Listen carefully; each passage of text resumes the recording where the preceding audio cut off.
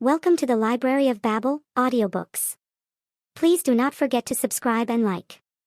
A Tale of Two Cities. Charles Dickens.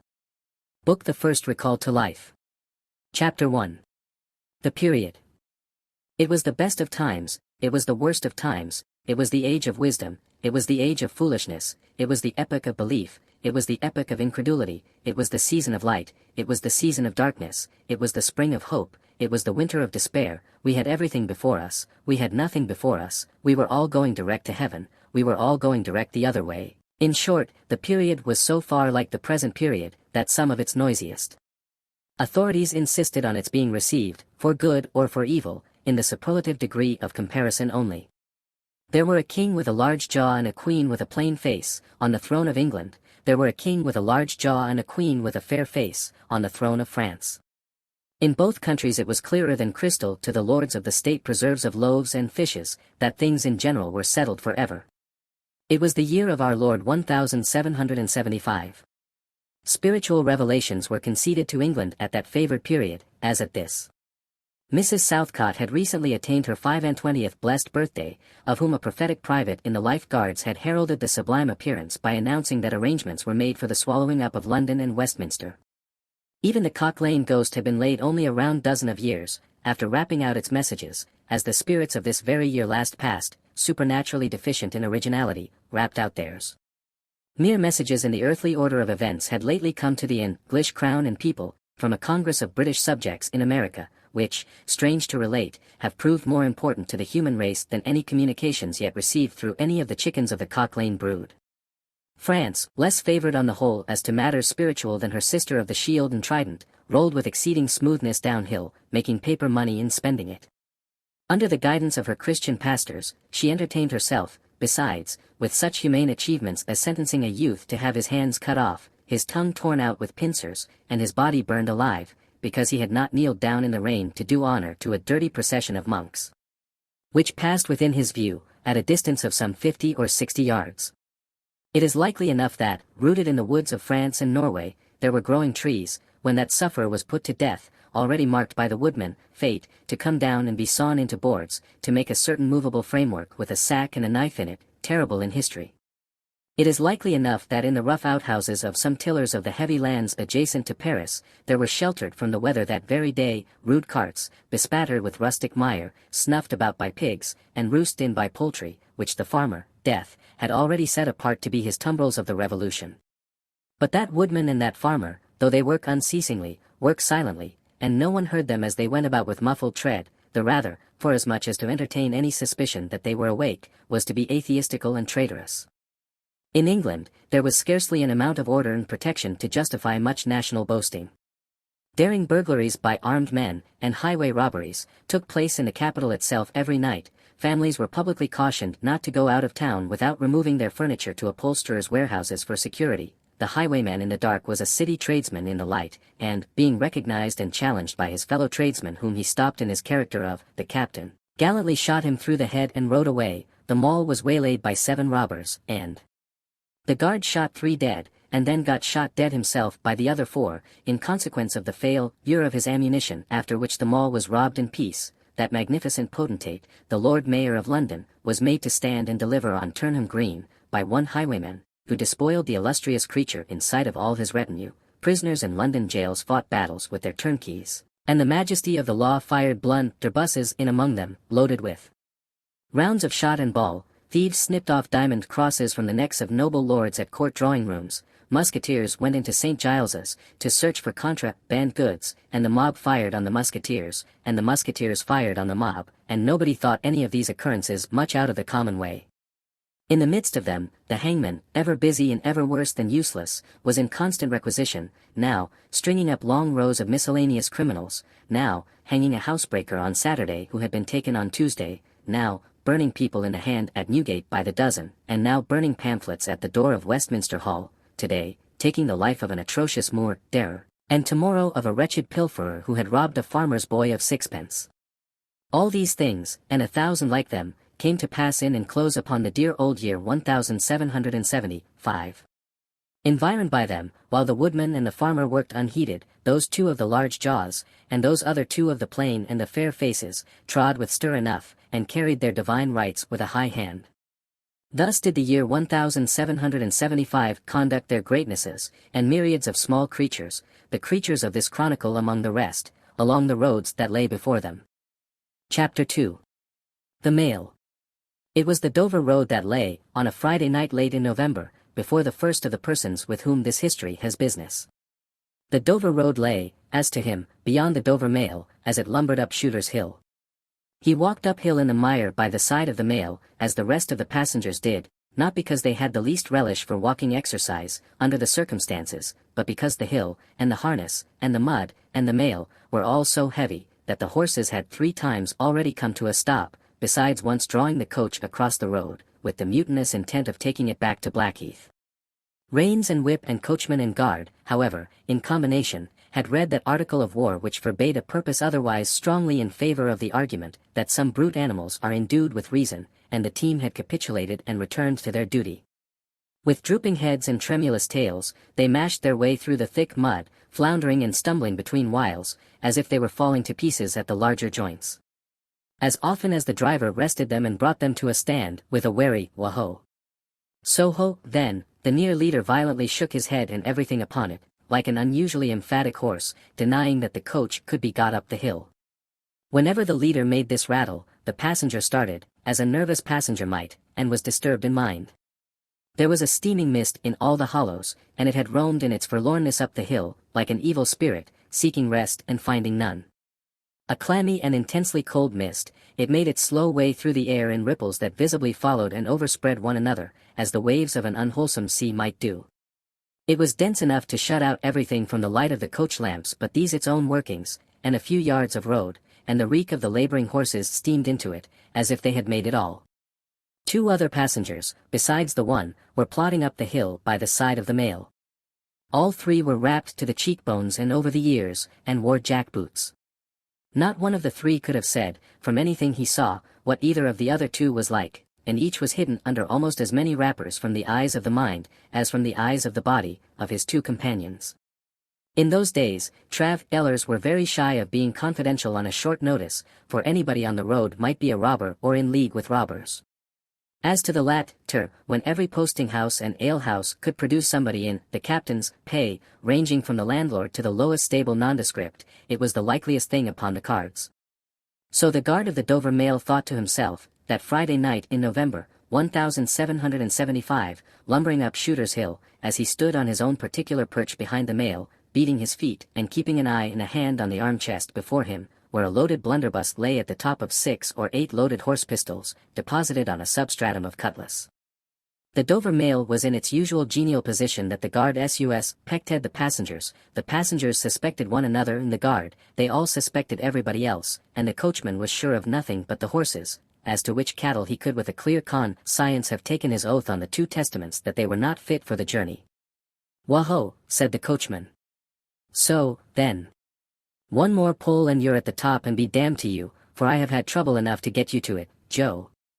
"Hello," the guard replied. "What o'clock do you make it, Joe?" 10 minutes, good, past 11. "My blood," ejaculated the vexed coachman, "and not atop of Shooters yet." "Tst. Yah. Get on with you." The emphatic horse, cut short by the whip in a most decided negative, made a decided scramble for it, and the 3 other horses followed suit. Once more, the Dover Mail struggled on, with the jack-boots of its passengers squashing along by its side. They had stopped when the coach stopped, and they kept close company with it. If any one of the 3 had had the hardihood to propose to another to walk on a little ahead into the mist and darkness, he would have put himself in a fair way of getting shot instantly as a highwayman. The last burst carried the mail to the summit of the hill.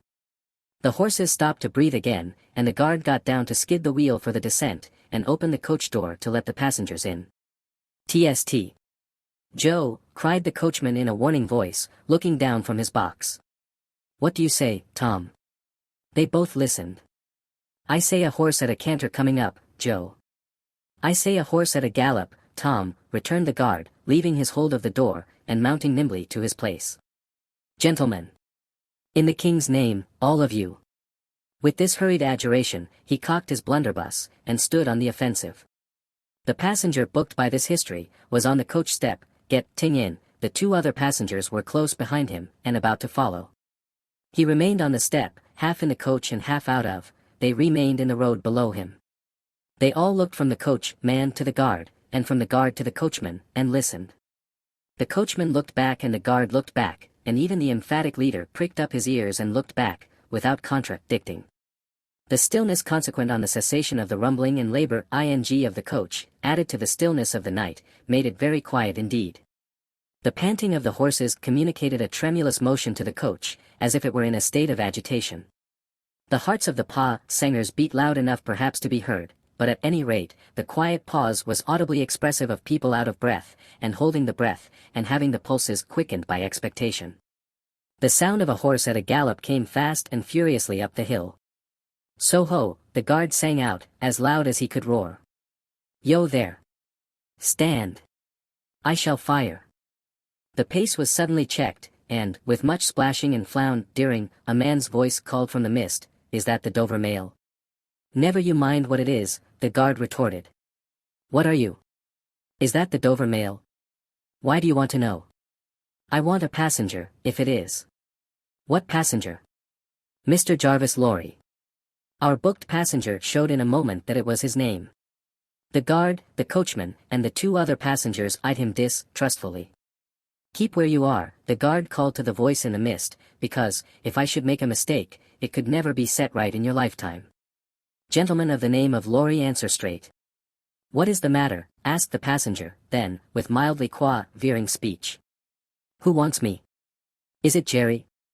"I don't like Jerry's voice, if it is Jerry," growled the guard to himself. "He's hoarser than suits me, is Jerry."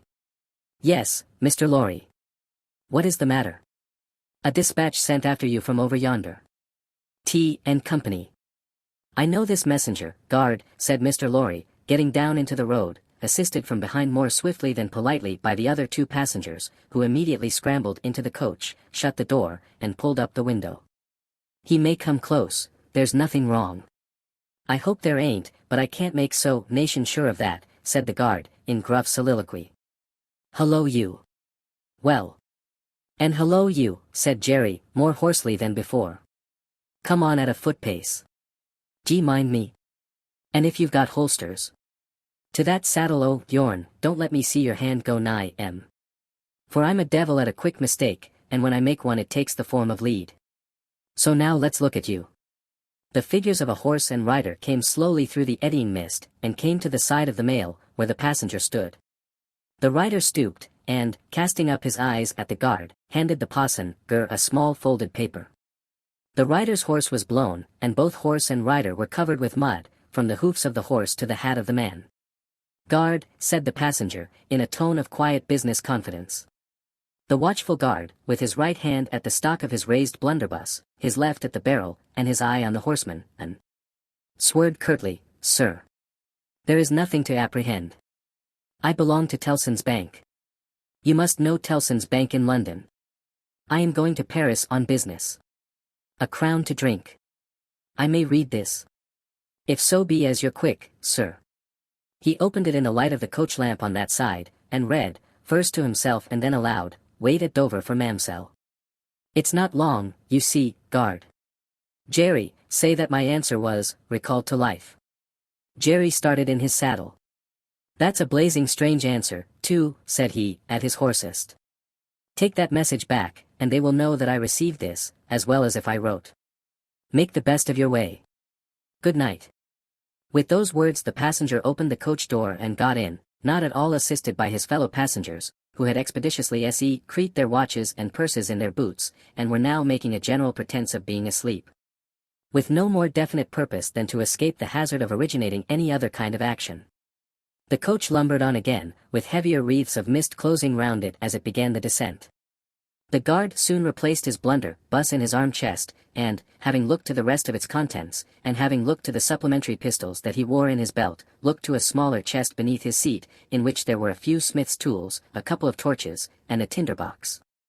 For he was furnished with that completeness that if the coach lamps had been blown and stormed out, which did occasionally happen, he had only to shut himself up inside, keep the flint and steel sparks well off the straw, and get a light with tolerable safety and ease, if he were lucky, in 5-minute utes.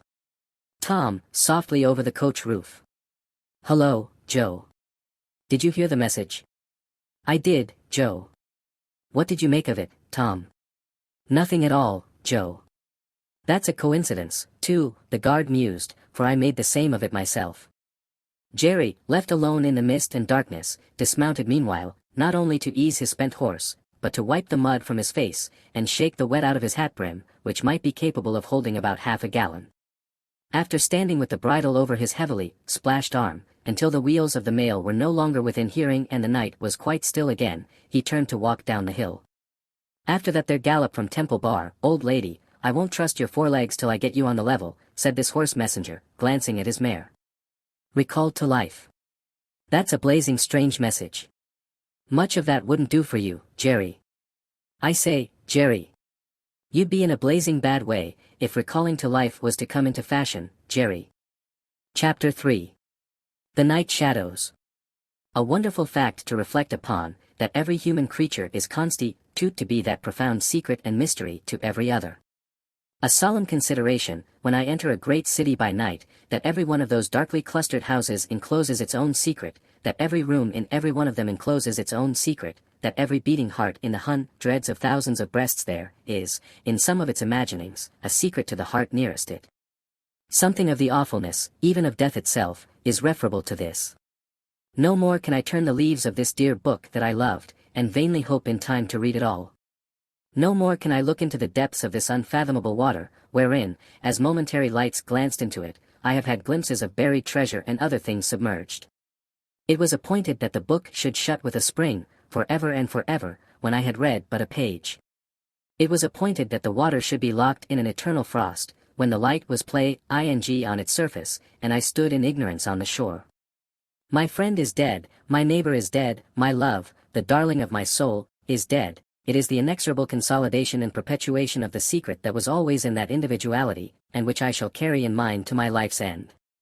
In any of the burial places of this city through which I pass, is there a sleeper more inscrutable than its busy inhabitants are, in their innermost personality, to me, or than I am to them? As to this, his natural and not to be alienated inheritance, the mes Sanger on horseback had exactly the same possessions as the king, the first minister of state, or the richest merchant in London. So with the 3 passengers shut up in the narrow compass of one lumbering old mail coach, they were mysteries to one another, as complete as if each had been in his own coach and 6, or his own coach and 60, with the breadth of a county between him and the next. The messenger rode back at an easy trot, stopping pretty often at alehouses by the way to drink, but evincing a tendency to keep his own counsel, and to keep his hat cocked over his eyes. He had eyes that assorted very well with that decoration, being of a surface black, with no depth in the color or form, and much too near together, as if they were afraid of being found out in something, singly, if they kept too far apart. They had a sinister expression, under an old cocked hat like a 3-cornered spittoon, and over a great muffler for the chin and throat, which descended nearly to the wearer's knees. When he stopped for drink, he moved this muffler with his left hand, only while he poured his liquor in with his right. As soon as that was done, he muffled again. "No, Jerry, no," said the messenger, harping on one theme as he rode. "It wouldn't do for you, Jerry. Jerry, you honest tradesman, it wouldn't suit your line of business. Recalled. Bust me if I don't think. He'd been a-drinking." His message perplexed his mind to that degree that he was fain, several times, to take off his hat to scratch his head.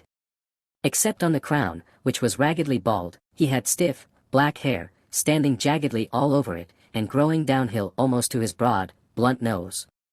It was so like Smith's work, so much more like the top of a strongly spiked wall than a head of hair, that the best of players at leapfrog might have declined him, as the most dangerous man in the world to go over. While he trotted back with the message he was to deliver to the night watchman in his box at the door of Tellson's Bank, by Temple Bar, who was to deliver it to greater authorities within, the shadows of the night took such shapes to him as arose out of the message, and took such shapes to the mare as arose out of her private topics of uneasiness. They seemed to be numerous, for she shied at every shadow on the road. What time, the mail coach lumbered, jolted, rattled, and bumped upon its tedious way, with its 3 fellow inscrutables inside. To whom, likewise, the shadows of the night revealed themselves, in the forms there. Dozing eyes and wandering thoughts suggested. Tellson's bank had a run upon it in the mail. As the bank passenger, with an arm drawn through the leathern strap, which did what lay in it to keep him from pounding against the next passenger and driving him into his corner, whenever the coach got a special jolt, nodded in his place, with half-shut eyes, the little coach windows, and the coach lamp dimly gleaming through them, and the bulky bundle of opposite passenger, became the bank, and did a great stroke of business. The rattle of the harness was the chink of money, and more drafts were honored in 5 minutes than even Tellson's, with all its foreign and home connection, ever paid in thrice the time. Then the strong rooms underground, at Tellson's, with such of their valuable stores and secrets as were known to the passenger, and it was not a little that he knew about them, opened before him, and he went in among them with the great keys and the feebly burning candle, and found them safe, and strong, and sound, and still, just as he had last seen them. But, though the bank was almost always with him, and though the coach, in a confused way, like the presence of pain under an opiate, was always with him, there was another current of impression that never ceased to run, all through the night. He was on his way to dig some one out of a grave. Now, which of the multitude of faces that showed themselves before him was the true face of the buried person, the shadows of the night did not indicate, but they were all the faces of a man of 45 by years, and they differed principally in the passions they expressed, and in the ghastliness of their worn and wasted state. Pride, contempt, fiancé, stubbornness, submission, lamentation, succeeded one another, so did varieties of sunken cheek, cadaverous color, emaciated hands and figures. But the face was in the main one face, and every head was prematurely white. 100 times the dozing passenger inquired of this spectre. Buried how long? The answer was always the same, almost 18 years. You had abandoned all hope of being dug out. Long ago. You know that you are recalled to life. They tell me so. I hope you care to live. I can't say.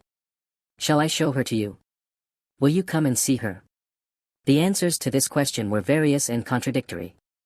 Sometimes the broken reply was, wait. It would kill me if I saw her too soon. Sometimes it was given in a tender rain of tears, and then it was, take me to her. Sometimes it was staring and bewildered, and then it was, I don't know her. I don't understand. After such imaginary discourse, the passenger in his fancy would dig, and dig, now with a spade, now with a great key, now with his hands, to dig this wretched creature out. Got out at last, with earth hanging about his face and hair, he would suddenly fan away to dust. The passenger would then start to himself, and lower the window, to get the reality of mist and rain on his cheek. Yet even when his eyes were opened on the mist and rain, on the moving patch of light from the lamps, and the hedge at the roadside retreating by jerks, the night shadows outside the coach would fall into the train of the night shadows within. The real banking house by Ple Bar, the real business of the past day, the real strong rooms, the Real Express sent after him, and the real message returned, would all be there. Out of the midst of them, the ghostly face would rise, and he would accost it again. Buried how long? Almost 18 years. I hope you care to live. I can't say. Dig, until an impatient movement from one of the two passengers would admonish him to pull up the window, draw his arm securely through the leathern strap, and speculate upon the two slum-bearing forms, until his mind lost its hold of them, and they again slid away into the bank and the grave. Buried how long? Almost 18 years. You had abandoned all hope of being dug out. Long ago. The words were still in his hearing as just spoken, distinctly in his hearing as ever spoken words had been in his life, when the weary passenger started to the consciousness of daylight, and found that the shadows of the night were gone. He lowered the window, and looked out at the rising sun.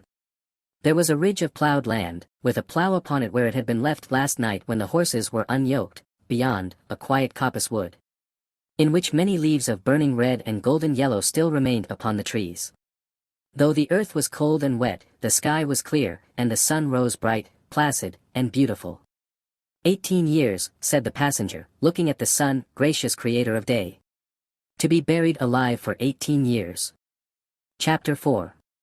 The Preparation.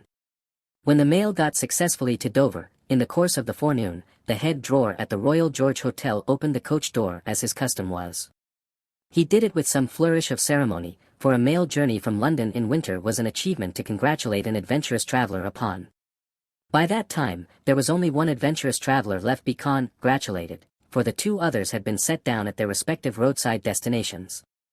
The mildewy inside of the coach, with its damp and dirty straw, its disagreeable smell, and its obscurity, was rather like a larger dog kennel. Mr. Lorry, the passenger, shaking himself out of it in chains of straw, a tangle of shaggy wrapper, flapping hat, and muddy legs, was rather like a larger sort of dog. There will be a packet to Calais, tomorrow, drawer. Yes, sir, if the weather holds and the wind sets tolerable fair. The tide will serve pretty nicely at about 2 in the afternoon, sir. Bed, sir. I shall not go to bed till night, but I want a bedroom, and a barber. And then breakfast, sir. Yes, sir. That way, sir, if you please. Show Concord. Gentleman's valise and hot water to Concord. Pull off gentleman's boots in Concord. You will find a fine sea coal fire, sir. Fetch. Barber to Concord. Stir about there, now, for Concord. The Concord bedchamber being always assigned to a passenger by the mail, and passengers by the mail being always heavily wrapped up from head to foot, the room had the odd interest for the establishment of the Royal George, that although but one kind of man was seen to go into it, all kinds and varieties of men came out of it. Consequently, an other drawer, and 2 porters, and several maids and the landlady, were all loitering by accident at various points of the road between the Concord and the coffee-room, when a gentleman of 60, formally dressed, in a brown suit of clothes, pretty well worn, but very well kept, with large square cuffs and large flaps to the pockets, passed along on his way to his breakfast. The coffee-room had no other occupant, that forenoon, than the gentleman in brown. His breakfast table was drawn before the fire, and as he sat, with its light shining on him, waiting for the meal, he sat so still, that he might have been sitting for his portrait. Very orderly and methodical he looked, with a hand on each knee, and a loud watch ticking a sonorous sermon under his flapped waistcoat, as though it pitted its gravity and longevity against the levity and evanescence of the brisk fire. He had a good leg, and was a little vain of it, for his brown stockings fitted sleek and close, and were of a fine texture. His shoes and buckles, too, though plain, were trim. He wore an odd little sleek crisp flaxen wig, setting very close to his head, which wig, it is to be presumed, was made of hair, but which looked far more as though it were spun from filaments of silk or glass. His linen, though not of a fineness in accordance with his stockings, was as white as the tops of the waves that broke upon the neighboring beach, or the specks of sail that glinted in the sunlight far at sea. A face habitually suppressed and quieted, was still lighted up under the quaint wig by a pair of moist bright eyes that it must have cost their owner, in years gone by, some pains to drill to the composed and reserved expression of Tellson's Bank. He had a healthy color in his cheeks, and his face, though lined, bore few traces of anxiety. But perhaps the confidential bachelor clerks in Tellson's Bank were principally occupied with the cares of other people, and perhaps second-hand cares, like second-hand clothes, come easily off and on. Completing his resemblance to a man who was sitting for his portrait, Mr. Lorry dropped off to sleep. The arrival of his breakfast roused him, and he said to the drawer, as he moved his chair to it, "I wish accommodation prepared for a young lady who may come here at any time today. She may ask for Mr. Jarvis Lorry, or she may only ask for a gentleman from Tellson's Bank. Please to let me know." "Yes, sir." "Tellson's Bank in London, sir." "Yes. Yes, sir. We have oftentimes the honour to entertain your gentlemen in their travelling backwards and forwards betwixt London and Paris, sir. A vast deal of travelling, sir, in Tellson and Company's house." "Yes. We are quite a French house, as well as an English one." "Yes, sir. Not much in the habit of such travelling yourself, I think." "Sir. Not of late years. It is 15 years since I, came last from France." "Indeed, sir. That was before my time here, sir." "Before our people's time here, sir. The George was in other hands at that time, sir." "I believe so. But I would hold a pretty wager, sir, that a house like Tellson and Company was flourishing, a matter of 50, not to speak of 15 years ago.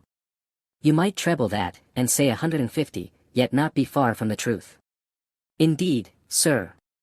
Rounding his mouth and both his eyes, as he stepped backward from the table, the waiter shifted his napkin from his right arm to his left, dropped into a comfortable attitude, and stood surveying the guest while he ate and drank, as from an observatory or watchtower. Accord ing to the immemorial usage of waiters in all ages. When Mr. Lorry had finished his breakfast, he went out for a stroll on the beach. The little narrow, crooked town of Dover hid itself away from the beach, and ran its head into the chalk cliffs, like a marine OS trick. The beach was a desert of heaps of sea and stones tumbling wildly about, and the sea did what it liked, and what it liked was destruction. It thundered at the town, and thundered at the cliffs, and brought the coast down, madly. The air among the houses was of so strong a piscatory flavor that one might have supposed sick fish went up to be dipped in it, as sick people went down to be dipped in the sea. A little fishing was done in the port, and a quantity of strolling about by night, and looking seaward, particularly at those times when the tide made, and was near flood. Small tradesmen, who did no business whatever, sometimes unaccountably realized large fortunes, and it was remarkable that nobody in the neighborhood could endure a lamplighter. As the day declined into the afternoon, and the air, which had been at intervals clear enough to allow the French coast to be seen, became again charged with mist and vapor, Mr. Lorry's thoughts seemed to cloud too. When it was dark, and he sat before the coffee-room fire, awaiting his dinner as he had awaited his breakfast, his mind was busily digging, in the live red coals. A bottle of good claret after dinner does a digger in the red coals no harm, otherwise than as it has a tendency to throw him out of work. Mr. Lorry had been idle a long time, and had just poured out his last glassful of wine with as complete an appearance of satisfaction as is ever to be found in an elderly gentleman of a fresh complexion who has got to the end of a bottle, when a rattling of wheels came up the narrow street, and rumbled into the inn-yard. He set down his glass untouched. "This is Mamselle," said he. In a very few minutes the waiter came in to announce that Miss Manette had arrived from London, and would be happy to see the gentleman from Tellson's. So soon. Miss Manette had taken some refreshment on the road, and required none then, and was extremely anxious to see the gentleman from Tellson's immediately, if it suited his pleasure and convenience. The gentleman from Tellson's had nothing left for it but to empty his glass with an air of stolid desperation, settle his odd little flaxen wig at the ears, and follow the waiter to Miss Manette's apartment. It was a large, dark room, furnished in a funereal manner with black horsehair, and loaded with heavy dark tables. These had been oiled and oiled, until the two tall candles on the table in the middle of the room were gloomily reflected on every leaf, as if they were buried in deep graves of black mahogany, and no light to speak of could be expected from them until they were dug out. The obscurity was so difficult to penetrate that Mr. Lorry, picking his way over the well-worn Turkey carpet, supposed Miss Manette to be, for the moment, in some adjacent room, until, having got past the two tall candles, he saw standing to receive him by the table between them and the fire, a young lady of not more than 17, in a riding cloak, and still holding her straw travelling hat by its ribbon in her hand. As his eyes rested on a short, slight, pretty figure, a quantity of golden hair, a pair of blue eyes that met his own with an inquiring look, and a forehead with a singular capacity, remembering how young and smooth it was, of rifting and knitting itself into an expression that was not quite one of perplexity, or wonder, or alarm, or merely of a bright fixed attention, though it included all the four expressions. As his eyes rested on these things, a sudden vivid likeness passed before him, of a child whom he had held in his arms on the passage across that very channel, one cold time, when the hail drifted heavily and the sea ran high.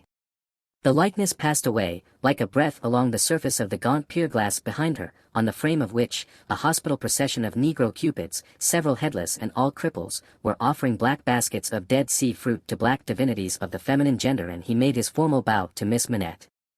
"Pray take a seat, sir." In a very clear and pleasant young voice, a little foreign in its accent, but a very little indeed. "I kiss your hand, miss," said Mr. Lorry, with the manners of an earlier date, as he made his formal bow again, and took his seat. "I received a letter from the bank, sir, yesterday, informing me that some intelligence, or discovery. The word is not material, miss, either word will do. Respecting the small property of my poor father, whom I never saw, so long dead." Mr. Lorry moved in his chair, and cast a troubled look towards the hospital procession of negro cupids, as if they had any help for anybody in their absurd baskets. "Rendered it necessary that I should go to Paris, there to communicate with a gentleman of the bank, so good as to be dispatched to Paris for the purpose. Myself. As I was prepared to hear, sir." She curtsied to him. Young ladies made curtsies in those days, with a pretty desire to convey to him that she felt how much older and wiser he was than she. He made her another bow. "I replied to the bank, sir, that as it was considered necessary, by those who know, and who are so kind as to advise me, that I should go to France, and that as I am an orphan and have no friend who could go with me, I should esteem it highly if I might be permitted to place myself, during the journey, under that worthy gentleman's protection. The gentleman had left London, but I think a messenger was sent after him to beg the favour of his waiting for me here. I was happy, said Mr. Lorry, to be entrusted with the charge. I shall be more happy to execute it. Sir, I thank you indeed. I thank you very gratefully. It was told me by the bank that the gentleman would explain to me the details of the business, and that I must prepare myself to find them of a surprising nature. I have done my best to prepare myself, and I naturally have a strong and eager interest to know what they are. Naturally, said Mr. Lorry. Yes, I. After a pause, he added, again settling the crisp flaxen wig at the ears, it is very difficult to begin. He did not begin, but, in his indecision, met her glance. The young forehead lifted itself into that singular expression, but it was pretty and characteristic, besides being singular, and she raised her hand, as if with an involuntary action she caught at, or stayed some passing shadow. Are you quite a stranger to me, sir? Am I not? Mr. Lorry opened his hands, and extended them outwards with an argumentative smile. Between the eyebrows and just over the little feminine nose, the line of which was as delicate and fine as it was possible to be, the expression deepened itself as she took her seat thoughtfully in the chair by which she had hitherto remained standing. He watched her as she mused, and the moment she raised her eyes again, went on. In your adopted country, I presume, I cannot do better than address you as a young English lady, Miss Manette. If you please, sir. Miss Manette, I am a man of business. I have a business charge to acquit myself of. In your reception of it, don't heed me any more than if I was a speaking machine truly, I am not much else. I will, with your leave, relate to you, miss, the story of one of our customers. Story. He seemed wilfully to mistake the word she had repeated, when he added, in a hurry, yes, customers, in the banking business we usually call our connection our customers. He was a French gentleman, a scientific gentleman, a man of great acquirements, a doctor. Not of Beauvais. Why, yes, of Beauvais. Like Monsieur Manette, your father, the gentleman was of Beauvais. Like Monsieur Manette, your father, the gentleman was of repute in Paris. I had the honor of knowing him there. Our relations were business relations, but confidential. I was at that time in our French house, and had been, 20 years. At that time, I may ask, at what time, sir? I speak, miss, of 20 years ago. He married an English lady, and I was one of the trustees. His affairs, like the affairs of many other French gentlemen and French families, were entirely in Tellson's hands. In a similar way I am, or I have been, trustee of one kind or other for scores of our customers. These are mere business relations, miss, there is no friendship in them, no particular interest, nothing like sentiment. I have passed from one to another, in the course of my business life, just as I pass from one of our customers to another in the course of my business day. In short, I have no feelings, I am a mere machine. To go on. But this is my father's story, sir, and I begin to think, the curiously roughened forehead was very intent upon him, that when I was left an orphan through my mother surviving my father only 2 years, it was you who brought me to England. I am almost sure it was you. Mr. Lorry took the hesitating little hand that confidingly advanced to take his, and he put it with some ceremony to his lips. He then conducted the young lady straightway to her chair again, and, holding the chair back with his left hand, and using his right by turns to rub his chin, pull his wig at the ears, or point what he said, stood looking down into her face while she sat looking up into his. Miss Manette, it was I. And you will see how truly I spoke of myself just now, in saying I had no feelings, and that all the relations I hold with my fellow creatures are mere business relations, when you reflect that I have never seen you since. No, you have been the ward of Tellson's house since, and I have been busy with the other business of Tellson's house since. Feelings. I have no time for them, no chance of them. I pass my whole life, miss, in turning an immense pecuniary mangle. After this odd description of his daily routine of employment, Mr. Lorry flattened his flaxen wig upon his head with both hands, which was most unnecessary, for nothing could be flatter than its shining face was before, and resumed his former attitude. So far, miss, as you have remarked, this is the story of your regretted father. Now comes the difference. If your father had not died when he did, don't be frightened. How you start. She did, indeed, start. And she caught his wrist with both her hands. "Pray," said Mr. Lorry, in a soothing tone, bringing his left hand from the back of the chair to lay it on the supplicatory fingers that clasped him in so violent a tremble, "pray control your agitation, matter of business. As I was saying." Her look so discomposed him that he stopped, wondered, and began anew.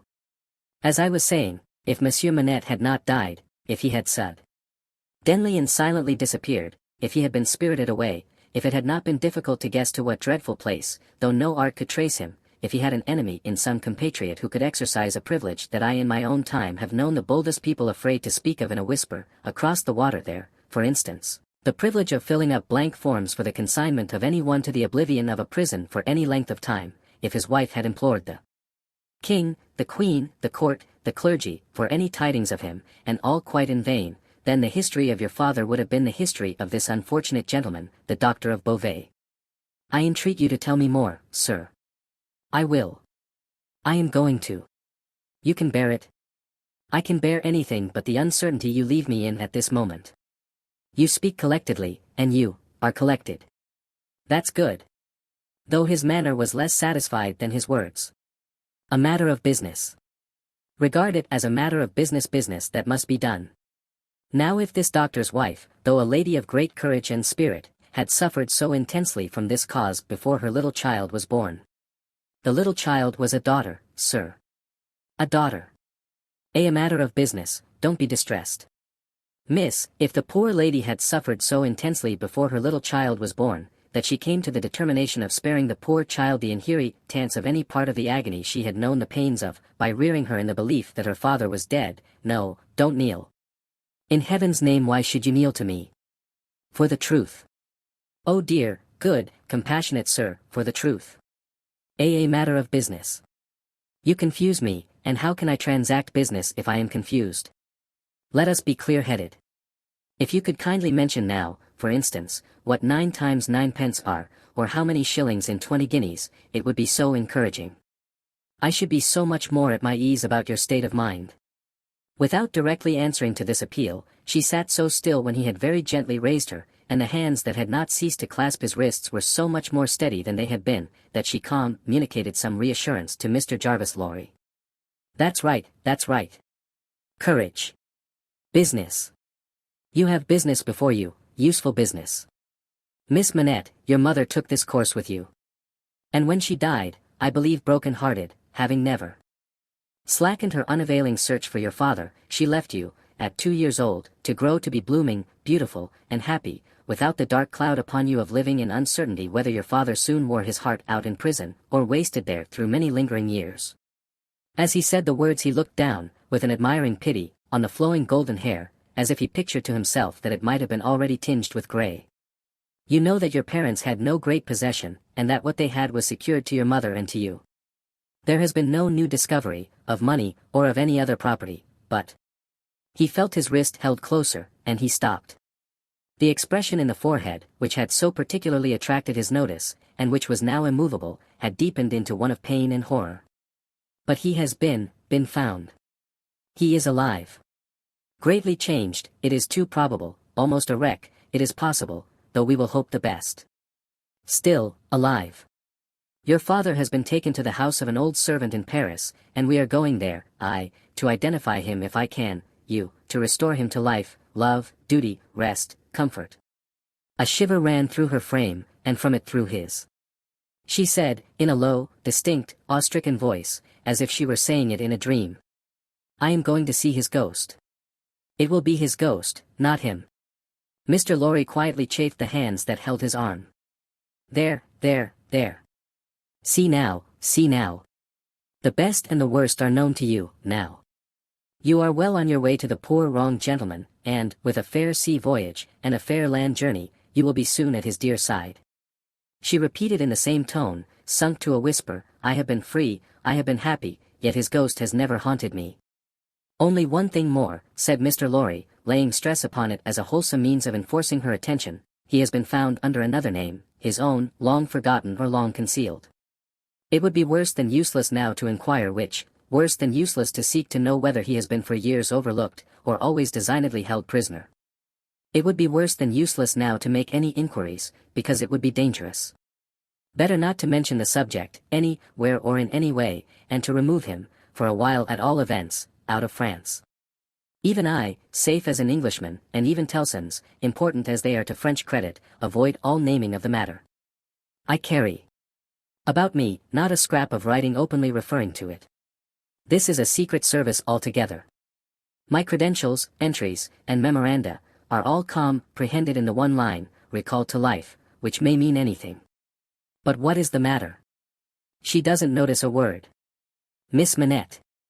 Perfectly still and silent, and not even fallen back in her chair, she sat under his hand, utterly insensible, with her eyes open and fixed upon him, and with that last expression looking as if it were carved or branded into her forehead.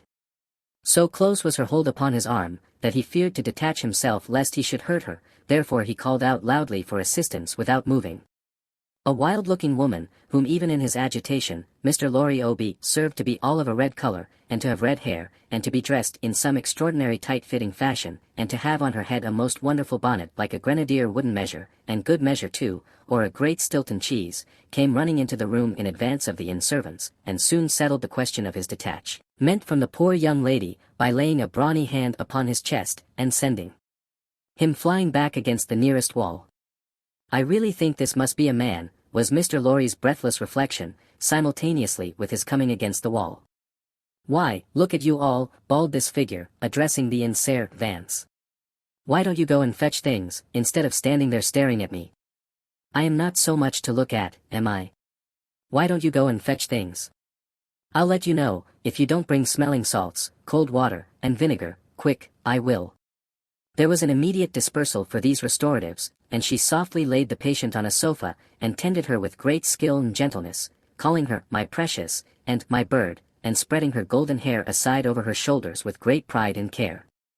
And you and Browne, she said, indignantly turning to Mr. Lorry, couldn't you tell her what you had to tell her, without frightening her to death? Look at her, with her pretty pale face and her cold hands. Do you call that being a banker? Mr. Lorry was so exceedingly disconcerted by a question so hard to answer, that he could only look on, at a distance, with much feebler sympathy and humility, while the strong woman, having banished the inn servants under the mysterious penalty of letting them know some thing not mentioned if they stayed there, staring, recovered her charge by a regular series of gradations, and coaxed her to lay her drooping head upon her shoulder.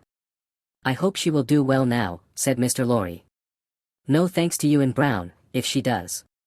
My darling pretty. I hope, said Mr. Lorry, after another pause of feeble sympathy and humility, that you accompany Miss Manette to France. A likely thing, too, replied the strong woman. If it was ever intended that I should go across salt water, do you suppose Providence would have cast my lot in an island? This being another question hard to answer, Mr. Jarvis Lorry withdrew to consider it. Chapter 5. The Wine Shop. A large cask of wine had been dropped and broken, in the street.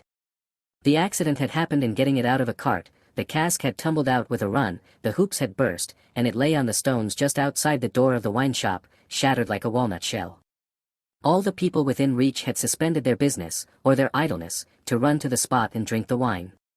The rough, irregular stones of the street, pointing every way, and designed, one might have thought, expressly to lame all living creatures that approached them, had dammed it into little pools. These were surrounded, each by its own jostling group or crowd, according to its size.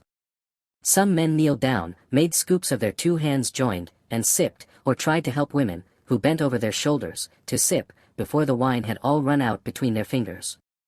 Others, men and women, dipped in the puddles with little mugs of mutilated earthenware, or even with handkerchiefs from women's heads, which were squeezed dry into infants' mouths. Others made small mud embankments, to stem the wine as it ran. Others, directed by lookers-on up at high windows, darted here and there, to cut off little streams of wine that started away in new deep, rectines. Others devoted themselves to the sodden and lead-eyed pieces of the cask, licking, and even champing the moister wine-rotted fragments with eager relish. There was no drainage to carry off the wine, and not only did it all get taken up, but so much mud got taken up along with it, that there might have been a scavenger in the street, if anybody acquainted with it could have believed in such a miraculous presence. A shrill sound of laughter and of amused voices, voices of men, women, and children, resounded in the street while this wine game lasted. There was little roughness in the sport, and much playfulness. There was a special companionship in it, an observable inclination on the part of everyone to join some other one, which led, especially among the luckier or lighter-hearted, to frolicsome embraces, drinking of healths, shaking of hands, and even joining of hands and dancing, a dozen together. When the wine was gone, and the places where it had been most abundant were raked into a gridiron pattern by fingers, these demonstrations ceased, as suddenly as they had broken out. The man who had left his saw sticking in the firewood he was cutting, set it in motion again. The women who had left on a doorstep the little pot of hot ashes, at which she had been trying to soften the pain in her own starved fingers and toes, or in those of her child, returned to it. Men with bare arms, matted locks, and cadaverous faces, who had emerged into the winter light from cellars, moved away, to descend again, and a gloom gathered on the scene that appeared more natural to it than sunshine. The wine was red wine, and had stained the ground of the narrow street in the suburb of Saint Antoine, in Paris, where it was spilled. It had stained many hands, too, and many faces, and many naked feet, and many wooden shoes. The hands of the man who sawed the wood left red marks on the billets, and the forehead of the woman who nursed her baby was stained with the stain of the old rag she wound about her head again. Those who had been greedy with the staves of the cask had acquired a tigerish smear about the mouth, and one tall joker so besmirched, his head more out of a long squalid bag of a nightcap than in it, scrawled upon a wall with his finger dipped in muddy wine lees, blood. The time was to come when that wine too would be spilled on the street stones, and when the stain of it would be red upon many there. And now that the cloud settled on Saint Antoine, which a momentary gleam had driven from his sacred countenance, the darkness of it was heavy cold, dirt, sickness, ignorance, and want, were the lords in waiting on the saintly presence nobles of great power all of them, but, most especially the last. Samples of a people that had undergone a terribly grinding and regrinding in the mill, and certainly not in the fabulous mill which ground old people young, shivered at every corner, passed in and out at every doorway, looked from every window, fluttered in every vestige of a garment that the wind shook. The mill which had worked them down, was the mill that grinds young people old. The children had ancient faces and grave voices, and upon them, and upon the grown faces, and ploughed into every furrow of age and coming up afresh, was the sigh, hunger. It was prevalent everywhere.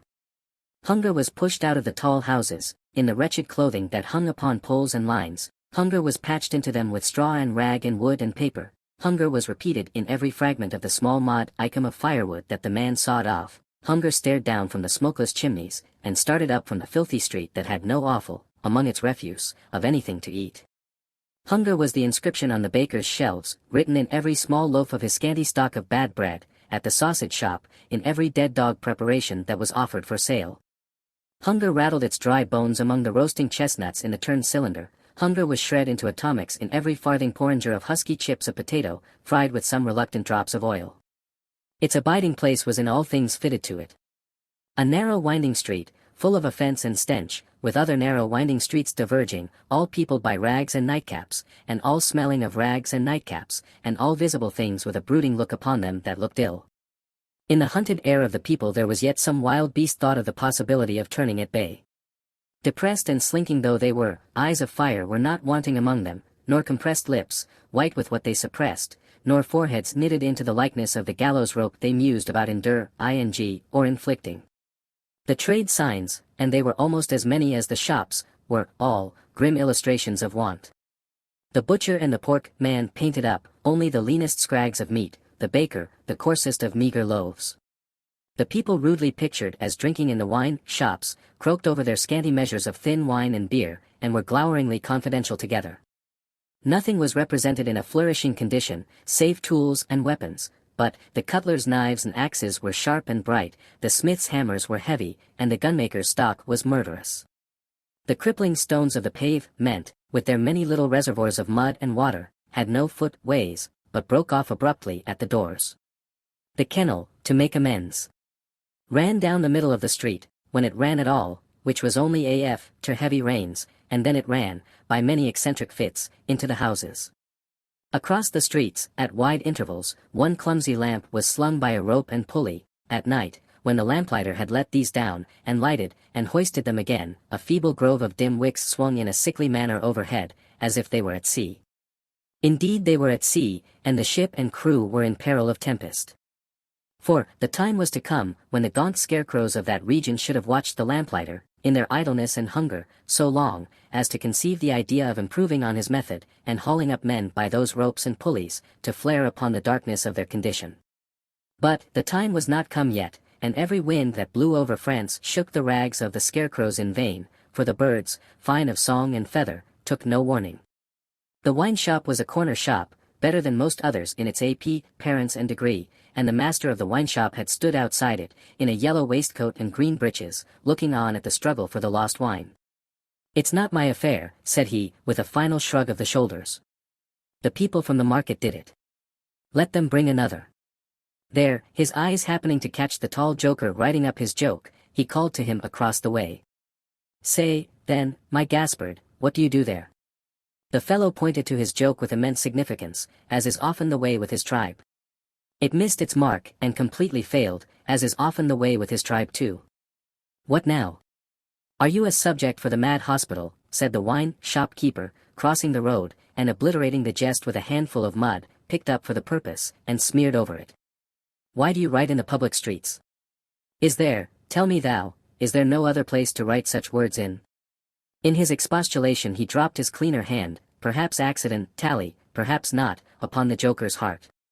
The joker rapped it with his own, took a nimble spring upward, and came down in a fantastic dancing attitude, with one of his stained shoes jerked off his foot into his hand, and held out.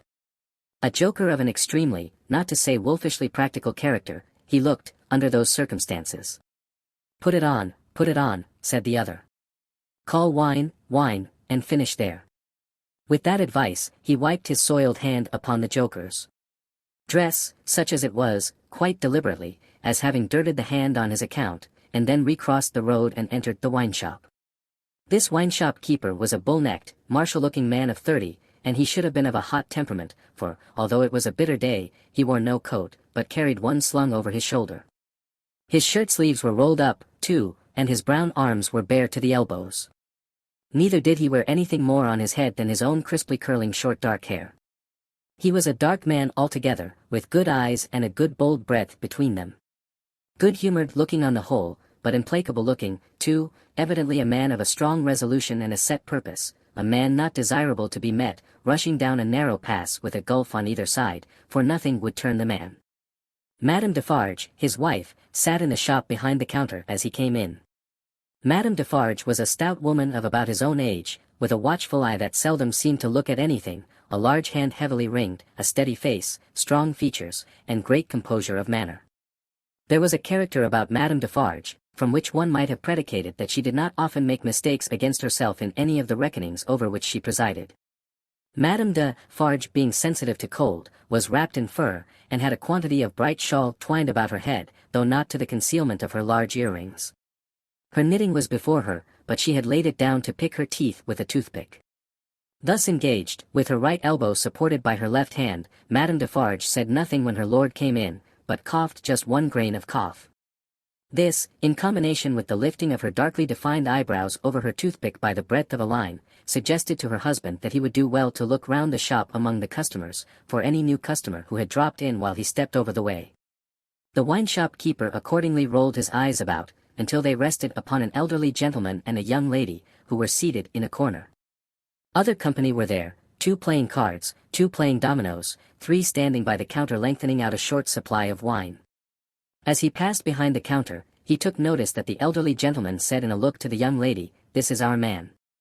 "What the devil do you do in that galley there?" said Monsieur Defarge to himself. "I don't know you." But, he feigned not to notice the 2 strangers, and fell into discourse with the triumvirate of customers who were drinking at the counter. "How goes it, Jacques?" said one of these 3 to Monsieur Defarge. "Is all the spilt wine swallowed?" "Every drop, Jacques," answered Monsieur Defarge. When this interchange of Christian name was effected, Madame Defarge, picking her teeth with her toothpick, coughed another grain of cough, and raised her eyebrows by the breadth of another line.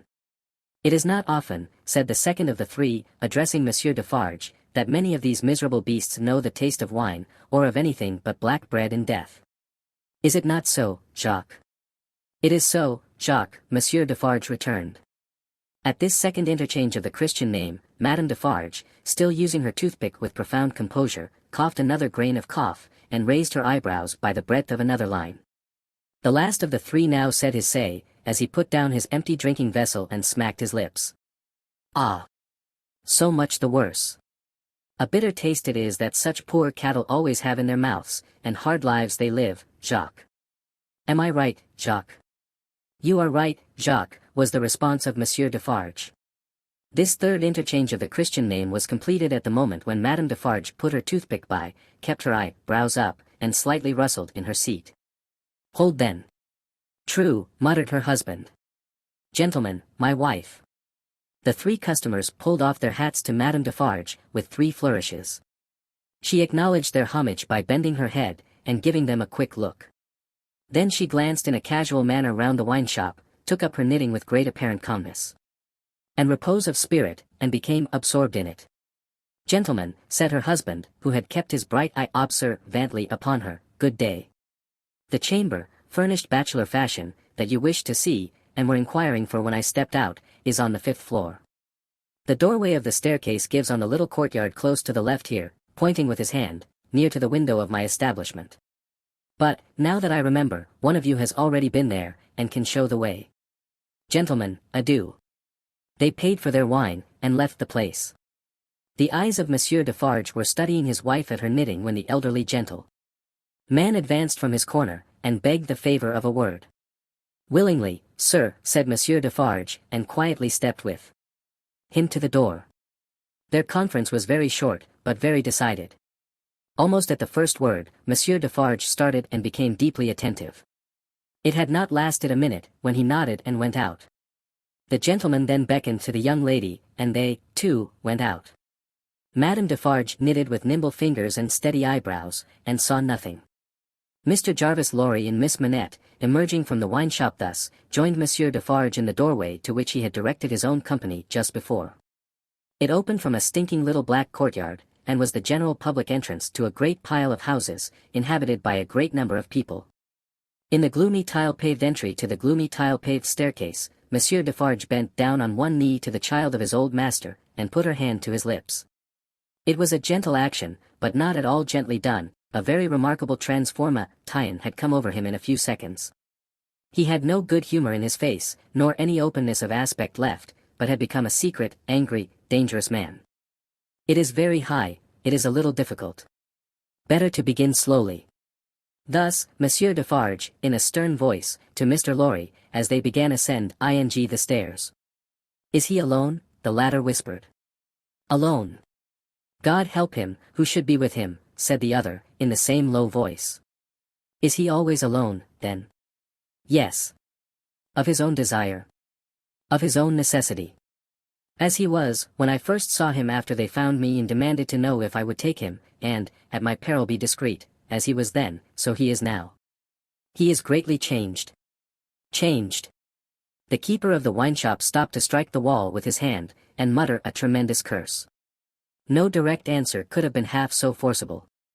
Mr. Lorry's spirits grew heavier and heavier, as he and his 2 companions ascended higher and higher. Such a staircase, with its accessories, in the older and more crowded parts of Paris, would be bad enough now, but, at that time, it was vile.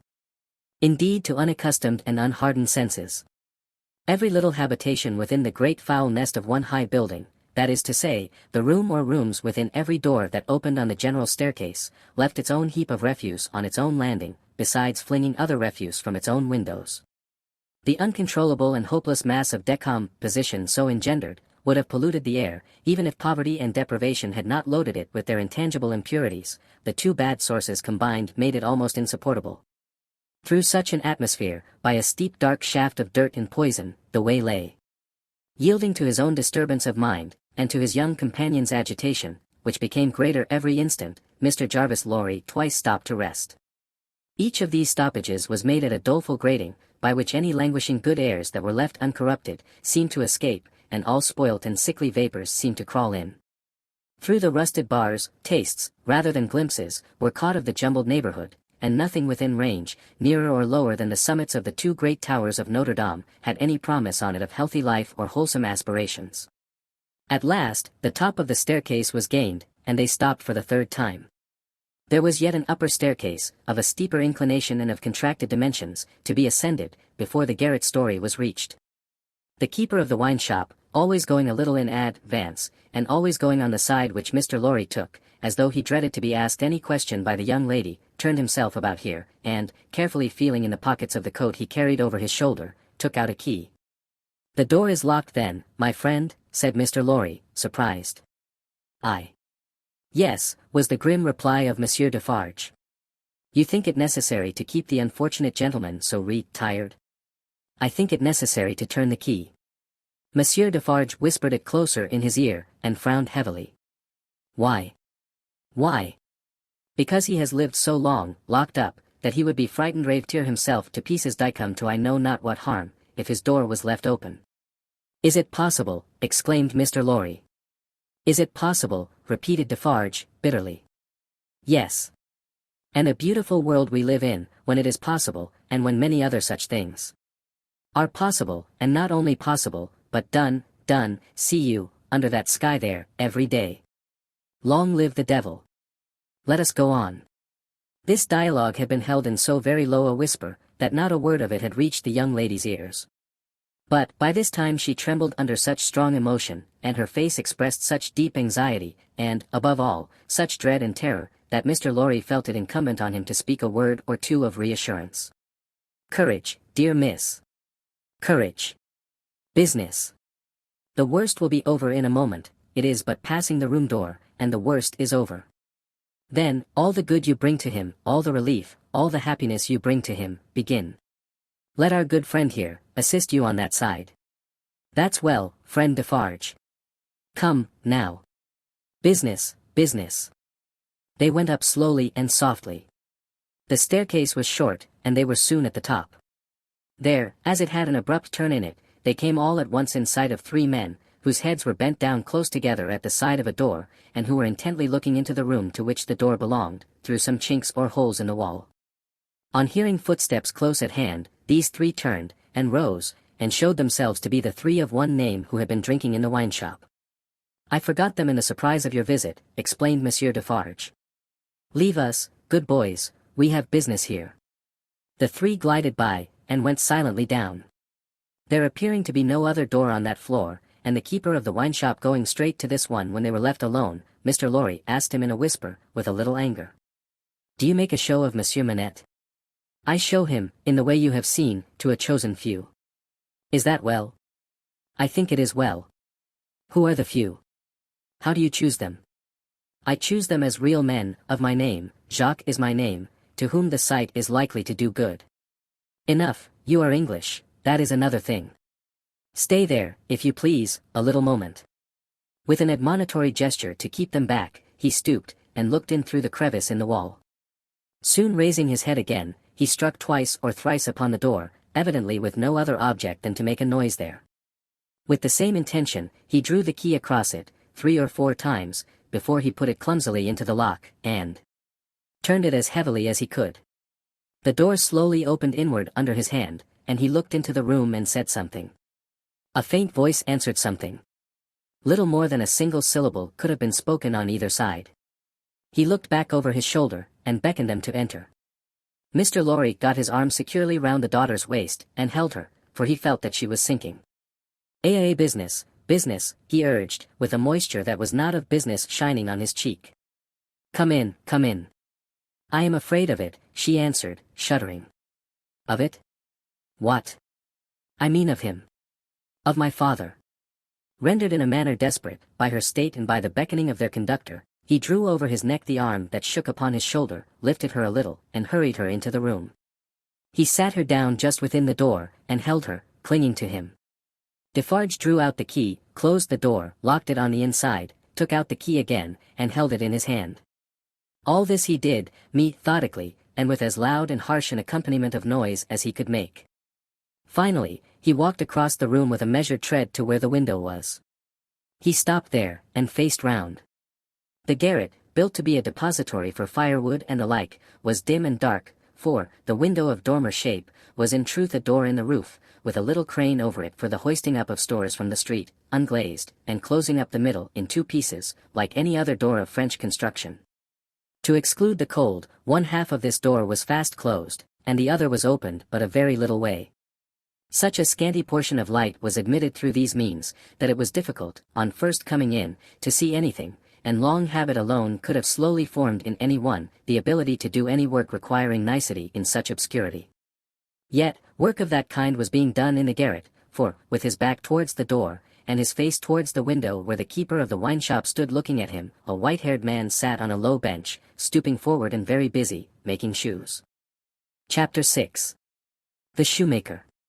"Good day," said Monsieur Defarge, looking down at the white head that bent low over the shoemaking. It was raised for a moment, and a very faint voice responded to the salutation, as if it were at a distance. "Good day. You are still hard at work, I see." After a long silence, the head was lifted for another moment, and the voice replied, "Yes, I am working." This time, a pair of haggard eyes had looked at the questioner, before the face had dropped again. The faintness of the voice was pitiable and dreadful. It was not the faintness of physical weakness, though confinement and hard fare no doubt had their part in it. Its deplorable peculiarity was, that it was the faintness of solitude and disuse. It was like the last feeble echo of a sound made long and long ago. So entirely had it lost the life and resonance of the human voice, that it affected the senses like a once beautiful color faded away into a poor weak stain. So sunken and suppressed it was, that it was like a voice underground.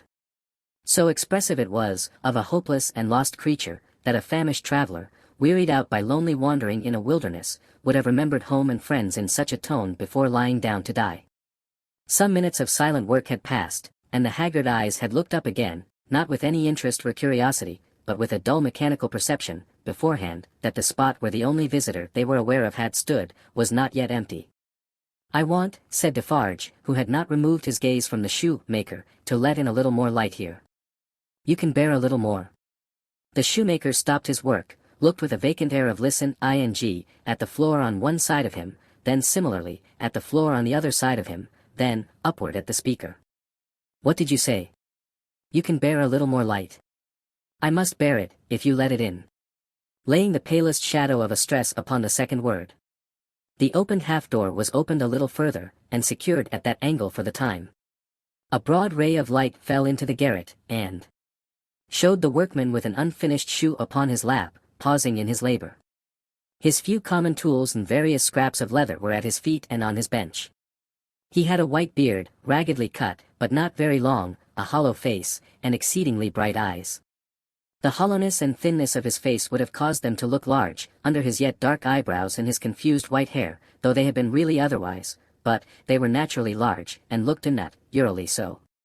His yellow rags of shirt lay open at the throat, and showed his body to be withered and worn.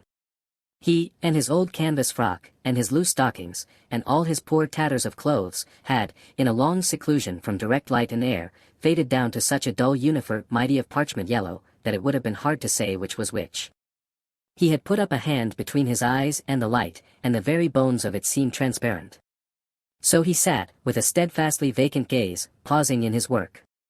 He never looked at the figure before him, without first looking down on this side of himself, then on that, as if he had lost the habit of associating place with sound. He never spoke, without first wandering in this manner, and forgetting to speak.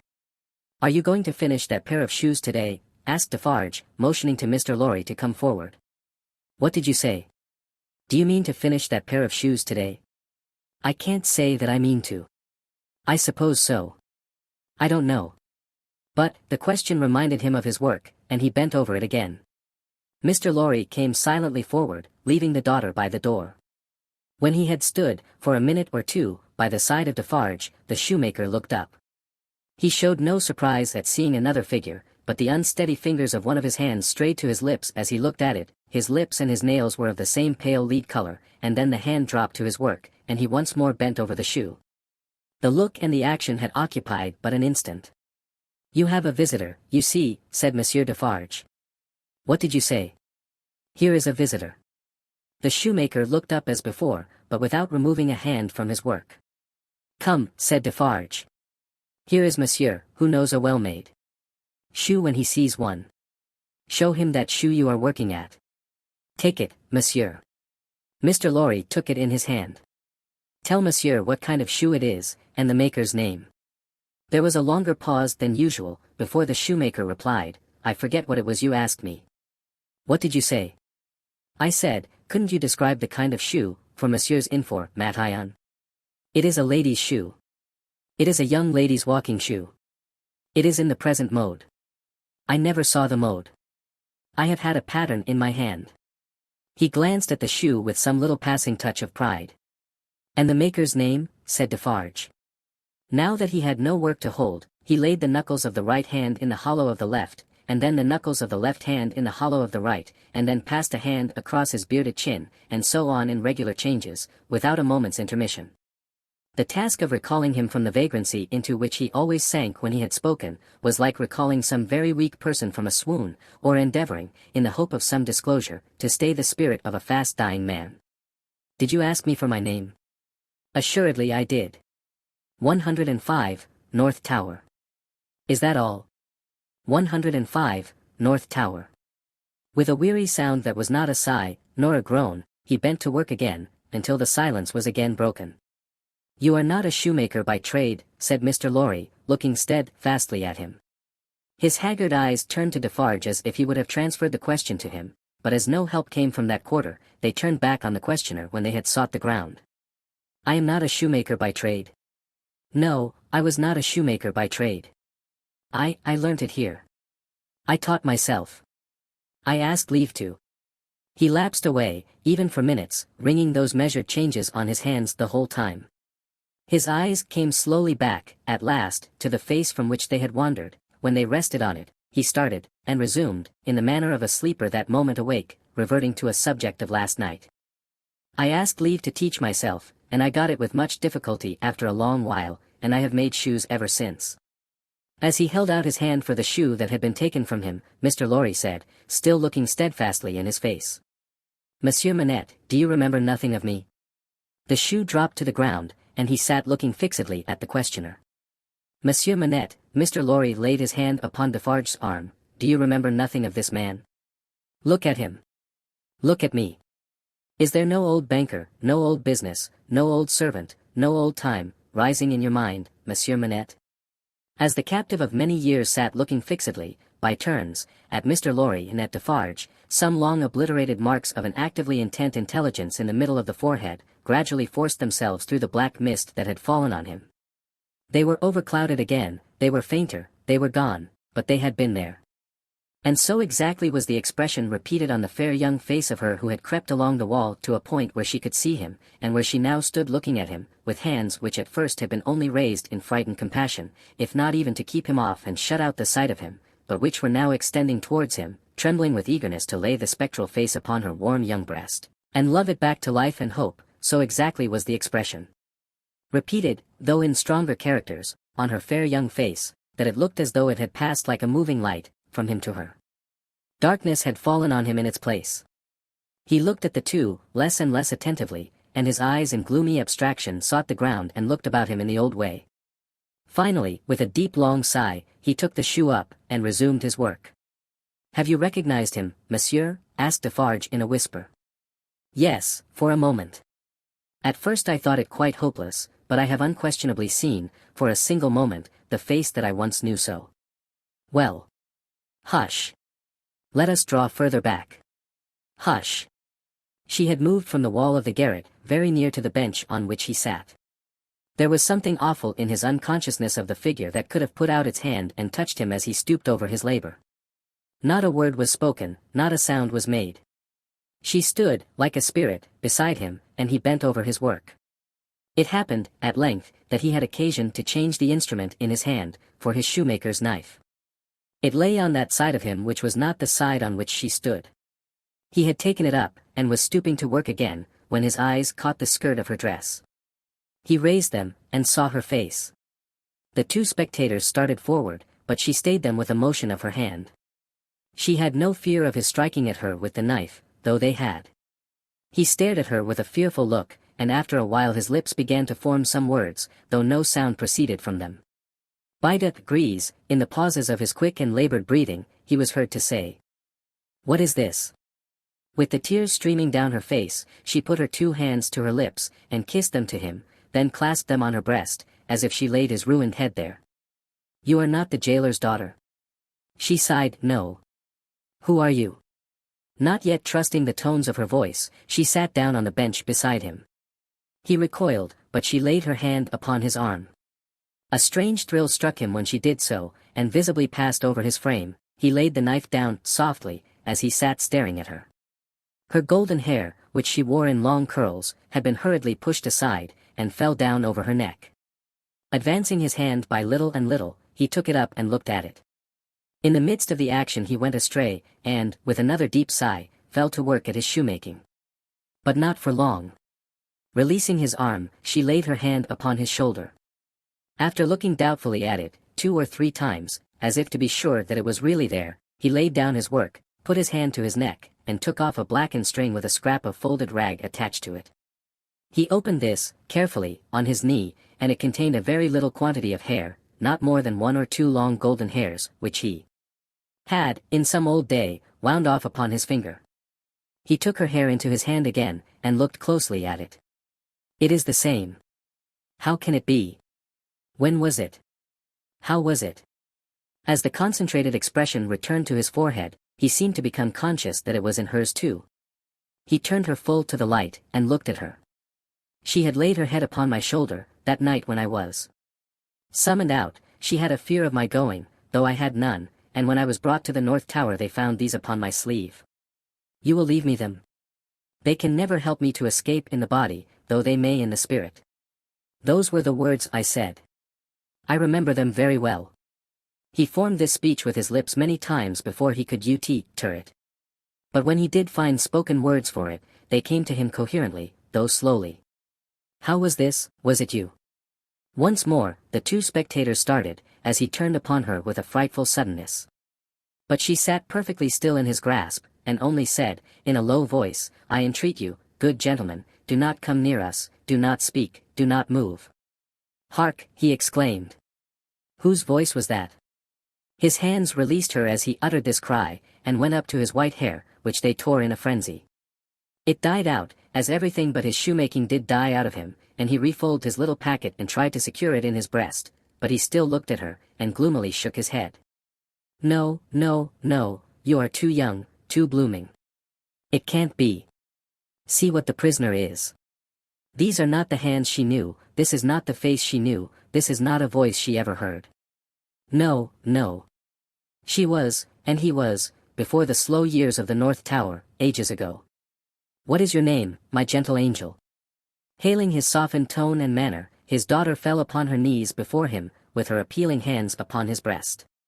Oh, sir, at another time you shall know my name, and who my mother was, and who my father, and how I never knew their hard history. But I cannot tell you at this time, and I cannot tell you here. All that I may tell you, here and now, is, that I pray to you to touch me and to bless me. Kiss me, kiss me. Oh my dear, my dear. His cold white head mingled with her radiant hair, which warmed and lighted it as though it were the light of freedom shining on him. If you hear in my voice, I don't know that it is so, but I hope it is, if you hear in my voice any resemblance to a voice that once was sweet music in your ears, weep for it, weep for it. If you touch, in touching my hair, anything that recalls a beloved head that lay on your breast when you were young and free, weep for it, weep for it. If, when I hint to you of a home that is before us, where I will be true to you with all my duty and with all my faithful service, I bring back the remembrance of a home long desolate, while your poor heart pined away, weep for it, weep for it. She held him closer round the neck, and rocked him on her breast like a child. If, when I tell you, dearest dear, that your agony is over, and that I have come here to take you from it, and that we go to England to be at peace and at rest, I cause you to think of your useful life laid waste, and of our native France so wicked to you, weep for it, weep for it. And if, when I shall tell you of my name, and of my father who is living, and of my mother who is dead, you learn that I have to kneel to my honored father, and implore his pardon for having never for his sake striven all day and lain awake and wept all night, because the love of my poor mother hid his torture from me, weep for it, weep for it. Weep for her, then, and for me. Good gentlemen, thank God. I feel his sacred tears upon my face, and his sobs strike against my heart. Oh, see. Thank God for us, thank God. He had sunk in her arms, and his face dropped on her breast, a sight so touching, yet so terrible in the tremendous wrong and suffering which had gone before it, that the 2 beholders covered their faces. When the quiet of the garret had been long undisturbed, and his heaving breast and shaken form had long yielded to the calm that must follow all storms, emblem to humanity, of the rest and silence into which the storm called life must hush at last. They came forward to raise the father and daughter from the ground. He had gradually dropped to the floor, and lay there in a lethargy, worn out. She had nestled down with him, that his head might lie upon her arm, and her hair drooping over him curtained him from the light.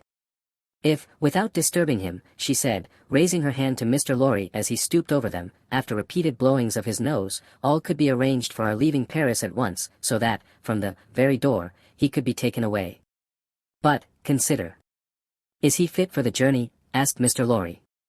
More fit for that, I think, than to remain in this city, so dreadful to him. It is true, said Defarge, who was kneeling to look on and hear. More than that, Monsieur Manette is, for all reasons, best out of France. Say, shall I hire a carriage and post horses? That's business, said Mr. Lorry, resuming on the shortest notice. His methodical manners, and if business is to be done, I had better do it. Then be so kind, urged Miss Manette, as to leave us here. You see how composed he has become, and you cannot be afraid to leave him with me now. Why should you be? If you will lock the door to secure us from interruption, I do not doubt that you will find him, when you come back, as quiet as you leave him. In any case, I will take care of him until you return, and then we will remove him straight. Both Mr. Lorry and Defarge were rather disinclined to this course, and in favor of one of them remaining. But, as there were not only carriage and horses to be seen to, but travelling papers, and as time pressed, for the day was drawing to an end, it came at last to their hastily dividing the business that was necessary to be done, and hurrying away to do it. Then, as the darkness closed in, the daughter laid her head down on the hard ground close at the father's side, and watched him. The darkness deepened and deepened, and they both lay quiet, until a light gleamed through the chinks in the wall. Mr. Lorry and Monsieur Defarge had made all ready for the journée, and had brought with them, besides travelling cloaks and wrap, purse, bread and meat, wine, and hot coffee. Monsieur Defarge put this provender, and the lamp he carried, on the shoemaker's bench. There was nothing else in the garret but a pallet bed, and he and Mr. Lorry roused the captive, and assisted him to his feet. No human intelligence could have read the mysteries of his mind, in the scared blank wonder of his face. Whether he knew what had happened, whether he recollected what they had said to him, whether he knew that he was free, were questions which no sagacity could have solved. They tried speaking to him, but he was so confused, and so very slow to answer, that they took fright at his bewilderment, and agreed for the time to tamper with him no more. He had a wild, lost manner of occasionally clasping his head in his hands, that had not been seen in him before, yet, he had some pleasure in the mere sound of his daughter's voice, and invariably turned to it when she spoke. In the submissive way of one long accustomed to obey under coercion, he ate and drank what they gave him to eat and drink, and put on the cloak and other wrappings that they gave him to wear. He readily responded to his daughter's drawing her arm through his, and took, and kept, her hand in both his own. They began to descend, Monsieur Defarge going first with the lamp, Mr. Lorry closing the little procession. They had not traversed many steps of the long main staircase when he stopped, and stared at the roof and round at the wales. You remember the place, my father? You remember coming up here? What did you say? But, before she could repeat the question, he murmured an answer as if she had repeated it. Remember? No, I don't remember. It was so very long ago. That he had no recollection whatever of his having been brought from his prison to that house, was apparent to them. They heard him mutter, 105, North Tower, and when he looked about him, it evidently was for the strong fortress walls which had long encompassed him. On their reaching the courtyard he instinctively altered his tread, as being in expectation of a drawbridge, and when there was no drawbridge, and he saw the carriage waiting in the open street, he dropped his daughter's hand and clasped his head again. No crowd was about the door, no people were discernible at any of the many windows, not even a chance passer-by was in the street. An unnatural silence and desertion reigned there. Only one soul was to be seen, and that was Madame Defarge, who leaned against the doorpost, knitting, and saw nothing. The prisoner had got into a coach, and his daughter had followed him, when Mr. Lorry's feet were arrested on the step by his asking, Ms. Arably, for his shoemaking tools and the unfinished shoes. Madame Defarge immediately called to her husband that she would get them, and went, knitting, out of the lamplight, through the courtyard. She quickly brought them down and handed them in, and immediately afterwards leaned against the doorpost, knitting, and saw nothing. Defarge got upon the box, and gave the word to the barrier. The postilion cracked his whip, and they clattered away under the feeble overswinging lamps. Under the overswinging lamps, swinging ever brighter in the better streets, and ever dimmer in the worse, and by lighted shops, gay crowds, illuminated coffee-houses, and theater doors, to one of the city gates. Soldiers with lanterns, at the guardhouse there. Your papers, travelers. See here then, monsieur the officer, said Defarge, getting down, and taking him gravely apart, these are the papers of monsieur. Inside, with the white head.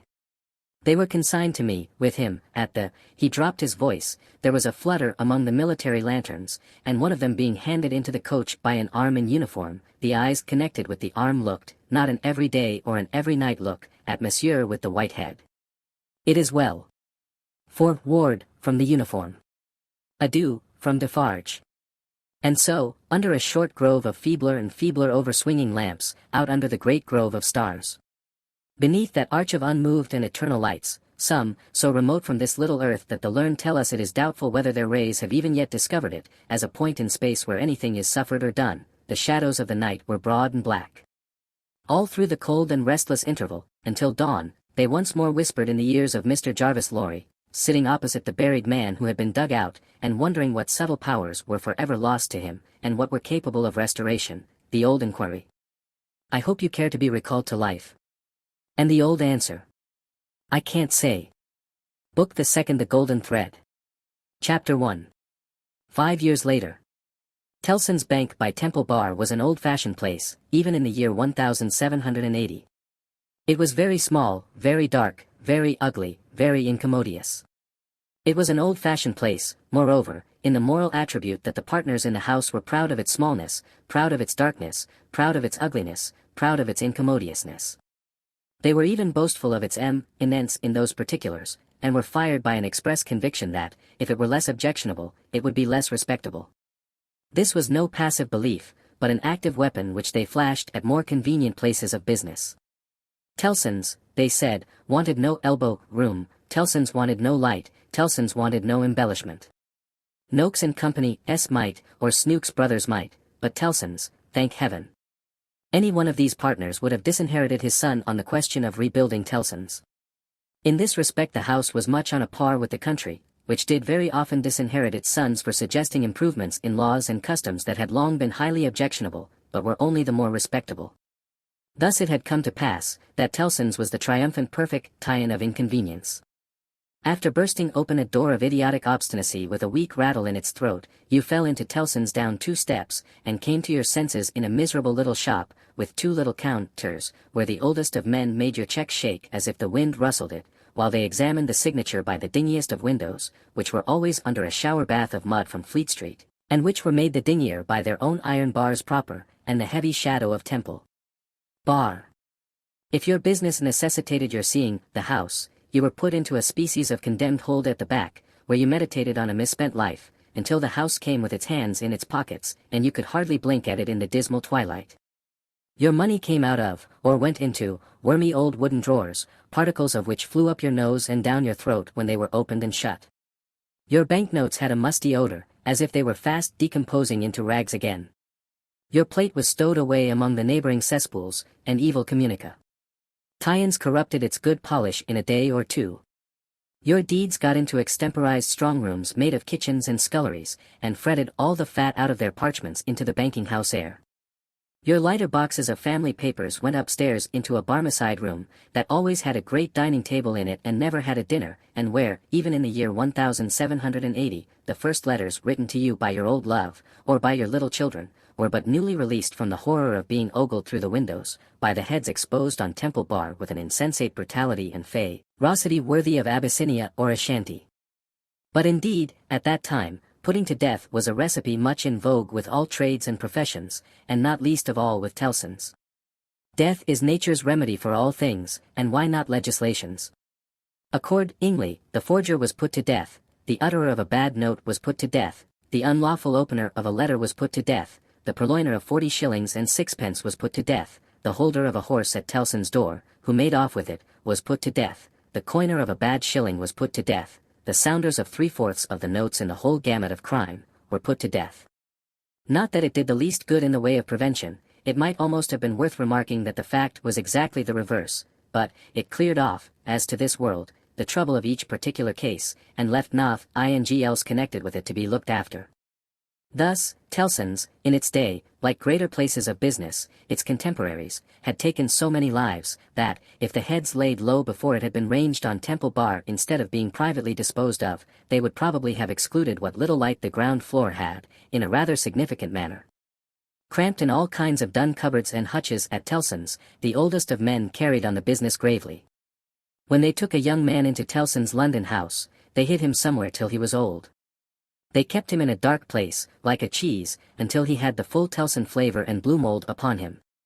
Then only was he permitted to be seen, spectacularly poring over large books, and casting his breeches and gaiters into the general weight of the establishment. Outside Tellson's, never by any means in it, unless called in, was an odd job man, an occasional porter and messenger, who served as the live sign of the house. He was never absent during business hours, unless upon an errand, and then he was represented by his son, a grizzly urchin of 12, who was his express image. People understood that Tellson's, in a stately way, tolerated the odd job man. The house had always tolerated some person in that capacity, and time and tide had drifted this person to the post. His surname was Cruncher, and on the youthful occasion of his renouncing by proxy the works of darkness, in the easterly parish church of Houndsditch, he had received the added appellation of Jerry.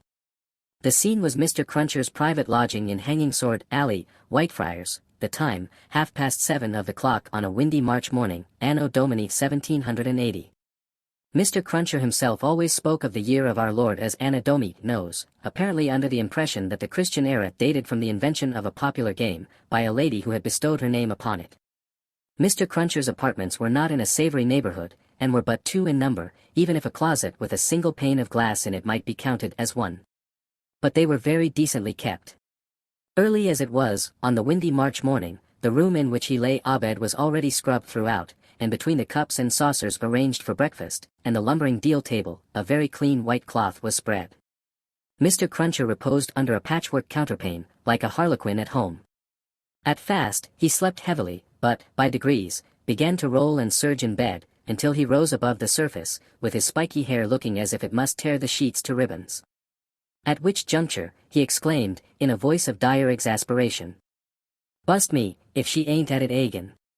A woman of orderly and industrious appearance rose from her knees in a corner, with sufficient haste and trepidation to show that she was the person referred to. "What," said Mr. Cruncher, looking out of bed for a boot. "You're at it agin, are you?" After hailing the mom with this second salutation, he threw a boot at the woman as a third. It was a very muddy boot, and may introduce the odd circumstance connected with Mr. Cruncher's domestic economy, that, whereas he often came home after banking hours with clean boots, he often got up next morning to find the same boots covered with clay. "What," said Mr. Cruncher, varying his apostrophe after missing his mark, "what are you up to, aggrowator?" "I was only saying my prayers." "Saying your prayers? You're a nice woman. What do you mean by flopping yourself down and praying agin me?" "I was not praying against you, I was praying for you." "You weren't. And if you were, I won't be took the liberty with. Here. Your mother's a nice woman, young Jerry, going a praying agin your father's prosperity. You've got a dutiful mother, you have, my son. You've got a religious mother, you have, my boy, going and flopping herself down, and praying that the bread and butter may be snatched out of the mouth of her only child." Master Cruncher, who was in his shirt, took this very ill, and, turned to his mother, strongly deprecated any praying away of his personal board. "And what do you suppose, you conceited female," said Mr. Cruncher, with unconscious inconsistency, "that the worth of your prayers may be? Name the price that you put your prayers at. They only come from the heart, Jerry. They are worth no more than that." "Worth no more than that," repeated Mr. Cruncher. "They ain't worth much, then. Whether or no, I won't be prayed agin, I tell you. I can't afford it. I'm not a-going to be made unlucky by your sneaking. If you must go flopping yourself down, flop in favor of your husband and child, and not in opposition to them. If I had had any but a nut-row wife, and this poor boy had had any but a nut-row mother, I might have made some money last week instead of being counterprayed and countermined and religiously circumvented into the worst of luck." "Bust me," said Mr. Cruncher, who all this time had been putting on his clothes, if I ain't, what with piety and one blowed thing and another, been choused this last week into as bad luck as ever a poor devil of a honest tradesman met with. Young Jerry, dress yourself, my boy, and while I clean my boots keep a eye upon your mother now and then, and if you see any signs of more flopping, give me a call. For, I tell you, here he addressed his wife once more, I won't be gone again, in this manner. I am as rickety as a hackney coach, I'm as sleepy as laudanum, my lines is strained to that degree that I shouldn't know, if it wasn't for the pain in M, which was me and which somebody else, yet I'm none the better for it in pocket, and it's my suspicion that you've been at it from morning to night to prevent me from being the better for it in pocket, and I won't put up with it, aggravator, and what do you say? Now. Growling, in addition, such phrases as, ah. Yes. You're religious, too. You wouldn't put yourself in opposition to the interests of your husband and child, would you? Not you, and throwing off other sarcastic sparks from the whirling grindstone of his indignation, Mr. Cruncher betook himself to his boot cleaning and his general tie-in for business. In the meantime, his son, whose head was garnished with tenderer spikes, and whose young eyes stood close by one another, as his father's did, kept the required watch upon his mother. He greatly disturbed that poor woman at intervals, by darting out of his sleeping closet, where he made his toilet, with a suppressed cry of, "You are go, ing to flop, mother. Hello, father," and, after raising this fictitious alarm, darting in again with an undutiful grin. Mr. Cruncher's temper was not at all improved when he came to his breakfast. He resented Mrs. Cruncher's saying grace with particular animosity. Now, aggravator. What are you up to? At it again? His wife explained that she had merely asked a blessing. Don't do it, said Mr. Crunches looking about, as if he rather expected to see the loaf disappear under the efficacy of his wife's petitions. I ain't a-going to be blessed out of house and home. I won't have my wittles blessed off my table. Keep still. Exceedingly red-eyed and grim, as if he had been up all night at a party which had taken anything but a convivial turn, Jerry Cruncher worried his breakfast rather than ate it, growling over it like any four-footed inmate of a menagerie. Towards 9 o'clock he smoothed his ruffled aspect, and, presenting as respectable and businesslike an rear as he could overlay his natural self with, issued forth to the tie-in of the day. It could scarcely be called a trade, in spite of his favorite description of himself as an honest tradesman. His stock consisted of a wooden stool, made out of a broken-backed chair cut down, which stool, young Jerry, walking at his father's side, carried every morning to beneath the banking-house window that was nearest Temple Bar, where, with the addition of the first handful of straw that could be gleaned from any passing vehicle to keep the cold and wet from the odd job man's feet, it formed the encampment for the day. On this post of his, Mr. Cruncher was as well known to Fleet Street and the Temple as the bar itself, and was almost as in-looking. Encamped at 9:15, in good time to touch his three-cornered hat to the oldest of men as they passed into Tellson's, Jerry took up his station on this windy March morning, with young Jerry standing by him, when not engaged in making forays through the bar, to inflict bodily and mental injuries of an acute description on passing boys who were small enough for his amiable purpose. Father and son, extremely like each other, looking silently on at the morning traffic in Fleet Street, with their two heads as near to one another as the two eyes of each bore a considerable resemblance to a pair of monkeys. The resemblance was not lessened by the accidental circumstance that the mature Jerry bit and spat out straw, while the twinkling eyes of the youthful Jerry were as restlessly watchful of him as of everything else in Fleet Street. The head of one of the regular indoor messengers attached to Tellson's establishment was put through the door, and the word was given. Porter wanted. Hooray, father. Here's an early job to begin with. Having thus given his parent Godspeed, young Jerry seated himself on the stool, entered on his reversionary interest in the straw his father had been chewing, and cogitated. Always rusty. His fingers is always rusty, muttered young Jerry. Where does my father get all that iron rust from? He don't get no iron rust here. Chapter 2. A sight. You know the Old Bailey, well, no doubt, said one of the oldest of clerks to Jerry the messenger. Yes, sir, returned Jerry, in something of a dogged manner. I do. Know the Bailey. Just so. And you know Mr. Lorry. I know Mr. Lorry, sir, much better than I know the Bailey. Much better, said Jerry, not unlike a reluctant witness at the establishment in question, than I, as an honest tradesman, wish to know the Bailey. Very well. Find the door where the witnesses go in, and show the doorkeeper this note from Mr. Lorry. He will then let you in. Into the court, sir. Into the court. Mr. Cruncher's eyes seemed to get a little closer to one another, and to interchange the inquiry, "What do you think of this?" "Am I to wait in the court, sir?" he asked, as the result of that conference. "I am going to tell you. The doorkeeper will pass the note to Mr. Lorry, and do you make any gesture that will attract Mr. Lorry's tie-in, and show him where you stand. Then what you have to do, is, to remain there until he wants you." "Is that all, sir?" "That's all. He wishes to have a messenger at hand. This is to tell him you are there." As the ancient clerk deliberately folded and superscribed the note, Mr. Cruncher, after surveying him in silence until he came to the blotting paper stage, remarked, "I suppose they'll be trying forgeries this morning." "Treason." "That's quartering," said Jerry. "Barbarous." "It is the law," remarked the ancient clerk, turning his surprised spectacles upon him. "It is the law. It's hard in the law to spile a man, I think. It's hard enough to kill him, but it's very hard to spile him, sir." "Not at all," retained the ancient clerk. "Speak well of the law. Take care of your chest and voice, my good friend, and leave the law to take care of itself. I give you that advice." "It's the damp, sir, what settles on my chest and voice," said Jerry. "I leave you to judge what a damp way of earning a living mine is." "Well, well," said the old clerk, "we all have our various ways of gaining a livelihood. Some of us have damp ways, and some of us have dry ways. Here is the letter. Go along."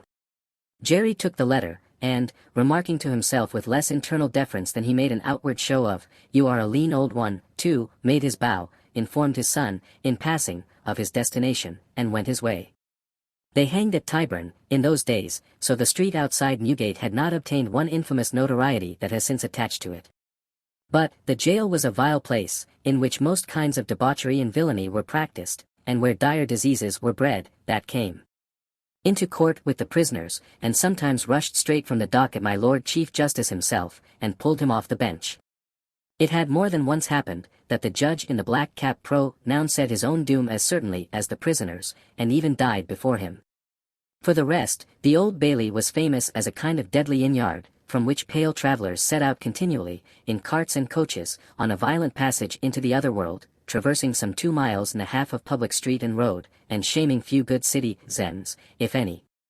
So powerful is use, and so desirable to be good use in the beginning.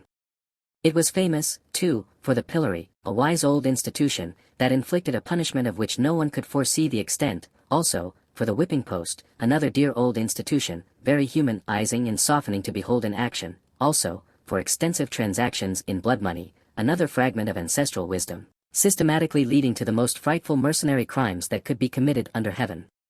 Altogether, the Old Bailey, at that date, was a choice illustration of the precept, that, whatever is right, an aphorism that would be as final as it is lazy, did it not include the troublesome consequence, that nothing that ever was wrong. Making his way through the tainted crowd, dispersed up and down this hideous scene of action, with the skill of a man accustomed to make his way quietly, the messenger found out the door he sought, and handed in his letter through a trap in it. For, people then paid to see the play at the Old Bailey, just as they paid to see the play in Bedlam, only the former entertainment was much the dearer. Therefore, all the Old Bailey doors were well guarded, except, indeed, the social doors by which the criminals got there, and those were always left wide open. After some delay and demur, the door grudgingly turned on its hinges a very little way, and allowed Mr. Jerry Cruncher to squeeze himself into court. "What's on?" he asked, in a whisper, of the man he found himself next to. "Nothing yet." "What's coming on?" "The treason case." "The quartering one, eh?" "Ah," returned the man, with a relish, "he'll be drawn on a hurdle to be half-hanged, and then he'll be taken down and sliced before his own face, and then his inside will be taken out and burnt while he looks on, and then his head will be chopped off, and he'll be cut into quarters. That's the sentence." "If he's found guilty, you mean to say?" Jerry added, by way of proviso. "Oh. They'll find him guilty," said the other. "Don't you be afraid of that."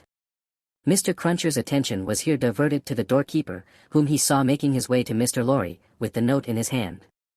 Mr. Lorry sat at a table, among the gentlemen in wigs, not far from a wigged gentleman, the prisoner's counsel, who had a great bundle of papers before him, and nearly opposite another Whig gentleman with his hands in his pockets, whose whole attention, when Mr. Cruncher looked at him then or afterwards, seemed to be concentrated on the seal ing of the court.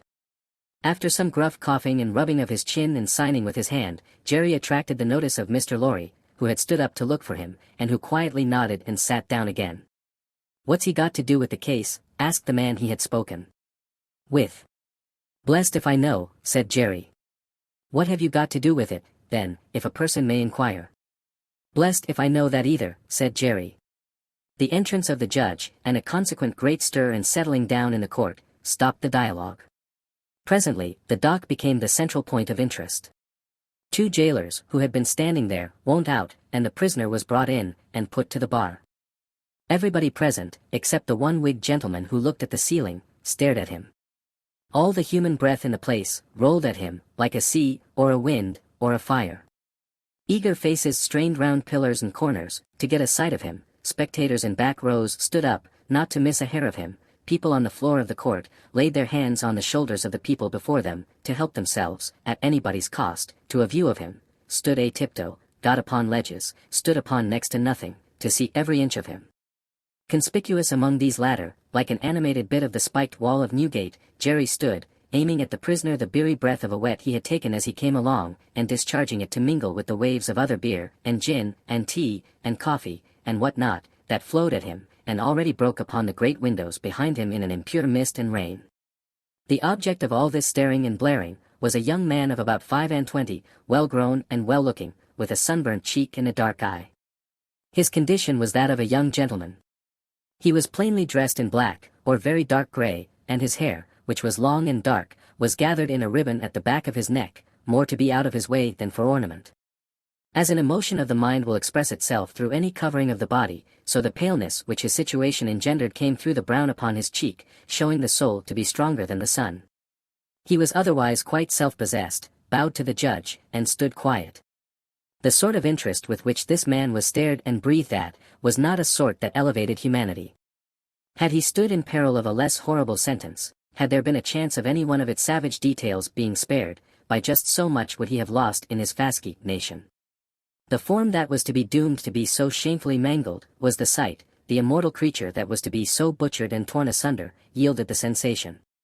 Whatever gloss the various spectators put upon the interest, according to their several arts and powers of self-deceit, the interest was, at the root of it, ogreish. Silence in the court.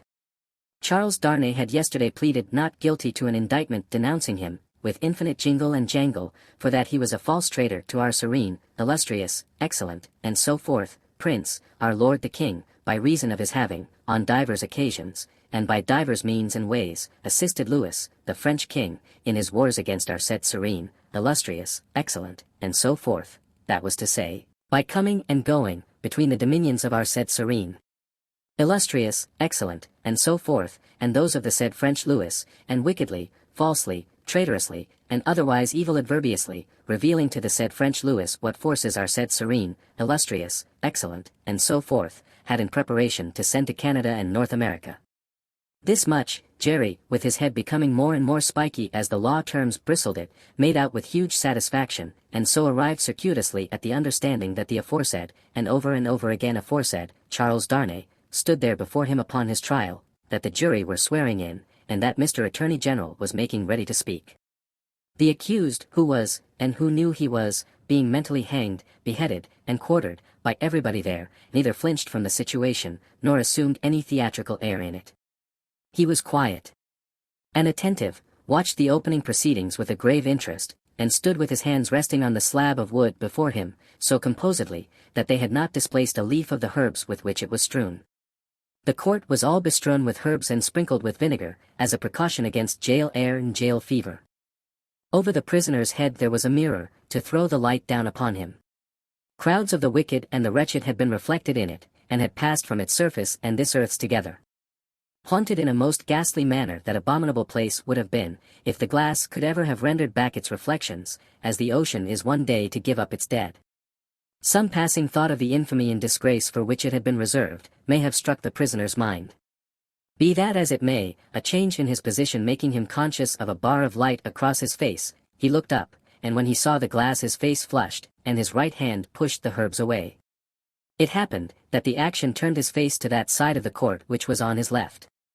About on a level with his eyes, there sat, in that corner of the judge's bench, two persons upon whom his look immediately rested, so immediately, and so much to the changing of his aspect, that all the eyes that were tamed upon him, turned to them. The spectators saw in the two figures, a young lady of little more than 20, and a gentleman who was evidently her father, a man of a very remarkable appearance in respect of the absolute whiteness of his hair, and a certain indescribable intensity of face, not of an active kind, but pondering and self-communing. When this expression was upon him, he looked as if he were old, but when it was stirred and broken up, as it was now, in a moment, on his speaking to his daughter, he became a handsome man, not past the prime of life. His daughter had one of her hands drawn through his arm, as she sat by him, and the other pressed upon it. She had drawn close to him, in her dread of the scene, and in her pity for the prisoner. Her forehead had been strikingly expressive of an engrossing terror and compassion that saw nothing but the peril of the accused. This had been so very noticeable, so very powerfully and naturally shown, that starers who had had no pity for him were touched by her, and the whisper went about, "Who are they?" Jerry, the messenger, who had made his own observations, in his own manner, and who had been sucking the rust off his fingers in his absorption, stretched his neck to hear who they were. The crowd about him had pressed and passed the inquiry on to the nearest attendant, and from him it had been more slowly pressed and passed back. At last it got to Jerry. Witnesses. For which side? Against. Against what side? The prisoners. The judge, whose eyes had gone in a general direction, recalled them, leaned back in his seat, and looked steadily at the man whose life was in his hand, as Mr. Attorney General rose to spin the rope, grind the axe, and hammer the nails into the scaffold. Chapter 3. A Disappointment. Mr. Attorney General had to inform the jury that the prisoner before them, though young in years, was old in the treasonable practices which claimed the forfeit of his life. That this correspondence with the public enemy was not a correspondence of today, or of yesterday, or even of last year, or of the year before. That it was certain the prisoner had, for longer than that, been in the habit of passing and repassing between France and England, on secret business of which he could give no honest account. That, if it were in the nature of traitorous ways to thrive, which happily it never was, the real wickedness and guilt of his boosiness might have remained undiscovered. That Providence, however, had put it into the heart of a person who was beyond fear and beyond reproach, to ferret out the nature of the prisoner's schemes, and, struck with horror, to disclose them to His Majesty's Chief Secretary of State and most Honourable Privy Council. That, this patriot would be pro duce before them. That, his position and attitude were, on the whole, sublime. That, he had been the prisoner's friend, but, at once in an aus picus and an evil hour detecting his infamy, had resolved to immolate the traitor he could no longer cherish in his bosom, on the sacred altar of his country. That, if statues were decreed in Britain, as in ancient Greece and Rome, to public benefactors, this shining citizen would as assuredly have had one. That, as they were not so decreed, he probably would not have one. That, virtue, as had been observed by the poets, in many passages which he well knew the jury would have, word for word, at the tips of their tongues, whereat the jury's countenances displayed a guilty consciousness that they knew nothing about the passages, was in a manner contagious, more especially the bright virtue known as patriotism, or love of country. That, the lofty example of this immaculate and unimpeachable witness for the crown, to refer to whom however unworthily was an honor, had communicated itself to the prisoner's servant, and had engendered in him a holy determination to examine his master's table drawers and pockets, and secrete his papers. That, he, Mr. Attorney General, was prepared to hear some disparagement attempted of this admirable servant, but that, in a general way, he preferred him to his, Mr. Attorney General's, brothers and sisters, and honored him more than his, Mr. Attorney General's, father and mother. That, he called with confidence on the jury to come and do likewise. That, the evidence of these two witnesses, coupled with the documents of their discovering that would be produced, would show the prisoner to have been furnished with lists of His Majesty's forces, and of their disposition and preparation, both by sea and land, and would leave no doubt that he had habitually conveyed such information to a hostile power. That, these lists could not be proved to be in the prisoner's handwriting, but that it was all the same, that, indeed, it was rather the better for the prosecution, as showing the prisoner to be artful in his precautions. That, the proof would go back 5 years, and would show the prisoner already engaged in these pernicious missions, within a few weeks before the date of the very first action fought between the British troops and the Americans. That, for these reasons, the jury, being a loyal jury, as he knew they were, and being a responsible jury, as they knew they were, must positively find the prisoner guilty, and make an end of him, whether they liked it or not. That, they never could lay their heads upon their pillows, that, they never could tolerate the idea of their wives their heads upon their pillows, that, they never could endure the notion of their children laying their heads upon their pillows, in short, that there never more could be, for them or theirs, any laying of heads upon pillows at all, unless the prisoner's head was taken off. That head Mr. Attorney General concluded by demanding of them, in the name of everything he could think of with a round turn in it, and on the faith of his solemn asseveration that he already considered the prisoner as good as dead and gone. When the Attorney General ceased, a buzz arose in the court as if a cloud of great blue flies were swarming about the prisoner, in anticipation of what he was soon to become. When toned down again, the unimpeachable patriot appeared in the witness box. Mr. Solicitor General then, following his leader's lead, examined the patriot, John Barsad, gentleman, by name. The story of his pure soul was exactly what Mr. Attorney General had described it to be, perhaps, if it had a fault, a little too exactly. Having released his noble bosom of its burden, he would have modestly withdrawn himself, but that the Whig gentleman with the papers before him, sitting not far from Mr. Lorry, begged to ask him a few questions. The Whig gentleman sitting opposite, still looking at the ceiling of the court. Had he ever been a spy himself? No, he scorned the base insinua, tie-in. What did he live upon? His property. Where was his property? He didn't precisely remember where it was. What was it? No business of anybody's. Had he inherited it? Yes, he had. From whom? Distant relation. Very distant. Rather. Ever been in prison? Certainly not. Never in a debtor's prison. Didn't see what that had to do with it. Never in a debtor's prison, come, once again. Never. Yes. How many times? 2 or 3 times. Not 5 or 6. Perhaps. Of what profession? Gentlemen. Ever been kicked? Might have been. Frequently. No. Ever kicked downstairs?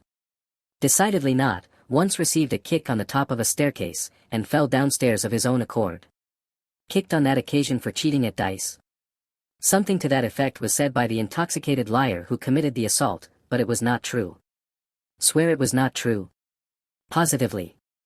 Ever live by cheating at play? Never. Ever live by play? Not more than other gentlemen do. Ever borrow money of the prisoner? Yes. Ever pay him? No. Was not this intimacy with the prisoner, in reality a very slight one, forced upon the prisoner in coaches, inns, and packets?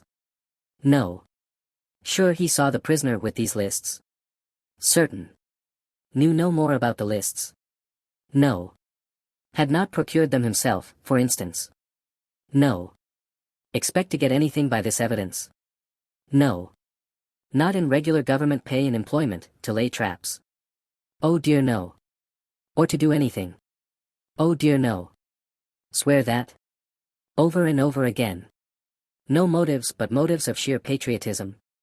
None whatever. The virtuous servant, Roger Cly, swore his way through the case at a great rate. He had taken service with the prisoner, in good faith and simplicity, 4 years ago. He had asked the prisoner, aboard the Calais packet, if he wanted a handy fellow, and the prisoner had engaged him. He had not asked the prisoner to take the handy fellow as an act of charity, never thought of such a thing. He began to have suspicions of the prisoner, and to keep an eye upon him, soon afterwards. In arranging his clothes, while traveling, he had seen similar lists to these in the prisoner's pockets, over and over again. He had taken these lists from the drawer of the prisoner's desk. He had not put them there first. He had seen the prisoner show these identical lists to French gentlemen at Calais, and similar lists to French gentlemen, both at Calais and Boulogne. He loved his country, and couldn't bear it, and had given information. He had never been suspected of stealing a silver teapot, he had been maligned respecting a mustard pot, but it turned out to be only a plated one. He had known the last witness 7 or 8 years, that was merely a coincidence. He didn't call it a particularly curious coincidence, most coincidences were curious. Neither did he call it a curious coincidence that true patriotism was his only motive too. He was a true Briton, and hoped there were many like him. The blue flies buzzed again, and Mr. Attorney General called Mr. Jarvis Lorry. Mr. Jarvis Lorry, are you a clerk in Tellson's bank? I am. On a certain Friday night in November 1775, did business occasion you to travel between London and Dover by the mail? It did. Were there any other passengers in the mail? 2. Did they alight on the road in the course of the night? They did. Mr. Lorry, look upon the prisoner. Was he one of those 2 passengers? I cannot undertake to say that he was. Does he resemble either of these 2 passengers? Both were so wrapped up, and the night was so dark, and we were all so reserved, that I cannot undertake to say even that. Mr. Lorry, look again upon the prisoner. Supposing him wrapped up as those 2 passengers were, is there anything in his bulk and stature to render it unlikely that he was one of them? No.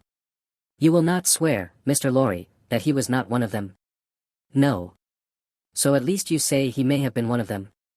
Yes. Except that I remember them both to have been, like myself, timorous of highwaymen, and the prisoner has not a timorous air. Did you ever see a counterfeit of timidity, Mr. Lorry? I certainly have seen that. Mr. Lorry, look once more upon the prisoner. Have you seen him, to your certain knowledge, before? I have. When? I was returning from France a few days afterwards, and, at Calais, the prisoner came on board the packet ship in which I returned, and made the voyage with me. At what hour did he come on board? At a little after midnight. In the dead of the night. Was he the only passenger who came on board at that untimely hour? He happened to be the only one. Never mind about happening, Mr. Lorry.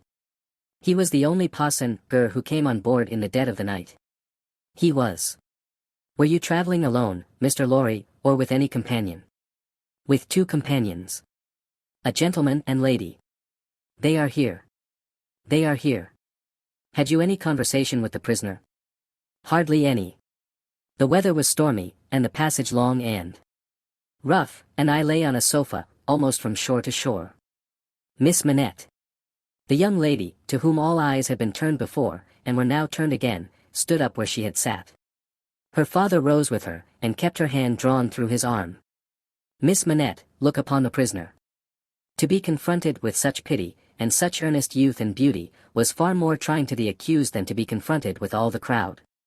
Standing, as it were, apart with her on the edge of his grave, not all the staring curiosity that looked on, could, for the moment, nerve him to remain quite still. His hurried right hand parcelled out the herbs before him into imaginary beds of flowers in a garden, and his efforts to control and steady his breathing shook the lips from which the color rushed to his heart.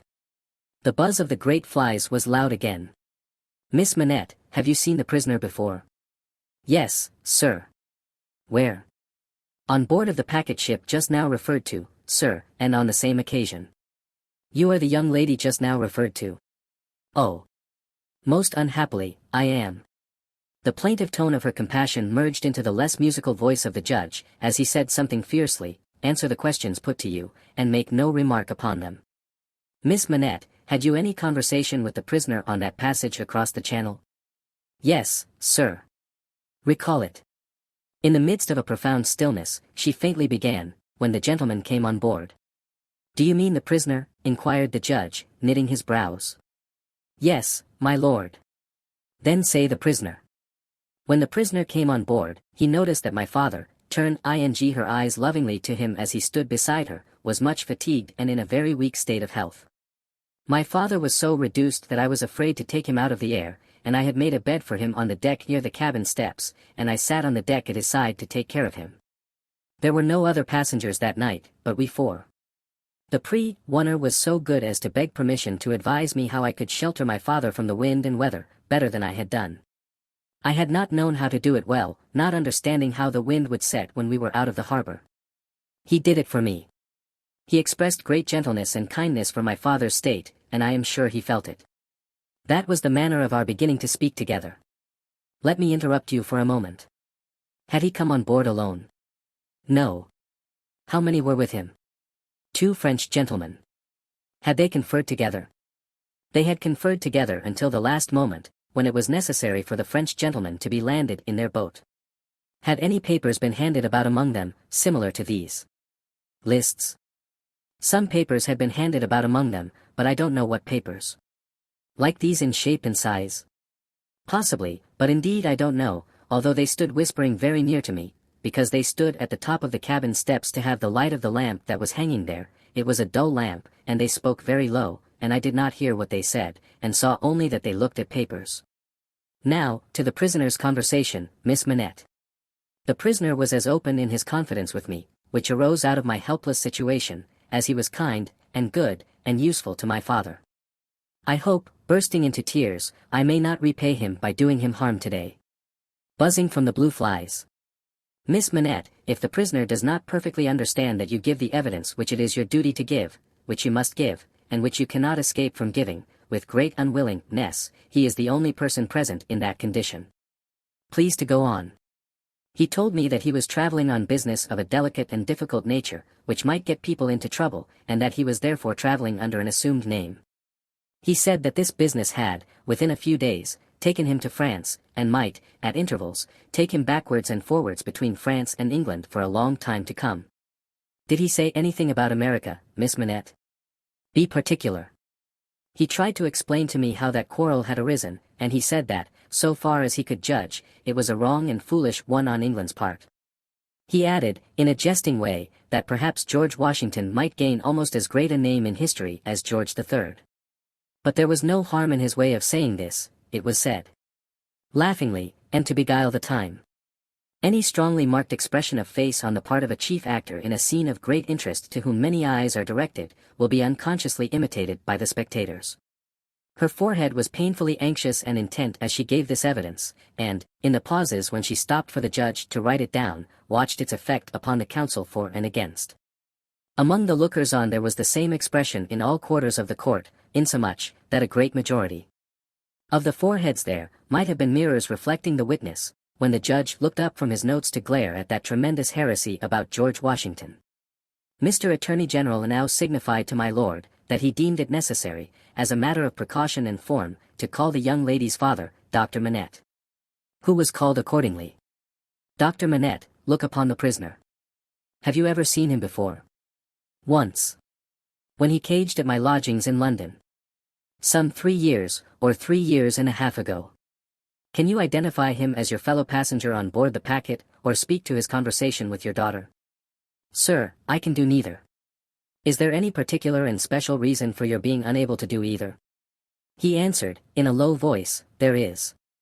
Has it been your misfortune to undergo a long imprisonment, without trial, or even accusation, in your native country, Dr. Manette? He answered, in a tone that went to every heart, a long imprisonment. Were you newly released on the occasion in question? They tell me so. Have you no remembrance of the occasion? None. My mind is a blank, from some time, I cannot even say what time, when I employed myself, in my captivity, in making shoes, to the time when I found myself living in London with my dear daughter here. She had become familiar to me, when a gracious God restored my faculties, but, I am quite unable even to say how she had become familiar. I have no remembrance of the process. Mr. Attorney General sat down, and the father and daughter sat down together. A singular circumstance then arose in the case. The object in hand being to show that the prisoner went down, with some fellow plotter untracked, in the Dover mail on that Friday night in November 5 years ago, and got out of the mail in the night, as a blind, at a place where he did not remain, but from which he travelled back some dozen miles or more, to a garrison and dockyard, and there collected information. A witness was called to identify him as having been at the precise time required, in the coffee room of an hotel in that garrison and dockyard town, waiting for another person. The prisoner's counsel was cross-examining this witness with no result, except that he had never seen the prisoner on any other occasion, when the Whig gentleman who had all this time been looking at the ceiling of the court, wrote a word or two on a little piece of paper, screwed it up, and tossed it to him. Open ing this piece of paper. In the next pause, the counsel looked with great attention and curiosity at the prisoner. You say again you are quite sure that it was the prisoner? The witness was quite sure. Did you ever see anybody very like the prisoner? Not so like, the witness said, as that he could be mistaken. Look well upon that gentleman, my learned friend there, pointing to him who had tossed the paper over, and then look well upon the prisoner. How say you? Are they very like each other? Allowing for my learned friend's appearance being careless and slovenly if not debauched, they were sufficiently like each other to surprise, not only the witness, but everybody present, when they were thus brought into comparison. My lord being prayed to bid my learned friend lay aside his wig, and giving no very gracious consent, the likeness became much more remarkable. My lord inquired of Mr. Stryver, the prisoner's counsel, whether they were next to try Mr. Carton, name of my learned friend, for treason. But, Mr. Stryver replied to my lord, no, but he would ask the witness to tell him whether what happened once, might happen twice, whether he would have been so confident if he had seen this illustration of his rashness sooner, whether he would be so confident, having seen it, and more. The upshot of which, was, to smash this witness like a crockery vessel, and shiver his part of the case to useless lumber. Mr. Cruncher had by this time taken quite a lunch of rust off his fingers in his following of the evidence. He had now to attend while Mr. Stryver fitted the prisoner's case on the jury, like a compact suit of clothes, showing them how the patriot, Barsad, was a hired spy and traitor, an unblushing trafficker in blood, and one of the greatest scoundrels upon earth since accursed Judas, which he certainly did look rather like. How the virtuous servant, Cly, was his friend and partner, and was worthy to be, how the watchful eyes of those forgers and false swearers had rested on the prisoner as a victim, because some family affairs in France, he being of French extraction, did require his making those passages across the Channel, though what those affairs were, a consideration for others who were near and dear to him, forbade him, even for his life, to disclose. How the evidence that had been warped and wrested from the young lady, whose anguish in giving it they had witnessed, came to nothing, involving the mere little innocent gallantries and politenesses likely to pass between any young gentleman and young lady so thrown together, with the exception of that refer-inst to George Washington, which was altogether too extravagant and impossible to be regarded in any other light than as a monstrous joke. How it would be a weakness in the government to break down in this attempt to practice for popularity on the lowest national antipathies and fears, and therefore Mr. Attorney General had made the most of it, how, nevertheless, it rested upon nothing, save that vile and infamous character of evidence too often disfiguring such cases, and of which the state trials of this country were full. But, there my lord interposed, with as grave a face as if it had not been true, saying that he could not sit upon that bench and suffer those illusions. Mr. Stryver then called his few witnesses, and Mr. Cruncher had next to attend while Mr. Attorney General turned the whole suit of clothes Mr. Stryver had fitted on the jury, inside out, showing how Barsad and Cly were even 100 times better than he had thought them, and the prisoner 100 times worse. Lastly, came my lord himself, turning the suit of clothes, now inside out, now outside in, but on the whole decidedly trimming and shaping them into grave clothes for the prisoner.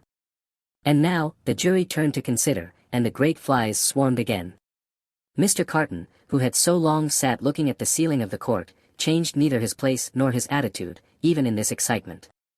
While his teamed friend, Mr. Stryver, massing his papers before him, was paired with those who sat near, and from time to time glanced anxiously at the jury, while all the spectators moved more or less, and grouped themselves anew, while even my lord himself arose from his seat, and slowly paced up and down his platform, not unattended by a suspicion in the minds of the audience that his state was feverish. This one man sat leaning back, with his torn gown half off him, his untidy wig put on, just as it had happened to fight on his head after its removal, his hands in his pockets, and his eyes on the ceiling as they had been all day. Something especially reckless in his demeanor, not only gave him a disreputable look, but so diminished the strong resemblance he undoubtedly bore to the prisoner, which his momentary earnestness, when they were calm, paired together, had strengthened, that many of the lookers-on, taking note of him now, said to one another they would hardly have thought the two were so alike. Mr. Cruncher made the observation to his next neighbor, and added, "I'd hold half a guinea that he don't get no law work to do. Don't look like the sort of one to get any, do he?" Yet, this Mr. Carton took in more of the details of the scene than he appeared to take in, for now, when Miss Manette's head dropped upon her father's breast, he was the first to see it, and to say audibly, "Officer, look to that young lady. Help the gentleman to take her out. Don't you see she will fall?" There was much commiseration for her as she was removed, and much sympathy with her father. It had evidently been a great distress to him, to have the days of his imprisonment recalled. He had shown strong internal agitation when he was questioned, and that pondering or brooding look which made him old, had been upon him, like a heavy cloud, ever since. As he passed out, the jury, who had turned back and paused a moment, spoke, through their foreman. They were not agreed, and wished to retire. My lord, perhaps with George Washington on his mind, showed some surprise that they were not agreed, but signified his pleasure that they should retire under watch and ward, and retired himself. The trial had lasted all day, and the lamps in the court were now being lighted. It began to be rumored that the jury would be out a long while. The spectators dropped off to get refreshment, and the prisoner withdrew to the back of the dock, and sat down. Mr. Lorry, who had gone out when the young lady and her father went out, now reappeared, and beckoned to Jerry, who, in the slack-keen interest, could easily get near him. "Jerry, if you wish to take something to eat, you can. But, keep in the way. You will be sure to hear when the jury come in. Don't be a moment behind them, for I want you to take the verdict back to the bank. You are the quickest messenger I know, and will get to Temple Bar long before I can." Jerry had just enough forehead to knuckle, and he knuckled it in acknowledgement of this communication and a shilling. Mr. Carton came up at the moment, and touched Mr. Lorry on the arm. "How is the young lady?" "She is greatly distressed, but her father is comforting her, and she feels the better for being out of court." "I'll tell the prisoner so. It won't do for a respectable bank gentleman like you, to be seen speaking to him publicly, you know." Mr. Lorry reddened as if he were conscious of having debated the point in his mind, and Mr. Carton made his way to the outside of the bar. The way out of court lay in that direction, and Jerry followed him, all eyes, ears, and spikes. "Mr. Darnay." The prisoner came forward directly. "You will naturally be anxious to hear of the witness, Miss Manette. She will do very well. You have seen the worst of her agitation. I am deeply sorry to have been the cause of it. Could you tell her so for me, with my fervent acknowledgments?" "Yes, I could. I will, if you ask it." Mr. Carton's manner was so careless as to be almost insolent. He stood, half turned from the prisoner, lounging with his elbow against the bar. "I do ask it. Accept my cordial thanks." "What," said Carton, still only half turned towards him, "do you expect, Mr. Darnay?" "The worst. It's the wisest thing to expect, and the likeliest. But I think their withdrawing is in your favor." Loitering on the way out of court not being allowed, Jerry heard no more, but left them, so like each other in feature, so unlike each other in manner, standing side by side, both reflected in the glass above them. An hour and a half limped heavily away in the thief and rascal crowded passages below, even though assisted off with mutton pies and ale. The horse messenger, uncomfortably seated on a form after taking that refection, had dropped into a doze, when a loud murmur and a rapid tide of people setting up the stairs that led to the court, carried him along with them. "Jerry! Jerry!" Mr. Lorry was already calling at the door when he got there. "Here, sir. It's a fight to get back again." "Here I am, sir." Mr. Lorry handed him a paper through the throng. "Quick. Have you got it?" "Yes, sir." Hastily written on the paper was the word "acquitted."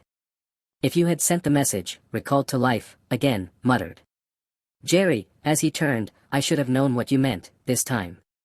He had no opportunity of saying, or so much as thinking, anything else, until he was clear of the Old Bailey, for the crowd came pouring out with a vehemence that nearly took him off his legs, and a loud buzz swept into the street as if the baffled blue flies were dispersing in search of other carrion.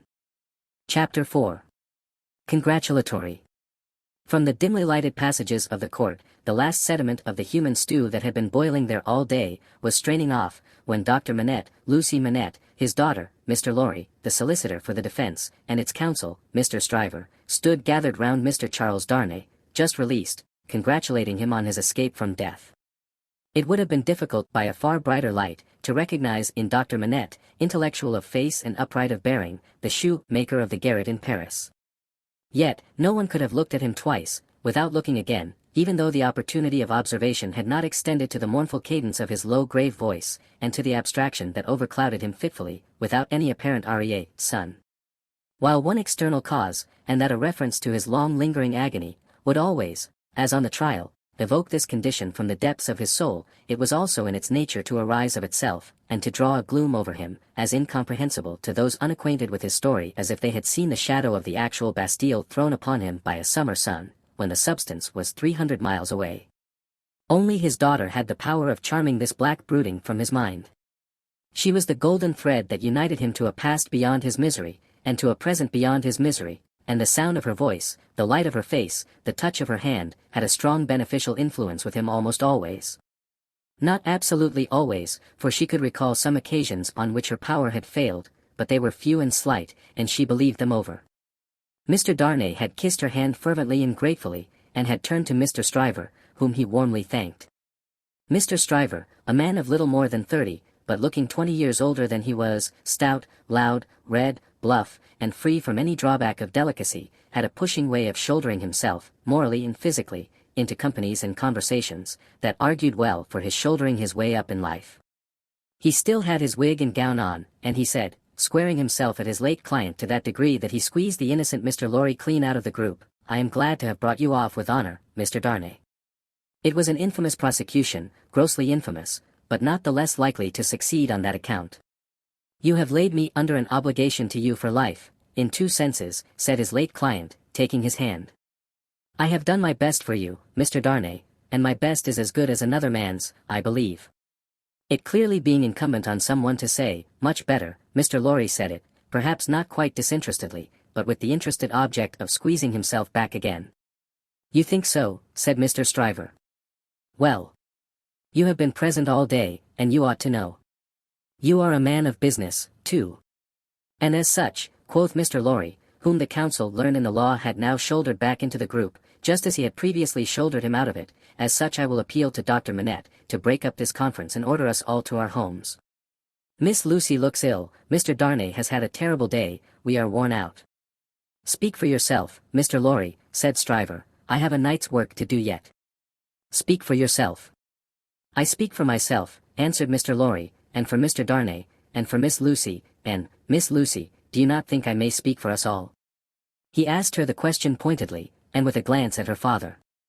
His face had become frozen, as it were, in a very curious look at Darnay, an intent look, deepening into a frown of dislike and distrust, not even unmixed with fear.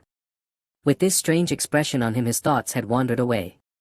"My father," said Lucy, softly laying her hand on his. He slowly shook the shadow off, and turned to her. "Shall we go home, my father?" With a long breath, he answered, "Yes." The friends of the acquitted prisoner had dispersed, under the impression, which he himself had originated, that he would not be released that night. The lights were nearly all extinguished in the passages, the iron gates were being closed with a jar and a rattle, and the dismal place was deserted until tomorrow morning's interest of gallows, pillory, whipping post, and branding iron, should repeople it. Walking between her father and Mr. Darnay, Lucy Manette passed into the open air. A hackney coach was called, and the father and daughter departed in it. Mr. Stryver had left them in the passages, to shoulder his way back to the robing room. Another person, who had not joined the group, or interchanged a word with any one of them, but who had been leaning against the wall where its shadow was darkest, had silently strolled out after the rest, and had looked on until the coach drove away. He now stepped up to where Mr. Lorry and Mr. Darnay stood upon the pavement. "So, Mr. Lorry. Men of business may speak to Mr. Darnay now." Nobody had made any acknowledgment of Mr. Carton's part in the day's proceedings, nobody had known of it.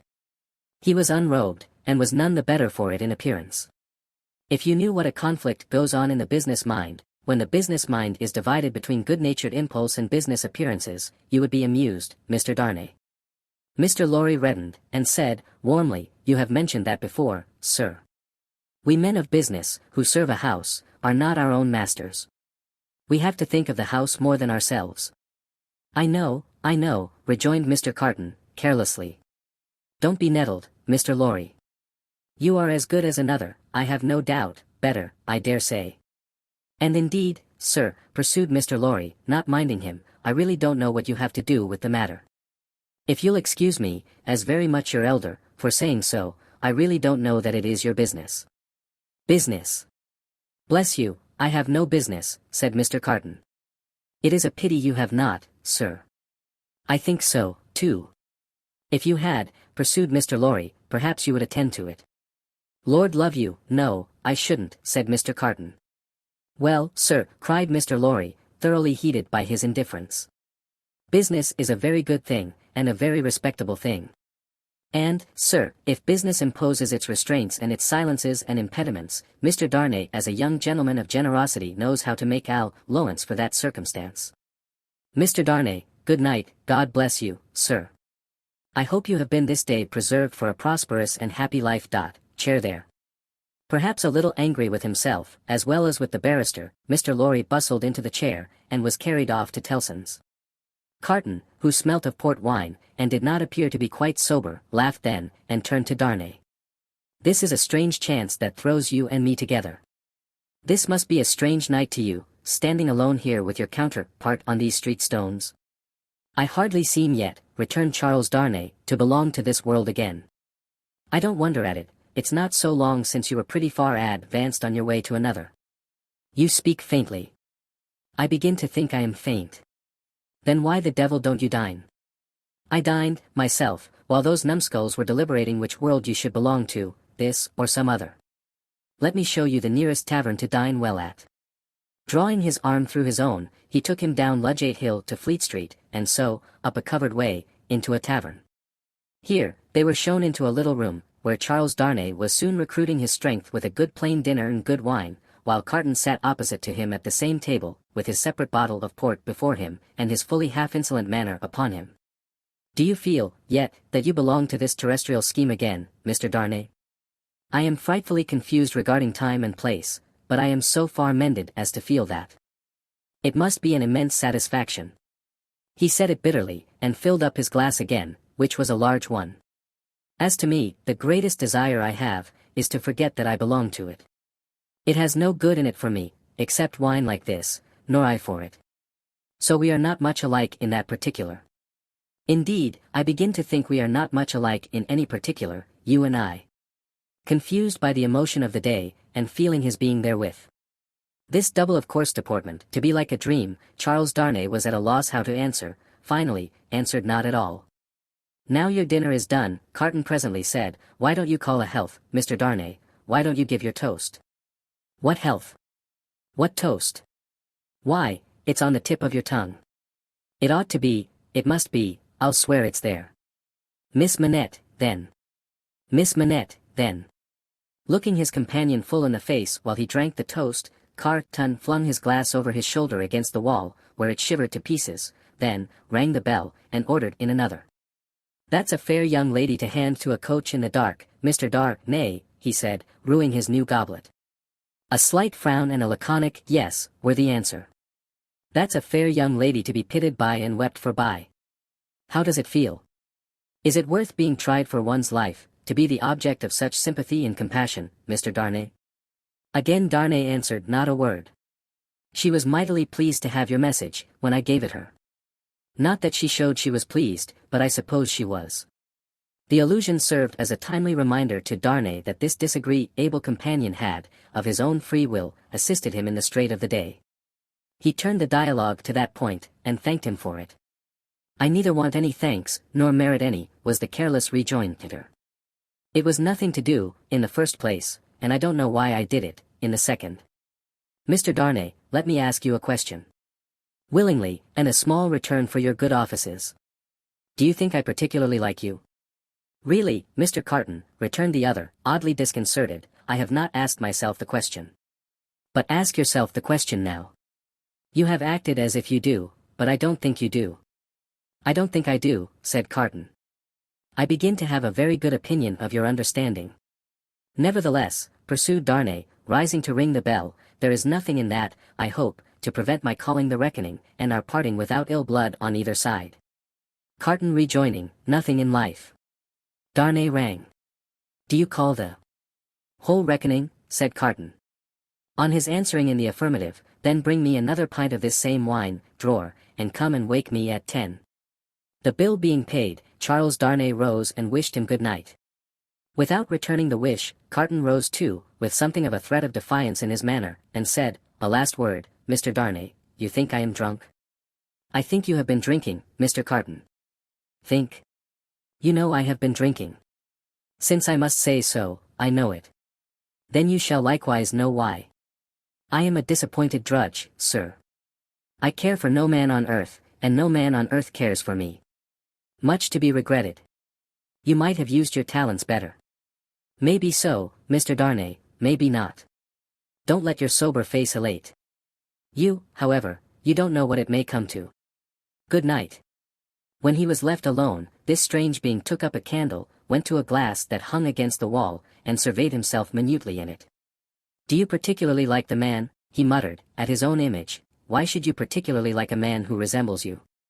There is nothing in you to like, you know that. Ah, confound you. What a change you have made in yourself. A good reason for taking to a man, that he shows you what you have fallen away from, and what you might have been.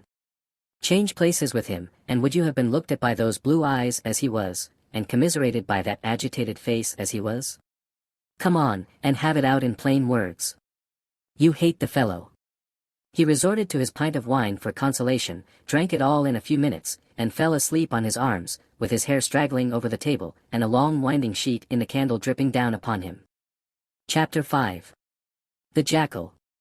Those were drinking days, and most men drank hard. So very great is the improvement time has brought about in such habits, that a moderate statement of the quantity of wine and punch which one man would swallow in the course of a night, without any detriment to his reputation, as a perfect gentleman, would seem, in these days, a ridiculous exaggeration. The learned profession of the law was certainly not behind any other learned profession in its bacchanalian propensities, neither was Mr. Stryver, already fast shouldering his way to a large and lucrative practice, behind his compeers in this particular, any more than in the drier parts of the legal race. A favourite at the Old Bailey, and eke at the Sessions, Mr. Stryver had begun cautiously to hew away the lower staves of the ladder on which he mounted. Sessions and Old Bailey had now to summon their favourite, specially, to their longing arms, and shouldering itself towards the visage of the Lord Chief Justice in the Court of King's Bench, the florid countenance of Mr. Stryver might be daily seen, bursting out of the bed of wigs, like a great sunflower pushing its way at the sun from among a rank garden full of flaring companions. It had once been noted at the bar, that while Mr. Stryver was a glib man, and an unscrupulous, and a ready, and a bold, he had not that facility of extracting the essence from a heap of statements, which is among the most striking and necessary of the advocate's accomplishments. But a remarkable improvement came upon him as to this. The more boozy-ness he got, the greater his power seemed to grow of getting at its pith and marrow, and however late at night he sat carousing with Sidney Carton, he always had his points at his fingers' ends in the morning. Sidney Carton, idlest and most unpromising of men, was Stryver's great ally. What the two drank together, between Hilary Term and Michaelmas, might have floated a king's ship. Stryver never had a case in hand, anywhere, but Carton was there, with his hands in his pockets, staring at the ceiling of the court. They went the same circuit, and even there they prolonged their usual orgies late into the night, and Carton was rumoured to be seen at broad day, going home stealthily and unsteadily to his lodgings, like a dissipated cat. At last, it began to get about, among such as were interested in the matter, that although Sidney Carton would never be a lion, he was an amazingly good jackal, and that he rendered suit and service to Stryver in that humble capacity. 10 o'clock, sir, said the man at the tavern, whom he had charged to wake him. 10 o'clock, sir. What's the matter? 10 o'clock, sir. What do you mean? 10 o'clock at night? Yes, sir. Your honor told me to call you. Oh. I remember. Very well, very well.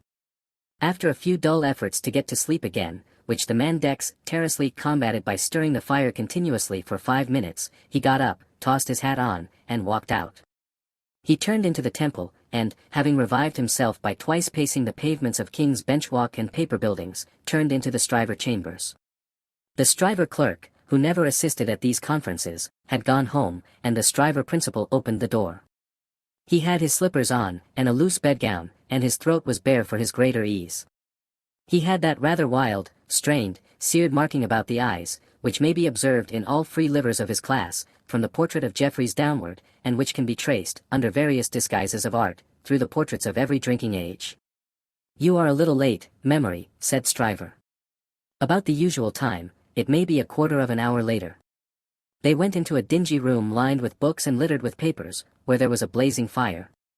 A kettle steamed upon the hob, and in the midst of the wreck of papers a table shone, with plenty of wine upon it, and brandy, and rum, and sugar, and lemons. You have had your bottle, I perceive, Sidney. 2 tonight, I think. I have been dining with the day's client, or seeing him dine, it's all one. That was a rare point, Sidney, that you brought to bear upon the identification. How did you come by it? When did it strike you? I thought he was rather a handsome fellow, and I thought I should have been much the same sort of fellow, if I had had any luck. Mr. Stryver laughed till he shook his precocious paunch. You and your luck, Sidney. Get to work, get to work. Sullenly enough, the jackal loosened his dress, went into an adjoining room, and came back with a large jug of cold water, a basin, and a towel or two. Steeping the towels in the water, and partially wringing them out, he folded them on his head in a manner hideous to behold, sat down at the table, and said, "Now I am ready." "Not much boiling down to be done tonight, Memory," said Mr. Stryver, gaily, as he looked among his papers. "How much?" "Only 2 sets of them." "Give me the worst first." "There they are, Sidney. Fire away." The lion then composed himself on his back on a sofa on one side of the drinking table, while the jackal sat at his own paper-bestrewn table proper, on the other side of it, with the bottles and glasses ready to his hand. Both resorted to the drinking table without stint, but each in a different way, the lion for the most part reclining with his hands in his waistband, looking at the fire, or occasionally flirting with some lighter document, the jackal, with knitted brows and intent face, so deep in his task, that his eyes did not even follow the hand he stretched out for his glass, which often groped about, for a minute or more, before it found the glass for his lips. 2 or 3 times, the matter in hand became so knotty, that the jackal found it imperative on him to get up, and steep his towels anew. From these pilgrimages to the jug and basin, he returned with such eccentricities of damp headgear as no words can describe, which were made the more ludicrous by his anxious gravity. At length the jackal had got together a compact repast for the lion, and proceeded to offer it to him. The lion took it with care and caution, made his selections from it, and his remarks upon it, and the jackal assisted both. When the repast was fully discussed, the lion put his hands in his waistband again, and lay down to meditate. The jackal then invigorated himself with a bum for his throttle, and a fresh application to his head, and applied himself to the collection of a second meal. This was administered to the lion in the same manner, and was not disposed of until the clock struck 3 in the morning. "And now we have done, Sidney, fill a bumper of punch," said Mr. Stryver. The jackal removed the towels from his head, which had been steam ing again, shook himself, yawned, shivered, and complied. "You were very sound, Sidney, in the matter of those crown witnesses today. Every question told." "I always am sound, am I not?" "I don't gainsay it." "What has roughened your temper?" "Put some punch to it and smooth it again." With a deprecatory grunt, the jackal again complied.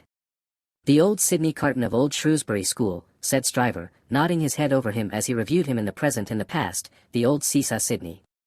Up one minute and down the next, now in spirits and now in despondency." "Ah," returned the other, sighing, "yes.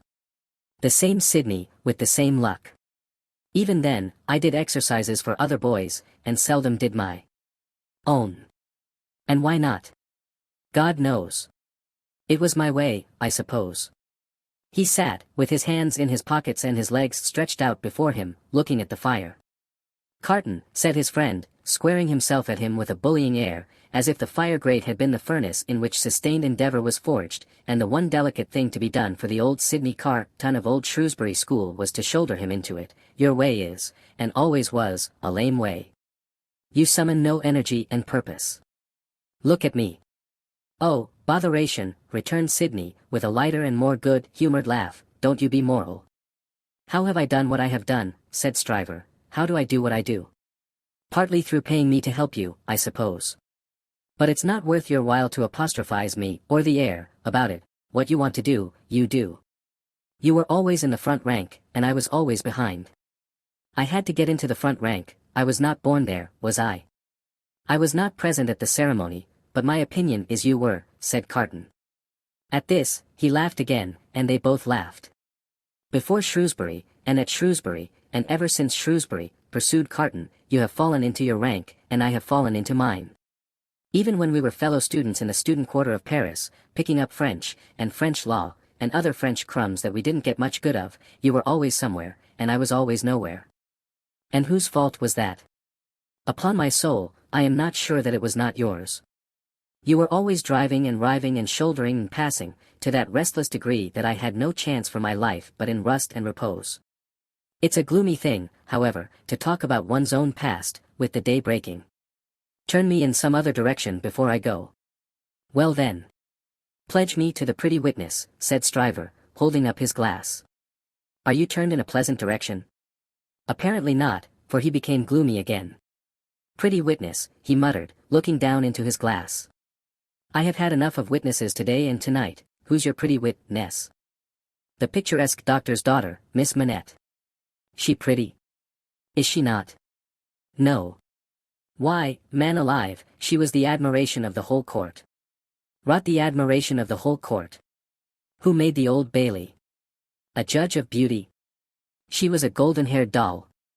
Do you know, Sidney, said Mr. Stryver, looking at him with sharp eyes, and slowly drawing a hand across his florid face, do you know, I rather thought, at the time, that you sympathized with the golden-haired doll, and were quick to see what happened to the golden-haired doll. Quick to see what happened. If a girl, doll or no doll, swoons within a yard or two of a man's nose, he can see it without a perspective glass. I pledge you, but I deny the beauty. And now I'll have no more drink, I'll get to bed. When his host followed him out on the staircase with a candle, to light him down the stairs, the day was coldly looking in through its grimy windows. When he got out of the house, the air was cold and sad, the dull sky overcast, the river dark and dim, the whole scene like a lifeless desert. And wreaths of dust were spinning round and round before the morning blast, as if the desert sand had risen far away, and the first spray of it in its advance had begun to overwhelm the city. Waste forces within him, and a desert all around, this man stood still on his way across a silent terrace, and saw for a moment, lying in the wilderness before him, a mirage of honorable ambition, self-denial, and perseverance. In the fair city of this vision, there were airy galleries from which the loves and graces looked upon him, gardens in which the fruits of life hung ripening, waters of hope that sparkled in his sight. A moment, and it was gone. Climbing to a high chamber in a well of houses, he threw himself down in his clothes on a neglected bed, and its pillow was wet with wasted tears. Sadly, sadly, the sun rose. It rose upon no sadder sight than the man of good abilities and good emotions, incapable of their directed exercise, incapable of his own help and his own happiness, sensible of the blight on him, and resigning himself to let it eat him away. Chapter 6. Hundreds of people. The quiet lodgings of Dr. Manette were in a quiet street corner not far from Soho Square. On the afternoon of a certain fine Sunday when the waves of 4 months had roiled over the trial for treason, and carried it, as to the public interest and memory, far out to sea, Mr. Jarvis Lorry walked along the sunny streets from Clerkenwell where he lived, on his way to dine with the doctor. After several relapses into business absorption, Mr. Lorry had become the doctor's friend, and the quiet street corner was the sunny part of his life. On this certain fine Sunday, Mr. Lorry walked towards Soho, early in the afternoon, for 3 reasons of habit. Firstly, because, on fine Sundays, he often walked out, before dinner, with the doctor and Lucy. Secondly, because, on unfavorable Sundays, he was accustomed to be with them as the family friend, talking, reading, looking out of window, and generally getting through the day. Thirdly, because he happened to have his own little shrewd doubts to solve, and knew how the ways of the doctor's household pointed to that time as a likely time for solving them. A quainter corner than the corner where the doctor lived was not to be found in London. There was no way through it, and the front windows of the doctor's lodgings commanded a pleasant little vista of street that had a congenial air of retirement on it. There were few buildings then, north of the Oxford Road, and forest trees flourished, and wild flowers grew, and the hawthorn blossomed, in the now vanished fields. As a consequence, country airs circulated in Soho with vigorous freedom, instead of languishing into the parish like stray paupers without a settlement, and there was many a good south wall, not far off, on which the peaches ripened in their season. The summer light struck into the corner brilliantly in the earlier part of the day, but, when the streets grew hot, the corner was in shadow, though not in shadow so remote but that you could see beyond it into a glare of brightness.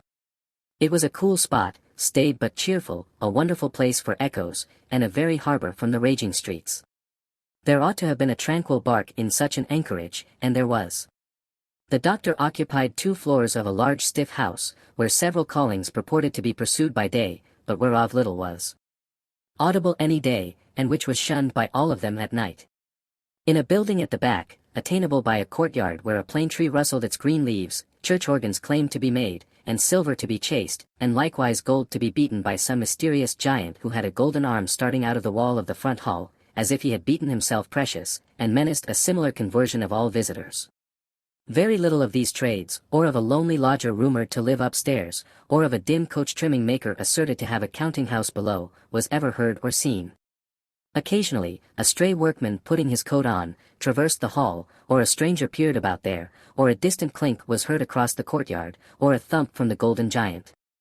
These, however, were only the exceptions required to prove the rule that the sparrows in the plane tree behind the house, and the echoes in the corner before it, had their own way from Sunday morning unto Saturday night.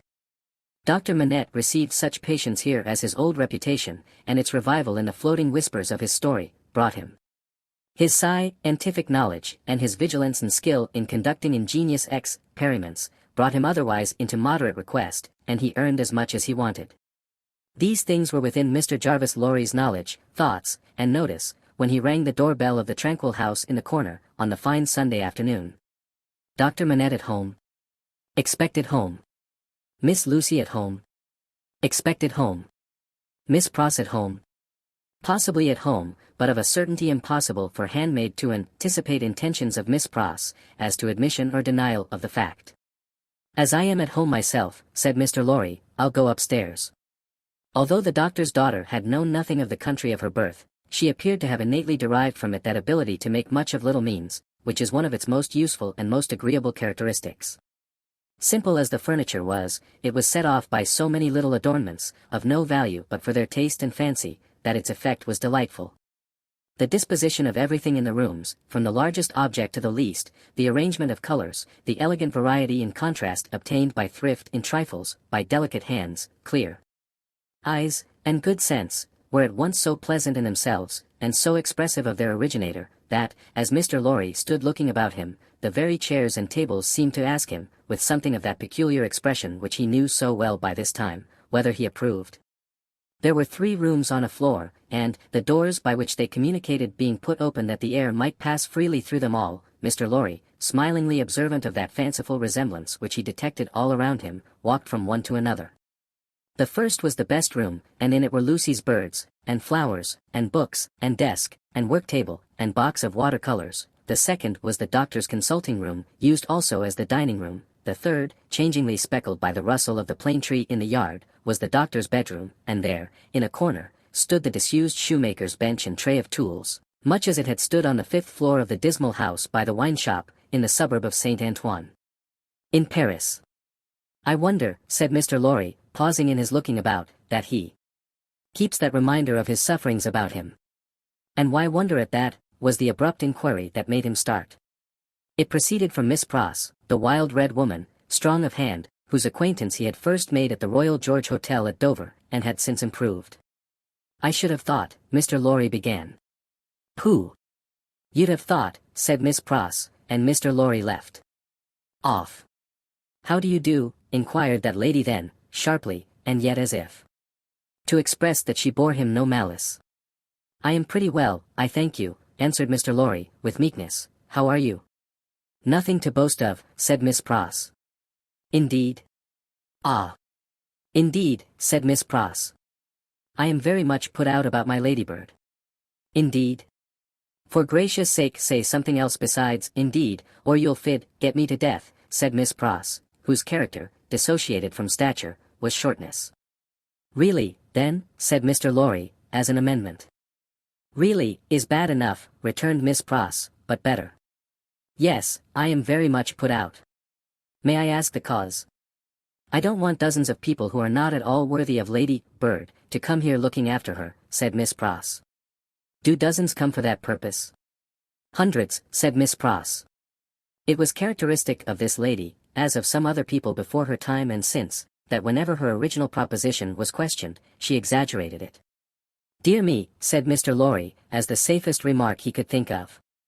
I have lived with the darling, or the darling has lived with me, and paid me for it, which she certainly should never have done. You may take your affidavit, if I could have afforded to keep either myself or her for nothing, since she was 10 years old. And it's really very hard, said Miss Pross. Not seeing with precision what was very hard, Mr. Lorry shook his head, using that important part of himself as a sort of fairy cloak that would fit anything. All sorts of people who are not in the least degree worthy of the pet, are always turning up, said Miss Pross. When you began it. I began it, Miss Pross. Didn't you? Who brought her father to life? Oh. If that was beginning it, said Mr. Lorry. It wasn't ending it, I suppose. I say, when you began it, it was hard enough, not that I have any fault to find with Dr. Manette, except that he is not worthy of such a daughter, which is no imputation on him, for it was not to be expected that anybody should be, under any circumstances. But it really is doubly and trebly hard to have crowds and multitudes of people turning up after him. I could have forgiven him, to take Ladybird's affections away from me. Mr. Lorry knew Miss Pross to be very jealous, but he also knew her by this time to be beneath the surface of her eccentricity, one of those unselfish creatures, found only among women, who will, for pure love and admiration, bind themselves willing slaves, to youth when they have lost it, to beauty that they never had, to accomplishments that they were never fortunate enough to gain, to bright hopes that never shone upon their own somber lives. He knew enough of the world to know that there is nothing in it better than the faithful service of the heart, so rendered and so free from any mercenary taint, he had such an exalted respect for it, that in the retributive arrangements made by his own mind, we all make such arrangements, more or less, he stationed Miss Pross much nearer to the lower angels than many ladies immeasurably better got up both by nature and art, who had balances at Tellson's. There never was, nor will be, but one man worthy of Ladybird, said Miss Pross, and that was my brother Solomon, if he hadn't made a mistake in life. Here again, Mr. Lorry's inquiries into Miss Pross's personal history had established the fact that her brother Solomon was a heartless scoundrel who had stripped her of everything she possessed, as a stake to speculate with, and had abandoned her in her poverty for evermore, with no touch of compunction. Miss Pross's fidelity of belief in Solomon, deducting a mere trifle for this slight mistake, was quite a serious matter with Mr. Lorry, and had its weight in his good opinion of her. As we happen to be alone for the moment, and are both people of business, he said, when they had got back to the drawing-room and had sat down there in friendly relations, let me ask you, does the doctor, in talking with Lucy, never refer to the shoemaking time, yet? Never. And yet keeps that bench and those tools beside him? Ah, returned Miss Pross, shaking her head. But I don't say he don't refer to it within himself. Do you believe that he thinks of it much? I do, said Miss Pross. Do you imagine, Mr. Lorry had begun, when Miss Pross took him up short with. Never imagine anything. Have no imagination at all. I stand corrected, do you suppose, you go so far as to suppose, sometimes? Now and then, said Miss Pross. Do you suppose, Mr. Lorry went on, with a laughing twinkle in his bright eye, as it looked kindly at her, that Dr. Manette has any theory of his own, preserved through all those years, relative to the cause of his being so oppressed, perhaps, even to the name of his oppressor? I don't suppose anything about it but what Ladybird tells me. And that is? That she thinks he has. Now don't be angry at my asking all these questions, because I am a mere dull man of business, and you are a woman of business. Dull? Miss Pross inquired, with placidity. Rather wishing his modest adjective away, Mr. Lorry replied, no, no, no. Surely not. To return to business, is it not remarkable that Dr. Manette, unquestionably innocent of any crime as we are all well assured he is, should never touch upon that question? I will not say with me, though he had business relations with me many years ago, and we are now intimate, I will say with the fair daughter to whom he is so devotedly attached, and who is so devotedly attached to him. Believe me, Miss Pross, I don't approach the topic with you, out of curiosity, but out of zealous interest. Well. To the best of my understanding, and bad's the best, you'll tell me, said Miss Pross, softened by the tone of the apology, he is afraid of the whole subject. Afraid? It's plain enough, I should think, why he may be. It's a dreadful remembrance. Besides that, his loss of himself grew out of it. Not knowing how he lost himself, or how he recovered himself, he may never feel certain of not losing himself again. That alone wouldn't make the subject pleasant, I should think. It was a profounder remark than Mr. Lorry had looked for. True, said he, and fearful to reflect upon. Yet, a doubt lurks in my mind, Miss Pross, whether it is good for Dr. Manette to have that suppression always shut up within him. Indeed, it is this doubt and the uneasiness it sometimes causes me that has led me to our present confidence. Can't be helped, said Miss Pross, shaking her head. Touch that string, and he instantly changes for the worse. Better leave it alone. In short, must leave it alone, like or no like. Sometimes, he gets up in the dead of the night, and will be heard, by us overhead there, walking up and down, in his room. Ladybird has learnt to know then that his mind is walking up and down, in his old prison. She hurries to him, and they go on together, walking up and down, until he is composed. But he never says a word of the true reason of his restlessness, to her, and she finds it best not to hint at it to him. In silence they go walking up and down together, till her love and company have brought him to himself. Notwithstanding Miss Pross's denial of her own imagination, there was a perception of the pain of being monotonously haunted by one sad idea, in her repetition of the phrase, walking up and down, which testified to her possessing such a thing. The corner has been mentioned as a wonderful corner for echoes. It had begun to echo so resoundingly to the tread of coming feet, that it seemed as though the very mention of that weary pacing to and fro had set it going. "Here they are," said Miss Pross, rising to break up the conference, "and now we shall have hundreds of people pretty soon." It was such a curious corner in its acoustical properties, such a peculiar ear of a place, that as Mr. Lorry stood at the open window, look ing for the father and daughter whose steps he heard, he fancied they would never approach. Not only would the echoes die away, as though the steps had gone, but echoes of other steps that never came would be heard in their stead, and would die away for good when they seemed close at hand. However, father and daughter did at last appear, and Miss Pross was ready at the street door to receive them.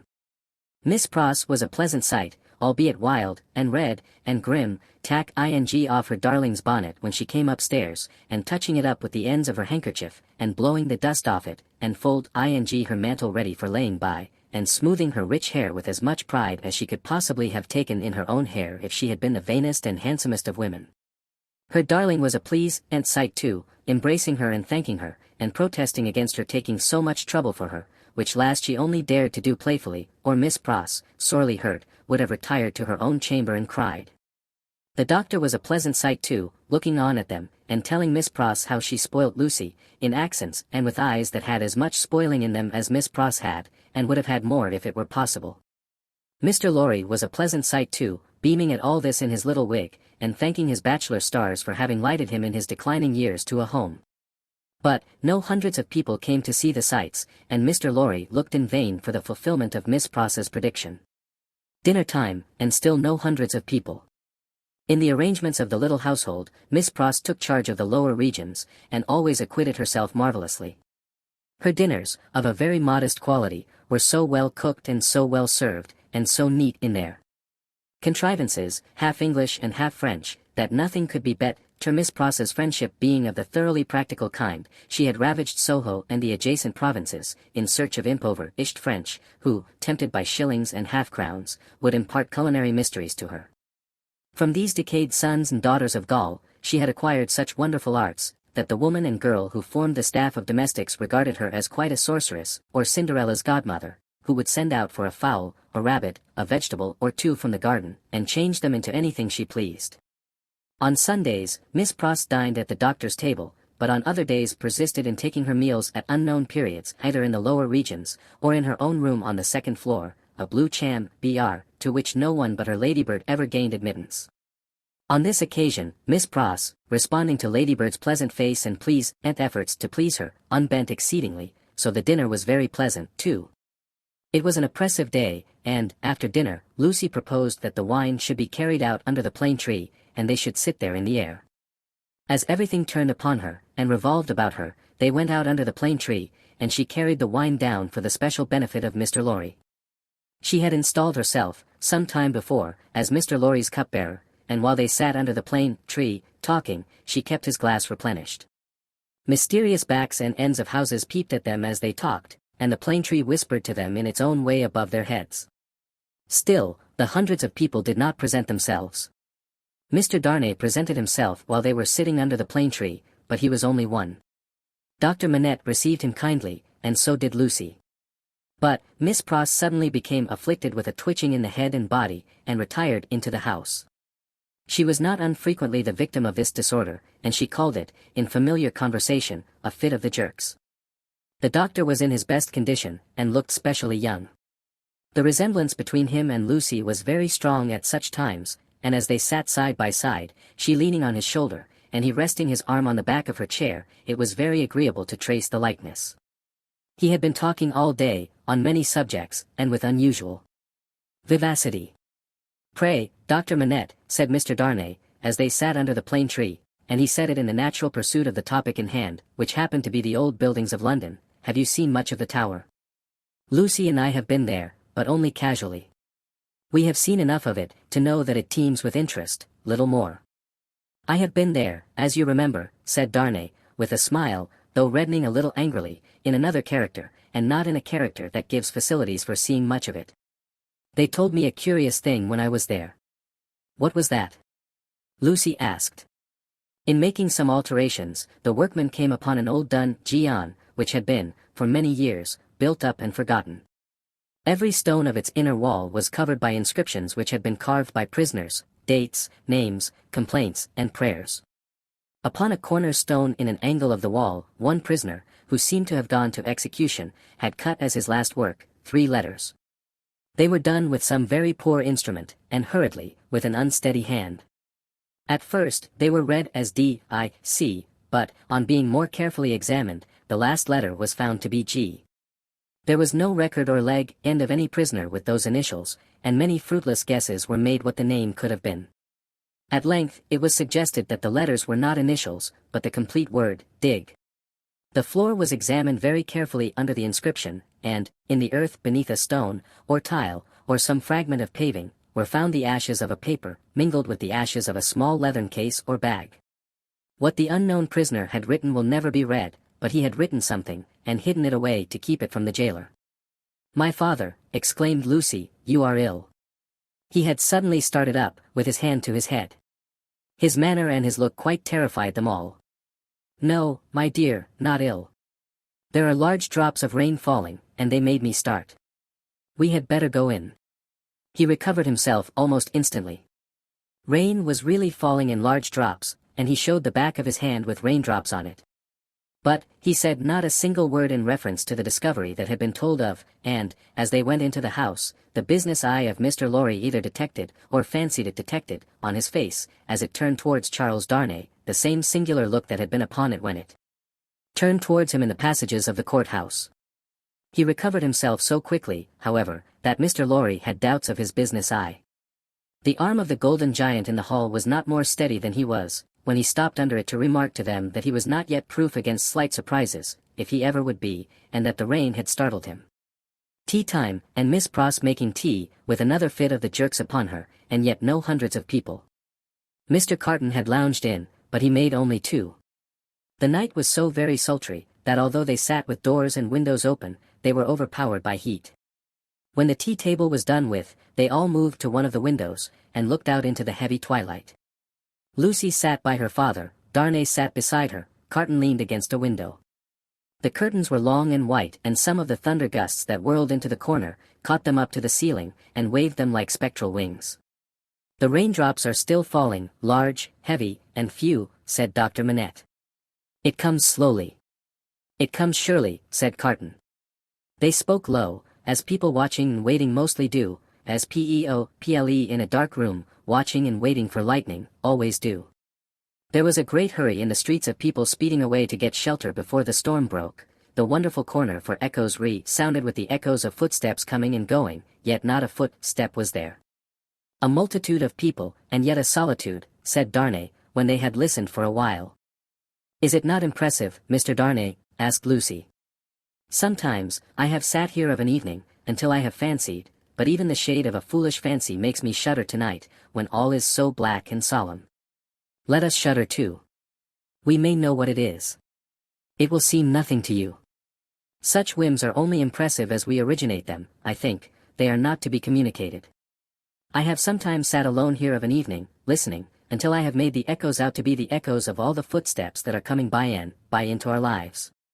There is a great crowd coming one day into our lives, if that be so," Sidney Carton struck in his moody way. The footsteps were incessant, and the hurry of them became more and more rapid. The corner echoed and re-echoed with the tread of feet, some, as it seemed, under the windows, some, as it seemed, in the room, some coming, some going, some breaking off, some stopping altogether, all in the distant streets, and not one within sight. "Are all these footsteps destined to come to all of us, Miss Manette, or are we to divide them among us?" "I don't know, Mr. Darnay. I told you it was a foolish fancy, but you asked for it. When I have yielded myself to it, I have been alone, and then I have imagined them the footsteps of the people who are to come into my life, and my father's. I take them into mine," said Carton. "I ask no questions and make no stipulations. There is a great crowd bearing down upon us, Miss Manette, and I see them, by the lightning." He added the last words, after there had been a vivid flash which had shown him lounging in the window. "And I hear them," he added again, after a peal of thunder. "Here they come, fast, fierce, and furious." It was the rush and roar of rain that he typified, and it stopped him, for no voice could be heard in it. A memorable storm of thunder and lightning broke with that sweep of water, and there was not a moment's interval in crash, and fire, and rain, until after the moon rose at midnight. The great bell of St. Paul's was striking one in the cleared air, when Mr. Lorry, escorted by Jerry, high-booted and bearing a lantern, set forth on his return passage to Clerkenwell. There were solitary patches of road on the way between Soho and Clerkenwell, and Mr. Lorry, mindful of footpads, always retained Jerry for this service, though it was usually performed a good 2 hours earlier. "What a night it has been!" "Almost a night, Jerry," said Mr. Lorry, "to bring the dead out of their graves." "I never see the night myself, master, nor yet I don't expect to. What would do that?" answered Jerry. "Good night, Mr. Carton," said the man of business. "Good night, Mr. Darnay. Shall we ever see such a night again, together?" "Perhaps. Perhaps, see the great crowd of people with its rush and roar, bearing down upon them, too." Chapter 7. Monseigneur in Town. Monseigneur, one of the great lords in power at the court, held his fortnightly reception in his grand hotel in Paris. Monseigneur was in his inner room, his sanctuary of sanctuaries, the holiest of holiests to the crowd of worshippers in the suite of rooms without. Monseigneur was about to take his chocolate. Monseigneur could swallow a great many things with ease, and was by some few sullen minds supposed to be rather rapidly swallowing France, but his morning's chocolate could not so much as get into the throat of Monseigneur, without the aid of 4 strong men besides the cook. Yes. It took 4 men, all 4 ablaze with gorgeous decoration, and the chief of them unable to exist with fewer than 2 gold watches in his pocket, emulative of the noble and chaste fashion set by Monseigneur, to conduct the happy chocolate to Monseigneur's lips. 1 lackey carried the chocolate pot into the sacred presence, a second, milled and frothed the chocolate with the little instrument he bore for that function, a third, presented the favored napkin, a fourth, he of the 2 gold watches, poured the chocolate out. It was impossible for Monseigneur to dispense with one of these attendants on the chocolate and hold his high place under the admiring heavens. Deep would have been the blot upon his escutcheon if his chocolate had been ignobly waited on by only 3 men, he must have died of 2. Monseigneur had been out at a little supper last night, where the comedy and the grand opera were charmingly represented. Monseigneur was out at a little supper most nights, with fascinating compagnie. So polite and so impressible was Monseigneur, that the comedy and the grand opera had far more influence with him in the tiresome articles of state affairs and state secrets, than the needs of all France. A happy circumstance for France, as the like always is for all countries similarly favored, always was for England, by way of example, in the regretted days of the Mary Stuart who sold it. Monseigneur had one truly noble idea of general public business, which was, to let everything go on in its own way. Of particular public business, Monseigneur had the other truly noble idea that it must all go his way, tend to his own power and pocket. Of his pleasures, general and particular, Monseigneur had the other truly noble idea, that the world was made for them. The text of his order, altered from the original by only a pronoun, which is not much, ran, "The earth and the fullness thereof are mine," saith Monseigneur. Yet, Monseigneur had slowly found that vulgar embarrassments crept into his affairs, both private and public, and he had, as to both classes of affairs, allied himself perforce with a farmer general. As to finances public, because Monseigneur could not make anything at all of them, and must consequently let them out to somebody who could; as to finances private, because farmer generals were rich, and Monseigneur, after generations of great luxury and expense, was growing poor. Hence Monseigneur had taken his sister from a convent, while there was yet time to ward off the impending veil, the cheapest garment she could wear, and had bestowed her as a prize upon a very rich farmer general, poor in family. Which farmer general, carrying an appropriate cane with a golden apple on the top of it, was now among the company in the outer rooms, much prostrated before by mankind, always except superior mankind of the blood of Monseigneur, who, his own wife included, looked down upon him with the loftiest contempt. A sumptuous man was the farmer general. 30 horses stood in his stables, 24 male domestics sat in his halls, 6 body women waited on his wife. As one who pretended to do nothing but plunder and forage where he could, the farmer general, howsoever his matrimonial relations conduced to social morality, was at least the greatest reality among the personages who attended at the hotel of Monseigneur that day. For, the rooms, though a beautiful scene to look at, and adorned with every device of decoration that the taste and skill of the time could achieve, were, in truth, not a sound business, considered with any reference to the scarecrows in the rags and nightcaps elsewhere, and not so far off, either, but that the watching towers of Notre Dame, almost equidistant from the 2 extremes, could see them both. They would have been an exceedingly uncomfortable business, if that could have been anybody's business, at the house of Monseigneur.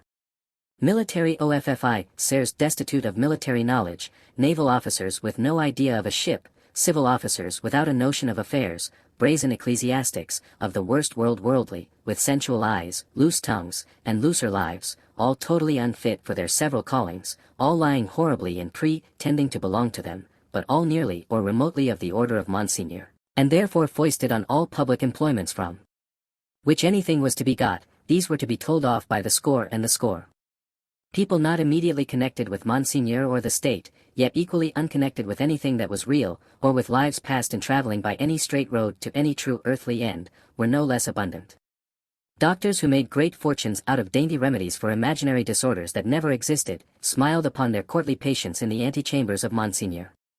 Projectors who had discovered every kind of remedy for the little evils with which the state was touched, except the remedy of setting to work in earnest to root out a single sin, poured their distracting babble into any ears they could lay hold of, at the reception of Monseigneur. Unbelieving philosophers who were remodeling the world with words, and making card towers of babble to scale the skies with, talked with unbelieving chemists who had an eye on the transmutation of metals, at this wonderful gathering accumulated by Monseigneur. Exquisite gentlemen of the finest breeding, which was at that remarkable time, and has been since, to be known by its fruits of indifference to every natural subject of human interest, were in the most exemplary state of exhaustion, at the hotel of Monseigneur. Such homes had these various notabilities left behind them in the fine world of Paris, that the spies among the assembled devotees of Monseigneur, forming a goodly half of the polite company, would have found it hard to discover among the angels of that sphere one solitary wife, who, in her manners and appearance, owned to being a mother. Indeed, except for the mere act of bringing a troublesome creature into this world, which does not go far towards the realization of the name of mother, there was no such thing known to the fashion. Peasant women kept the unfashionable babies close, and brought them up, and charming grandmammas of 60 dressed and supped as at 20. The leprosy of unreality disfigured every human creature in a dance upon Monseigneur. In the outermost room were half a dozen exceptional people who had had, for a few years, some vague misgiving in them that things in general were going rather wrong. As a promising way of setting them right, half of the half-dozen had become members of a fantastic sect of convulsionists, and were even then considering within themselves whether they should foam, rage, roar, and turn cataleptic on the spot, thereby setting up a highly intelligible finger-post to the futur, for Monseigneur's guidance. Besides these dervishes, were other three who had rushed into another sect, which mended matters with a jargon about the center of truth, holding that man had got out of the center of truth, which did not need much demonstration, but had not got out of the circumference, and that he was to be kept from flying out of the circumference, and was even to be shoved back into the centre, by fasting and seeing of spirits. Among these, accordingly, much discoursing with spirits went on, and it did a world of good which never became manifest. But the comfort was, that all the company at the Grand Hotel of Monseigneur were perfectly dressed. If the day of judgment had only been ascertained to be a dress day, everybody there would have been eternally correct. Such frizzling and powdering and sticking up of hair, such delicate complexions artificially preserved and mended, such gallant swords to look at, and such delicate honor to the sense of smell, would surely keep anything going, for ever and ever. The exquisite gentlemen of the finest breeding wore little pendant trinkets that chinked as they languidly moved. These golden fetters rang like precious little bells, and what with that ringing, and with the rustle of silk and brocade and fine linen, there was a flutter in the air that fanned Saint Antoine and his devouring hunger far away. Dress was the one unfailing talisman and charm used for keeping all things in their places. Everybody was dressed for a fancy ball that was never to leave off. From the palace of the Tuileries, through Monseigneur and the whole court, through the chambers, the tribunals of justice, and all society, except the scarecrows, the fancy ball descended to the common executioner, who, in pursuance of the charm, was required to officiate, frizzled, powdered, in a gold-laced coat, pumps, and white silk stockings. At the gallows and the wheel, the axe was a rarity, Monsieur Paris, as it was the episcopal mode among his brother professors of the provinces, Monsieur Orleans, and the rest, to call him, presided in this dainty dress. And who among the company at Monseigneur's reception in that 1780th year of our Lord, could possibly doubt, that a system rooted in a frizzled hangman, powdered, gold-laced, pumped, and white silk stockinged, would see the very stars out? Monseigneur, having eased his 4 men of their burdens and taken his chocolate, caused the doors of the holiest of holiest to be thrown open, and issued forth. Then, what submission, what cringing and fawn, what servility, what abject humiliation! As to bowing down in body and spirit, nothing in that way was left for heaven, which may have been one among other reasons why the worshippers of Monseigneur never troubled it. Bestowing a word of promise here and a smile there, a whisper on one happy slave and a wave of the hand on another, Monseigneur Hablot passed through his rooms to the remote region of the circumference of truth. There, Monseigneur turned, and came back again, and so in due course of time got himself shut up in his sanctuary by the chocolate sprites, and was seen no more. The show being over, the flutter in the air became quite a little storm, and the precious little bells went ringing downstairs. There was soon but one person left of all the crowd, and he, with his hat under his arm and his snuff-box in his hand, slowly passed among the mirrors on his way out. "I devote you," said this person, stopping at the last door on his way, and turning in the direction of the sanctuary, "to the devil." With that, he shook the snuff from his fingers as if he had shaken the dust from his feet, and quietly walked downstairs. He was a man of about 60, handsomely dressed, haughty in manner, and with a face like a fine mask. A face of a transparent paleness, every feature in it clearly defined, one set expression on it. The nose, beautifully formed otherwise, was very slightly pinched at the top of each nostril. In those two compressions, or dints, the only little change that the face ever showed, resided. They persisted in changing color sometimes, and they would be occasionally dilated and contracted by something like a faint pulsation, then, they gave a look of treachery and cruelty to the whole countenance. Examined with attention, its capacity of helping such a look was to be found in the line of the mouth, and the lines of the orbits of the eyes, being much too horizontal and thin. Still, in the effect of the face made, it was a handsome face, and a remarkable one. Its owner went downstairs into the courtyard, got into his carriage, and drove away. Not many people had talked with him at the reception, he had stood in a little space apart, and Monseigneur might have been warmer in his manner. It appeared, under the circumstances, rather agreeable to him to see the common people dispersed before his horses, and often barely escaping from being run down. His man drove as if he were charging an enemy, and the furious recklessness of the man brought no check into the face, or to the lips, of the master. The calm plaint had sometimes made itself audible, even in that deaf city and dumb age, that, in the narrow streets without footways, the fierce patrician custom of hard driving endangered and maimed the mere vulgar in a barbarous manner. But, few cared enough for that to think of it a second time, and, in this matter, as in all others, the common wretches were left to get out of their difficulties as they could. With a wild rattle and clatter, and an inhuman abandonment of consideration not easy to be understood in these days, the carriage dashed through streets and swept round corners, with women screaming before it, and men clutching each other and clutching children out of its way. At last, swooping at a street corner by a fountain, one of its wheels came to a sickening little jolt, and there was a loud cry from a number of voices, and the horses reared and plunged. But for the latter inconvenience, the carriage probably would not have stopped. Carriages were often known to drive on, and leave their wounded behind, and why not?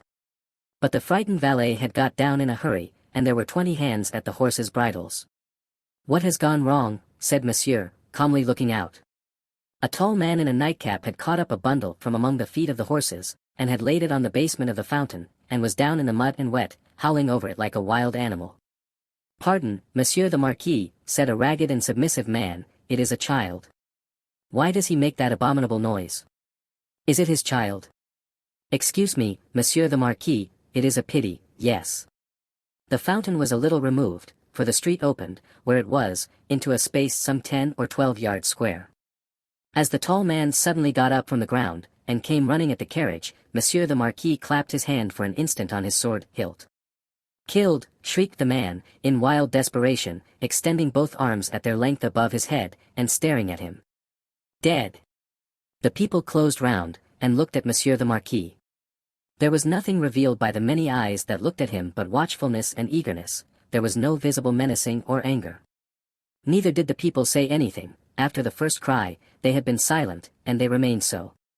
The voice of the submissive man who had spoken, was flat and tame in its extreme submission.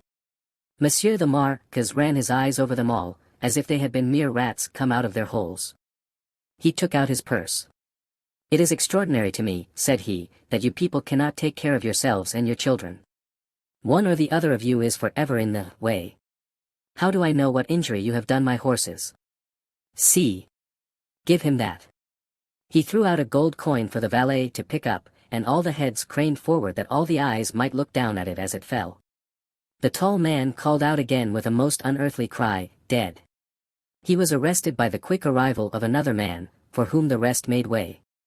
On seeing him, the miserable creature fell upon his shoulder, sobbing and crying, and pointing to the fountain, where some women were stooping over the motionless bundle and moving gently about it. They were as silent, however, as the men. I know all," said the last comer. "Be a brave man, my Gaspard. It is better for the poor little plaything to die so, than to live. It has died in a moment without pain. Could it have lived an hour as happily?"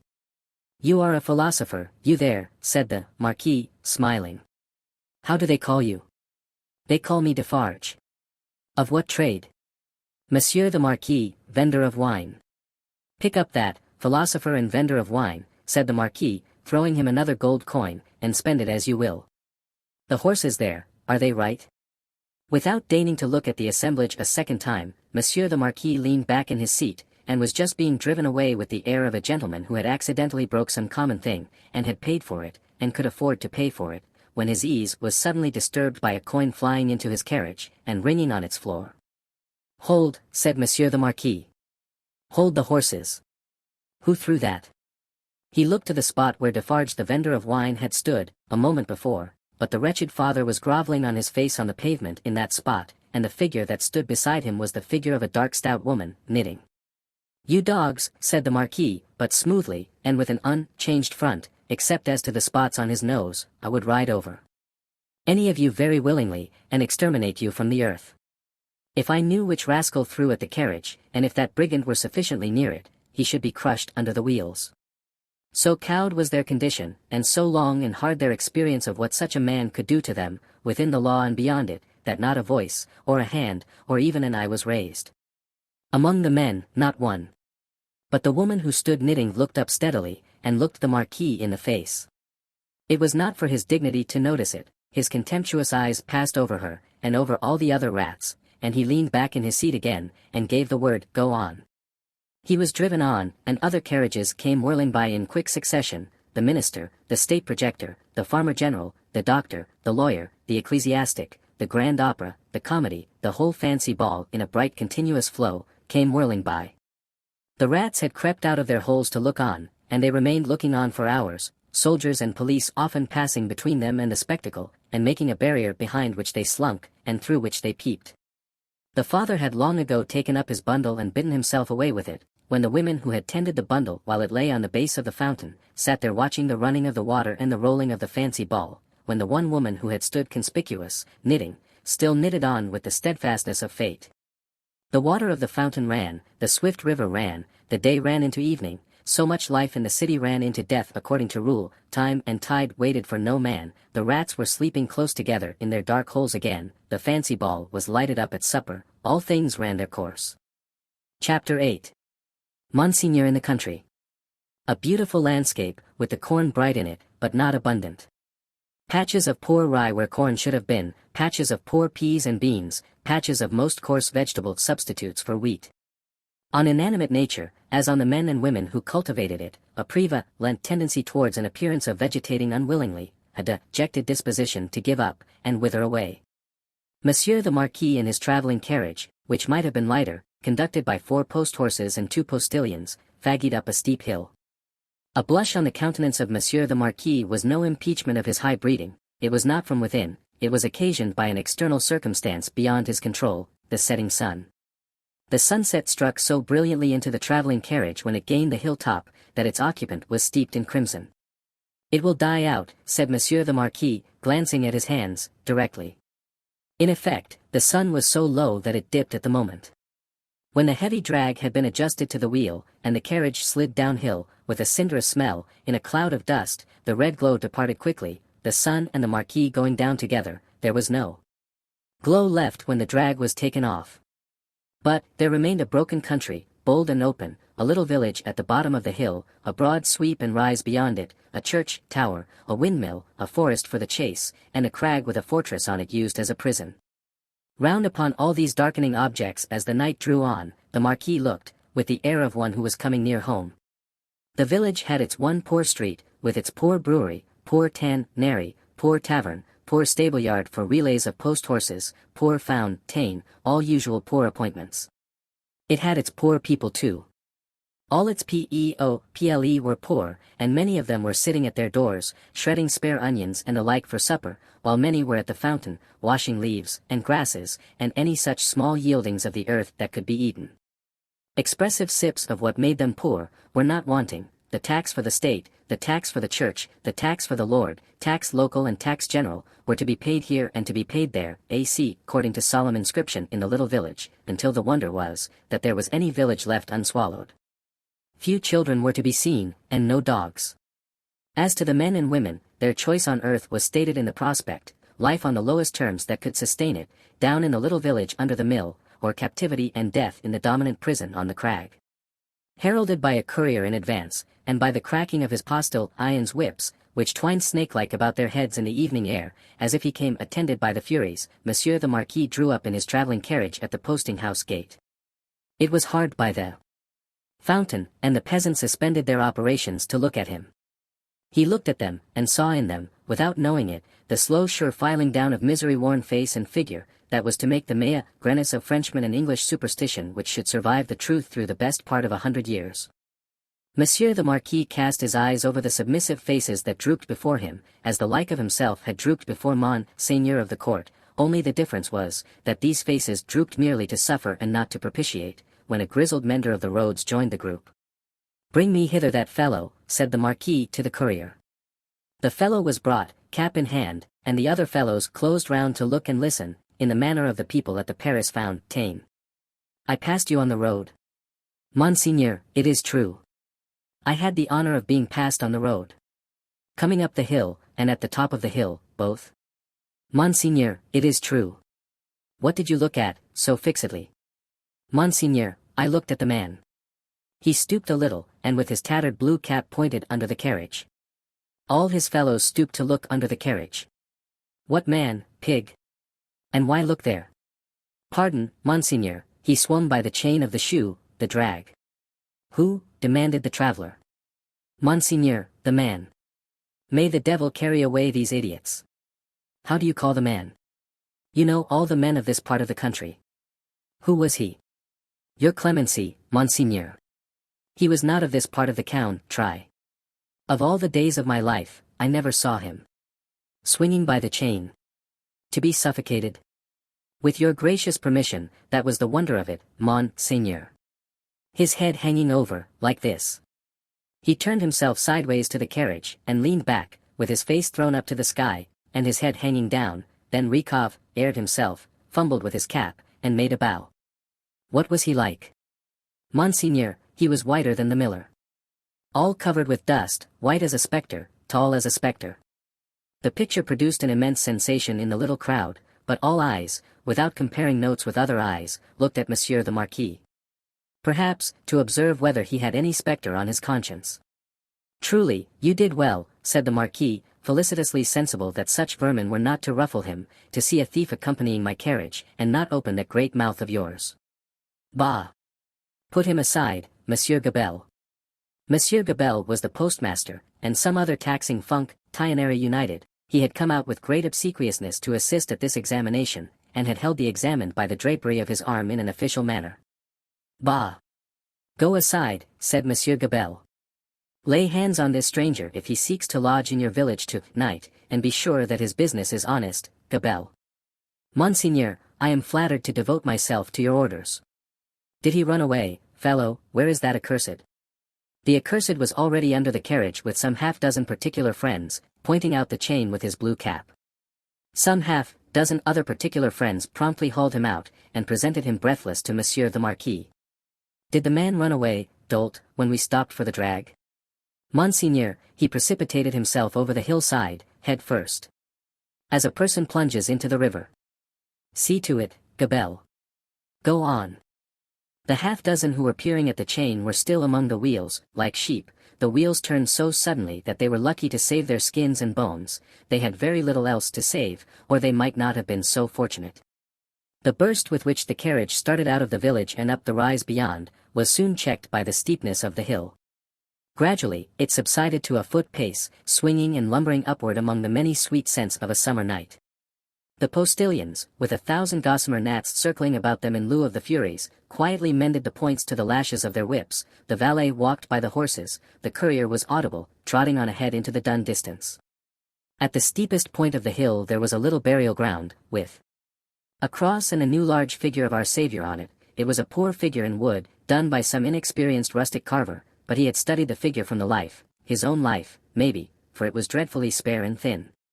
To this distressful emblem of a great distress that had long been growing worse, and was not at its worst, a woman was kneeling. She turned her head as the carriage came up to her, rose quickly, and presented herself at the carriage door. "It is you, Monseigneur." "Monseigneur, a petition." With an exclamation of impatience, but with his unchangeable face, Monseigneur looked out. "How, then? What is it?" "Always petitions." "Monseigneur. For the love of the great God." "My husband, the forester." "What of your husband, the forester?" "Always the same with you people. He cannot pay something." "He has paid all, Monseigneur." "He is dead." "Well. He is quiet. Can I restore him to you?" "Alas, no, Monseigneur. But he lies yonder, under a little heap of poor grass." "Well. Monseigneur, there are so many little heaps of poor grass." Again, well. She looked an old woman, but was young.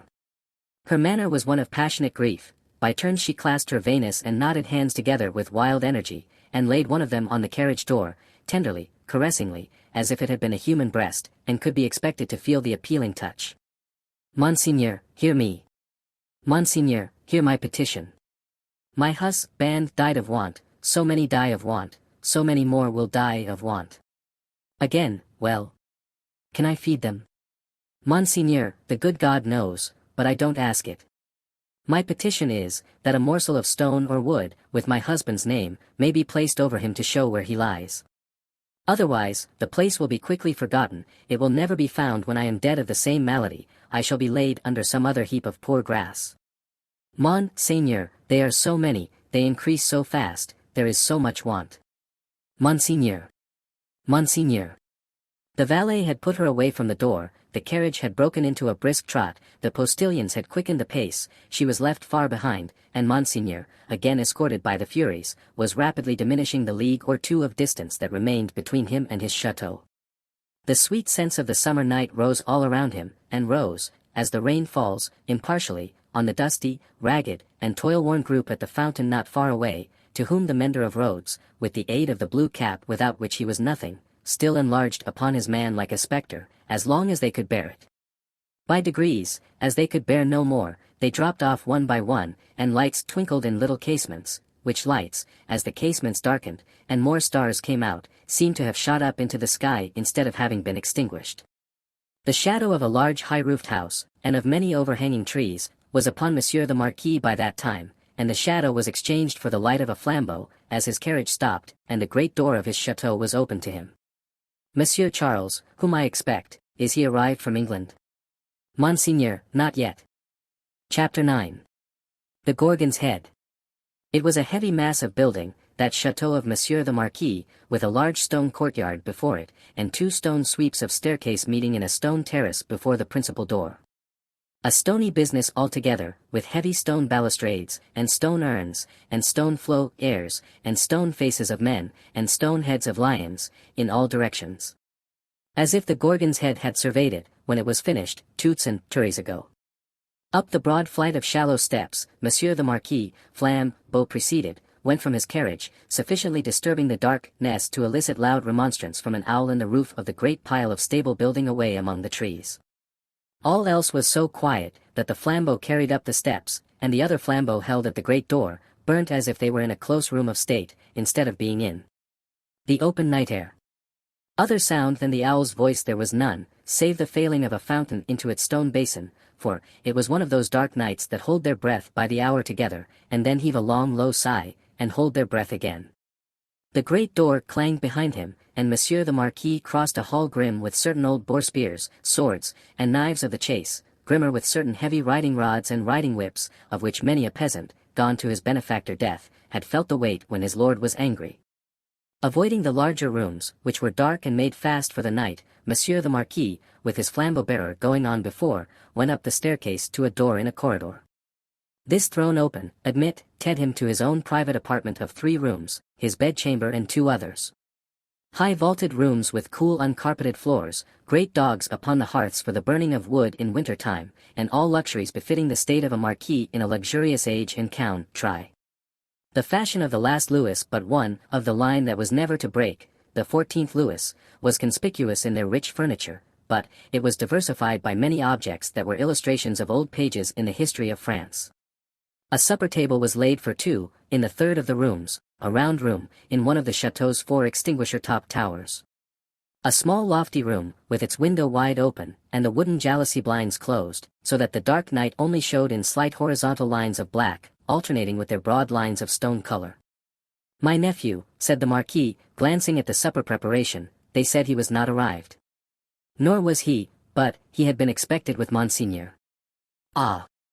It is not probable he will arrive tonight, nevertheless, leave the table as it is.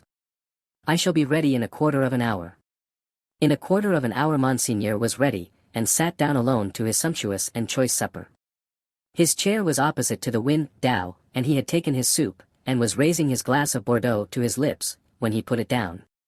"What is that?" he calmly asked, looking with attention at the horizontal lines of black and stone color. "Monseigneur?" "That? Outside the blinds." "Open the blinds." It was done. "Well?" "Monseigneur, it is nothing. The trees and the night are all that are here." The servant who spoke had thrown the blinds wide, had looked out into the vacant darkness, and stood with that blank behind him, looking round for instructions. "Good," said the imperturbable master. "Close them again." That was done too, and the Marquis went on with his supper. He was halfway through it, when he again stopped with his glass in his hand, hearing the sound of wheels. It came on briskly, and came up to the front of the chateau. "Ask who is arrived." It was the nephew of Monseigneur. He had been some few leagues behind Monseigneur, early in the afternoon. He had diminished the distance rapidly, but not so rapidly as to come up with Monseigneur on the road. He had heard of Monseigneur, at the posting-houses, as being before him. He was to be told, said Monseigneur, that supper awaited him then and there, and that he was prayed to come to it. In a little while he came. He had been known in England as Charles Darnay. Monseigneur received him in a courtly manner, but they did not shake hands. "You left Paris yesterday, sir," he said to Monseigneur, as he took his seat at table. "Yesterday. And you?" "I come direct." "From London?" "Yes." "You have been a long time coming," said the Marquis, with a smile. "On the contrary, I come direct." "Pardon me. I mean, not a long time on the journey, a long time intending the journey. I have been detained by," the nephew stopped a moment in his answer, "various business." "Without doubt," said the polished uncle. So long as a servant was present, no other words passed between them. When coffee had been served and they were alone together, the nephew, looking at the uncle and meeting the eyes of the face that was like a fine mask, opened a conversation. "I have come back, sir, as you anticipate, pursuing the object that took me away. It carried me into great and unexpected peril, but it is a sacred object, and if it had carried me to death I hope it would have sustained me." "Not to death," said the uncle, "it is not necessary to say, to death." "I doubt, sir," returned the nephew, "whether, if it had carried me to the utmost brink of death, you would have cared to stop me there." The deepened marks in the nose, and the lengthening of the fine straight lines in the cruel face, looked ominous as to that. The uncle made a graceful gesture of protest, which was so clearly a slight form of good breeding that it was not reassuring. "Indeed, sir," pursued the nephew, "for anything I know, you may have expressly worked to give a more suspicious appearance to the pickiest circumstances that surrounded me." "No, no, no," said the uncle, pleasantly. "But, however that may be," resumed the nephew, glancing at him with deep distrust, "I know that your diplomacy would stop me by any means, and would know no scruple as to means." "My friend, I told you so," said the uncle, with a fine pulsation in the 2 marks. "Do me the favor to recall that I told you so, long ago." "I recall it." "Thank you," said the Marquise, very sweetly indeed. His tone lingered in the air, almost like the tone of a musical instrument. "In effect, sir," pursued the nephew, I believe it to be at once your bad fortune, and my good fortune, that has kept me out of a prison in France here. I do not quite understand, returned the uncle, sipping his coffee. Dare I ask you to explain? I believe that if you were not in disgrace with the court, and had not been overshadowed by that cloud for years past, a letter de cachet would have sent me to some fortress indefinitely. It is possible, said the uncle, with great calmness. For the honor of the family, I could even resolve to incommode you to that extent. Pray excuse me. I perceive that, happily for me, the reception of the day before yesterday was, as usual, a cold one, observed the nephew. I would not say happily, my friend, returned the uncle, with fine politeness, I would not be sure of that. A good opportunity for consideration, surrounded by the advantages of solitude, might influence your destiny to far greater advantage than you influence it for yourself. But it is useless to discuss the question. I am, as you say, at a disadvantage. These little instruments of correction, these gentle aids to the power and honor of families, these slight favors that might so incommode you, are only to be obtained now by interest and importunity. They are sought by so many, and they are granted, comparatively, to so few. It used not to be so, but France in all such things is changed for the worse. Our not remote ancestors held the right of life and death over the surrounding vulgar. From this room, many such dogs have been taken out to be hanged. In the next room, my bedroom, one fellow, to our knowledge, was poignarded on the spot for professing some insolent delicacy respecting his daughter. We have lost many privileges, a new philosophy has become the mode, and the assertion of our station, in these days, might, I do not go so far as to say would, but might, cause us real inconvenience. All very bad, very bad. The Marquis took a gentle little pinch of snuff, and shook his head, as elegantly despondent as he could becomingly be of a country still containing himself, that great means of regeneration. We have so asserted our station, both in the old time and in the modern time also, said the nephew, gloomily, that I believe our name to be more detested than any name in France. Let us hope so, said the uncle. Detestation of the high is the involuntary homage of the low. There is not, pursued the nephew, in his former tone, a face I can look at, in all this country round about us, which looks at me with any deference on it but the dark deference of fear and slavery.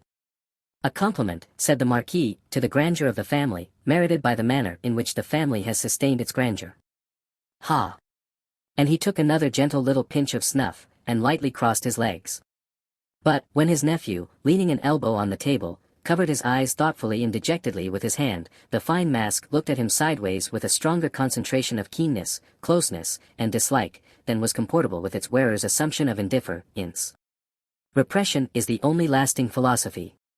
The dark deference of fear and slavery, my friend, observed the Marquis, will keep the dogs obedient to the whip, as long as this roof, looking up to it, shuts out the sky. That might not be so long as the Marquis supposed. If a picture of the chateau as it was to be a very few years hence, and of 50 like it as they too were to be a very few years hence, could have been shown to him that night, he might have been at a loss to claim his own from the ghastly, fire-charred, plunder-wrecked rains. As for the roof he vaunted, he might have found that shutting out the sky in a new way, to wit, forever, from the eyes of the bodies into which its lead was fired, out of the barrels of 100,000 muskets.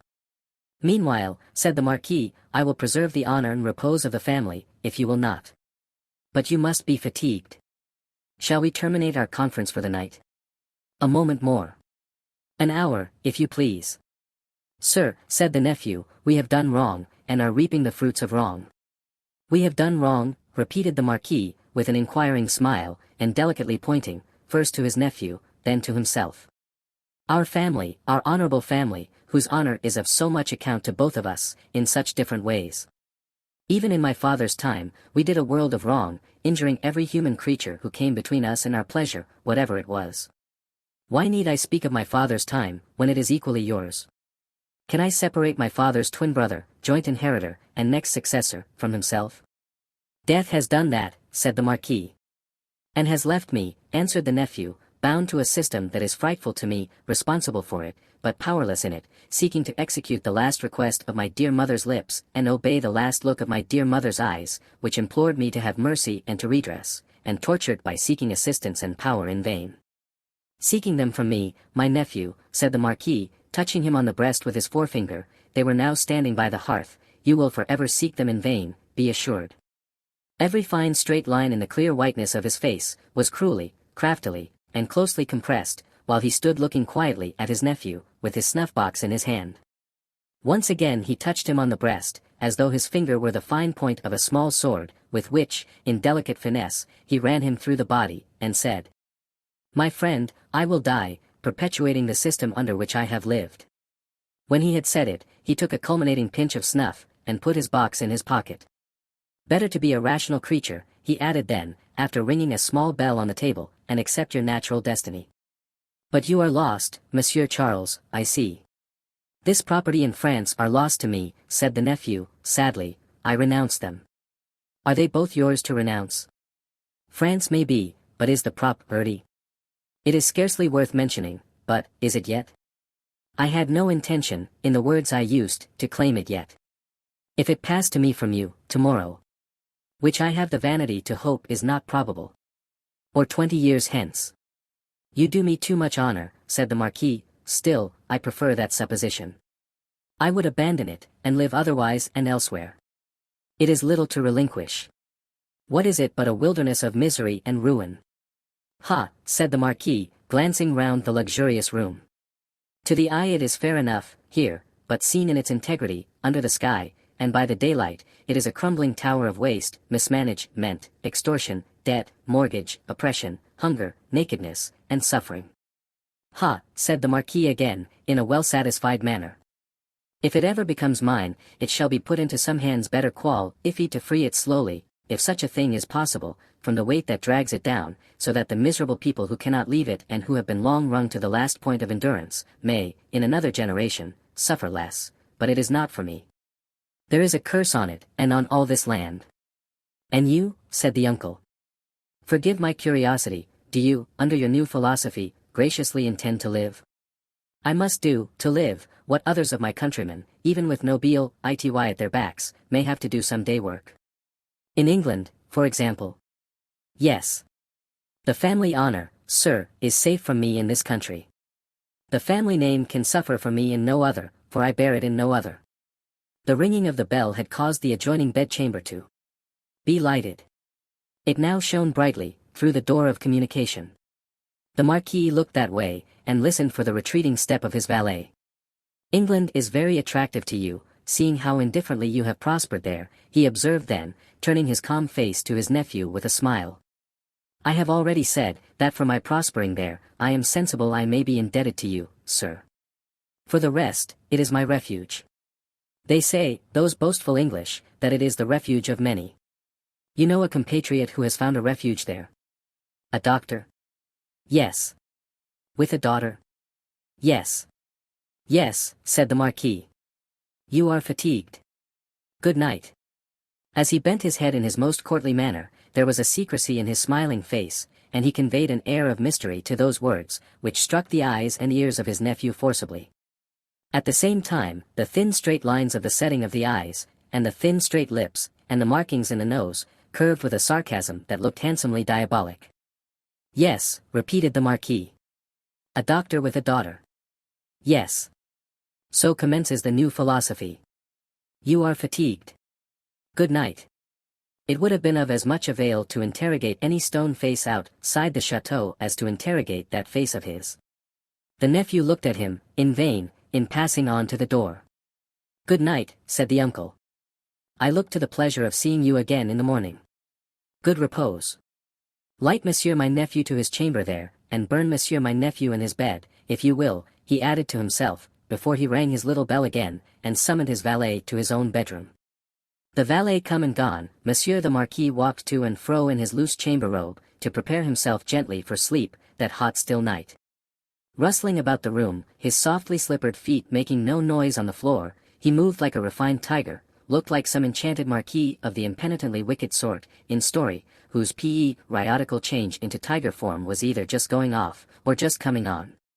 He moved from end to end of his voluptuous bedroom, looking again at the scraps of the day's journey that came unbidden into his mind, the slow toil up the hill at sunset, the setting sun, the descent, the mill, the prison on the crag, the little village in the hollow, the peasants at the fountain, and the mender of roads with his blue cap pointing out the chain under the carriage. That fountain suggested the Paris fountain, the little bundle lying on the step, the women bending over it, and the tall man with his arms up, crying, "Dead." "I am cool now," said Monsieur the Marquis, "and may go to bed." So, leaving only one light burning on the large hearth, he let his thin gauze curtains fall around him, and heard the night break its silence. With a long sigh as he composed himself to sleep. The stone faces on the outer walls stared blindly at the black night for 3 heavy hours. For 3 heavy hours, the horses in the stables rattled at their racks, the dogs barked, and the owl made a noise with very little resemblance in it to the noise conventionally assigned to the owl by men poets. But it is the obstinate custom of such creatures hardly ever to say what is set down for them.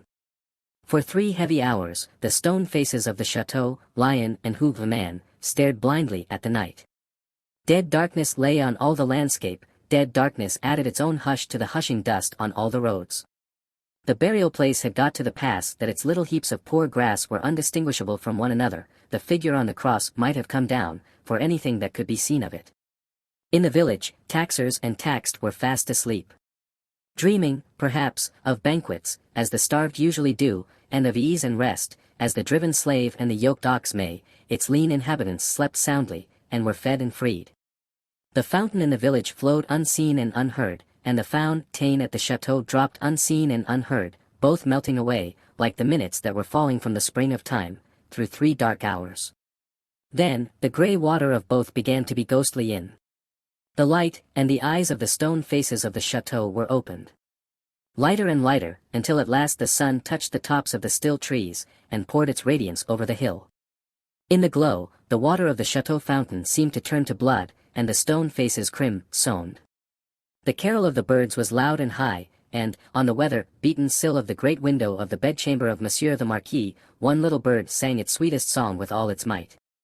At this, the nearest stone face seemed to stare amazed, and, with open mouth and dropped under jaw, looked awestricken. Now, the sun was full up, and movement began in the village.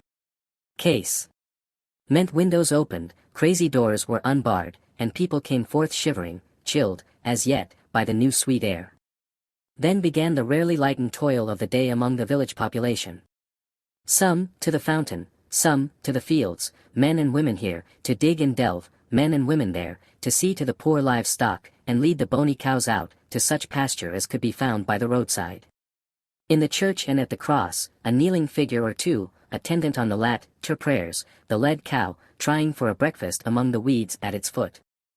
The chateau awoke later, as became its quality, but awoke gradually and surely.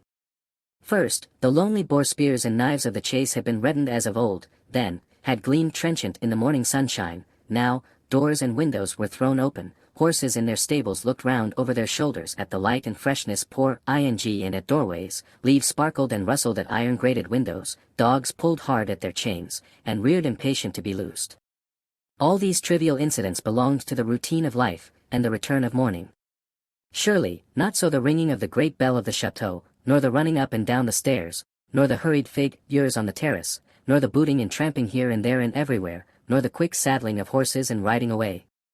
What winds conveyed this hurry to the grizzled mender of roads, already at work on the hilltop beyond the village, with his day's dinner, not much to carry, lying in a bundle that it was worth no crow's while to peck at, on a heap of stones? Had the birds, carrying some grains of it to a distance, dropped one over him as they sow chance seeds?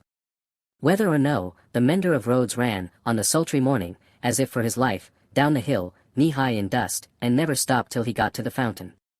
All the people of the village were at the fountain, standing about in their depressed manner, and whispering low, but showing no other emotions than grim curiosity and surprise. The led cows, hastily brought in and tethered to anything that would hold them, were looking stupidly on, or lying down chewing the cud of nothing particularly repaying their trouble, which they had picked up in their interrupted saunter. Some of the people of the chateau, and some of those of the posting-house, and all the taxing authorities, were armed more or less, and were crowded on the other side of the little street in a purposeless way, that was highly fraught with nothing. Already, the mender of roads had penetrated into the midst of a group of 50 particular friends, and was smiting himself in the breast with his blue cap.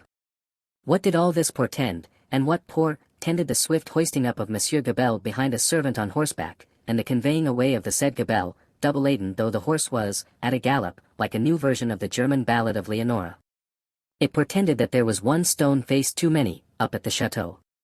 The Gorgon had surveyed the building again in the night, and had added the one stone face wanting, the stone face for which it had waited through about 200 years. It lay back on the pillow of Monsieur the Marquis. It was like a fine mask, suddenly startled, made angry, and petrified. Driven home into the heart of the stone figure attached to it, was a knife. Round its hilt was a frill of paper, on which was scrawled, "Drive him fast to his tomb." This, from Jacques. Chapter 10. 2 Promises. More months, to the number of 12, had come and gone, and Mr. Charles Darnay was established in England as a higher teacher of the French language who was conversant with French literature. In this age, he would have been a professor; in that age, he was a tutor. He read with young men who could find any leisure and interest for the study of a living tongue spoken all over the world, and he cultivated a taste for its stores of knowledge and fancy. He could write of them, besides, in sound English, and render them into sound English. Such masters were not at that time easily found. Princes that had been, and kings that were to be, were not yet of the teacher class, and no ruined nobility had dropped out of Tellson's ledgers, to turn cooks and carpenters. As a tutor, whose attainments made the student's way unusually pleasant and profitable, and as an elegant translator who brought something to his work besides mere dictionary knowledge, young Mr. Darnay soon became known and encouraged. He was well acquainted, moreover, with the circumstances of his country, and those were of ever-growing interest. So, with great perseverance and untiring industry, he prospered. In London, he had expected neither to walk on pavements of gold, nor to lie on beds of roses. If he had had any such exalted expectation, he would not have prospered. He had expected labor, and he found it, and did it and made the best of it. In this, his prosperity consisted. A certain portion of his time was passed at Cambridge, where he read with undergraduates as a sort of tolerated smuggler who drove a contraband trade in European languages, instead of conveying Greek and Latin through the custom house. The rest of his time he passed in London. Now, from the days when it was always summer in Eden, to these days when it is mostly winter in fallen latitudes, the world of a man has invariably gone one way, Charles Darnay's way, the way of the love of a woman. He had loved Lucy Manette from the hour of his danger. He had never heard a sound so sweet and dear as the sound of her compassionate voice. He had never seen a face so tenderly beautiful as hers when it was confronted with his own on the edge of the grave that had been dug for him. But, he had not yet spoken to her on the subject. The assassination at the deserted chateau far away beyond the heaving water and the long, dusty roads, the solid stone chateau which had itself become the mere mist of a dream, had been done a year, and he had never yet, by so much as a single spoken word, disclosed to her the state of his heart. That he had his reasons for this, he knew full well. It was again a summer day when, lately arrived in London from his college occupation, he turned into the quiet corner in Soho, bent on seeking an opportunity of opening his mind to Dr. Manette. It was the close of the summer day, and he knew Lucy to be out with Miss Pross. He found the doctor reading in his armchair at a window. The energy which had at once supported him under his old sufferings and aggravated their sharpness, had been gradually restored to him. He was now a very energetic man indeed, with great firmness of purpose, strength of resolution, and vigor of action. In his recovered energy he was sometimes a little fitful and sudden, as he had at first been in the exercise of his other recovered faculties, but this had never been frequently observable, and had grown more and more rare. He studied much, slept little, sustained a great deal of fatigue with ease, and was equably cheerful. To him, now entered Charles Darnay, at sight of whom he laid aside his book and held out his hand. "Charles Darnay. I rejoice to see you. We have been counting on your return these 3 or 4 days past. Mr. Stryver and Sidney Carton were both here yesterday, and both made you out to be more than due. I am obliged to them for their interest in the matter," he answered, a little coldly as to them, though very warmly as to the doctor. "Miss Manette is well," said the doctor, as he stopped short, "and your return will delight us all. She has gone out on some household matters, but will soon be home. Dr. Manette, I knew she was from home. I took the opportunity of her being from home, to beg to speak to you." There was a blank silence. "Yes," said the doctor, with evident constraint. "Bring your chair here, and speak on." He complied as to the chair, but appeared to find the speaking on less easy. "I have had the happiness, Dr. Manette, of being so intimate here," so he at length began, "for some year and a half, that I hope the topic on which I am about to touch may not." He was stayed by the doctor's putting out his hand to stop him. When he had kept it so a little while, he said, drawing it back, "Is Lucy the topic?" She is. It is hard for me to speak of her at any time. It is very hard for me to hear her spoken of in that tone of yours, Charles Darnay. It is a tone of fervent admiration, true homage, and deep love, Dr. Manette, he said deferentially. There was another blank silence before her father rejoined, I believe it. I do you justice, I believe it. His constraint was so manifest, and it was so manifest, too, that it originated in an unwillingness to approach the subject, that Charles Darnay hesitated. Shall I go on, sir? Another blank. Yes, go on. You anticipate what I would say, though you cannot know how earnestly I say it, how earnestly I feel it, without knowing my secret heart, and the hopes and fears and anxieties with which it has long been laden. Dear Dr. Manette, I love your daughter fondly, dearly, disinterestedly, devotedly. If ever there were love in the world, I love her. You have loved yourself, let your old love speak for me. The doctor sat with his face turned away, and his eyes bent on the ground. At the last words, he stretched out his hand again, hurriedly, and cried. Not that, sir. Let that be. I adjure you, do not recall that. His cry was so like a cry of actual pain, that it rang in Charles Darnay's ears long after he had ceased. He motioned with the hand he had extended, and it seemed to be an appeal to Darnay to pause. The latter so received it, and remained silent. I ask your pardon, said the doctor, in a subdued tone, after some moments. I do not doubt your loving Lucy, you may be satisfied of it. He turned towards him in his chair, but did not look at him, or raise his eyes. His chin dropped upon his hand, and his white hair overshadowed his face. Have you spoken to Lucy? No. Nor written? Never. It would be ungenerous to affect not to know that your self-denial is to be referred to your consideration for her father. Her father thanks you. He offered his hand, but his eyes did not go with it. I know, said Darnay, respectfully, how can I fail to know, Dr. Manette, I who have seen you together from day to day, that between you and Miss Manette there is an affection so unusual, so touching, so belonging to the circumstances in which it has been nurtured, that it can have few parallels, even in the tenderness between a father and child. I know, Dr. Manette, how can I fail to know, that, mingled with the affection and duty of a daughter who has become a woman, there is, in her heart, towards you, all the love and reliance of infancy itself. I know that, as in her childhood she had no parent, so she is now devoted to you with all the constancy and fervor of her present years and character, united to the trustfulness and attachment of the early days in which you were lost to her. I know perfectly well that if you had been restored to her from the world beyond this life, you could hardly be invested, in her sight, with a more sacred character than that in which you are always with her. I know that when she is clinging to you, the hands of baby, girl, and woman, all in one, are round your neck. I know that in loving you she sees and loves her mother at her own age, sees and loves you at my age, loves her mother broken-hearted, loves you through your dreadful trial and in your blessed restoration. I have known this, night and day, since I have known you in your home. Her father sat silent, with his face bent down. His breathing was a little quickened, but he repressed all other signs of agitation.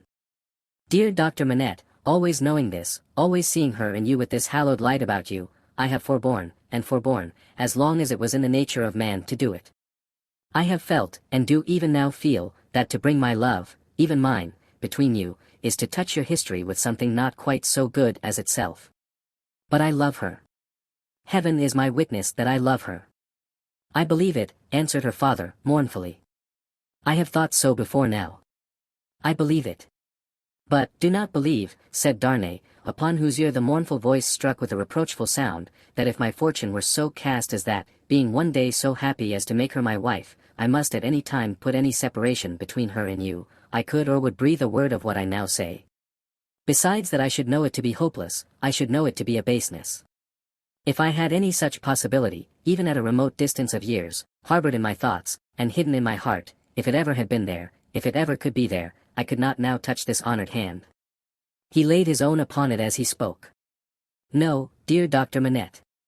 Like you, a voluntary exile from France, like you, driven from it by its distractions, oppressions, and miseries, like you, striving to live away from it by my own exertions, and trusting in a happier future, I look only to sharing your fortunes, sharing your life and home, and being faithful to you to the death. Not to divide with Lucy her privilege as your child, companion, and friend, but to come in aid of it, and bind her closer to you, if such a thing can be. His touch still lingered on her father's hand. Answering the touch for a moment, but not coldly, her father rested his hands upon the arms of his chair, and looked up for the first time since the beginning of the conference. A struggle was evidently in his face, a struggle with that occasional look which had a tendency in it to dark doubt and dread. "You speak so feelingly and so manfully, Charles Darnay, that I thank you with all my heart, and will open all my heart, or nearly so. Have you any reason to believe that Lucy loves you?" "None. As yet, none." "Is it the immediate object of this confidence, that you may at once ascertain that, with my knowledge?" "Not even so. I might not have the hopefulness to do it for weeks, I might, mistaken or not mistaken, have that hopefulness tomorrow. Do you seek any guidance from me?" "I ask none, sir. But I have thought it possible that you might have it in your power, if you should deem it right, to give me some. Do you seek any promise from me?" "I do seek that." "What is it?" "I well understand that, without you, I could have no hope. I well understand that, even if Miss Manette held me at this moment in her innocent heart, do not think I have the presumption to assume so much, I could retain no place in it against her love for her father. If that be so, do you see what, on the other hand, is involved in it? I understand equally well, that a word from her father in any suitor's favor, would outweigh herself and all the world. For which reason, Dr. Manette, said Darnay, modestly but firmly, I would not ask that word, to save my life. I am sure of it. Charles Darnay, mysteries arise out of close love, as well as out of wide division. In the former case, they are subtle and delicate, and difficult to penetrate. My daughter Lucy is, in this one respect, such a mystery to me, I can make no guess at the state of her heart. May I ask, sir, if you think she is, as he hesitated, her father supplied the rest, is sought by any other suitor? It is what I meant to say. Her father considered a little before he answered. You have seen Mr. Carton here, yourself. Mr. Stryver is here too, occasionally. If it be at all, it can only be by one of these. Or both, said Darnay. I had not thought of both, I should not think either, likely. You want a promise from me. Tell me what it is. It is, that if Miss Manette should bring to you at any time, on her own part, such a confidence as I have ventured to lay before you, you will bear testimony to what I have said, and to your belief in it. I hope you may be able to think so well of me, as to urge no influence against me. I say nothing more of my stake in this is what I ask. The condition on which I ask it, and which you have an undoubted right to require, I will observe immediately. I give the promise, said the doctor, without any condition. I believe your object to be, purely and truthfully, as you have stated it.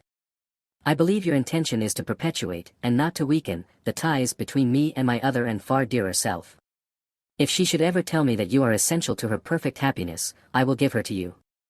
If there were, Charles Darnay, if there were. The young man had taken his hand gratefully, their hands were joined as the doctor spoke. Any fancies, any reasons, any apprehensions, anything whatsoever, new or old, against the man she really loved, the direct responsibility thereof not lying on his head, they should all be obliterated for her sake. She is everything to me, more to me than suffering, more to me than wrong, more to me, well. This is idle talk. So strange was the way in which he faded into silence, and so strange his fixed look when he had ceased to speak, that Darnay felt his own hand turn cold in a hand that slowly released and dropped it. You said something to me, said Dr. Manette, breaking into a smile. What was it you said to me? He was at a loss how to answer, until he remembered having spoken of a condition. Relieved as his mind reverted to that, he answered. Your confidence in me ought to be returned with full confidence on my part. My present name, though but slightly changed from my mother's, is not, as you will remember, my own. I wish to tell you what that is, and why I am in England. Stop, said the doctor of Beauvais. I wish it, that I may the better deserve your confidence, and have no secret from you. Stop. For an instant, the doctor even had his two hands at his ears, for another instant, even had his two hands laid on Darnay's lips. Tell me when I ask you, not now. If your suit should prosper, if Lucy should love you, you shall tell me on your marriage morning. Do you promise? Willingly. Give me your hand. She will be home directly, and it is better she should not see us together tonight. Go. God bless you. It was dark when Charles Darnay left him, and it was an hour later and darker when Lucy came home. She hurried into the room alone, for Miss Pross had gone straight upstairs, and was surprised to find his reading chair empty. "My father," she called to him. "Father dear." Nothing was said in answer, but she heard a low hammering sound in his bedroom. Passing lightly across the intermediate room, she looked in at his door and came running back frightened, crying to herself, with her blood all chilled, "What shall I do? What shall I do?" Her uncertainty lasted but a moment. She hurried back, and tapped at his door, and softly called to him. The noise ceased at the sound of her voice, and he presently came out to her, and they walked up and down together for a long time. She came down from her bed, to look at him in his sleep that night. He slept heavily, and his tray of shoemaking tools, and his old unfinished work, were all as usual. Chapter 11. A Companion Picture. "Sidney," said Mr. Stryver, on that selfsame night, or morning, to his jackal, "mix another bowl of punch, I have something to say to you." Sidney had been working double tides that night, and the night before, and the night before that, and a good many nights in succession, making a grand clearance among Mr. Stryver's papers before the setting in of the long vacation. The clearance was effected at last, the Stryver arrears were handsomely fetched up, everything was got rid of until November should come with its fogs atmospheric, and fogs legal, and bring grist to the mill again. Sidney was none the livelier and none the soberer for so much apply cation. It had taken a deal of extra wet toweling to pull him through the night, a correspondingly extra quantity of wine had preceded the toweling, and he was in a very damaged condition, as he now pulled his turban off and threw it into the basin in which he had steeped it at intervals for the last 6 hours. "Are you mixing that other bowl of punch?" said Stryver the portly, with his hands in his waistband, glancing round from the sofa where he lay on his back. "I am. Now, look here. I am going to tell you something that will rather surprise you, and that perhaps will make you think me not quite as shrewd as you usually do think me. I intend to marry." "Do you?" "Yes. And not for money." "What do you say now?" "I don't feel disposed to say much." "Who is she?" "Guess." "Do I know her?" "Guess." "I am not going to guess, at 5 o'clock in the morning, with my brains frying and sputtering in my head. If you want me to guess, you must ask me to dinner." "Well then, I'll tell you," said Stryver, coming slowly into a sitting posture. "Sidney, I rather despair of making myself intelligible to you, because you are such an insensible dog." "And you," returned Sidney, busy concocting the punch, "are such a sensitive and poetical spirit." "Come," rejoined Stryver, laughing boastfully, "though I don't prefer any claim to being the soul of romance, for I hope I know better, still I am a tenderer sort of fellow than you." "You are a luckier, if you mean that." "I don't mean that. I mean I am a man of more, say gallantry, while you are about it," suggested Carton. "Well, I'll say gallantry." "My meaning is that I am a man," said Stryver, inflating himself at his friend as he made the punch, "who cares more to be agreeable, who takes more pains to be agreeable, who knows better how to be agreeable, in a woman's society, than you do." "Go on," said Sidney Carton. "No, but before I go on," said Stryver, shaking his head in his bull-lying way, "I'll have this out with you. You've been at Dr. Manette's house as much as I have, or more than I have. Why, I have been ashamed of your moroseness there. Your manners have been of that silent and sullen and hangdog kind, that, upon my life and soul, I have been ashamed of you, Sidney. It should be very beneficial to a man in your practice at the bar." "To be ashamed of anything," returned Sidney, "you ought to be much obliged to me." "You shall not get off in that way," rejoined Stryver, shouldering the rejoinder at him. "No, Sidney, it's my duty to tell you, and I tell you to your face to do you good, that you are a devilish ill-conditioned fellow in that sort of society. You are a disagreeable fellow." Sidney drank a bumper of the punch he had made, and laughed. "Look at me," said Stryver, squaring himself, "I have less need to make myself agreeable than you have, being more independent in circumstances.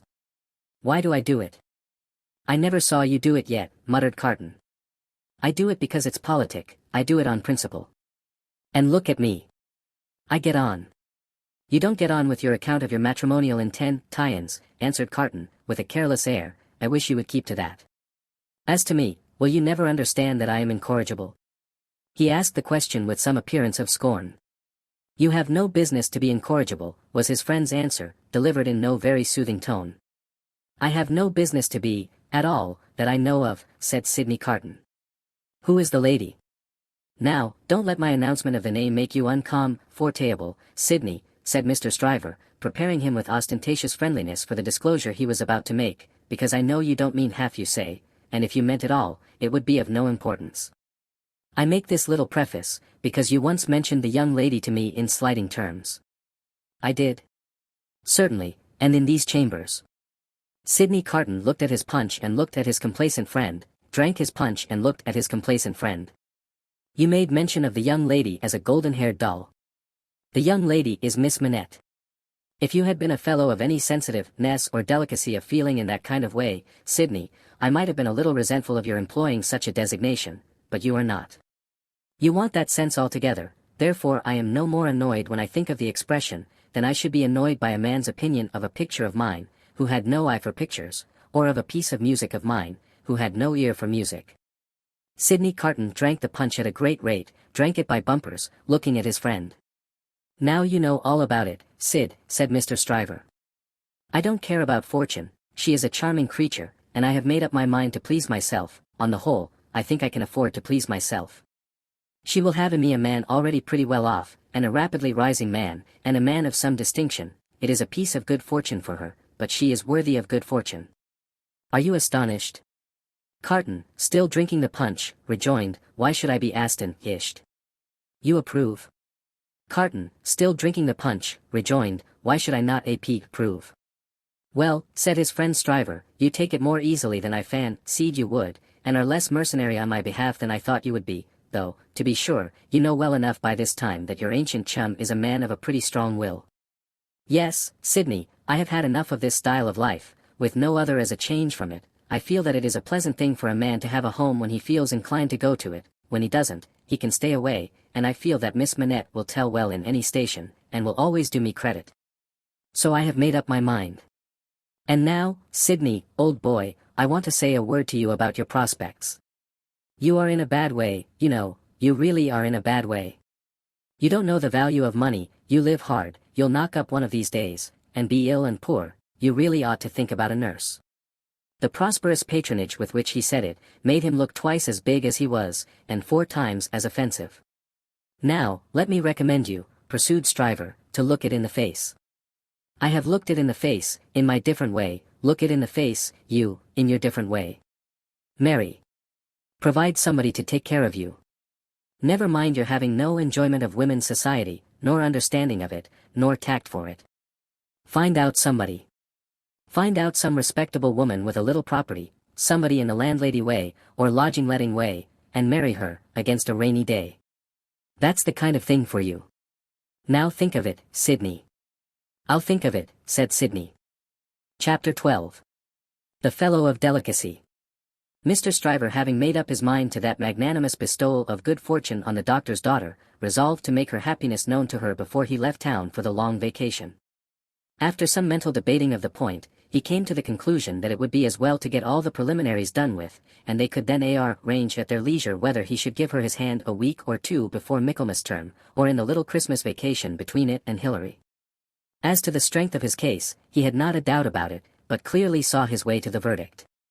Argued with the jury on substantial worldly grounds, the only grounds ever worth taking into account, it was a plain case, and had not a weak spot in it.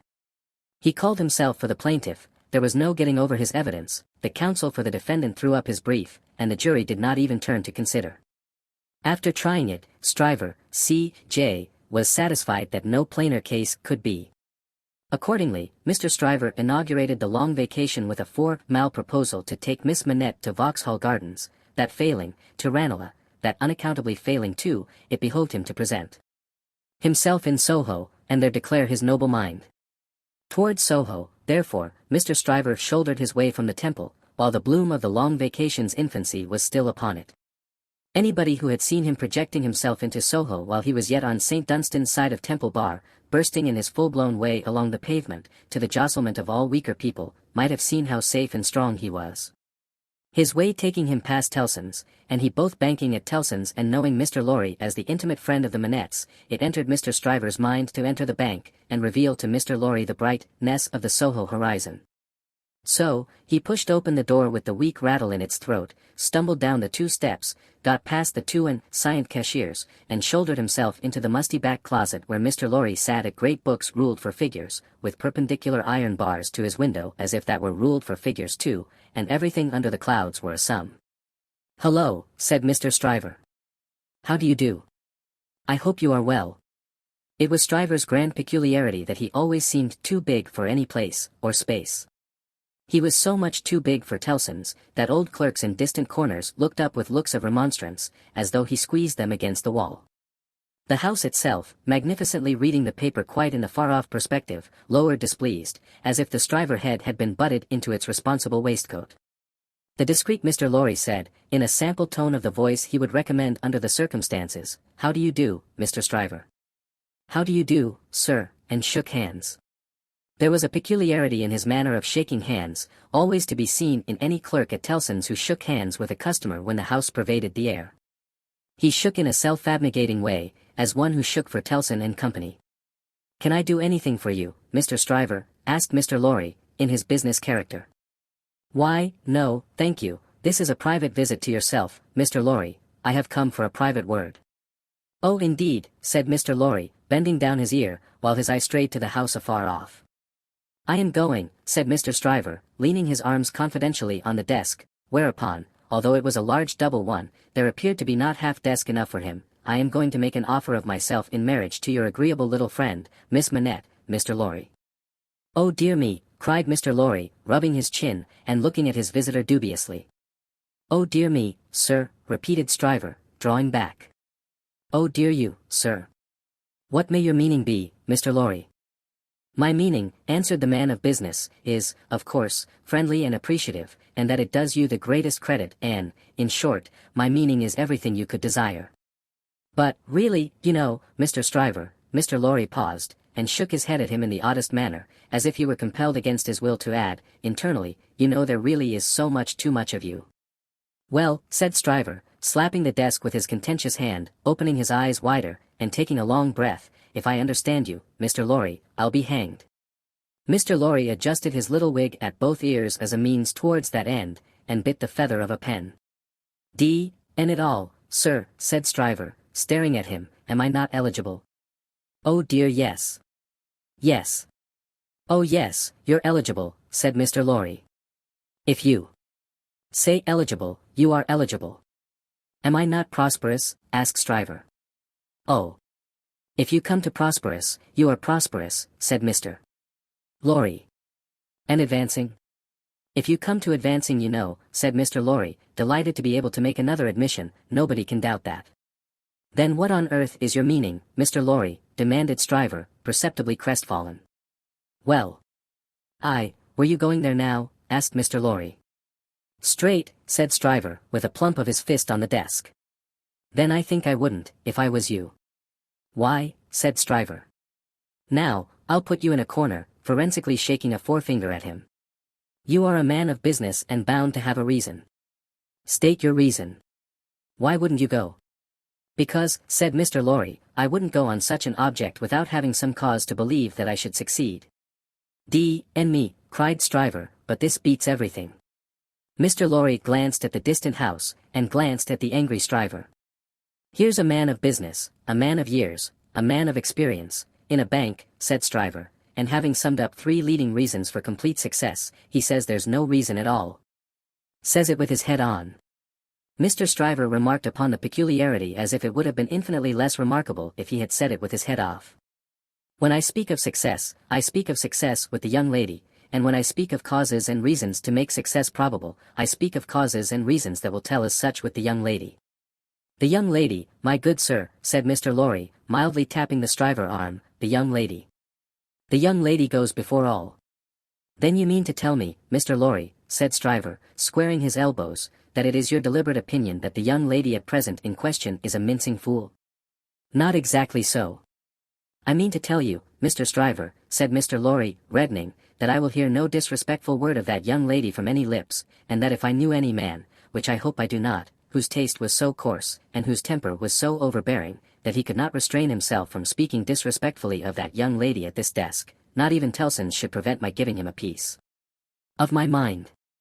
The necessity of being angry in a suppressed tone had put Mr. Stryver's blood vessels into a dangerous state when it was his turn to be angry. Mr. Lorry's veins, methodical as their courses could usually be, were in no better state now it was his turn. "That is what I mean to tell you, sir," said Mr. Lorry. "Pray let there be no mistake about it." Mr. Stryver sucked the end of a ruler for a little while, and then stood hitting a tune out of his teeth with it, which probably gave him the toothache. He broke the awkward silence by saying, "This is something new to me, Mr. Lorry. You deliberately advise me not to go up to Soho and offer myself, Stryver of the King's Bench Bar. Do you ask me for my advice, Mr. Stryver?" "Yes, I do." "Very good. Then I give it, and you have repeated it correctly. And all I can say of it is," laughed Stryver with a vexed laugh, "that this, beats everything past, present, and to come. Now understand me," pursued Mr. Lorry. "As a man of business, I am not justified in saying anything about this matter, for, as a man of business, I know nothing of it. But, as an old fellow, who has carried Miss Manette in his arms, who is the trusted friend of Miss Manette and of her father too, and who has a great affection for them both, I have spoken. The confidence is not of my seeking, recollect. Now, you think I may not be right?" "Not I," said Stryver, whistling. "I can't undertake to find third parties in common sense, I can only find it for myself. I suppose sense in certain quarters, you suppose mincing bread and butter nonsense. It's new to me, but you are right, I dare say. What I suppose, Mr. Stryver, I claim to characterize for myself, and understand me, sir," said Mr. Lorry, quickly flushing again, "I will not even at Tellson's, have it characterized for me by any man breathing." "There. I beg your pardon," said Stryver. "Granted. Thank you. Well, Mr. Stryver, I was about to say, it might be painful to you to find yourself mistaken, it might be painful to Dr. Manette to have the task of being explicit with you, it might be very painful to Miss Manette to have the task of being explicit with you. You know the terms upon which I have the honor and happiness to stand with the family. If you please, committing you in no way, representing you in no way, I will undertake to correct my advice by the exercise of a little new observation and judgment expressly brought to bear upon it. If you should then be dissatisfied with it, you can but test its soundness for yourself. If, on the other hand, you should be satisfied with it, and it should be what it now is, it may spare all sides what is best spared. What do you say? How long would you keep me in town?" "Oh. It is only a question of a few hours. I could go to Soho in the evening, and come to your chambers afterwards." "Then I say yes," said Stryver, "I won't go up there now, I am not so hot upon it as that comes to, I say yes, and I shall expect you to look in tonight. Good morning." Then Mr. Stryver turned and burst out of the bank, causing such a concussion of air on his passage through, that to stand up against it behind the two counters, required the utmost remaining strength of the two ancient clerks. Those venerable and feeble persons were always seen by the public in the act of bowing, and were popularly believed, when they had bowed a customer out, still to keep on bowing in the empty office until they bowed another customer in. The barrister was keen enough to divine that the banker would not have gone so far in his expression of opinion on any less solid ground than moral certainty. Unprepared as he was for the large pill he had to swallow, he got it down. "And now," said Mr. Stryver, shaking his forensic forefinger at the temple in general, when it was down, "my way out of this, is, to put you all in the wrong." It was a bit of the art of an Old Bailey tactician, in which he found great relief. "You shall not put me in the wrong, young lady," said Mr. Stryver, "I'll do that for you." Accordingly, when Mr. Lorry called that night as late as 10 o'clock, Mr. Stryver, among a quantity of books and papers littered out for the purpose, seemed to have nothing less on his mind than the subject of the morning. He even showed surprise when he saw Mr. Lorry, and was altogether in an absent and preoccupied state. "Well," said that good-natured emissary, after a full half-hour of bootless attempts to bring him round to the question. "I have been to Soho." "To Soho?" repeated Mr. Stryver, coldly. "Oh, to be sure. What am I thinking of? And I have no doubt," said Mr. Lorry, "that I was right in the conversation we had. My opinion is confirmed, and I reiterate my advice." "I assure you," returned Mr. Stryver, in the friendliest way, "that I am sorry for it on your account, and sorry for it on the poor father's account. I know this must always be a sore subject with the family, let us say no more about it." "I don't understand you," said Mr. Lorry. I dare say not, rejoined Stryver, nodding his head in a smoothing and final way. No matter, no matter. But it does matter, Mr. Lorry urged. No it doesn't, I assure you it doesn't. Having supposed that there was sense where there is no sense, and a laudable ambition where there is not a laudable ambition, I am well out of my mistake, and no harm is done. Young women have committed similar follies often before, and have repented them in poverty and obscurity often before. In an unselfish aspect, I am sorry that the thing is dropped, because it would have been a bad thing for me in a worldly point of view. In a selfish aspect, I am glad that the thing has dropped, because it would have been a bad thing for me in a worldly point of view. It is hardly necessary to say I could have gained nothing by it. There is no harm at all done. I have not proposed to the young lady, and, between ourselves, I am by no means certain, on reflection, that I ever should have committed myself to that extent. Mr. Lorry, you cannot control the mincing vanities and giddinesses of empty-headed girls. You must not expect to do it, or you will always be disappointed. Now, pray say no more about it. I tell you, I regret it on account of others, but I am satisfied on my own account. And I am really very much obliged to you for allowing me to sound you, and for giving me your advice. You know the young lady better than I do. You were right, it never would have done. Mr. Lorry was so taken aback, that he looked quite stupidly at Mr. Stryver shouldering him towards the door, with an appearance of erring generosity, forbearance, and goodwill, on his erring head. Make the best of it, my dear sir, said Stryver, say no more about it. Thank you again for allowing me to sound you. Good night. Mr. Lorry was out in the night, before he knew where he was. Mr. Stryver was lying back on his sofa, winking at his ceiling. Chapter 13.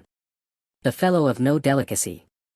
If Sidney Carton ever shone anywhere, he certainly never shone in the house of Dr. Manette. He had been there often, during a whole year, and had always been the same moody and morose lounger there. When he cared to talk, he talked well, but the cloud of caring for nothing, which overshadowed him with such a fatal darkness, was very rarely pierced by the light within him. And yet he did care something for the streets that environed that house, and for the senseless stones that made their pavements. Many a night he vaguely and unhappily wandered there, when wine had brought no transitory gladness to him. Many a dreary daybreak revealed his solitary figure lingering there, and still lingering there when the first beams of the sun brought into strong relief removed beauties of architecture in spires of churches and lofty buildings, as perhaps the quiet time brought some sense of better things, else forgotten and unattainable, into his mind. Of late, the neglected bed in the Temple Court had known him more scantily than ever, and often when he had thrown himself upon it no longer than a few minutes, he had got up again, and haunted that neighborhood. On a day in August, when Mr. Stryver, after notifying to his jackal that he had thought better of that marrying matter, had carried his delicacy into Devonshire, and when the sight and scent of flowers in the city streets had some waifs of goodness in them for the worst, of health for the sickliest, and of youth for the oldest, Sidney's feet still trod those stones. From being irresolute and purposeless, his feet became animated by an intention, and, in the working out of that intention, they took him to the doctor's door. He was shown upstairs, and found Lucy at her work, alone.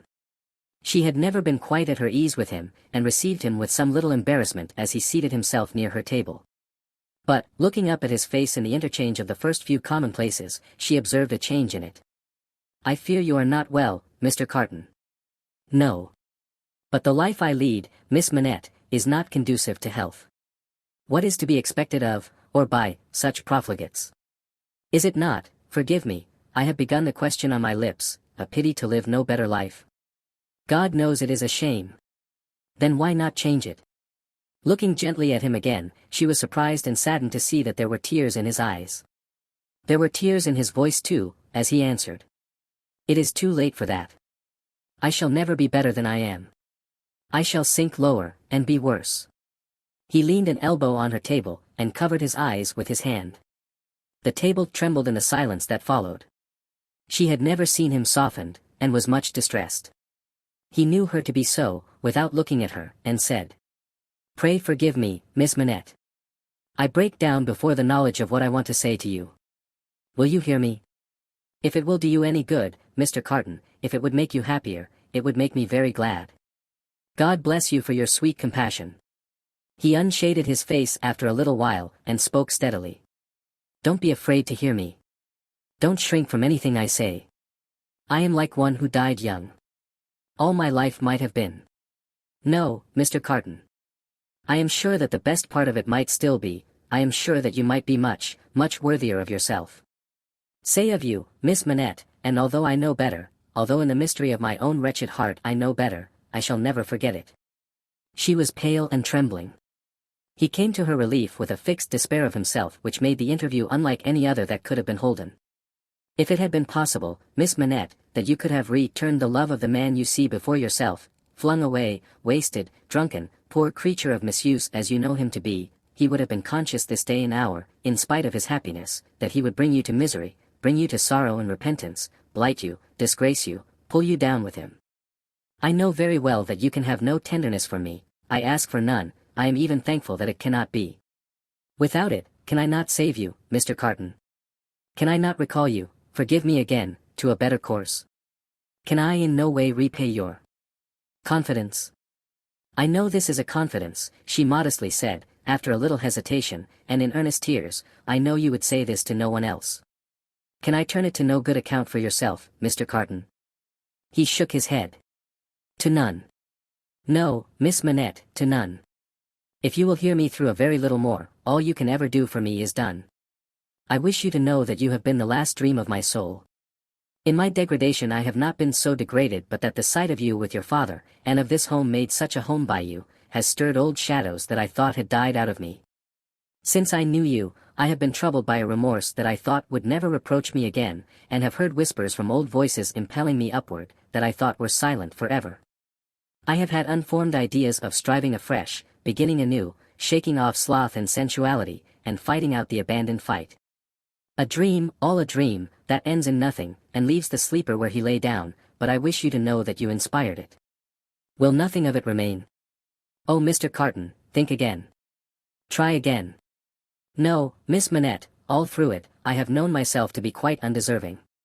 And yet I have had the weakness, and have still the weakness, to wish you to know with what a sudden mastery you kindled me, heap of ashes that I am, into fire, a fire, however, inseparable in its nature from myself, quickening nothing, lighting nothing, doing no service, idly burning away. Since it is my misfortune, Mr. Carton, to have made you more unhappy than you were before you knew me. Don't say that, Miss Manette, for you would have reclaimed me, if anything could. You will not be the cause of my becoming worse. Since the state of your mind that you describe, is, at all events, attributable to some influence of mine, this is what I mean, if I can make it plain, can I use no influence to serve you? Have I no power for good, with you, at all? The utmost good that I am capable of now, Miss Manette, I have come here to realize. Let me carry through the rest of my misdirected life, the remembrance that I opened my heart to you, last of all the world, and that there was something left in me at this time which you could deplore and pity. Which I entreated you to believe, again and again, most fervently, with all my heart, was capable of better things, Mr. Carton. Entreat me to believe it no more, Miss Manette. I have proved myself, and I know better. I distress you, I draw fast to an end. Will you let me believe, when I recall this day, that the last confidence of my life was reposed in your pure and innocent breast, and that it lies there alone, and will be shared by no one? If that will be a consolation to you, yes. Not even by the dearest one ever to be known to you. Mr. Carton, she answered, after an agitated pause, the secret is yours, not mine, and I promise to respect it. Thank you. And again, God bless you. He put her hand to his lips, and moved towards the door. Be under no apprehension, Miss Manette, of my ever resuming this conversation by so much as a passing word. I will never refer to it again. If I were dead, that could not be surer than it is henceforth. In the hour of my death, I shall hold sacred the one good remembrance, and shall thank and bless you for it, that my last avowal of myself was made to you, and that my name, and faults, and miseries were gently carried in your heart. May it otherwise be light and happy. He was so unlike what he had ever shown himself to be, and it was so sad to think how much he had thrown away, and how much he every day kept down and perverted, that Lucy Manette wept mournfully for him as he stood looking back at her. Be comforted, he said, I am not worth such feeling, Miss Manette. An hour or two hence, and the low companions and low habits that I scorn but yield to, will render me less worth such tears as those, than any wretch who creeps along the streets. Be comforted. But, within myself, I shall always be, towards you, what I am now, though outwardly I shall be what you have heretofore seen me. The last supply, cation but one I make to you, is, that you will believe this of me. I will, Mr. Carton. My last supplication of all, is this, and with it, I will relieve you of a visitor with whom I well know you have nothing in unison, and between whom and you there is an impassable space. It is useless to say it, I know, but it rises out of my soul. For you, and for any dear to you, I would do anything. If my career were of that better kind that there was any opportunity or capacity of sacrifice in it, I would embrace any sacrifice for you and for those dear to you. Try to hold me in your mind, at some quiet times, as ardent and sincere in this one thing. The time will come, the time will not be long in coming, when new ties will be formed about you, ties that will bind you yet more tenderly and strongly to the home you so adorn, the dearest ties that will ever grace and gladden you. Oh, Miss Manette, when the little picture of a happy father's face looks up in yours, when you see your own bright beauty springing up anew at your feet, think now and then that there is a man who would give his life, to keep a life you love beside you. He said, farewell, said a last, God bless you, and left her. Chapter 14. The Honest Tradesman. To the eyes of Mr. Jeremiah Cruncher, sitting on his stool in Fleet Street with his grisly urchin beside him, a vast number and variety of objects in movement were every day presented. Who could sit upon anything in Fleet Street during the busy hours of the day, and not be dazed and deafened by two immense processions, one ever tending westward with the sun, the other ever tending eastward from the sun, both ever tending to the plains beyond the range of red and purple where the sun goes down? With his straw in his mouth, Mr. Cruncher sat watching the two streams, like the heathen rustic who has for several centuries been on duty watching one stream, saving that Jerry had no expectation of their ever running dry. Nor would it have been an expectation of a hopeful kind, since a small part of his income was derived from the pilotage of timid women, mostly of a full habit and past the middle term of life, from Tellson's side of the tides to the opposite shore. Brief as such companionship was in every separate instance, Mr. Cruncher never failed to become so interested in the lady as to express a strong desire to have the honor of drinking her very good health. And it was from the gifts bestowed upon him towards the execution of this benevolent purpose, that he recruited his finances, as just now observed. Time was, when a poet sat upon a stool in a public place, and mused in the sight of men. Mr. Cruncher, sitting on a stool in a public place, but not being a poet, mused as little as possible, and looked about him. It fell out that he was thus engaged in a season when crowds were few, and belated women few, and when his affairs in general were so unprosperous as to awaken a strong suspicion in his breast that Mrs. Cruncher must have been flopping in some pointed manner, when an unusual concourse pouring down Fleet Street westward attracted his attention. Looking that way, Mr. Cruncher made out that some kind of funeral was coming along, and that there was popular objection to this funeral, which engendered uproar. Young Jerry, said Mr. Cruncher, turning to his offspring, it's a burying. Hurroar, father, cried young Jerry. The young gentleman uttered this exultant sound with mysterious significance. The elder gentleman took the cry so ill, that he watched his opportunity, and smote the young gentleman on the ear. What do you mean? What are you hurrahing at? What do you want to convey to your own father, you young rip? This boy is a-getting too many for me, said Mr. Cruncher, surveying him. Him and his hurroars. Don't let me hear no more of you, or you shall feel some more of me. Gee here. I weren't doing no harm, young Jerry protested, rubbing his cheek. Drop it then, said Mr. Cruncher, I won't have none of your no harms. Get atop of that there seat, and look at the crowd. His son obeyed, and the crowd approached. They were bawling and hissing round a dingy hearse and dingy mourning coach, in which mourning coach there was only one mourner, dressed in the dingy trappings that were considered essential to the dignity of the position. The position appeared by no means to please him, however, with an increase ing rabble surrounding the coach, deriding him, making grimaces at him, and incessantly groaning and calling out, Yah! Spies! TST! Yaha! Spies, with many compliments too numerous and forcible to repeat.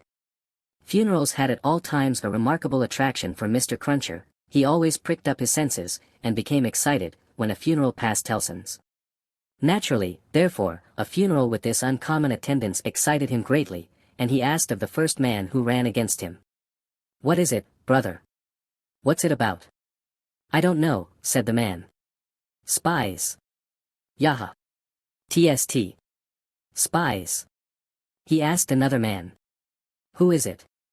I don't know, returned the man, clapping his hands to his mouth nevertheless, and vociferating in a surprising heat and with the greatest ardor, Spies. Yaha. TST, TST. SPI, IES. At length, a person better informed on the merits of the case, bled against him, and from this person he learned that the funeral was the funeral of one Roger Cly. Was he a spy? Asked Mr. Cruncher. Old Bailey spy, returned his informant. Yaha. TST. Yah. Old Bailey SPI, IES. Why, to be sure, exclaimed Jerry, recalling the trial at which he had assisted. I've seen him. Dead, is he? Dead as mutton, returned the other, and can't be too dead. Have 'em out, there. Spies. Pull 'em out, there. Spies. The idea was so acceptable in the prevalent absence of any idea, that the crowd caught it up with eagerness, and loudly repeating the Suggs, tie-in to have 'em out, and to pull 'em out, mobbed the two vehicles so closely that they came to a stop. On the crowd's opening the coach doors, the one mourner scuffled out of himself and was in their hands for a moment, but he was so alert, and made such good use of his time, that in another moment he was scouring away up a by-street, after shedding his cloak, hat, long hatband, white pocket handkerchief, and other symbolical tears. These, the people tore to pieces and scattered far and wide with great enjoyment, while the tradesmen hurriedly shut up their shops, for a crowd in those times stopped at nothing, and was a monster much dreaded. They had already got the length of opening the hearse to take the coffin out, when some brighter genius proposed instead, its being escorted to its destination amidst general rejoicing. Practical suggestions being much needed, this suggestion, too, was received with acclamation, and the coach was immediately filled with 8 inside and a dozen out, while as many people got on the roof of the hearse as could by any exercise of ingenuity stick upon it. Among the first of these volunteers was Jerry Cruncher himself, who modestly concealed his spiky head from the observation of Tellson's, in the further corner of the mourning coach. The officiating undertakers made some protest against these changes in the ceremonies, but, the river being alarmingly near, and several voices remarking on the efficacy of cold immersion in bringing refractory members of the profession to reason, the protest was faint and brief. The remodeled procession started, with a chimney-sweep drive the hearse, advised by the regular driver, who was perched beside him, under close inspection, for the purpose, and with a pieman, also attended by his cabinet minister, driving the mourning coach. A bear leader, a popular street character of the time, was impressed as an additional ornament, before the cavalcade had gone far down the Strand, and his bear, who was black and very mangy, gave quite an undertaking air to that part of the procession in which he walked. Thus, with beer drinking, pipe smoking, song roaring, and infinite caricaturing of woe, the disorderly procession went its way, recruiting at every step, and all the shops shutting up before it. Its destination was the old church of St. Pancras, far off in the fields. It got there in course of time, insisted on pouring into the burial ground, finally, accomplished the interment of the deceased Roger Cly in its own way, and highly to its own satisfaction. The dead man disposed of, and the crowd being under the necessity of providing some other entertainment for itself, another brighter genios, or perhaps the same, conceived the humor of impeaching casual passers-by, as Old Bailey spies, and wreaking vengeance on them. Chase was given to some scores of inoffensive persons who had never been near the Old Bailey in their lives, in the realization of this fancy, and they were roughly hustled and maltreated. The transition to the sport of window-breaking, and thence to the plundering of public houses, was easy and natural. At last, after several hours, when sundry summer houses had been pulled down, and some area railings had been torn up, to arm the more belligerent spirits, a rumor got about that the guards were coming. Before this rumor, the crowd gradually melted away, and perhaps the guards came, and perhaps they never came, and this was the usual progress of a mob. Mr. Cruncher did not assist at the closing sports, but had remained behind in the churchyard, to confer and condole with the undertakers. The place had a soothing influence on him. He procured a pipe from a neighboring public-house, and smoked it, looking in at the railings and maturely considering the spot. "Jerry," said Mr. Cruncher, apostrophizing himself in his usual way, "you see that there Cly that day, and you see with your own eyes that he was a young and a straight-made Having smoked his pipe out, and ruminated a little longer, he turned himself about, that he might appear, before the hour of closing, on his station at Tellson's. Whether his meditations on mortality had touched his liver, or whether his general health had been previously at all amiss, or whether he desired to show a little attention to an eminent man, is not so much to the purpose, as that he made a short call upon his medical adviser, a distinguished surgeon, on his way back. Young Jerry relieved his father with dutiful interest, and reported no job in his absence. The bank closed, the ancient clerks came out, the usual watch was set, and Mr. Cruncher and his son went home to tea. "Now, I tell you where it is," said Mr. Cruncher to his wife, on entering. "If, as a honest tradesman, my winters goes wrong tonight, I shall make sure that you've been praying again me, and I shall work you for it just the same as if I seen you do it." The dejected Mrs. Cruncher shook her head. "Why, you're at it afore my face," said Mr. Cruncher, with signs of angry apprehension. "I am saying nothing." "Well, then, don't meditate nothing. You might as well flop as med-itate. You may as well go again me one way as another.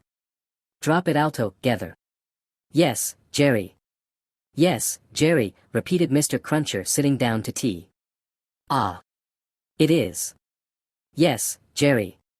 That's about it. You may say yes, Jerry."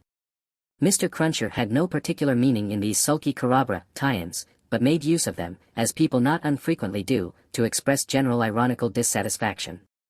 "You and your yes, Jerry," said Mr. Cruncher, taking a bite out of his bread and butter, and seeming to help it down with a large invisible oyster out of his saucer. "Ah. I think so. I believe you." "You are going out tonight?" asked his decent wife, when he took another bite. "Yes, I am." "May I go with you, father?" asked his son, briskly. "No, you mayn't. I'm a-going, as your mother knows, a-fishing." "That's where I'm going to." "Going a-fishing? Your fishing rod gets rather rusty, don't it, father?" "Never you mind. Shall you bring any fish home, father?" "If I don't, you'll have short commons, tomorrow," returned that gentleman, shaking his head. "That's questions enough for you. I ain't a-going out, till you've been long abed." He devoted himself during the remainder of the evening to keeping a most vigilant watch on Mrs. Cruncher, and sullenly holding her in conversation that she might be prevented from meditating any petitions to his disadvantage. With this view, he urged his son to hold her in conversation also, and led the unfortunate woman a hard life by dwelling on any causes of complaint he could bring against her, rather than he would leave her for a moment to her own reflections. The devoutest son could have rendered no greater homage to the efficacy of an honest prayer than he did in this distrust of his wife. It was as if a professed unbeliever in ghosts should be frightened by a ghost story. "And mind you," said Mr. Cruncher, "no games tomorrow. If I, as a honest tradesman, succeed in providing a jint of meat or two, none of your not touching of it, and sticking to bread. If I, as a honest tradesman, am able to provide a little beer, none of your declaring on water. When you go to Rome, do as Rome does. Rome will be a ugly customer to you, if you don't. I'm your Rome, you know." Then he began grumbling again. "With your flying into the face of your own wittles and drink. I don't know how scarce you mayn't make the wittles and drink here, by your flopping tricks and your unfeeling conduct. Look at your boy, he is your ain't he? He's as thin as a lath. Do you call yourself a mother, and not know that a mother's first duty is to blow her boy out?" This touched young Jerry on a tender place, who adjured his mother to perform her first duty, and, whatever else she did or neglected, above all things to lay a special stress on the discharge of that maternal function so affectingly and delicately indicated by his other parent. Thus the evening wore away with the Cruncher family, until young Jerry was ordered to bed, and his mother, laid under similar injunctions, obeyed them. Mr. Cruncher beguiled the earlier watches of the night with solitary pipes, and did not start upon his excursion until nearly 1 o'clock. Towards that small and ghostly hour, he rose up from his chair, took a key out of his pocket, opened a locked cupboard, and brought forth a sack, a crowbar of convenient size, a rope and chain, and other fishing tackle of that nature. Disposing these articles about him in skilful manner, he bestowed a parting defiance on Mrs. Cruncher, extinguished the light, and went out. Young Jerry, who had only made a feint of undressing when he went to bed, was not long after his father. Under cover of the darkness he followed out of the room, followed down the stairs, followed down the court, followed out into the streets. He was in no uneasiness concerning his getting into the house again, for it was full of lodgers, and the door stood ajar all night. Impelled by a laudable ambition to study the art and mystery of his father's honest calling, young Jerry, keeping as close to house fronts, walls, and doorways, as his eyes were close to one another, held his honored parent in view. The honored parent, steering northward, had not gone far, when he was joined by another disciple of Isaac Walton, and the two trudged on together. Within half an hour from the first starting, they were beyond the winking lamps, and the more than winking watchman, and were out upon a lonely road. Another fisherman was picked up here, and that so silently, that if young Jerry had been superstitious, he might have supposed the second follower of the gentle craft to have, all of a sudden, split himself into two. The three went on, and young Jerry went on, until the three stopped under a bank overhanging the road. Upon the top of the bank was a low brick wall, surmounted by an iron railing. In the shadow of bank and wall the three turned out of the road, and up a blind lane, of which the wall, there, risen to some 8 or 10 feet high, formed one side. Crouching down in a corner, peeping up the lane, the next object that young Jerry saw, was the form of his honored parent, pretty well defined against a watery and clouded moon, nimbly scaling an iron gate. He was soon over, and then the second fisherman got over, and then the third. They all dropped softly on the ground within the gate, and lay there a little, listening perhaps. Then, they moved away on their hands and knees. It was now young Jerry's turn to approach the gate, which he did, holding his breath. Crouching down again in a corner there, and look in, he made out the three fishermen creeping through some rank grass. And all the gravestones in the churchyard, it was a large church yard that they were in, looking on like ghosts in white, while the church tower itself looked on like the ghost of a monstrous giant. They did not creep far, before they stopped and stood upright. And then they began to fish. They fished with a spade, at first. Presently the honored parent appeared to be adjusting some instrument like a great corkscrew. Whatever tools they worked with, they worked hard, until the awful striking of the church clock so terrified young Jerry, that he made off, with his hair as stiff as his father's.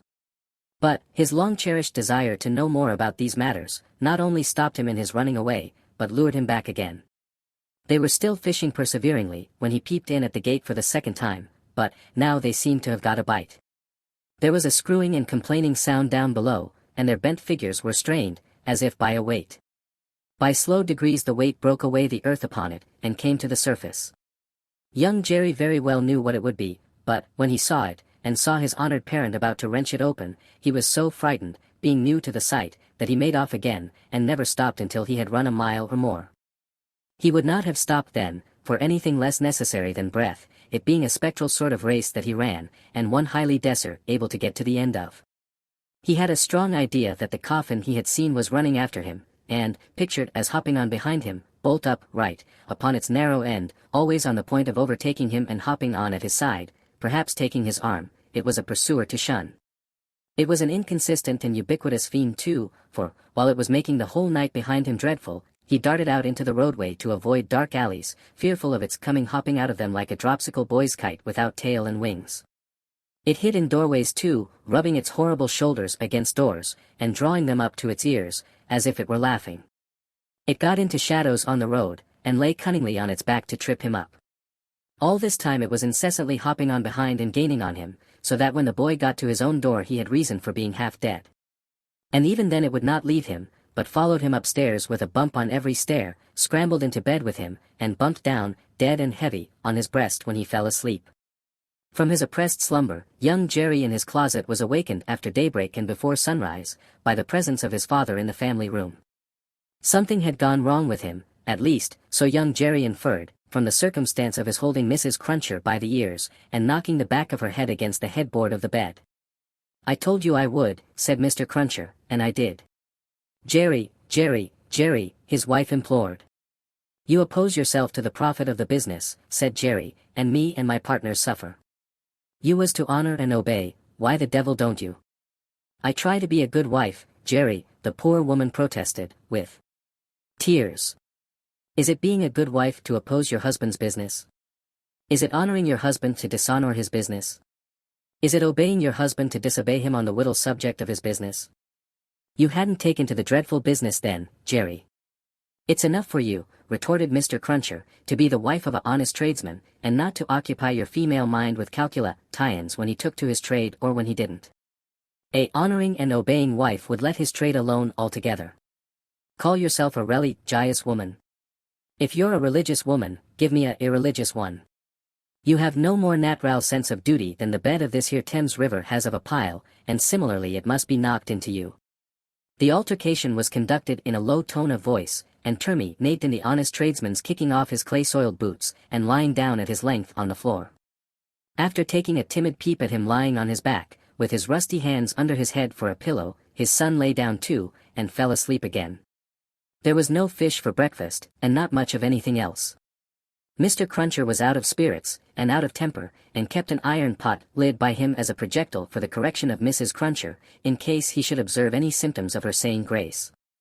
He was brushed and washed at the usual hour, and set off with his son to pursue his ostensible calling.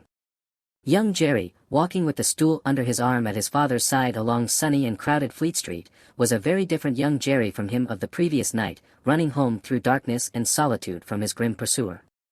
His cunning was fresh with the day, and his qualms were gone with the night, in which particulars it is not improbable that he had compeers in Fleet Street and the City of London, that fine morning. "Father," said young Jerry, as they walked along, taking care to keep at arm's length and to have the stool well between them, "what's a resurrection man?" Mr. Cruncher came to a stop on the pavement before he answered, "How should I know?" "I thought you knowed everything, father," said the artless boy. "Ham." "Well," returned Mr. Cruncher, going on again, and lifting off his hat to give his spikes free play, "he's a tradesman." "What's his goods, father?" asked the brisk young Jerry. "His goods," said Mr. Cruncher, after turning it over in his mind, "is a branch of scientific goods." "Persons' bodies, ain't it, father?" asked the lively boy. "I believe it is something of that sort," said Mr. Cruncher. "Oh, father, I should so like to be a resurrection man when I'm quite growed up." Mr. Cruncher was soothed, but shook his head in a dubious and moral way. "It depends upon how you dole up your talents. Be careful to dole up your talents, and never to say no more than you can help to nobody, and there's no telling at the present time what you may not come to be fit for." As young Jerry, thus encouraged, went on a few yards in advance, to plant the stool in the shadow of the bar, Mr. Cruncher added to himself, "Jerry, you honest tradesman, there's hopes what that boy will yet be a blessing to you, and a recompense to you for his mother." Chapter 15. Knitting. There had been earlier drinking than usual in the wine shop of Monsieur Defarge. As early as 6 o'clock in the morning, sallow faces peeping through its barred windows had descried other faces within, bending over measures of wine. Monsieur Defarge sold a very thin wine at the best of times, but it would seem to have been an unusually thin wine that he sold at this time. A sour wine, moreover, or a souring, for its influence on the mood of those who drank it was to make them gloomy. No vivacious bacchanalian flame leaped out of the pressed grape of Monsieur Defarge, but a smouldering fire that burnt in the dark, lay hidden in the dregs of it. This had been the third morning in succession, on which there had been early drinking at the wine shop of Monsieur Defarge. It had begun on Monday, and here was Wednesday come. There had been more of early brooding than drinking, for many men had listened and whispered and slunk about there from the time of the opening of the door, who could not have laid a piece of money on the counter to save their souls. These were to the full as interested in the place, however, as if they could have commanded whole barrels of wine, and they glided from seat to seat, and from corner to corner, swallowing talk in lieu of drink, with greedy looks. Notwithstanding an unusual flow of company, the master of the wine shop was not visible. He was not missed, for nobody who crossed the threshold looked for him, nobody asked for him, nobody wondered to see only Madame Defarge in her seat, presiding over the distribution of wine, with a bowl of battered small coins before her, as much defaced and beaten out of their original impress as the small coinage of humanity from whose ragged pockets they had come. A suspended interest and a prevalent absence of mind were perhaps observed by the spies who looked in at the wine shop, as they looked in at every place, high and low, from the king's palace to the criminal's jail. Games at cards languished, players at dominoes musingly built towers with them, drinkers drew figures on the tables with spilt drops of wine. Madame Defarge herself picked out the pattern on her sleeve with her toothpick, and saw and heard something inaudible and invisible a long way off. Thus, Saint Antoine in this vinous feature of his, until midday. It was high noontide, when two dusty men passed through his streets and under his swinging lamps, of whom, one was Monsieur Defarge, the other a mender of roads in a blue cap. All adust and athirst, the two entered the wine shop. Their arrival had lighted a kind of fire in the breast of Saint Antoine, fast spreading as they came along, which stirred and flickered in flames of faces at most doors and windows. Yet, no one had followed them, and no man spoke when they entered the wine shop, though the eyes of every man there were turned upon them. "Good day, gentlemen," said Monsieur Defarge. It may have been a signal for loosening the general tongue. It elicited an answering chorus of "Good day." "It is bad weather, gentlemen," said Defarge, shaking his head. Upon which, every man looked at his neighbor, and then all cast down their eyes and sat silent. Except one man, who got up and went out. "My wife," said Defarge aloud, addressing Madame Defarge, I have traveled certain leagues with this good mender of roads, called Jacques. I met him, by accident, a day and half's journey out of Paris. He is a good child, this mender of roads, called Jacques. Give him to drink, my wife. A second man got up and went out. Madame Defarge set wine before the mender of roads called Jacques, who doffed his blue cap to the company, and drank. In the breast of his blouse he carried some coarse dark bread. He ate of this between whiles, and sat munching and drinking near Madame Defarge's counter. A third man got up and went out. Defarge refreshed himself with a draught of wine, but he took less than was given to the stranger, as being himself a man to whom it was no rarity, and stood waiting until the countryman had made his breakfast. He looked at no one present, and no one now looked at him, not even Madame Defarge, who had taken up her knitting, and was at work. "Have you finished your repast, friend?" he asked, in due season. "Yes, thank you." "Come, then.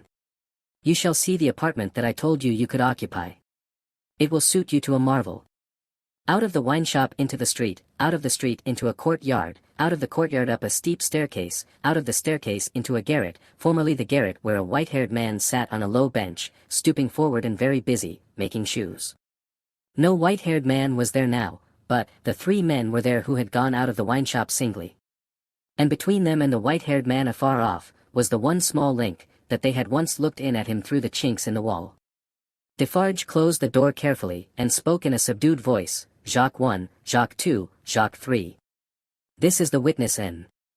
Countered by appointment, by me, Jacques 4. He will tell you all. Speak, Jacques 5. The mender of roads, blue cap in hand, wiped his swarthy forehead with it, and said, "Where shall I commence, monsieur?" "Commence," was Monsieur Defarge's not unreasonable reply, "at the commencement." "I saw him then, messrs," began the mender of roads, "a year ago this running summer, underneath the carriage of the Marquis, hanging by the chain. Behold the manner of it. I leaving my work on the road, the sun going to bed, the carriage of the Marquis slowly ascending the hill, he hanging by the chain, like this." Again the mender of roads went through the whole performance, in which he ought to have been perfect by that time, seeing that it had been the infallible resource and indispensable entertainment of his village a whole year. Lar. Jacques 1 struck in, and asked if he had ever seen the man before. "Never," answered the mender of roads, recovering his perpendicu. Jacques 3 demanded how he afterwards recognized him then. "By his tall figure," said the mender of roads, softly, and with his finger at his nose. "When Monsieur the Marquis demands that evening, say, what is he like? I make response, tall as a spectre."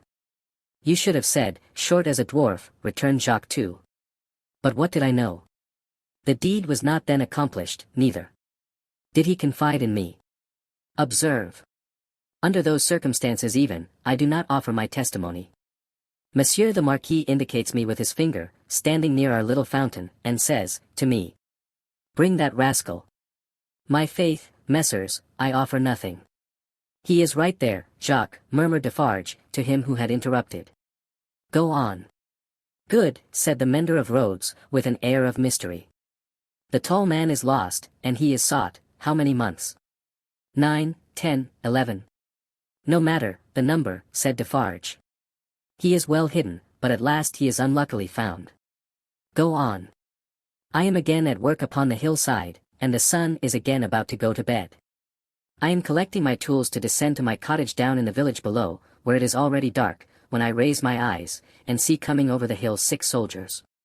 In the midst of them is a tall man with his arms bound, tied to his sides, like this. With the aid of his indispensable cap, he represented a man with his elbows bound fast at his hips, with cords that were knotted behind him. I stand aside, messrs, by my heap of stones, to see the soldiers and their prisoner pass, for it is a solitary road, that, where any spectacle is well worth looking at, and at first, as they approach, I see no more than that they are 6 soldiers with a tall man bound, and that they are almost black to my sight, except on the side of the sun going to bed, where they have a red edge, messrs. Also, I see that their long shadows are on the hollow ridge on the opposite side of the road, and are on the hill above it, and are like the shadows of giants. Also, I see that they are covered with dust, and that the dust moves with them as they come, tramp, tramp. But when they advance quite near to me, I recognize the tall man, and he recognizes me.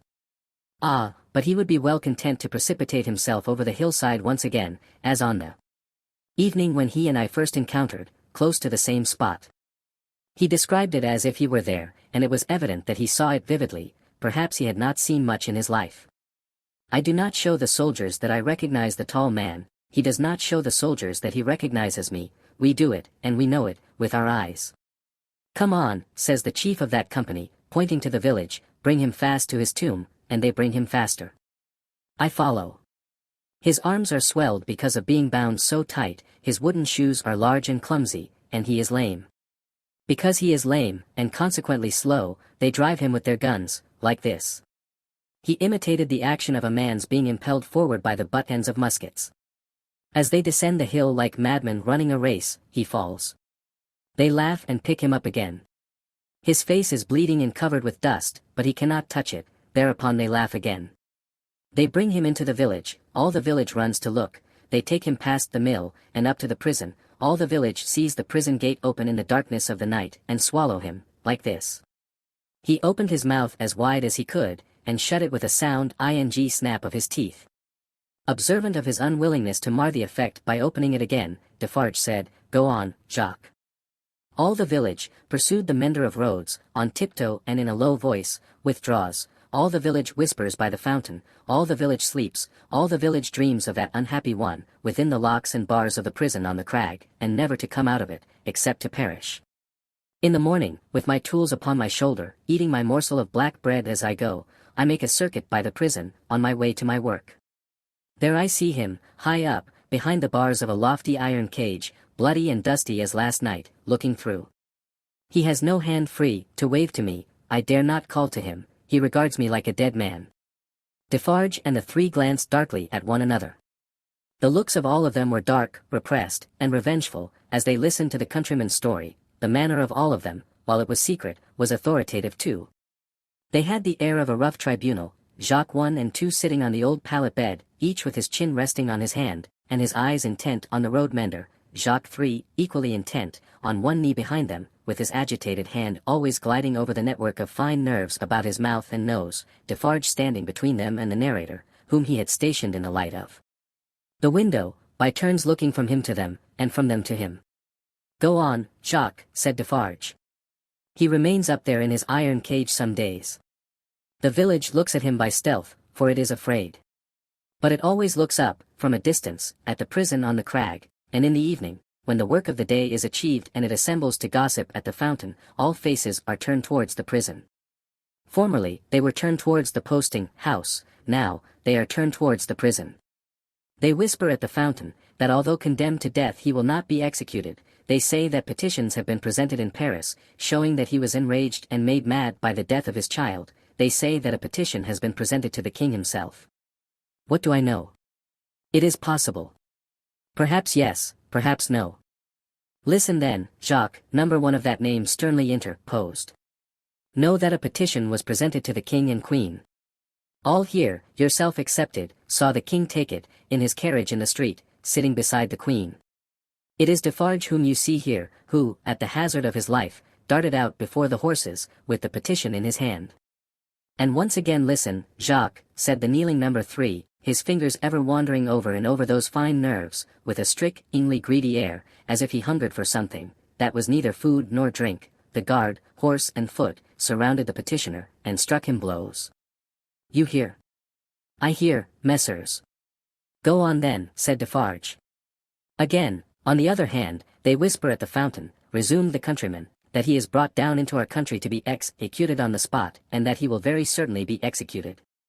They even whisper that because he has slain Monseigneur, and because Monseigneur was the father of his tenants, serfs, what you will, he will be executed as a parricide.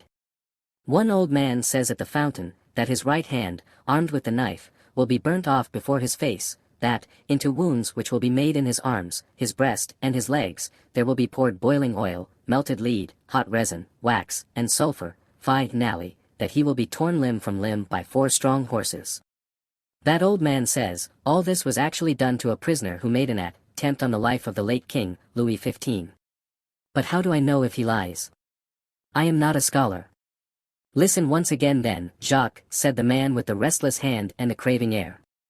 The name of that prisoner was Damiens, and it was all done in open day, in the open streets of this city of Paris, and nothing was more noticed in the vast concourse that saw it done, than the crowd of ladies of quality and fashion, who were full of eager attention to the last, Jacques, prolonged until nightfall, when he had lost 2 legs and an arm, and still breathed. And it was done. Why, how old are you? 35, said the mender of roads, who looked 60. It was done when you were more than 10 years old, you might have seen it. Enough, said Defarge, with grim impatience. Long live the devil. Go on. Well. Some whisper this, some whisper that, they speak of nothing else, even the fountain appears to fall to that tune. At length, on Sunday night when all the village is asleep, come soldiers, winding down from the prison, and their guns ring on the stones of the little street. Workmen dig, workmen hammer, soldiers laugh and sing. In the morning, by the fountain, there is raised a gallows 40 feet high, poisoning the water. The mender of roads looked through rather than at the low ceiling, and pointed as if he saw the gallows somewhere in the sky. All work is stopped, all assemble there, nobody leads the cows out, the cows are there with the rest. At midday, the roll of drums. Soldiers have marched into the prison in the night, and he is in the midst of many soldiers. He is bound as before, and in his mouth there is a gag, tied so, with a tight string, making him look almost as if he laughed. He suggested it, by creasing his face with his 2 thumbs, from the corners of his mouth to his ears. On the top of the gallows is fixed the knife, blade upwards, with its point in the air. He is hanged there 40 feet high, and is left hanging, poisoning the water. They looked at one another, as he used his blue cap to wipe his face, on which the perspiration had started afresh while he recalled the spectacle. It is frightful, messers. How can the women and the children draw water? Who can gossip of an evening, under that shadow? Under it, have I said. When I left the village, Monday evening as the sun was going to bed, and looked back from the hill, the shadow struck across the church, across the mill, across the prison, seemed to strike across the earth, messers, to where the sky rests upon it. The hungry man gnawed one of his fingers as he looked at the other 3, and his finger quivered with the craving that was on him. That's all, messers. I left at sunset, as I had been warned to do, and I walked on, that night and half next day, until I met, as I was warned I should, this comrade. With him, I came on, now riding and now walking, through the rest of yesterday and through last night. And here you see me. After a gloomy silence, the first Jacques said, Good. You have acted and recounted faithfully. Will you wait for us a little, outside the door? Very willingly, said the mender of roads, whom Defarge escorted to the top of the stairs, and, leaving seated there, returned. The 3 had risen, and their heads were together when he came back to the garret. How say you, Jacques? Demanded number 1. To be registered. To be registered, as doomed to destruction, returned Defarge. Magnificent, croaked the man with the craving. The chateau, and all the race? Inquired the first. The chateau and all the race, returned Defarge. Extermination. The hungry man repeated, in a rapturous croak, magnificent, and began gnawing another finger. Are you sure, asked Jacques too, of Defarge, that no embarrassment can arise from our manner of keeping the register? Without doubt it is safe, for no one beyond ourselves can decipher it, but shall we always be able to decipher it, or, I ought to say, will she?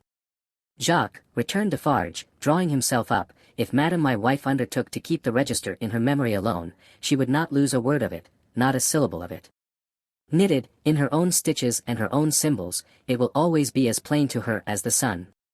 Confide in Madame Defarge. It would be easier for the weakest poltroon that lives, to erase himself from existence, than to erase one letter of his name or crimes from the knitted register of Madame Defarge. There was a murmur of confidence and approval, and then the man who hungered, asked, Is this rustic to be sent back soon? I hope so. He is very simple, is he not a little dangerous? He knows nothing, said Defarge, at least nothing more than would easily elevate himself to a gallows of the same height.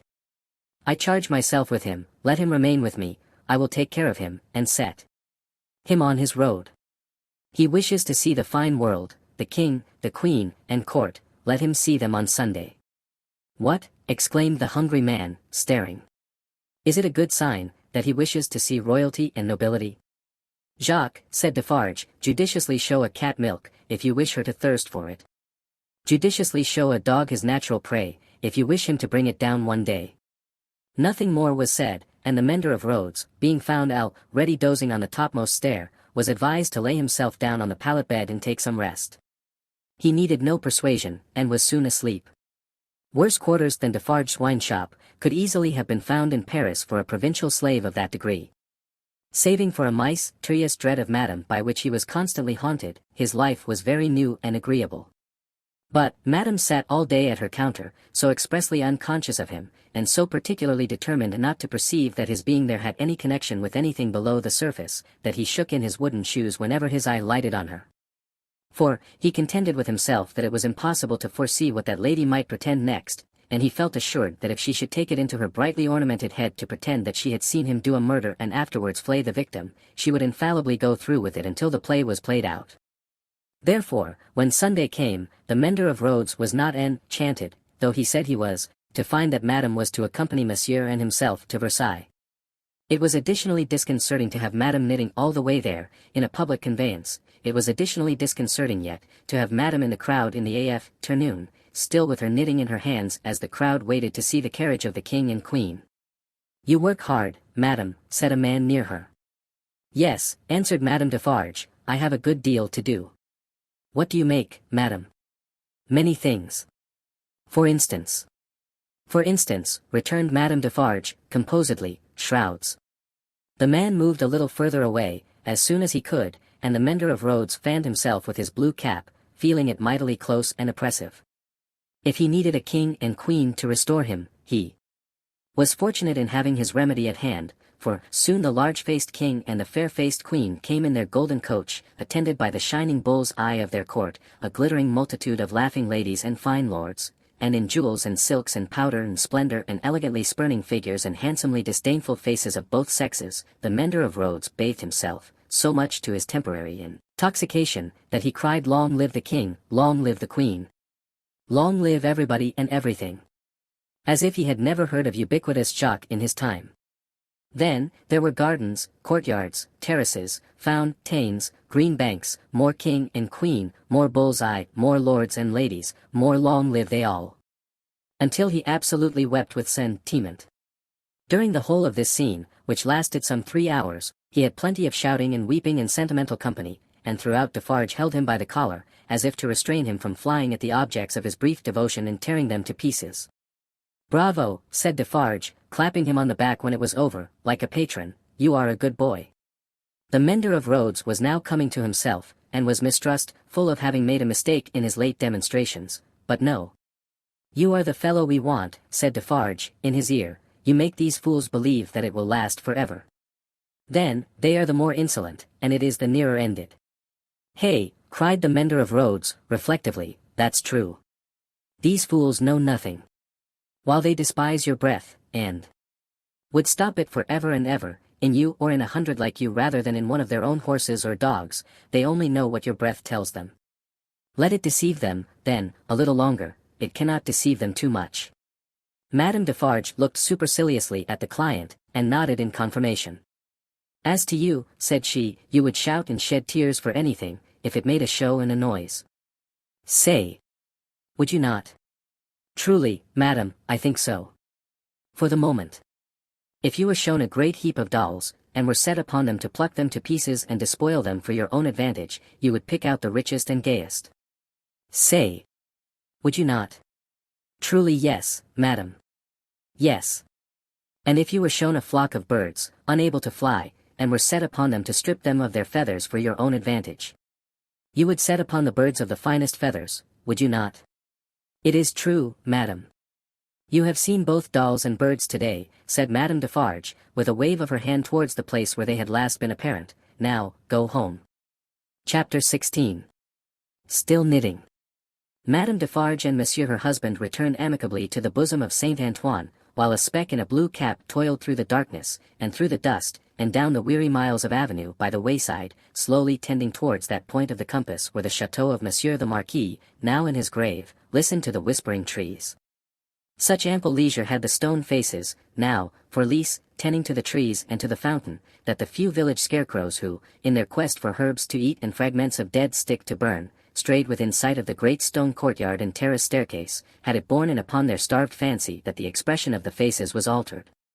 A rumor just lived in the village, had a faint and bare existence there, as its people had, that when the knife struck home, the faces changed, from faces of pride to faces of anger and pain, also, that when that dangling figure was hauled up 40 feet above the fountain, they changed again, and bore a cruel look of being avenged, which they would henceforth bear forever. In the stone face over the great window of the bedchamber where the murder was done, 2 fine dints were pointed out in the sculptured nose, which everybody recognized, and which nobody had seen of old, and on the scarce occasions when 2 or 3 ragged peasants emerged from the crowd to take a hurried peep at Monsieur the Marquis petrified, a skinny finger would not have pointed to it for a minute, before they all started away among the moss and leaves, like the more fortunate hares who could find a living there. Chateau and hut, stone face and dangling figure, the red stain on the stone floor, and the pure water in the village well, thousands of acres of land, a whole province of France, all France itself, lay under the night sky, concentrated into a faint hairbreadth line. So does a whole world, with all its greatnesses and littlenesses, lie in a twinkling star.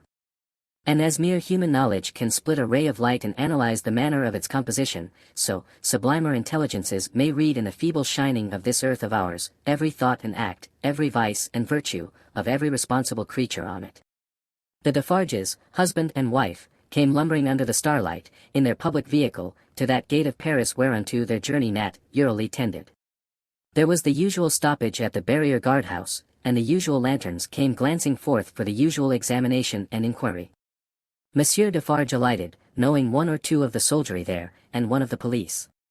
The latter he was intimate with, and affectionately embraced. When Saint Antoine had again enfolded the Defarges in his dusky wings, and they, having finally alighted near the saint's boundaries, were picking their way on foot through the black mud and offal of his streets, Madame Defarge spoke to her husband. "Say then, my friend, what did Jacques of the police tell thee?" "Very little tonight, but all he knows. There is another spy come is Sionade for our quarter. There may be many more, for all that he can say, but he knows of one." "Eh well," said Madame Defarge, raising her eyebrows with a cool business air. "It is necessary to register him." "How do they call that man?" "He is English." "So much the better." "His name?" "Barsad," said Defarge, making it French by pronunciation. But, he had been so careful to get it accurately, that he then spelt it with perfect correctness. "Barsad," repeated Madame. "Good. Christian name?" "John." "John Barsad," repeated Madame, after murmuring it once to herself. "Good. His appearance, is it known?" "Age, about 40 years, height, about 5 feet 9, black hair, complexion dark, generally, rather handsome visage, eyes dark, face thin, long, and sallow, nose aquiline, but not straight, having a peculiar inclination towards the left cheek, expression, therefore, sinister." "Am I faith? It is a portrait," said Madame, laughing. "He shall be registered tomorrow." They turned into the wine shop, which was closed, for it was midnight, and where Madame Defarge immediately took her post at her desk, counted the small moneys that had been taken during her absence, examined the stock, went through the entries in the book, made other entries of her own, checked the serving man in every possible way, and finally dismissed him to bed.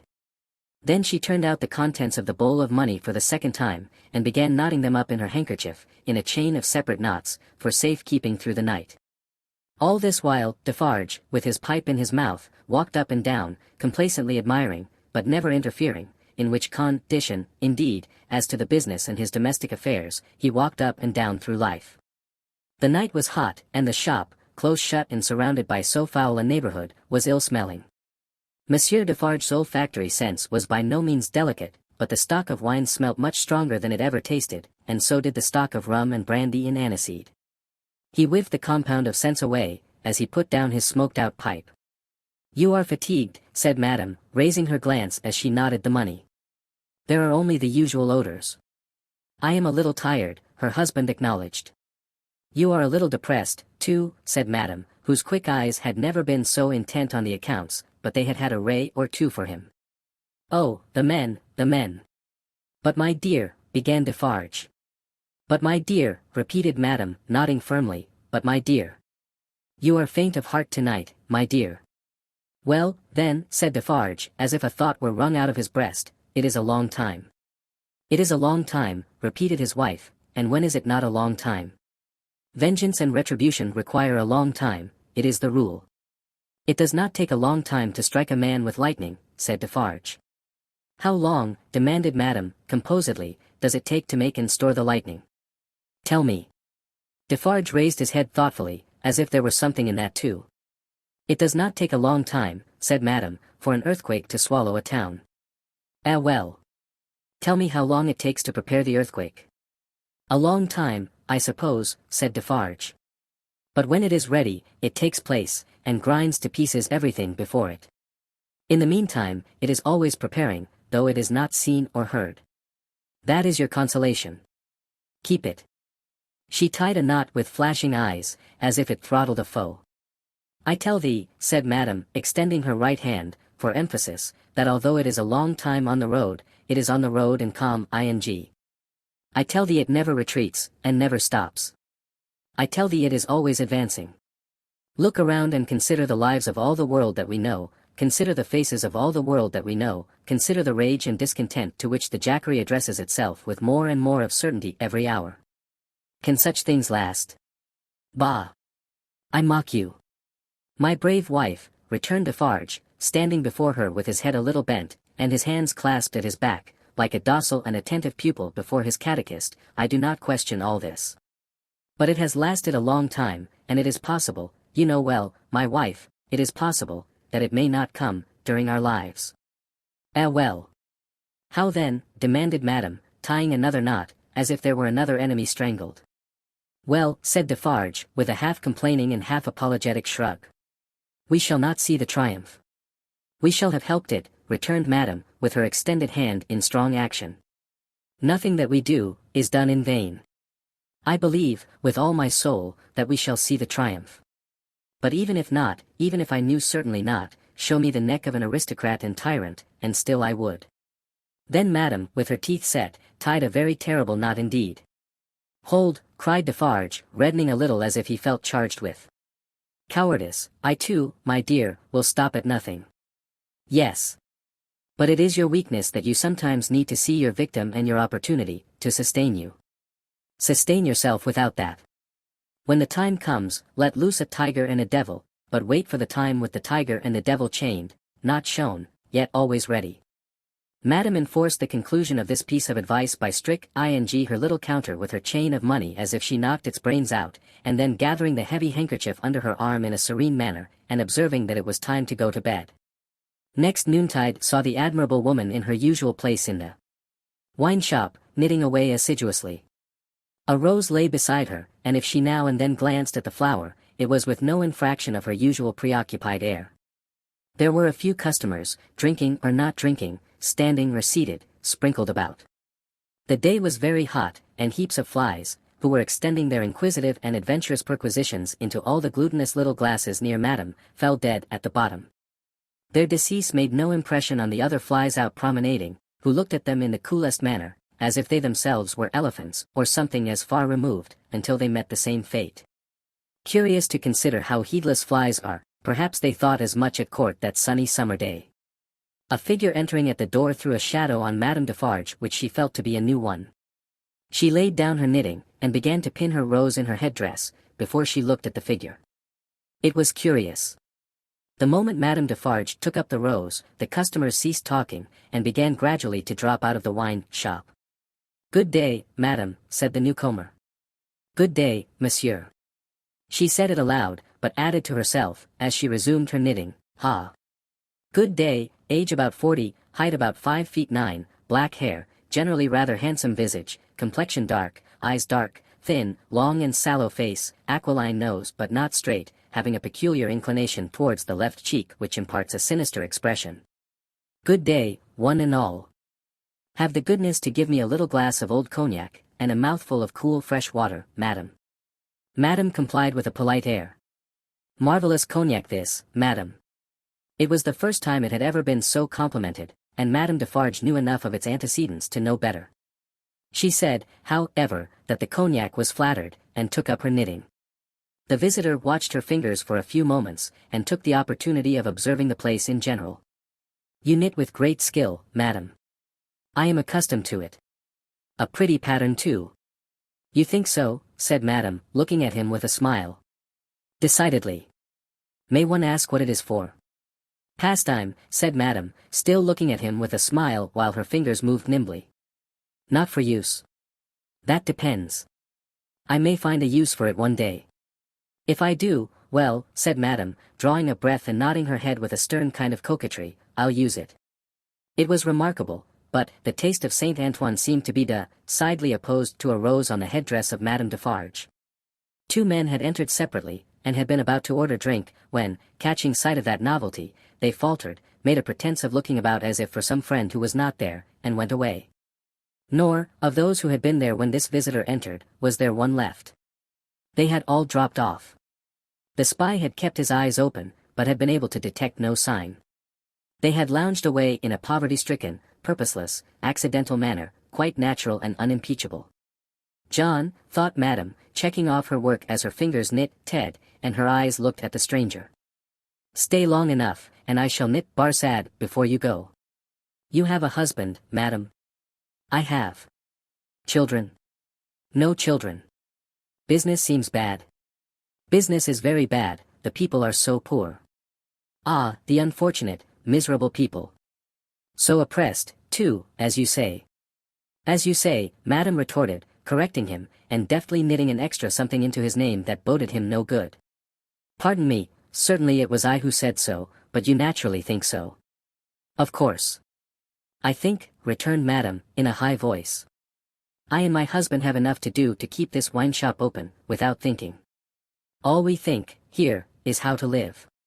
That is the subject we think of, and it gives us, from morning to night, enough to think about, without embarrassing our heads concerning others. I think for others. No, no. The spy, who was there to pick up any crumbs he could find or make, did not allow his baffled state to express itself in his sinister face, but stood with an air of gossiping gallantry, leaning his elbow on Madame Defarge's little counter, and occasionally sipping his cognac. A bad business this, Madame, of Gaspard's execution. Ah! The poor Gaspard! With a sigh of great compassion. My faith, returned Madame, coolly and lightly, if people use knives for such purposes, they have to pay for it. He knew beforehand what the price of his luxury was, he has paid the price. I believe, said the spy, dropping his soft voice to a tone that invoked confidence, and expressing an injured revolutionary susceptibility in every muscle of his wicked face, I believe there is much compassion and anger in this neighborhood, touching the poor fellow. Between ourselves. Is there? Asked Madame, vacantly. Is there not? Here is my husband, said Madame Defarge. As the keeper of the wine shop entered at the door, the spy saluted him by touching his hat, and saying, with an engaging smile, Good day, Jacques. Defarge stopped short, and stared at him. Good day, Jacques, the spy repeated, with not quite so much confidence, or quite so easy a smile under the stare. You deceive yourself, monsieur, returned the keeper of the wine shop. You mistake me for another. That is not my name. I am Ernest Defarge. It is all the same, said the spy, airily, but discomfited too. Good day. Good day, answered Defarge, drily. I was saying to Madame, with whom I had the pleasure of chatting when you entered, that they tell me there is, and no wonder, much sympathy and anger in Saint Antoine, touching the unhappy fate of poor Gaspard. No one has told me so, said Defarge, shaking his head. I know nothing of it. Having said it, he passed behind the little counter, and stood with his hand on the back of his wife's chair, looking over that barrier at the person to whom they were both opposed, and whom either of them would have shot with the greatest satisfaction. The spy, well used to his business, did not change his unconscious attitude, but drained his little glass of cognac, took a sip of fresh water, and asked for another glass of cognac. Madame Defarge poured it out for him, took to her knitting again, and hummed a little song over it. You seem to know this quarter well, that is to say, better than I do, observed Defarge. Not at all, but I hope to know it better. I am so profoundly interested in its miserable inhabitants. Ha, muttered Defarge. The pleasure of conversing with you, Monsieur Defarge, recalls to me, pursued the spy, that I have the honor of cherishing some interesting associations with your name. Indeed, said Defarge, with much indifference. Yes, indeed. When Dr. Manette was released, you, his old domestic, had the charge of him, I know. He was delivered to you. You see, I am informed of the circumstances. Such is the fact, certainly, said Defarge. He had had it conveyed to him, in an accidental touch of his wife's elbow as she knitted and warbled, that he would do best to answer, but always with brevity. It was to you, said the spy, that his daughter came, and it was from your care that his daughter took him, accompanied by a neat brown monsieur, how is he called, in a little wig, Lorry, of the Bank of Telson and Company, over to England. Such is the fact, repeated Defarge. Very interesting remembrances, said the spy. I have known Doc Torminette and his daughter, in England. Yes, said Defarge. You don't hear much about them now, said the spy. No, said Defarge. In effect, Madame struck in, looking up from her work and her little song, we never hear about them. We received the news of their safe arrival, and perhaps another letter, or perhaps two, but, since then, they have gradually taken their road in life, we, ours, and we have held no correspondence. Perfectly so, madam, replied the spy. She is going to be Reed. Going, echoed madam. She was pretty enough to have been married long ago. You English are cold, it seems to me. Oh. You know I am English. I perceive your tongue is, returned madam, and what the tongue is, I suppose the man is. He did not take the identification as a compliment, but he made the best of it, and turned it off with a laugh. After sipping his cognac to the end, he added. Yes, Miss Manette is going to be married. But not to an English man, to one who, like herself, is French by birth. And speaking of poor Gaspard. It was cruel, it is a curious thing that she is going to marry the nephew of Monsieur the Marquis, for whom Gaspard was exalted to that height of so many feet, in other words, the present Marquis. But he lives unknown in England, he is no Marquis there, he is Mr. Charles Darnay. D'Aulnays is the name of his mother's family. Madame Defarge knitted steadily, but the intelligence had a palpable effect upon her husband. Do what he would, behind the little counter, as to the striking of a light and the lighting of his pipe, he was troubled, and his hand was not trustworthy. The spy would have been no spy if he had failed to see it, or to record it in his mind. Having made, at least, this one hit, whatever it might prove to be worth, and no customers coming in to help him to any other, Mr. Barsad paid for what he had drunk, and took his leave, taking occasion to say, in a genteel manner, before he departed, that he looked forward to the pleasure of seeing Monsieur and Madame Defarge again. For some minutes after he had emerged into the outer presence of Saint Antoine, the husband and wife remained exactly as he had left them, lest he should come back. Can it be true, said Defarge, in a low voice, looking down at his wife as he stood smoking with his hand on the back of her chair, what he has said of Mademoiselle Manette? As he has said it, returned Madame, lifting her eyebrows a little, it is probably false.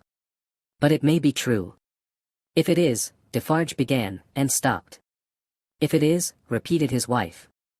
And if it does come, while we live to see it triumph, I hope, for her sake, destiny will keep her husband out of France. Her husband's destiny, said Madame Defarge, with her usual calm posure, will take him where he is to go, and will lead him to the end that is to end him. That is all I know.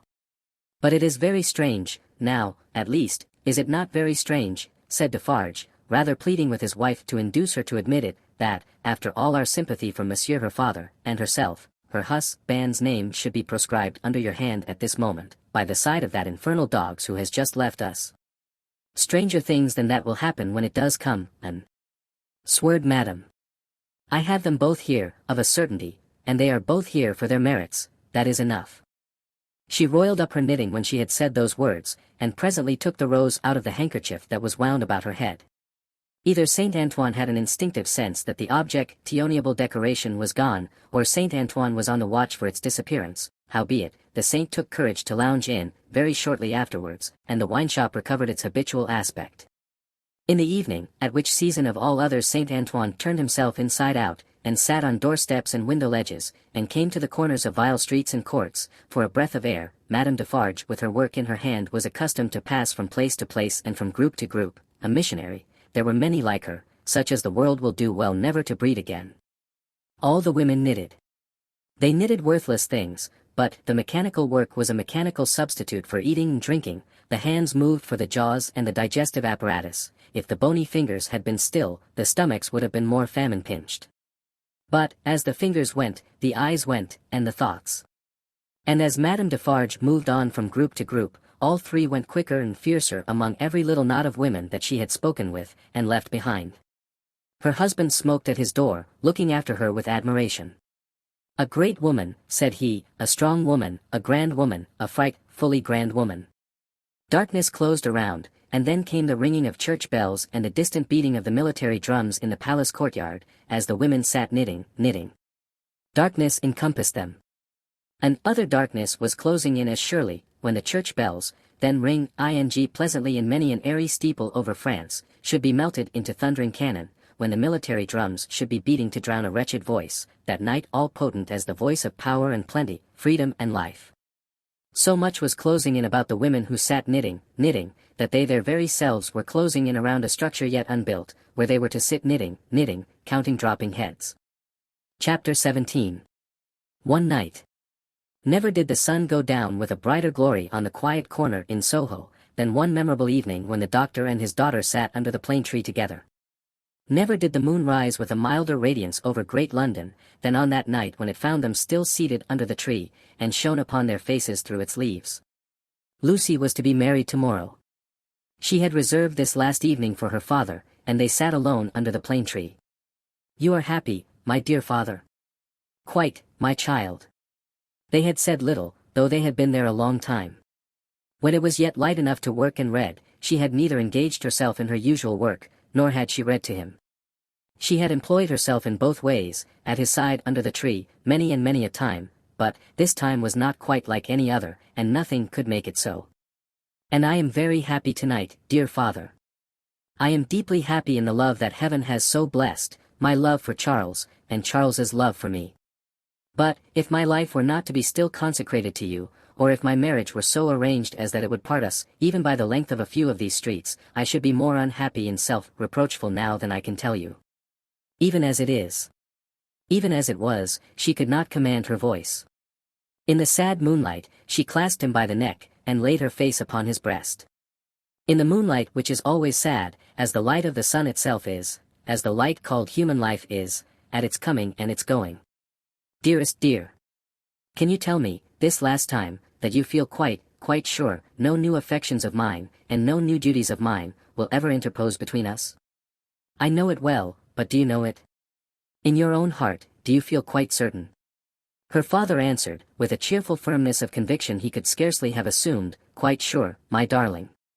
More than that, he added, as he tenderly kissed her, "My future is far brighter, Lucy, seen through your marriage, than it could have been, nay, than it ever was, without it. If I could hope that, my father. Believe it, love. Indeed it is so. Consider how natural and how plain it is, my dear, that it should be so. You, devoted and young, can not fully appreciate the anxiety I have felt that your life should not be wasted."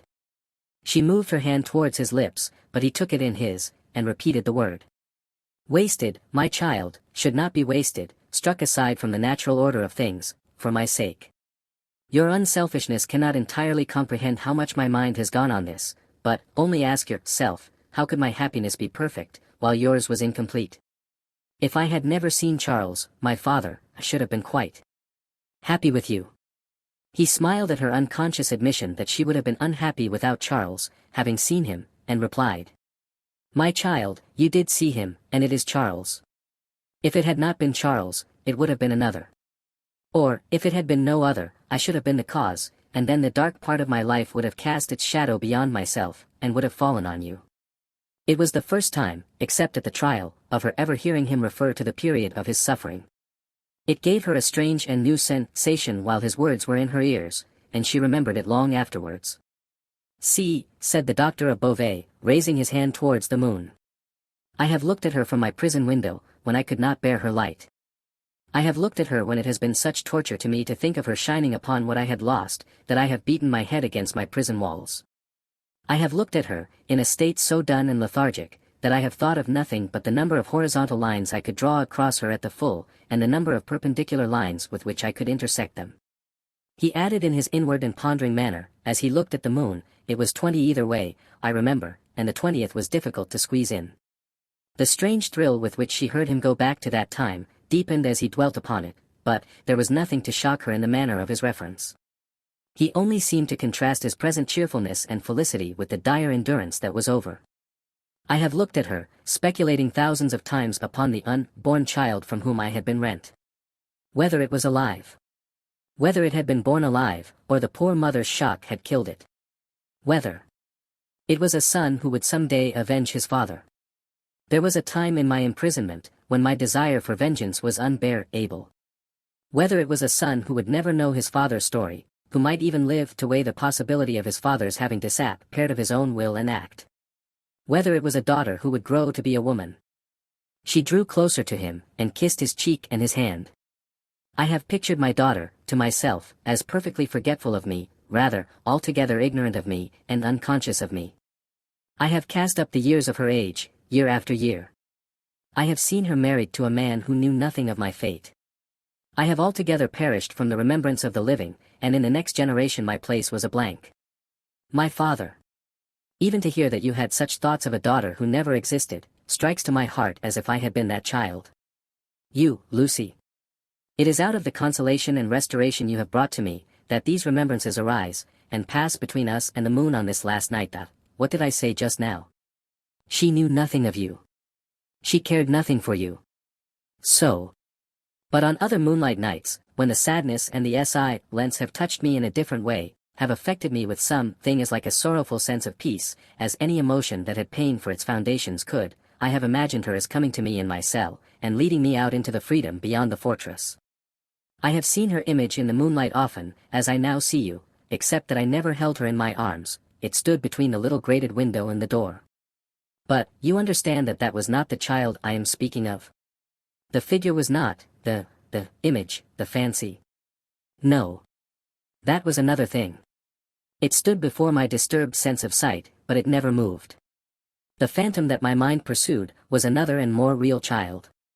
Of her outward appearance I know no more than that she was like her mother. The other had that likeness too, as you have, but was not the same. Can you follow me, Lucy? Hardly, I think. I doubt you must have been a solitary prisoner to understand these perplexed distinctions. His collected and calm manner could not prevent her blood from running cold, as he thus tried to anatomize his old condition. In that more peaceful state, I have imagined her, in the moonlight, coming to me and taking me out to show me that the home of her married life was full of her loving remembrance of her lost father. My picture was in her room, and I was in her prayers. Her life was active, cheerful, useful, but my poor history pervaded it all. I was that child, my father, I was not half so good, but in my love that was I. And she showed me her children, said the doctor of Beauvais, and they had heard of me, and had been taught to pity me. When they passed a prison of the state, they kept far from its frowning walls, and looked up at its bars, and spoke in whispers. She could never deliver me, I imagined that she always brought me back after showing me such things. But then, blessed with the relief of tears, I fell upon my knees, and blessed her. I am that child, I hope, my father. Oh my dear, will you bless me as fervently tomorrow? Lucy, I recall these old troubles in the reason that I have tonight for loving you better than words can tell, and thanking God for my great happiness. My thoughts, when they were wildest, never rose near the happiness that I have known with you, and that we have before us. He embraced her, solemnly commended her to heaven, and humbly thanked heaven for having bestowed her on him. By and by, they went into the house. There was no one bidden to the marriage but Mr. Lorry, there was even to be no bridesmaid but the gaunt Miss Pross. The marriage was to make no change in their place of residence, they had been able to extend it, by taking to themselves the upper rooms formerly belonging to the apocryphal invisible lodger, and they desired nothing more. Dr. Manette was very cheerful at the little supper. They were only 3 at table, and Miss Pross made the third. He regretted that Charles was not there, was more than half disposed to object to the loving little plot that kept him away, and drank to him affectionately. So, the time came for him to bid Lucy good night, and they separated. But, in the stillness of the 3rd hour of the morning, Lucy came downstairs again, and stole into his room, not free from unshaped fears, beforehand. All things, however, were in their places, all was quiet, and he lay asleep, his white hair picturesque on the untroubled pillow, and his hands lying quiet on the coverlet. She put her needless candle in the shadow at a distance, crept up to his bed, and put her lips to his, then leaned over him, and looked at him. Into his handsome face, the bitter waters of captivity had worn, but he covered up their tracks with a determination so strong that he held the mastery of them even in his sleep. A more remarkable face in its quiet, resolute, and guarded struggle with an unseen assailant was not to be beheld in all the wide dominions of sleep that night. She timidly laid her hand on his dear breast, and put up a prayer that she might ever be as true to him as her love aspired to be, and as his sorrows deserved. Then, she withdrew her hand, and kissed his lips once more, and went away. So, the sunrise came, and the shadows of the leaves of the plane tree moved upon his face, as softly as her lips had moved in praying for him. Chapter 18. 9 days. The marriage day was shining brightly, and they were ready outside the closed door of the doctor's room, where he was speaking with Charles Darnay. They were ready to go to church, the beautiful bride, Mr. Lorry, and Miss Pross, to whom the event, through a gradual process of reconcilement to the inevitable, would have been one of absolute bliss, but for the yet lingering consideration that her brother Solomon should have been the bridegroom. And so, said Mr. Lorry, who could not sufficiently admire the bride, and who had been moving round her to take in every point of her quiet, pretty dress, and so it was for this, my sweet Lucy, that I brought you across the channel, such a baby, Lord bless me, how little I thought what I was doing. How lightly I valued the obligation I was conferring on my friend Mr. Charles. You didn't mean it, remarked the matter-of-fact Miss Pross, and therefore how could you know it? Nonsense. Really? Well, but don't cry, said the gentle Mr. Lorry. I am not crying, said Miss Pross, you are. My Pross. By this time, Mr. Lorry dared to be pleasant with her, on occasion. You were, just now, I saw you do it, and I don't wonder at it. Such a present of plate as you have made is enough to bring tears into anybody's eyes. There's not a fork or a spoon in the collection, said Miss Pross, that I didn't cry over, last night after the box came, till I couldn't see it. I am highly gratified, said Mr. Lorry, though, upon my honor, I had no intention of rendering those trifling articles of remembrance invisible to any one. Dear me! This is an occasion that makes a man speculate on all he has lost. Dear, dear, dear. To think that there might have been a Mrs. Lorry, any time these 50 years almost. Not at all. From Miss Pross. You think there never might have been a Mrs. Lorry, asked the gentleman of that name. Pooh, rejoined Miss Pross, you were a bachelor in your cradle. Well, observed Mr. Lorry, beamingly adjusting his little wig, that seems probable, too. And you were cut out for a bachelor, pursued Miss Pross, before you were put in your cradle. Then, I think, said Mr. Lorry, that I was very unhandsomely dealt with, and that I ought to have had a voice in the selection of my pattern. Enough. Now, my dear Lucy, drawing his arms soothingly round her waist, I hear them moving in the next room, and Miss Pross and I, as two formal folks of business, are anxious not to lose the final opportunity of saying something to you that you wish to hear. You leave your good father, my dear, in hands as earnest and as loving as your own. He shall be taken every conceivable care of, during the next fortnight, while you are in Warwickshire and thereabouts. Even Tellson's shall go to the wall, comparatively speaking, before him. And when, at the fortnight's end, he comes to join you and your beloved husband, on your other fortnight's trip in Wales, you shall say that we have sent him to you in the best health and in the happiest frame. Now, I hear somebody's step coming to the door. Let me kiss my dear girl with an old-fashioned bachelor blessing, before somebody comes to claim his own. For a moment, he held the fair face from him to look at the well-remembered expression on the forehead, and then laid the bright golden hair against his little brown wig, with a genuine tenderness and delicacy which, if such things be old-fashioned, were as old as Adam. The door of the doctor's room opened, and he came out with Charles Darnay.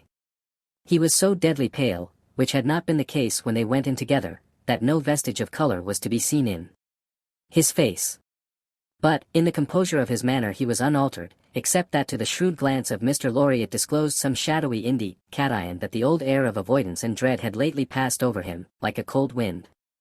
He gave his arm to his daughter, and took her downstairs to the chariot which Mr. Lorry had hired in honor of the day. The rest followed in another carriage, and soon, in a neighboring church, where no strange eyes looked on, Charles Darnay and Lucy Manette were happily married. Besides the glancing tears that shone among the smiles of the little group when it was done, some diamonds, very bright and sparkling, glanced on the bride's hand, which were newly released from the dark obscurity of one of Mr. Lorry's pockets. They returned home to break fast, and all went well, and in due course the golden hair that had been glad with the poor shoemaker's white locks in the Paris garret, were mingled with them again in the morning sunlight, on the threshold of the door at parting. It was a hard parting, though it was not for long. But her father cheered her, and said at last, gently disengaging himself from her enfolding arms, "Take her, Charles. She is yours." And her agitated hand waved to them from a chaise window, and she was gone. The corner being out of the way of the idle and curious, and the preparations having been very simple and few, the doctor, Mr. Lorry, and Miss Pross, were left quite alone. It was when they turned into the welcome shade of the cool old hall, that Mr. Lorry observed a great change to have come over the doctor, as if the golden arm uplifted there, had struck him a poisoned blow. He had naturally repressed much, and some revulsion might have been expected in him when the occasion for repression was gone. But it was the old scared lost look that troubled Mr. Lorry, and through his absent manner of clasping his head and drearily wandering away into his own room when they got upstairs, Mr. Lorry was reminded of Defarge the wine-shop keeper, and the starlight ride. "I think," he whispered to Miss Pross, after anxious consideration, "I think we had best not speak to him just now, or at all disturb him. I must look in at Tellson's, so I will go there at once and come back presently. Then, we will take him a ride into the country, and dine there, and all will be well." It was easier for Mr. Lorry to look in at Tellson's, than to look out of Tellson's. He was detained 2 hours. When he came back, he ascended the old staircase alone, having asked no question of the servant. Going thus into the doctor's rooms, he was stopped by a low sound of knocking. "Good God," he said, with a start. "What's that?" Miss Pross, with a terrified face, was at his ear. "Oh me, oh me! All is lost," cried she, wringing her hands. "What is to be told to Ladybird? He doesn't know me, and is making shoes." Mr. Lorry said what he could to calm her, and went himself into the doctor's room. The bench was turned towards the light, as it had been when he had seen the shoemaker at his work before, and his head was bent down, and he was very busy. "Dr. Manette. My dear friend, Dr. Manette." The doctor looked at him for a moment, half inquiringly, half as if he were angry at being spoken to, and bent over his work again. He had laid aside his coat and waistcoat, his shirt was open at the throat, as it used to be when he did that work, and even the old hag-guard, faded surface of face had come back to him. He worked hard, impatiently, as if in some sense of having been interrupted. Mr. Lorry glanced at the work in his hand, and observed that it was a shoe of the old size and shape. He took up another that was lying by him, and asked what it was. "A young lady's walking shoe," he muttered, without looking up. "It ought to have been finished long ago. Let it be. But, Dr. Manette, look at me." He obeyed, in the old mechanically submissive manner, without pausing in his work. "You know me, my dear friend. Think again. This is not your proper occupation. Think, dear friend." Nothing would induce him to speak more. He looked up, for an instant at a time, when he was requested to do so, but no persuasion would extract a word from him. He worked, and worked, and worked, in silence, and words fell on him as they would have fallen on an echo-less wall, or on the air. The only ray of hope that Mr. Lorry could discover was, that he sometimes furtively looked up without being asked.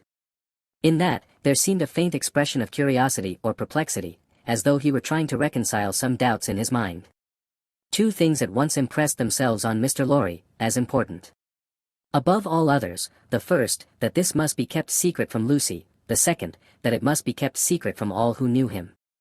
In conjunction with Miss Pross, he took immediate steps towards the latter precaution, by giving out that the doctor was not well, and required a few days of complete rest. In aid of the kind deception to be practised on his daughter, Miss Pross was to write, describing his having been called away professionally, and referring to an imaginary letter of 2 or 3 hurried lines in his own hand, represented to have been addressed to her by the same post. These measures, advisable to be taken in any case, Mr. Lorry took in the hope of his coming to himself. If that should happen soon, he kept another course in reserve, which was, to have a certain opinion that he thought the best on the doctor's case.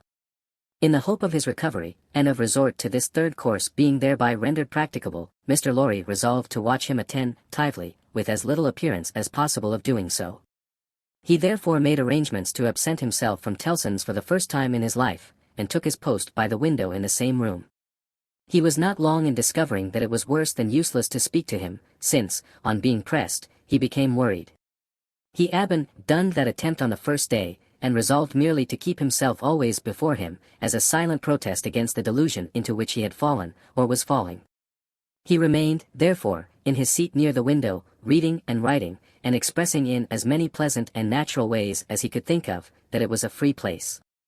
Dr. Manette took what was given him to eat and drink, and worked on, that first day, until it was too dark to see, worked on, half an hour after Mr. Lorry could not have seen, for his life, to read or write. When he put his tools aside as useless, until morning, Mr. Lorry rose and said to him, "Will you go out?"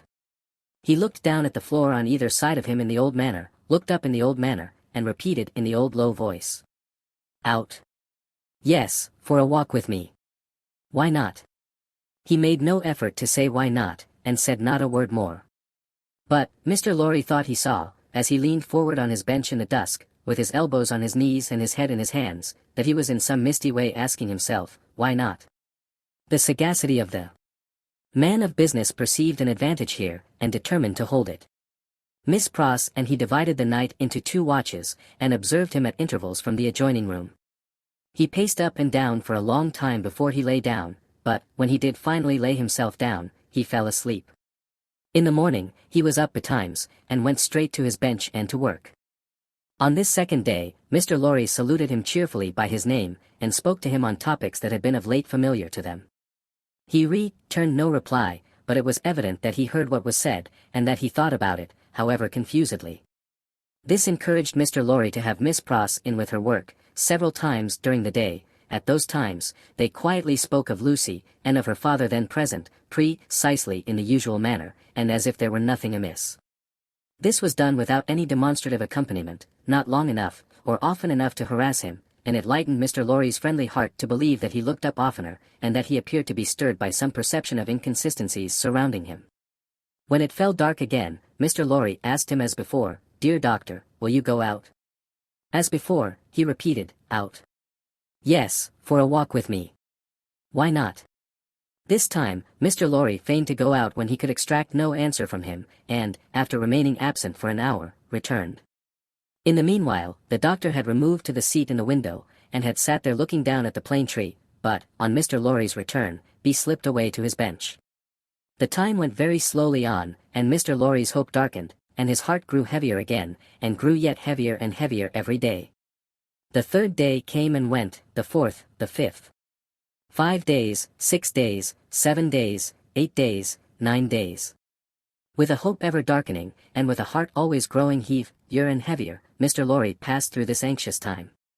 The secret was well kept, and Lucy was unconscious and happy, but he could not fail to observe that the shoemaker, whose hand had been a little out at first, was growing dreadfully skilful, and that he had never been so intent on his work, and that his hands had never been so nimble and expert, as in the dusk of the 9th evening. Chapter 19. An Opinion. Worn out by anxious watching, Mr. Lorry fell asleep at his post. On the 10th morning of his suspense, he was startled by the shining of the sun into the room where a heavy slumber had overtaken him when it was dark night. He rubbed his eyes and roused himself, but he doubted, when he had done so, whether he was not still asleep. For, going to the door of the doctor's room and looking in, he perceived that the shoemaker's bench and tools were put aside again, and that the doctor himself sat reading at the window. He was in his usual morning dress, and his face, which Mr. Lorry could distinctly see, though still very pale, was calmly studious and attentive. Even when he had satisfied himself that he was awake, Mr. Lorry felt giddily uncertain for some few moments whether the late shoemaking might not be a disturbed dream of his own, for, did not his eyes show him his friend before him in his accustomed clothing and aspect, and employed as usual, and was there any sign within their range, that the change of which he had so strong an impression had actually happened? It was but the inquiry of his first confusion and astonishment, the answer being obvious. If the impression were not produced by a real corresponding and sufficient cause, how came he, Jarvis Lorry, there? How came he to have fallen asleep, in his clothes, on the sofa in Dr. Manette's consulting room, and to be debating these points outside the doctor's bedroom door in the early morning? Within a few minutes, Miss Pross stood whispering at his side. If he had had any particle of doubt left, her talk would of necessity have resolved it, but he was by that time clear-headed, and had none. He advised that they should let the time go by until the regular breakfast hour, and should then meet the doctor as if nothing unusual had occurred. If he appeared to be in his customary state of mind, Mr. Lorry would then cautiously proceed to seek direction and guidance from the opinion he had been, in his anxiety, so anxious to obtain. Miss Pross, submitting herself to his judgment, the scheme was worked out with care. Having abundance of time for his usual methodical toilette, Mr. Lorry presented himself at the breakfast hour in his usual white linen, and with his usual neat leg. The doctor was moaned in the usual way, and came to breakfast. So far as it was possible to comprehend him without overstepping those delicate and gradual approaches which Mr. Lorry felt to be the only safe advance, he at first supposed that his daughter's marriage had taken place yesterday. An incidental allusion, purposely thrown out, to the day of the week, and the day of the month, set him thinking and counting, and evidently made him uneasy.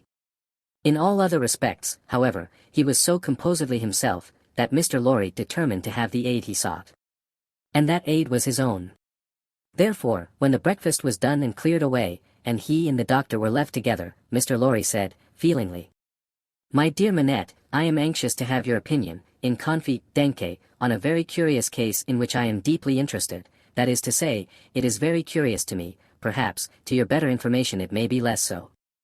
Glancing at his hands, which were discolored by his late work, the doctor looked troubled, and listened attentively. He had already glanced at his hands more than once. "Dr. Manette," said Mr. Lorry, touching him affectionately on the arm, "the case is the case of a particularly dear friend of mine. Pray give your mind to it, and advise me well for his sake, and above all, for his daughters, my dear Manette." "If I understand," said the doctor, in a subdued tone, "some mental shock." "Yes." "Be explicit," said the doctor. "Spare no detail." Mr. Lorry saw that they understood one another, and proceeded.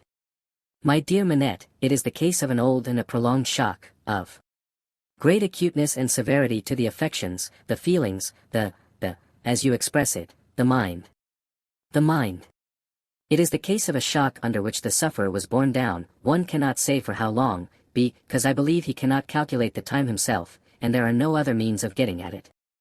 It is the case of a shock from which the sufferer recovered, by a process that he cannot trace himself, as I once heard him publicly relate in a striking manner. It is the case of a shock from which he has recovered, so completely, as to be a highly intelligent man, capable of close application of mind, and great exertion of body, and of constantly making fresh additions to his stock of knowledge, which was already very large. But, unfortunately, there has been," he paused and took a deep breath, "a slight relapse." The doctor, in a low voice, asked, "Of how long duration?" 9 days and nights." "How did it show itself?" "I infer, glancing at his hands again, in the resumption of some old pursuit connected with the shock." "That is the fact." "Now, did you ever see him," asked the doctor, distinctly and collectly, though in the same low voice, "engaged in that pursuit originally?" "Once." "And when the relapse fell on him, was he in most respects, or in all respects, as he was then?" "I think in all respects." "You spoke of his daughter. Does his daughter know of the relapse?" "No. It has been kept from her, and I hope will always be kept from her. It is known only to myself, and to one other who may be trusted." The doctor grasped his hand, and murmured, "That was very kind. That was very thoughtful." Mr. Lorry grasped his hand in return, and neither of the two spoke for a little while. "Now, my dear Manette," said Mr. Lorry, at length, in his most considerate and most affectionate way, "I am a mere man of business, and unfit to cope with such intricate and difficult matters. I do not possess the kind of information necessary, I do not possess the kind of intelligence, I want guiding. There is no man in this world on whom I could so rely for right guidance, as on you. Tell me, how does this relapse come about? Is there danger of another? Could a repetition of it be prevented? How should a repetition of it be treated? How does it come about at all? What can I do for my friend? No man ever can have been more desirous in his heart to serve a friend, than I am to serve mine, if I knew how. But I don't know how to originate, in such a case. If your sagacity, knowledge, and experience, could put me on the right track, I might be able to do so much. Unenlightened and undirected, I can do so little. Pray discuss it with me, pray enable me to see it a little more clearly, and teach me how to be a little more useful." Dr. Manette sat meditating after these earnest words were spoken, and Mr. Lorry did not press him. "I think it probable," said the doctor, breaking silence with an effort, "that the relapse you have described, my dear friend, was not quite unforeseen by its subject." "Was it dreaded by him?" Mr. Lorry ventured to ask. "Very much." He said it with an involuntary shudder. "You have no idea how such an apprehension weighs on the soothfarer's mind, and how difficult, how almost impossible it is for him to force himself to utter a word upon the topic that oppresses him. Would he, asked Mr. Lorry, be sensibly relieved if he could prevail upon himself to impart that secret brooding to any one, when it is on him? I think so. But it is, as I have told you, next to impossible. I even believe it, in some cases, to be quite impossible.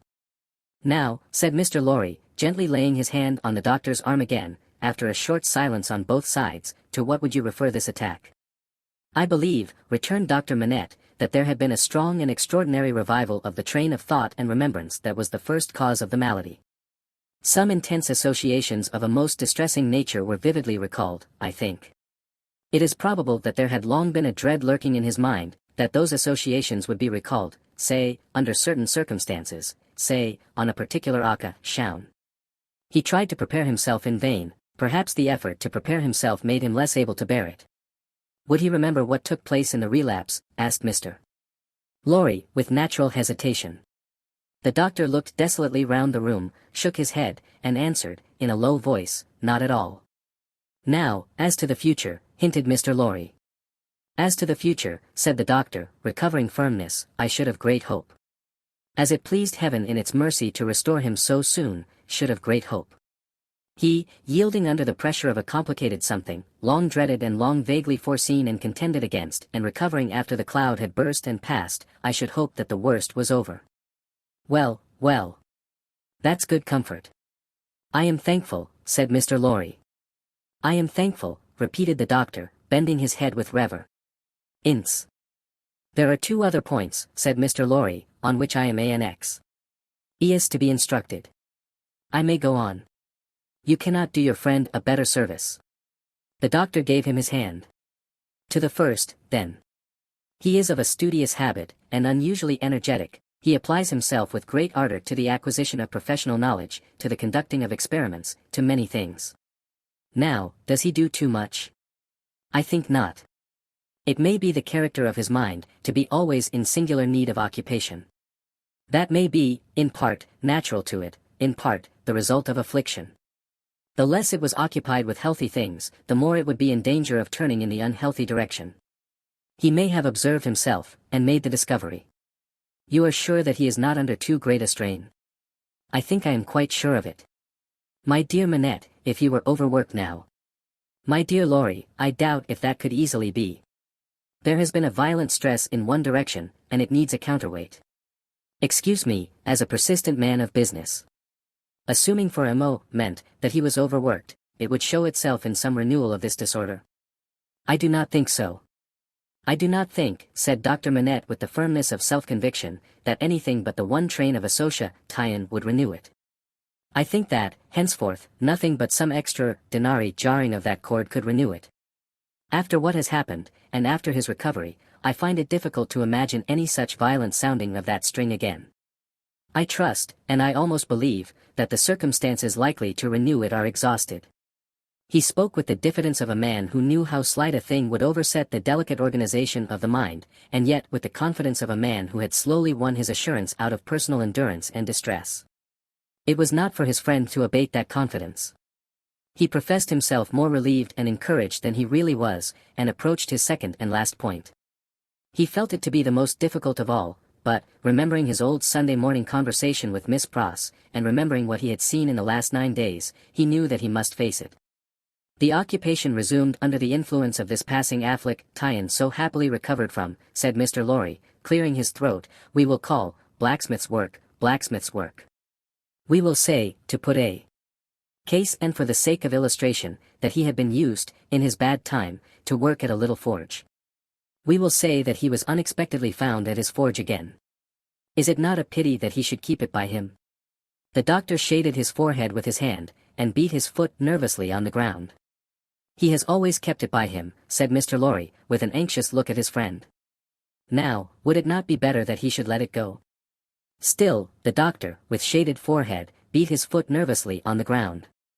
You do not find it easy to advise me, said Mr. Lorry. I quite understand it to be a nice question. And yet I think, and there he shook his head, and stopped. You see, said Dr. Manette, turning to him after an uneasy pause, it is very hard to explain, consistently, the innermost workings of this poor man's mind. He once yearned so frightfully for that tie-in, and it was so welcome when it came. No doubt it relieved his pain so much, by substituting the perplexity of the fingers for the perplexity of the brain, and by substituting, as he became more practiced, the ingenuity of the hands, for the ingenuity of the mental torture, that he has never been able to bear the thought of putting it quite out of his reach. Even now, when I believe he is more hopeful of himself than he has ever been, and even speaks of himself with a kind of confidence, the idea that he might need that old employment, and not find it, gives him a sudden sense of terror, like that which one may fancy strikes to the heart of a lost child. He looked like his illustration, as he raised his eyes to Mr. Lorry's face. But may not, mind. I ask for information, as a plodding man of business who only deals with such material objects as guineas, shillings, and banknotes. May not the retention of the thing involve the tie-in of the idea? If the thing were gone, my dear Manette, might not the fear go with it? In short, is it not a concession to the misgiving, to keep the forge? There was another silence. You see, too, said the doctor, tremulously, it is such an old companion. I would not keep it, said Mr. Lorry, shaking his head, for he gained in firmness as he saw the doctor disquieted. I would mend him to sacrifice it. I only want your authority. I am sure it does no good. Come. Give me your authority, like a dear good man. For his daughter's sake, my dear Manette. Very strange to see what a struggle there was within him. In her name, then, let it be done, I sanction it. But, I would not take it away while he was present. Let it be removed when he is not there, let him miss his old companion after an absence. Mr. Lorry readily engaged for that, and the conference was ended. They passed the day in the country, and the doctor was quite restored. On the 3 following days he remained perfectly well, and on the 14th day he went away to join Lucy and her husband. The precaution that had been taken to account for his silence, Mr. Lorry had previously explained to him, and he had written to Lucy in accordance with it, and she had no suspicions. On the night of the day on which he left the house, Mr. Lorry went into his room with a chopper, saw, chisel, and hammer, attended by Miss Pross carrying a light. There, with closed doors, and in a riotous and guilty manner, Mr. Lorry hacked the shoemaker's bench to pieces, while Miss Pross held the candle as if she were assisting at a murder, for which, indeed, in her grimness, she was no unsuitable figure. The burning of the body, previously reduced to pieces convenient for the purpose, was commenced without delay in the kitchen fire, and the tools, shoes, and leather, were buried in the garden. So wicked do destruction and secrecy appear to honest minds, that Mr. Lorry and Miss Pross, while engaged in the commission of their deed and in the removal of its traces, almost felt, and almost looked, like accomplices in a horrible crime. Chapter 20. A Plea. When the newly married pair came home, the first person who appeared, to offer his congratulations, was Sidney Carton. They had not been at home many hours, when he presented himself. He was not improved in habits, or in looks, or in manner, but there was a certain rugged air of fidelity about him, which was new to the observation of Charles Darnay. He watched his opportunity of taking Darnay aside into a window, and of speaking to him when no one overheard. Mr. Darnay, said Carton, I wish we might be friends. We are already friends, I hope. You are good enough to say so, as a fashion of speech, but I don't mean any fashion of speech. Indeed, when I say I wish we might be friends, I scarcely mean quite that, either. Charles Darnay, as was natural, asked him, in all good humor and good fellowship, what he did mean. Upon my life, said Carton, smiling, I find that easier to comprehend in my own mind, than to convey to yours. However, let me try. You remember a certain famous occasion when I was more drunk than usual? I remember a certain famous occasion when you forced me to confess that you had been drinking. I remember it too. The curse of those occasions is heavy upon me, for I always remember them. I hope it may be taken into account one day, when all days are at an end for me. Don't be alarmed, I am not going to preach. I am not at all alarmed. Earnestness in you, is anything but alarm to me. Ah, said Carton, with a careless wave of his hand, as if he waved that away. On the drunken occasion in question, one of a large number, as you know, I was insufferable about liking you, and not liking you. I wish you would forget it. I forgot it long ago. Fashion of speech again. But, Mr. Darnay, oblivion is not so easy to me, as you represent it to be to you. I have by no means forgotten it, and a light answer does not help me to forget it. If it was a light answer, returned Darnay, I beg your forgiveness for it. I had no other object than to turn a slight thing, which, to my surprise, seems to trouble you too much, aside. I declare to you, on the faith of a gentleman, that I have long dismissed it from my mind. Good heaven, what was there to dismiss? Have I had nothing more important to remember, in the great service you rendered me that day? As to the great service, said Carton, I am bound to avow to you, when you speak of it in that way, that it was mere professional claptrap. I don't know that I cared what became of you, when I rendered it. Mind. I say when I rendered it, I am speaking of the past. You make light of the obligation, returned Darnay, but I will not quarrel with your light answer. Genuine truth, Mr. Darnay, trust me. I have gone aside from my purpose, I was speaking about our being friends. Now, you know me, you know I am incapable of all the higher and better flights of men. If you doubt it, ask Stryver, and he'll tell you so. I prefer to form my own opinion, without the aid of his. Well. At any rate you know me as a dissolute dog, who has never done any good, and never will. I don't know that you never will. But I do, and you must take my word for it. Well. If you could endure to have such a worthless fellow, and a fellow of such indifferent reputation, coming and going at odd times, I should ask that I might be permitted to come and go as a privileged person here, that I might be regarded as an useless, and I would add, if it were not for the resemblance I detected between you and me, an unornamental piece of furniture, tolerated for its old service, and taken no notice of. I doubt if I should abuse the permission. It is 100 to 1 if I should avail myself of it 4 times in a year. It would satisfy me, I dare say, to know that I had it. Will you try? That is another way of saying that I am placed on the footing I have indicated. I thank you, Darnay. I may use that freedom with your name. I think so, Carton, by this time. They shook hands upon it, and Sidney turned away. Within a minute afterwards, he was, to all outward appearance, as unsubstantial as ever.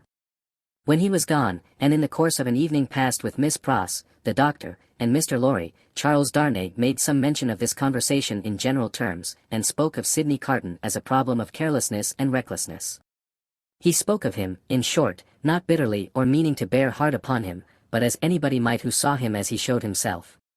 He had no idea that this could dwell in the thoughts of his fair young wife, but, when he afterwards joined her in their own rooms, he found her waiting for him with the old pretty lifting of the forehead strongly marked.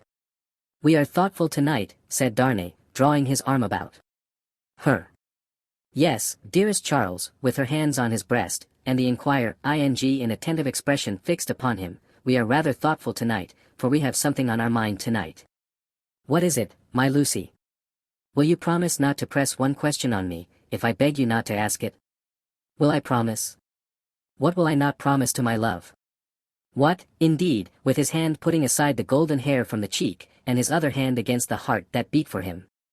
I think, Charles, poor Mr. Carton deserves more consideration and respect than you expressed for him tonight. Indeed, my own. Why so? That is what you are not to ask me. But I think, I know, he does. If you know it, it is enough. What would you have me do, my life? I would ask you, dearest, to be very generous with him always, and very lenient on his faults when he is not by. I would ask you to believe that he has a heart he very, very seldom reveals, and that there are deep wounds in it. My dear, I have seen it bleeding. It is a painful reflection to me, said Charles Darnay, quite as astounded, that I should have done him any wrong. I never thought this of him. My husband, it is so. I fear he is not to be reclaimed. There is scarcely a hope that anything in his character or fortunes is reparable now. But, I am sure that he is capable of good things, gentle things, even magnanimous things. She looked so beautiful in the purity of her faith in this lost man, that her husband could have looked at her as she was for hours. And, oh my dearest love, she urged, clinging nearer to him, laying her head upon his breast, and raising her eyes to his, remember how strong we are in our happiness, and how weak he is in his misery. The supplication touched him home. I will always remember it, dear heart. I will remember it as long as I live. He bent over the golden head, and put the rosy lips to his, and folded her in his arms. If one forlorn wanderer then pacing the dark streets, could have heard her innocent disclosure, and could have seen the drops of pity kissed away by her husband from the soft blue eyes. So loving of that husband, he might have cried to the night, and the words would not have parted from his lips for the first time. God bless her for her sweet compassion. Chapter 21. Echoing Footsteps. A wonderful corner for echoes, it has been remarked, that corner where the doctor lived. Ever busily winding the golden thread which bound her husband, and her father, and herself, and her old directress and companion, in a life of quiet bliss, Lucy sat in the still house in the tranquilly resounding corner, listening to the echoing footsteps of years. At first, there were times, though she was a perfectly happy young wife, when her work would slowly fall from her hands, and her eyes would be dimmed. For, there was something coming in the echoes, something light, afar off, and scarcely audible yet, that stirred her heart too much. Fluttering hopes and doubts, hopes of a love as yet unknown to her, doubts of her remaining upon earth, to enjoy that new delight, divided her breast. Among the echoes then, there would arise the sound of footsteps at her own early grave, and thoughts of the husband who would be left so desolate, and who would mourn for her so much, swelled to her eyes, and broke like waves. That time passed, and her little Lucy lay on her bosom. Then, among the advancing echoes, there was the tread of her tiny feet and the sound of her prattling words. Let greater echoes resound as they would, the young mother at the cradle's side could always hear those coming. They came, and the shady house was sunny with a child's laugh, and the divine friend of children, to whom in her trouble she had confided hers, seemed to take her child in his arms, as he took the child of old, and made it a sacred joy to her. Ever busily winding the golden thread that bound them all together, weaving the service of her happy influence through the tissue of all their lives, and making it predominate nowhere, Lucy heard in the echoes of years none but friendly and soothing sounds. Her husband's step was strong and prosperous among them, her father's firm and equal. Lo, Miss Pross, in harness of string, awakening the echoes, as an unruly charger, whip-corrected, snorting and pawing the earth under the plane tree in the garden. Even when there were sounds of sorrow among the rest, they were not harsh nor cruel. Even when golden hair, like her own, lay in a halo on a pillow round the worn face of a little boy, and he said, with a radiant smile, "Dear Papa and Mamma, I am very sorry to leave you both, and to leave my pretty sister, but I am called, and I must go." Those were not tears all of agony that wetted his young mother's cheek, as the spirit departed from her embrace that had been entrusted to it. Suffer them and forbid them not. They see my father's face. O Father, blessed words. Thus, the rustling of an angel's wings got blended with the other echoes, and they were not wholly of earth, but had in them that breath of heaven. Sighs of the winds that blew over a little garden tomb were mingled with them also, and both were audible to Lucy, in a hushed murmur, like the breathing of a summer sea asleep upon a sandy shore, as the little Lucy, comically studious at the task of the morning, or dressing a doll at her mother's footstool, chattered in the tongues of the two cities that were blended in her life. The echoes rarely answered to the actual tread of Sidney Carton. Some half-dozen times a year, at most, he claimed his privilege of calm, and uninvited, and would sit among them through the evening, as he had once done often. He never came there heated with wine. And one other thing regarding him was whispered in the echoes, which has been whispered by all true echoes for ages and ages. No man ever really loved a woman, lost her, and knew her with a blameless though an unchanged mind, when she was a wife and a mother, but her children had a strange sympathy with him, an instinctive delicacy of pity for him. What fine hidden sensibilities are touched in such a case, no echoes tell, but it is so, and it was so here. Carton was the first stranger to whom little Lucy held out her chubby arms, and he kept his place with her as she grew. The little boy had spoken of him, almost at the last. Poor Carton. Kiss him for me. Mr. Stryver shouldered his way through the law, like some great engine forcing itself through turbid water, and dragged his useful friend in his wake, like a boat towed astern. As the boat so favored is usually in a rough plight, and mostly under water, so Sidney had a swamped life of it. But, easy and strong custom, unhappily so much easier and stronger in him than any stimulating sense of desert or disgrace, made it the life he was to lead, and he no more thought of emerging from his state of lion's jackal, than any real jackal may be supposed to think of rising to be a lion. Stryver was rich, had married a florid widow with property and 3 boys, who had nothing particularly shining about them but the straight hair of their dumpling heads. These 3 young gentlemen, Mr. Stryver, exuding patronage of the most offensive quality from every pore, had walked before him like 3 sheep to the quiet corner in Soho, and had offered as pupils to Lucy's husband, delicately saying, "Hello. Here are 3 lumps of bread and cheese towards your matrimonial picnic, Darnay." The polite rejection of the 3 lumps of bread and cheese had quite bloated Mr. Stryver with indignation, which he afterwards turned to account in the training of the young gentlemen, by directing them to beware of the pride of beggars, like that tutor fellow. He was also in the habit of declaiming to Mrs. Stryver, over his full-bodied wine, on the arts Mrs. Darnay had once put in practice to catch him, and on the cut diamond arts in himself, madam, which had rendered him not to be caught. Some of his King's Bench familiars, who were occasionally parties to the full-bodied wine and the lie, excused him for the latter by saying that he had told it so often, that he believed it himself, which is surely such an incorrigible aggravation of an originally bad offence, as to justify any such offenders being carried off to some suitably retired spot, and there hanged out of the way. These were among the echoes to which Lucy, sometimes pensive, sometimes amused and laughing, listened in the echoing corner, until her little daughter was 6 years old. How near to her heart the echoes of her child's tread came, and those of her own dear father's, always active and self-possessed, and those of her dear husband's, need not be told. Nor, how the lightest echo of their united home, directed by herself with such a wise and elegant thrift that it was more abundant than any waste, was music to her. Nor, how there were echoes all about her, sweet in her ears, of the many times her father had told her that he found her more devoted to him married, if that could be, than single, and of the many times her husband had said to her that no cares and duties seemed to divide her love for him or her help to him, and asked her, "What is the magic secret, my darling, of your being everything to all of us, as if there were only one of us, yet never seeming to be hurried, or to have too much to do?" But, there were other echoes, from a distance, that rumbled Menach Ingley in the corner all through this space of time. And it was now, about little Lucy's 6th birthday, that they began to have an awful sound, as of a great storm in France with a dreadful sea rising. On a night in mid-July, 1789, Mr. Lorry came in late, from Tellson's, and sat himself down by Lucy and her husband in the dark window. It was a hot, wild night, and they were all 3 reminded of the old Sunday night when they had looked at the lightning from the same place. "I began to think," said Mr. Lorry, pushing his brown wig back, "that I should have to pass the night at Tellson's. We have been so full of business all day, that we have not known what to do first, or which way to turn. There is such an uneasiness in Paris, that we have actually a run of confidence upon us. Our customers over there seem not to be able to confide their property to us fast enough. There is positively a mania among some of them for sending it to England." "That has a bad look," said Darnay. "A bad look, you say, my dear Darnay?" "Yes, but we don't know what reason there is in it. People are so unreasonable. Some of us at Tellson's are getting old, and we really can't be troubled out of the ordinary course without due occasion." "Still," said Darnay, "you know how gloomy and threatening the sky is." "I know that, to be sure," assented Mr. Lorry, trying to persuade himself that his sweet temper was soured, and that he grumbled, "but I am determined to be peevish after my long day's botheration. Where is Manette?"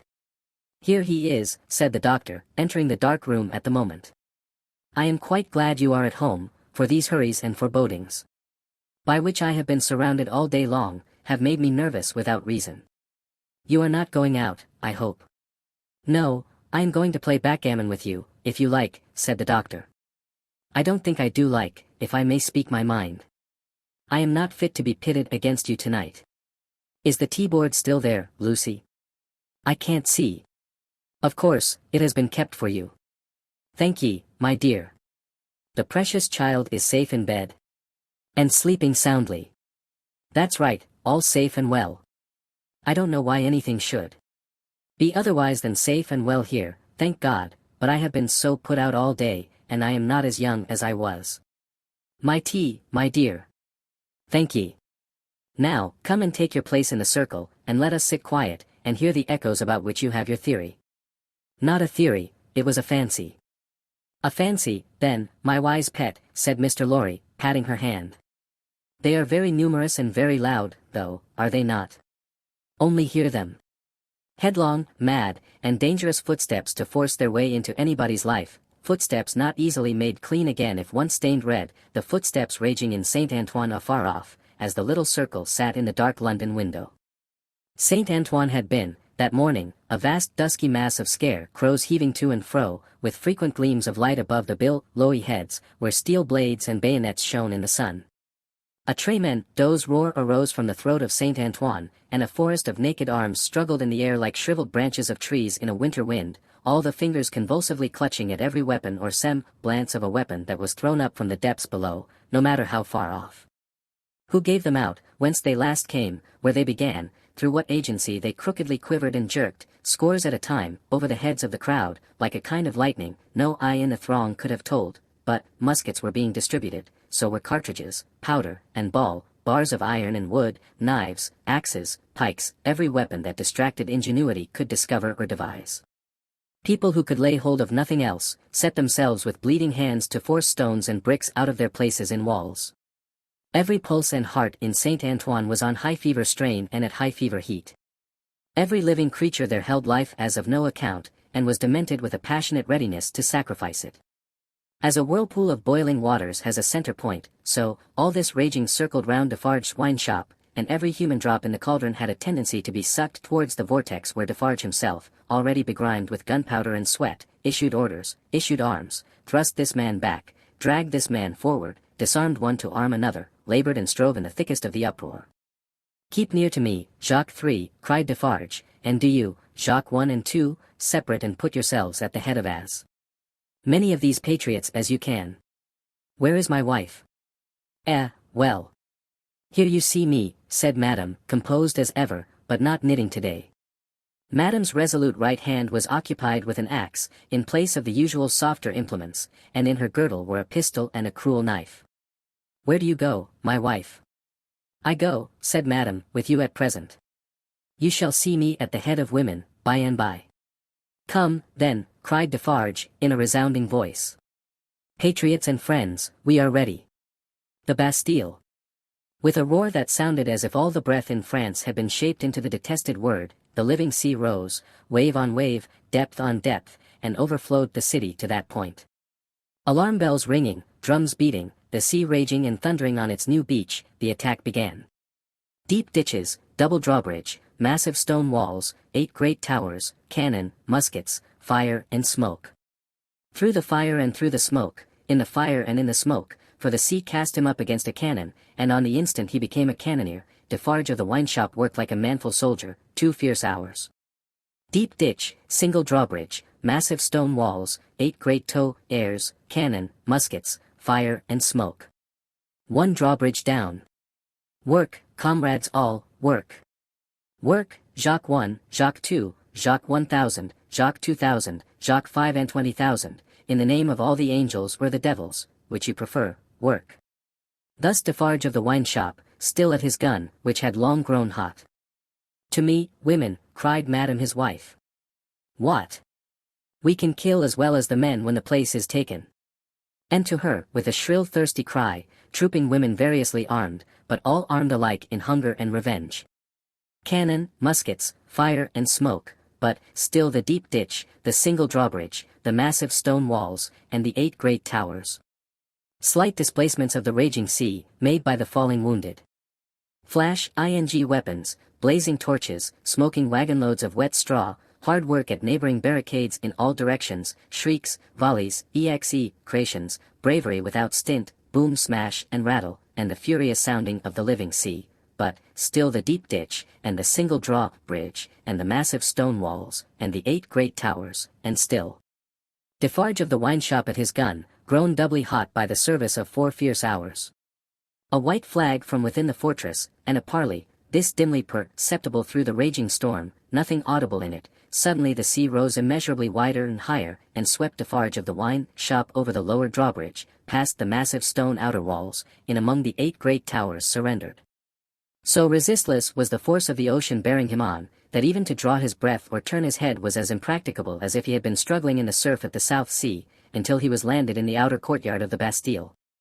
There, against an angle of a wall, he made a struggle to look about him. Jacques 3 was nearly at his side. Madame Defarge, still heading some of her women, was visible in the inner distance, and her knife was in her hand. Everywhere was tumult, exultation, deafening and maniacal bewilderment, astounding noise, yet furious dumb show. The prisoners. The records. The secret cells.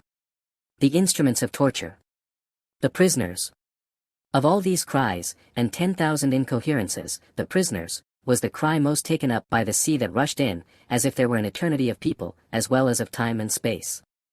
When the foremost billows rolled past, bearing the prison officers with them, and threatened them all with instant death if any secret nook remained undisclosed, Defarge laid his strong hand on the breast of one of these men, a man with a grey head, who had a lighted torch in his hand, separated him from the rest, and got him between himself and the wall. "Show me the North Tower," said Defarge. "Quick." "I will faithfully," replied the man, "if you will come with me." "But there is no one there." "What is the meaning of 105, North Tower?" asked Defarge. "Quick." "The meaning, monsieur? Does it mean a captive, or a place of captivity? Or do you mean that I shall strike you dead?" "Kill him," croaked Jacques 3, who had come close up. "Monsieur, it is a cell." "Show it me." "Pass this way, then." Jacques 3, with his usual craving on him, and evidently disappointed by the dialogue taking a turn that did not seem to promise bloodshed, held by Defarge's arm as he held by the turnkeys. Their three heads had been close together during this brief discourse, and it had been as much as they could do to hear one another, even then, so tremendous was the noise of the living ocean, in its eruption into the fortress and its inundation of the courts and passages and staircases.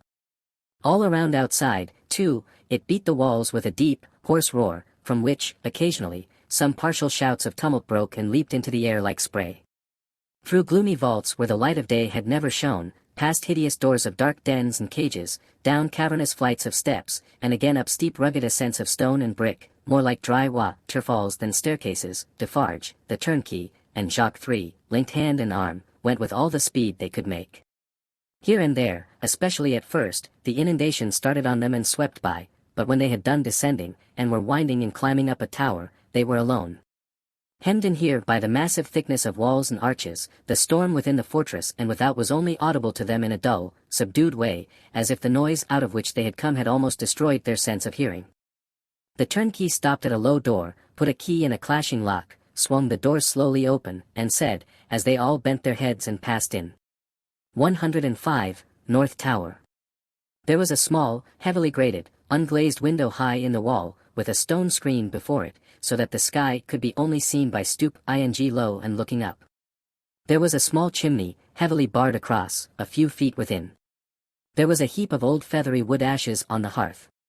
There was a stool, and table, and a straw bed. There were the 4 blackened walls, and a rusted iron ring in one of them. "Pass that torch slowly along these walls, that I may see them," said Defarge to the turnkey.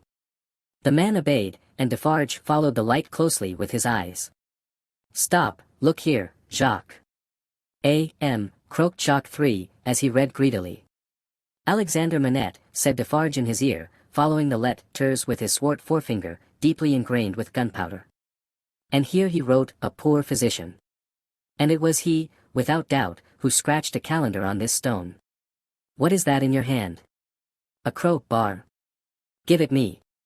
He had still the linstock of his gun in his own hand. He made a sudden exchange of the 2 instruments, and turning on the worm-eaten stool and table, beat them to pieces in a few blows. "Hold the light higher," he said, wrathfully, to the turnkey. "Look among those fragments with care, Jacques. And see. Here is my knife," throwing it to him, "rip open that bed, and search the straw. Hold the light higher, you." With a menacing look at the turnkey he crawled upon the hearth, and, peering up the chimney, struck and prized at its sides with the crowbar, and worked at the iron grating across it. In a few minutes, some mortar and dust came dropping down, which he averted his face to avoid, and in it, and in the old wood ashes, and in a crevice in the chimney into which his weapon had slipped or wrought itself, he groped with a cautious touch. "Nothing in the wood, and nothing in the straw, Jacques. Nothing. Let us collect them together, in the middle of the cell. So. Light them, you." The turnkey fired the little pile, which blazed high and hot. Stoop again to come out at the low-arched door, they left it burning, and retraced their way to the courtyard, seeming to recover their sense of hearing as they came down, until they were in the raging flood once more. They found it surging and tossing, in quest of Defarge himself.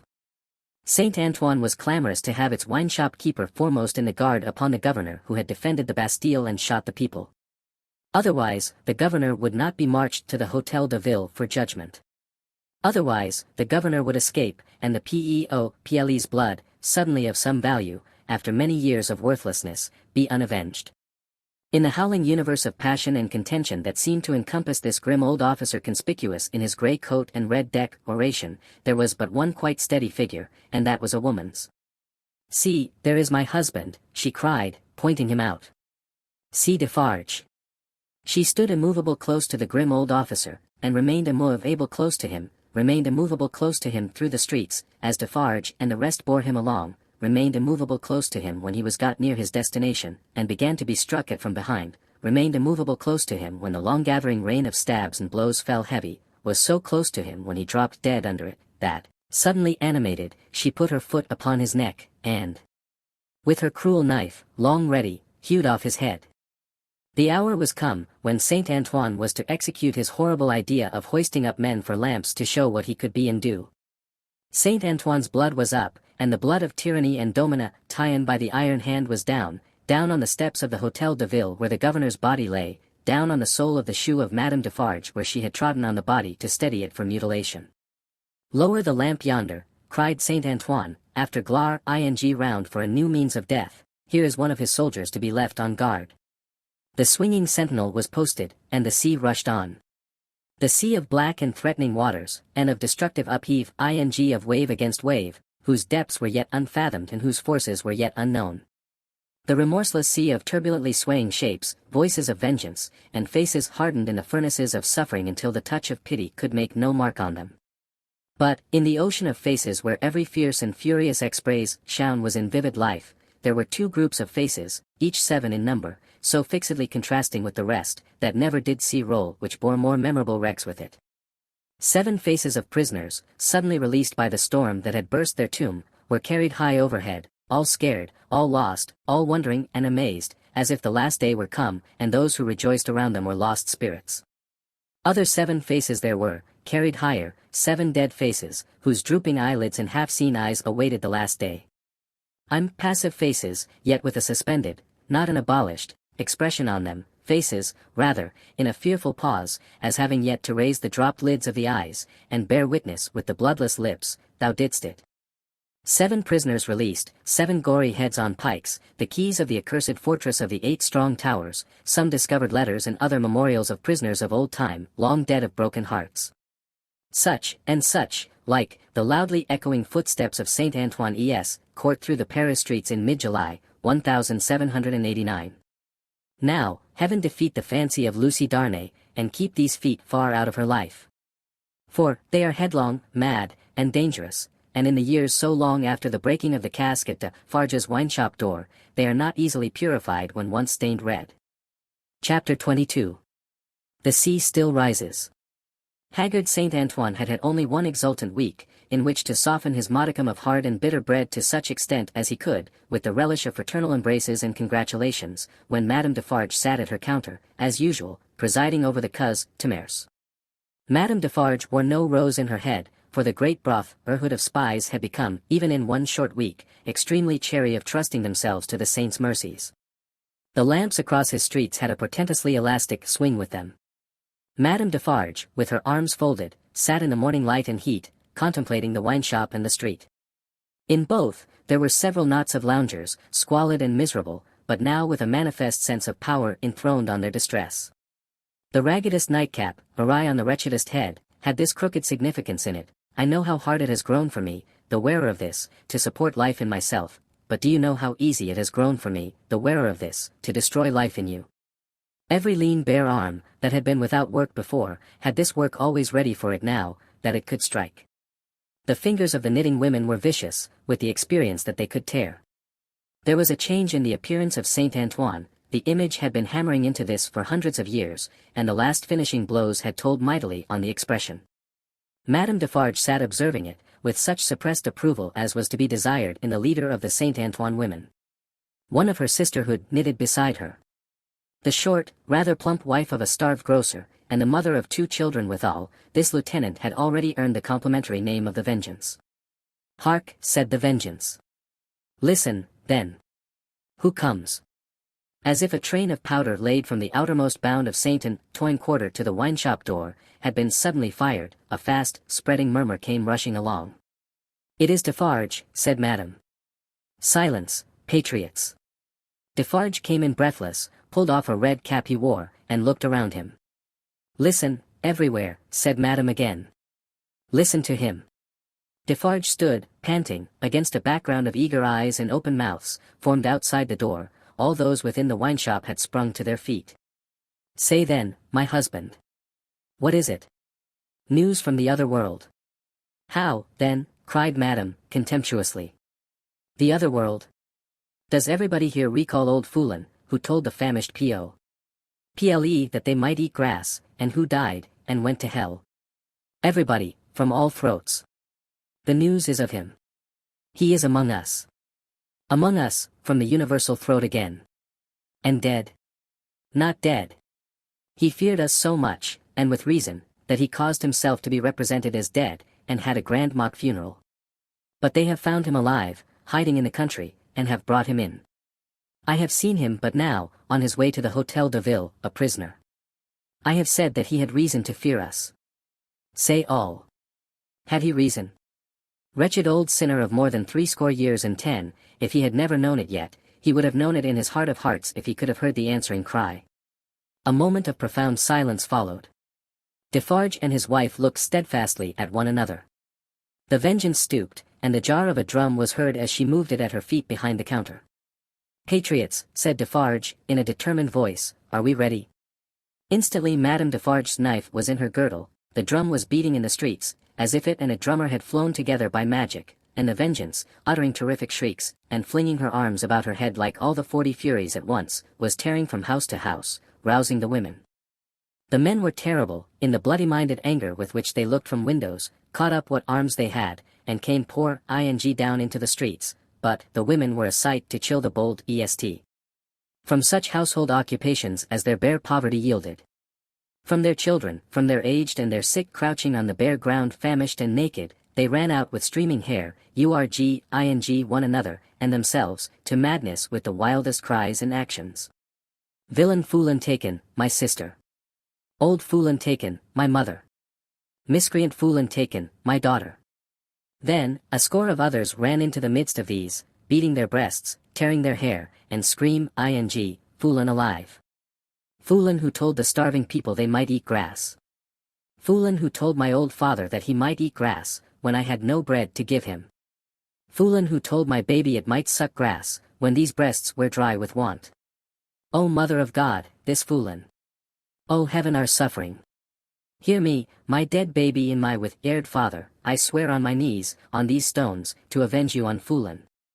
Husbands, and brothers, and young men, give us the blood of Foulon, give us the head of Foulon, give us the heart of Foulon, give us the body and soul of Foulon, rend Foulon to pieces, and dig him into the ground, that grass may grow from him. With these cries, bears of the women, lashed into blind frenzy, whirled about, striking and tearing at their own friends until they dropped into a passionate swoon, and were only saved by the men belonging to them from being trampled underfoot.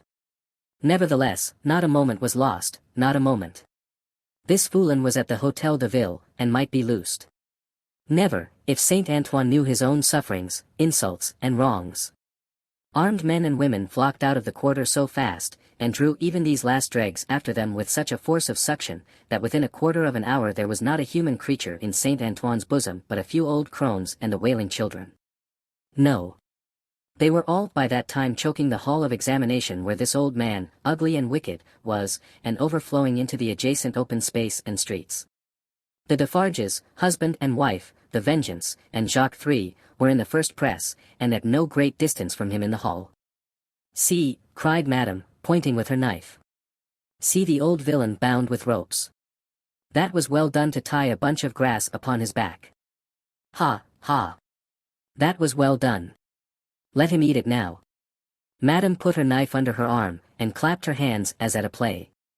The people immediately behind Madame Defarge, explaining the cause of her satisfaction to those behind them, and those again explain to others, and those to others, the neighboring streets resounded with the clapping of hands.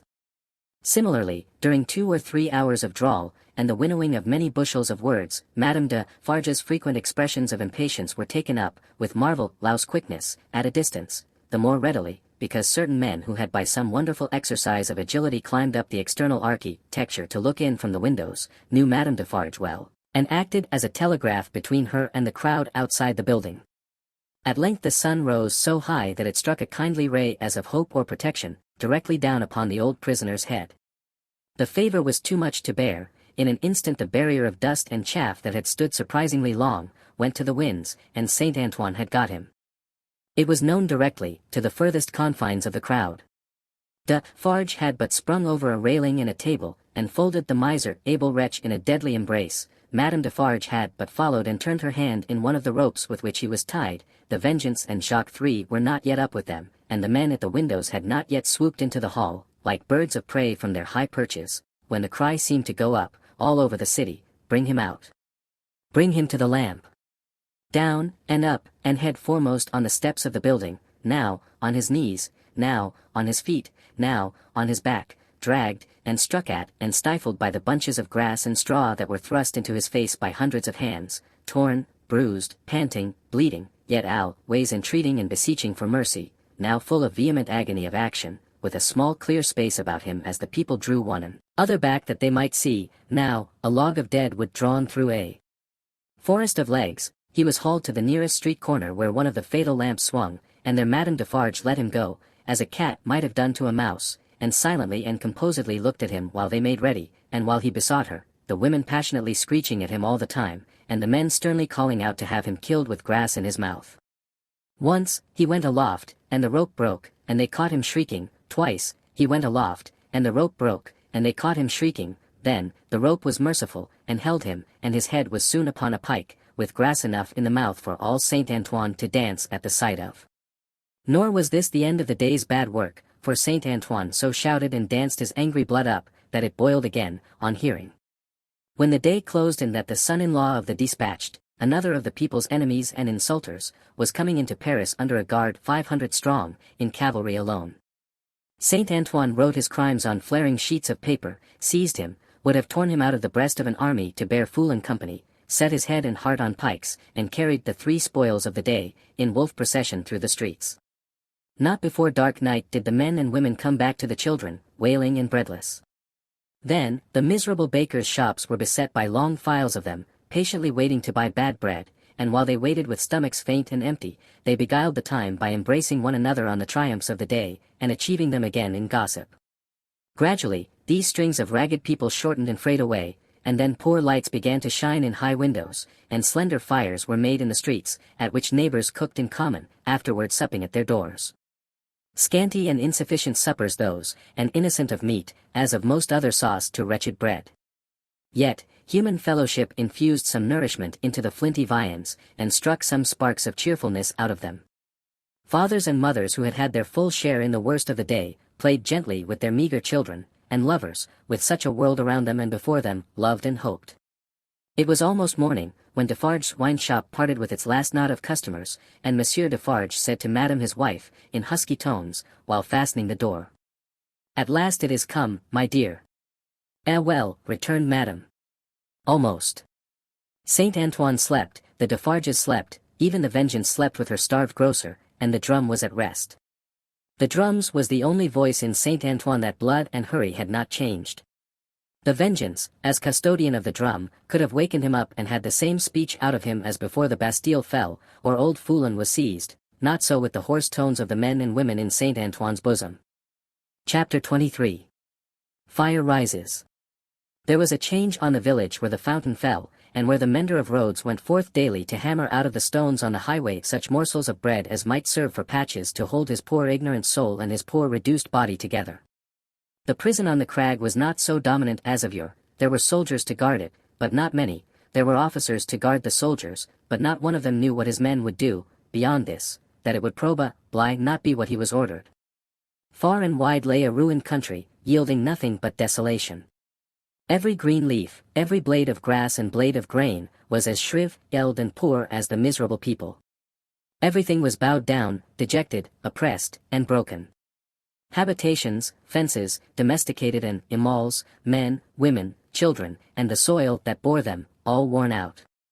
Monseigneur, often a most worthy individual gentleman, was a nocturnal blessing, gave a chivalrous tone to things, was a polite example of luxurious and shining fief, and a great deal more to equal purpose. Nev, earthless, Monseigneur as a class had, somehow or other, brought things to this. Strange that creation, designed expressly for Monseigneur, should be so soon wrung dry and squeezed out. There must be some thing short-sighted in the eternal arrangements, surely. Thus it was, however, and the last drop of blood having been extracted from the flints, and the last screw of the rack having been turned so often that its perches crumbled, and it now turned and turned with nothing to bite, Monseigneur began to run away from a phenomenon so low and unaccountable. But this was not the change on the village, and on many a village like it. For scores of years gone by, Monseigneur had squeezed it and wrung it, and had seldom graced it with his presence except for the pleasures of the chase, now found in hunting the people, now found in hunting the beasts, for whose preservation Monseigneur made edifying spaces of barbarous and barren wilderness. No. The change consisted in the appearance of strange faces of low caste, rather than in the disappearance of the high caste, chiseled, and otherwise beautified and beautifying features of Monseigneur. For, in these times, as the mender of roads worked, solitary, in the dust, not often troubling himself to reflect that dust he was and to dust he must return, being for the most part too much occupied in thinking how little he had for supper and how much more he would eat if he had it, in these times, as he raised his eyes from his lonely labor, and viewed the prospect, he would see some rough figure approaching on foot, the like of which was once a rarity in those parts, but was now a frequent presence. As it advanced, the mender of roads would discern without surprise, that it was a shaggy-haired man, of almost barbarian aspect, tall, in wooden shoes that were clumsy even to the eyes of a mender of roads, grim, rough, swart, steeped in the mud and dust of many highways, dank with the marshy moisture of many low grounds, sprinkled with the thorns and leaves and moss of many byways through woods. Such a man came upon him, like a ghost, at noon in the July weather, as he sat on his heap of stones under a bank, taking such shelter as he could get from a shower of hail. The man looked at him, looked at the village in the hollow, at the mill, and at the prison on the crag. When he had identified these objects in what benighted mind he had, he said, in a dialect that was just intelligible, "How goes it, Jacques?" "All well, Jacques." "Touch then." They joined hands, and the man sat down on the heap of stones. "No dinner?" "Nothing but supper now," said the mender of roads, with a hungry face. "It is the fashion," growled the man. "I meet no dinner anywhere." He took out a blackened pipe, filled it, lighted it with flint and steel, pulled at it until it was in a bright glow, then, suddenly held it from him and dropped something into it from between his finger and thumb, that blazed and went out in a puff of smoke. "Touch then." It was the turn of the mender of roads to say it this time, after observing these operations. They again joined hands. "Tonight," said the mender of roads. "Tonight," said the man, putting the pipe in his mouth. "Where?" "Here."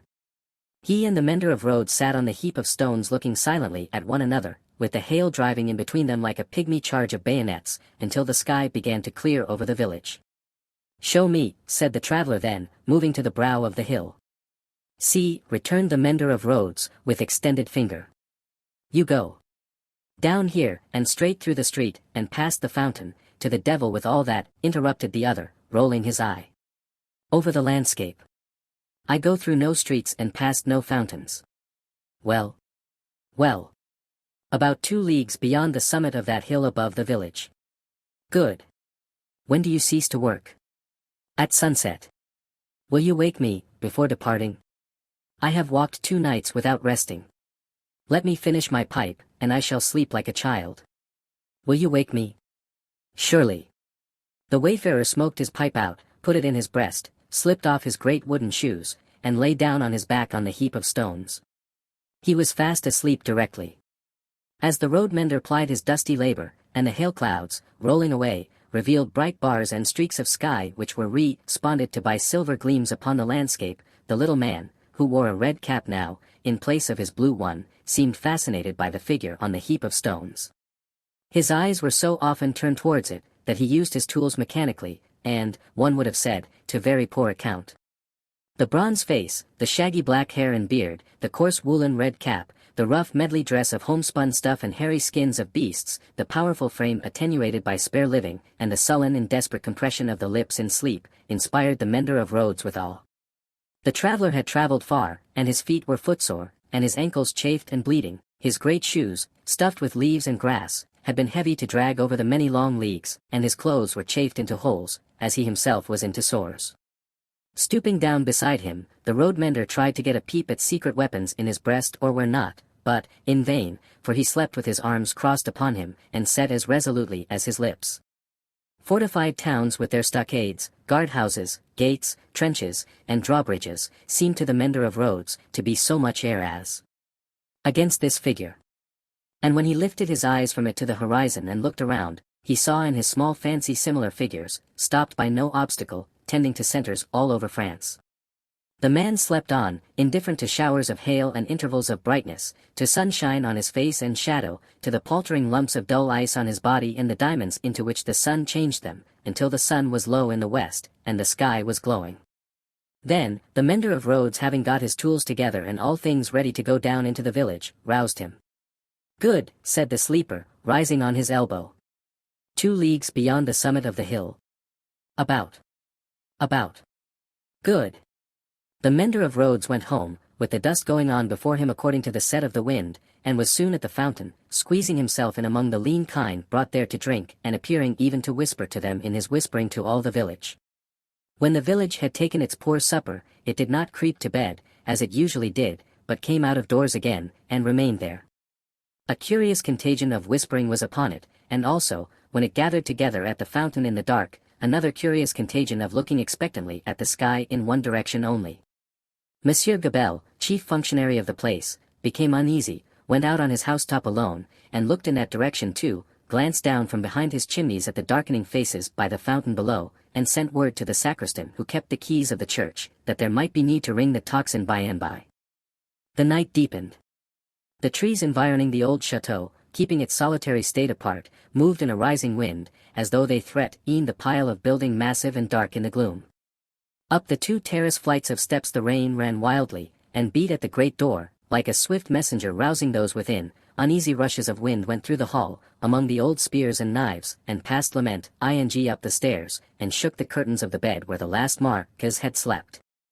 East, west, north, and south, through the woods, for heavy treading, unkempt figures crushed the high grass and cracked the branches, striding on cautiously to come together in the courtyard. For lights broke out there, and moved away in different directions, and all was black again. But, not for long. Presently, the chateau began to make itself strangely visible by some light of its own, as though it were growing luminous. Then, a flickering streak played behind the architecture of the front, picking out transparent places, and showing where balustrades, arches, and windows were. Then it soared higher, and grew broader and brighter. Soon, from a score of the great windows, flames burst forth, and the stone faces awakened, stared out of fire. A faint murmur arose about the house from the few people who were left there, and there was a saddling of a horse and riding away. There was spurring and splashing through the darkness, and bridle was drawn in the space by the village fountain, and the horse in a foam stood at Monsieur Gabelle's door. "Help, Gabelle! Help, every one!"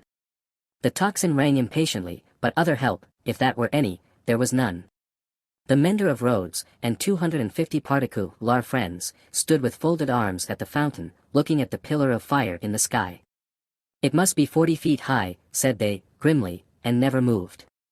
The rider from the chateau, and the horse in a foam, clattered away through the village, and galloped up the stony steep, to the prison on the crag. At the gate, a group of officers were looking at the fire, removed from them, a group of soldiers. "Help, gentlemen, officers! The chateau is on fire, valuable objects may be saved from the flames by timely aid. Help, help!" The officers looked towards the soldiers who looked at the fire, gave no orders, and answered, with shrugs and biting of lips, "It must burn." As the rider rattled down the hill again and through the street, the village was illuminating. The mender of roads, and the 250 particular friends, inspired as one man and woman by the idea of lighting up, had darted into their houses, and were putting candles in every dull little pane of glass. The general scarcity of everything occasioned candles to be borrowed in a rather peremptory manner of Monsieur Gabelle, and in a moment of reluctance and hesitation on that functionary's part, the mender of roads, once so submissive to authority, had remarked that carriages were good to make bonfires with, and that post horses would roast. The chateau was left to itself to flame and burn. In the roaring and raging of the conflagration, a red-hot wind, driving straight from the infernal regions, seemed to be blowing the edifice away. With the rising and falling of the blaze, the stone faces showed as if they were in torment. When great masses of stone and timber fell, the face with the two dints in the nose became obscured, anon struggled out of the smoke again, as if it were the face of the cruel marquis, burning at the stake and contending with the fire. The chateau burned, the nearest trees, laid hold of by the fire, scorched and shriveled, trees at a distance, fired by the 4 fierce figures, begirt the blazing edifice with a new forest of smoke. Molten lead and iron boiled in the marble basin of the fountain, the water ran dry, the extinguisher tops of the towers vanished like ice before the heat, and trickled down into 4 rugged wells of flame. Great rents and splits branched out in the solid walls, like crystallization. Stupefied birds wheeled about and dropped into the furnace, for fierce figures trudged away, east, west, north, and south, along the night-enshrouded roads, guided by the beacon they had lighted, towards their next destination. The illuminated village had seized hold of the tocsin, and, abolishing the lawful ringer, rang for joy. Not only that, but the village, light-headed with famine, fire, and bell-ringing, and bethinking itself that Monsieur Gabelle had to do with the collection of rent and taxes, though it was but a small installment of taxes, and no rent at all, that Gabelle had got in those latter days, became impatient for an interview with him, and, surrounding his house, summoned him to come forth for personal conference. Whereupon, Monsieur Gabelle did heavily bar his door, and retire to hold counsel with himself. The result of that conference was, that Gabelle again withdrew himself to his housetop behind his stack of chimneys, this time resolved, if his door were broken in, he was a small southern man of retaliative temperament, to pitch himself head foremost over the parapet, and crush a man or two below. Probably, Monsieur Gabelle passed a long night up there, with the distant chateau for fire and candle, and the beating at his door, combined with the joy-ringing, for music, not to mention his having an ill-omened lamp slung across the road before his posting-house gate, which the village showed a lively inclination to displace in his favor. A trying suspense, to be passing a whole summer night on the brink of the black ocean, ready to take that plunge into it upon which Monsieur Gabelle had resolved. But, the friendly dawn appearing at last, and the rush candles of the village guttering out, the people happily dispersed, and Monsieur Gabelle came down bringing his life with him for that while.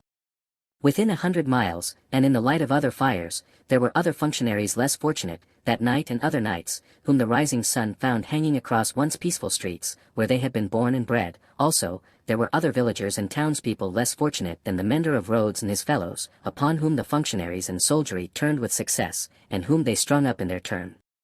But, the fierce figures were steadily wending east, west, north, and south, be that as it would, and whosoever hung, fire burned. The altitude of the gallows that would turn to water and quench it, no functionary, by any stretch of mathematics, was able to calculate successfully. Chapter 24. Drawn to the lodestone rock. In such risings of fire and risings of sea, the firm earth shaken by the rushes of an angry ocean which had now no ebb, but was always on the flow, higher and higher, to the terror and wonder of the beholders on the shore, 3 years of tempest were consumed. 3 more birthdays of little Lucy had been woven by the golden thread into the peaceful tissue of the life of her home. Many a night and many a day had its inmates listened to the echoes in the corner, with hearts that failed them when they heard the thronging feet. For, the footsteps had become to their minds as the footsteps of a people, tumultuous under a red flag and with their country declared in danger, changed into wild beasts, by terrible enchantment long persisted in. Monseigneur, as a class, had dissociated himself from the phenomenon of his not being appreciated, of his being so little wanted in France, as to incur considerable danger of receiving his dismissal from it, and this life together. Like the fabled rustic who raised the devil with infinite pains, and was so terrified at the sight of him that he could ask the enemy no question, but immediately fled, so, Monseigneur, after boldly reading the Lord's Prayer backwards for a great number of years, and performing many other potent spells for compelling the evil one, no sooner beheld him in his terrors than he took to his noble heels. The shining bull's eye of the court was gone, or it would have been the mark for a hurricane of national bullets. It had never been a good eye to see with, had long had the mote in it of Lucifer's pride, Sardana, Paulusa's luxury, and a mole's blindness, but it had dropped out and was gone. The court, from that exclusive inner circle to its outermost rotten ring of intrigue, corruption, and dissimulation, was all gone together. Royalty was gone, had been besieged in its palace and suspended, when the last tidings came over. The August of the year 1792 was come, and Monseigneur was by this time scattered far and wide. As was natural, the headquarters and great gathering place of Monseigneur, in London, was Tellson's Bank. Spirits are supposed to haunt the places where their bodies most resorted, and Monseigneur without a guinea haunted the spot where his guineas used to be. Moreover, it was the spot to which such French intelligence as was most to be relied upon, came quickest. Again, Tellson's was a munificent house, and tended great liberality to old customers who had fallen from their high estate. Again, those nobles who had seen the coming storm in time, and anticipating plunder or confiscation, had made provident remittances to Tellson's, were always to be heard of there by their needy brethren. To which it must be added that every newcomer from France reported himself and his tidings at Tellson's, almost as a matter of course. For such variety of reasons, Tellson's was at that time, as to French intelligence, a kind of high exchange, and this was so well known to the public, and the inquiries made there were in consequence so numerous, that Tellson sometimes wrote the latest news out in a line or so and posted it in the bank windows, for all who ran through Temple Bar to read. On a steaming, misty afternoon, Mr. Lorry sat at his desk, and Charles Darnay stood leaning on it, talking with him in a low voice. The penitential den once set apart for interviews with the House, was now the news exchange, and was filled to overflowing. It was within half an hour or so of the time of closing. But, although you are the youngest man that ever lived, said Charles Darnay, rather hesitating, I must still suggest to you. I understand. That I am too old, said Mr. Lorry. Unsettled weather, a long journey, uncertain means of traveling, a disorganized country, a city that may not be even safe for you. My dear Charles, said Mr. Lorry, with cheerful confidence, you touch some of the reasons for my going, not for my staying away. It is safe enough for me, nobody will care to interfere with an old fellow of heart upon fourscore when there are so many people there much better worth interfering with. As to its being a disorganized city, if it were not a disorganized city there would be no occasion to send somebody from our house here to our house there, who knows the city in the business, of old, and is in Tellson's confidence. As to the uncertain traveling, the long journey, and the winter weather, if I were not prepared to submit myself to a few inconveniences for the sake of Tellson's, after all these years, who ought to be? I wish I were going myself, said Charles Darnay, somewhat restlessly, and like one thinking aloud.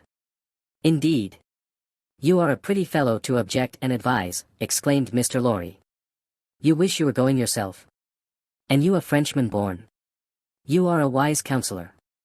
My dear Mr. Lorry, it is because I am a Frenchman born, that the thought, which I did not mean to utter here, however, has passed through my mind often. One cannot help thinking, having had some sympathy for the miserable people, and having abandoned something to them, he spoke here in his former thoughtful manner, that one might be listened to, and might have the power to persuade to some restraint. Only last night, after you had left us, when I was talking to Lucy. When you were talking to Lucy, Mr. Lorry repeated. Yes. I wonder you are not ashamed to mention the name of Lucy. Wishing you were going to France at this time of day. However, I am not going, said Charles Darnay, with a smile. It is more to the purpose that you say you are. And I am, in plain reality. The truth is, my dear Charles, Mr. Lorry glanced at the distant house, and lowered his voice, you can have no conception of the difficulty with which our business is transacted, and of the peril in which our books and papers over yonder are involved. The Lord above knows what the compromising consequences would be to numbers of people, if some of our documents were seized or destroyed, and they might be, at any time, you know, for who can say that Paris is not set afire today, or sacked tomorrow? Now, a judicious selection from these with the least possible delay, and the burying of them, or otherwise getting of them out of harm's way, is within the power, without loss of precious time, of scarcely any one but myself, if any one. And shall I hang back, when Tellson's knows this and says this, Tellson's, whose bread I have eaten these 60 years, because I am a little stiff about the joints? Why, I am a boy, sir, to half a dozen old codgers here. How I admire the gallantry of your youthful spirit, Mr. Lorry. Tut. Nonsense, sir, and, my dear Charles, said Mr. Lorry, ing at the house again, you are to remember, that getting things out of Paris at this present time, no matter what things, is next to an impossibility. Papers and precious matters were this very day brought to us here, I speak in strict confidence, it is not businesslike to whisper it, even to you, by the strangest bearers you can imagine, every one of whom had his head hanging on by a single hair as he passed the barriers. At an other time, our parcels would come and go, as easily as in business-like old England, but now, everything is stopped. And do you really go tonight? I really go tonight, for the case has become too pressing to admit of delay. And do you take no one with you? All sorts of people have been proposed to me, but I will have nothing to say to any of them. I intend to take Jerry. Jerry has been my bodyguard on Sunday nights for a long time past and I am used to him.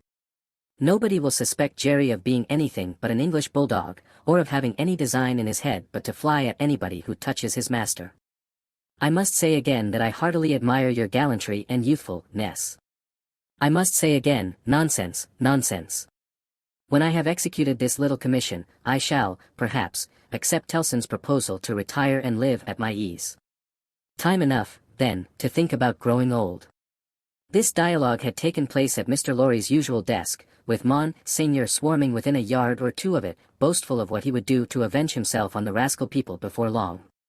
It was too much the way of Monseigneur under his reverses as a refugee, and it was much too much the way of native British orthodoxy, to talk of this terrible revolution as if it were the only harvest ever known under the skies that had not been sown, as if nothing had ever been done, or omitted to be done, that had led to it, as if observers of the wretched millions in France, and of the misused and perverted resources that should have made them prosperous, had not seen it inevitably coming years before, and had not in plain words recorded what they saw. Such vaporing, combined with the extravagant plots of Monseigneur for the restoration of a state of things that had utterly exhausted itself, and worn out heaven and earth as well as itself, was hard to be endured without some remonstrance by any sane man who knew the truth. And it was such vaporing all about his ears, like a troublesome confusion of blood in his own head, added to a latent uneasiness in his mind, which had already made Charles Darnay restless, and which still kept him so.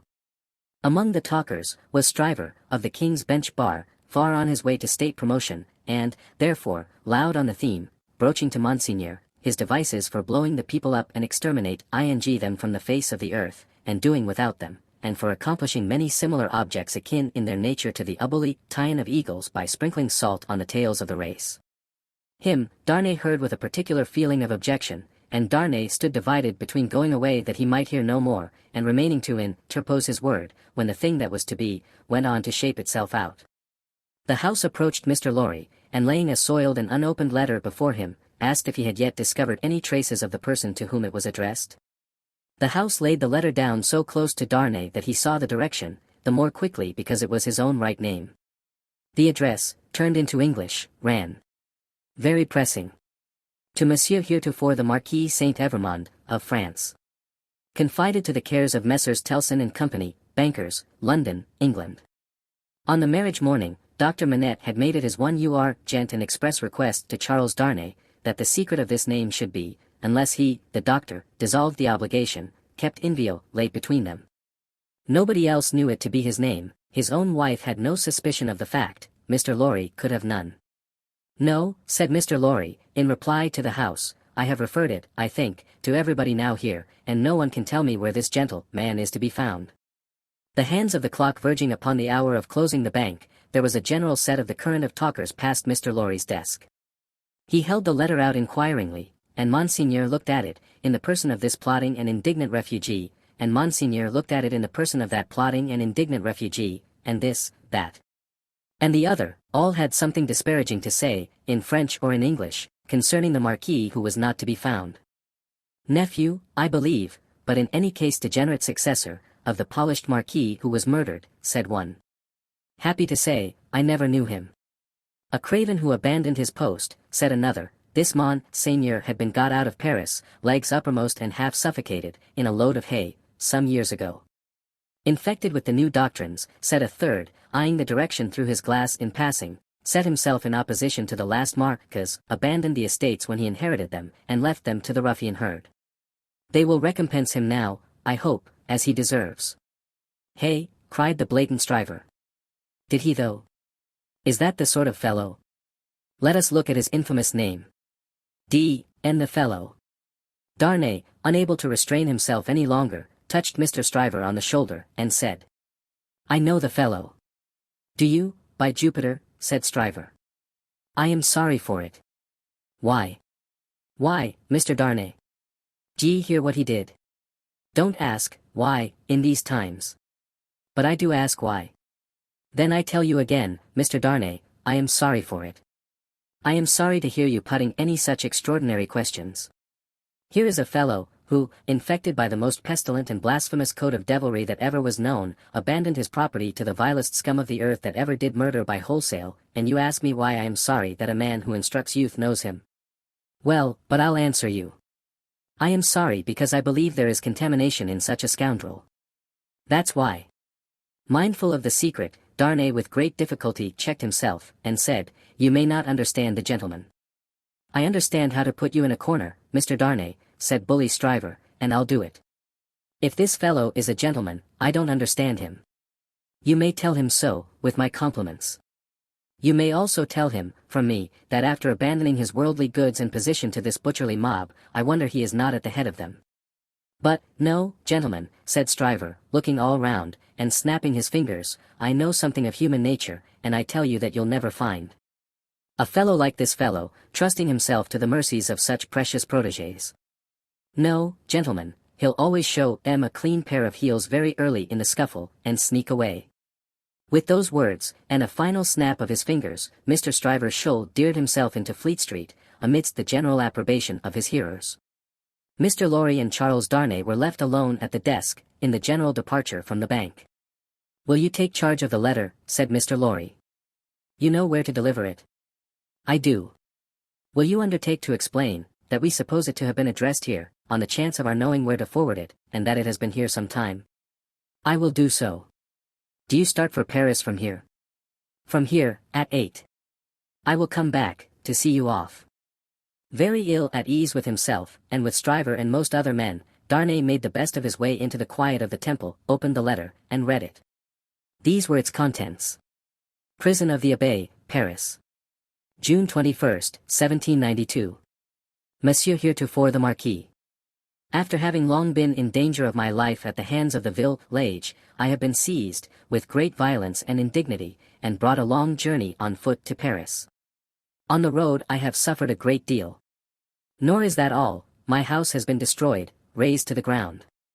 The crime for which I am imprisoned, Monsieur heretofore the Marquis, and for which I shall be summoned before the tribunal, and shall lose my life, without your so generous help, is, they tell me, treason against the majesty of the people, in that I have acted against them for an emigrant. It is in vain I represent that I have acted for them, and not against, according to your commands.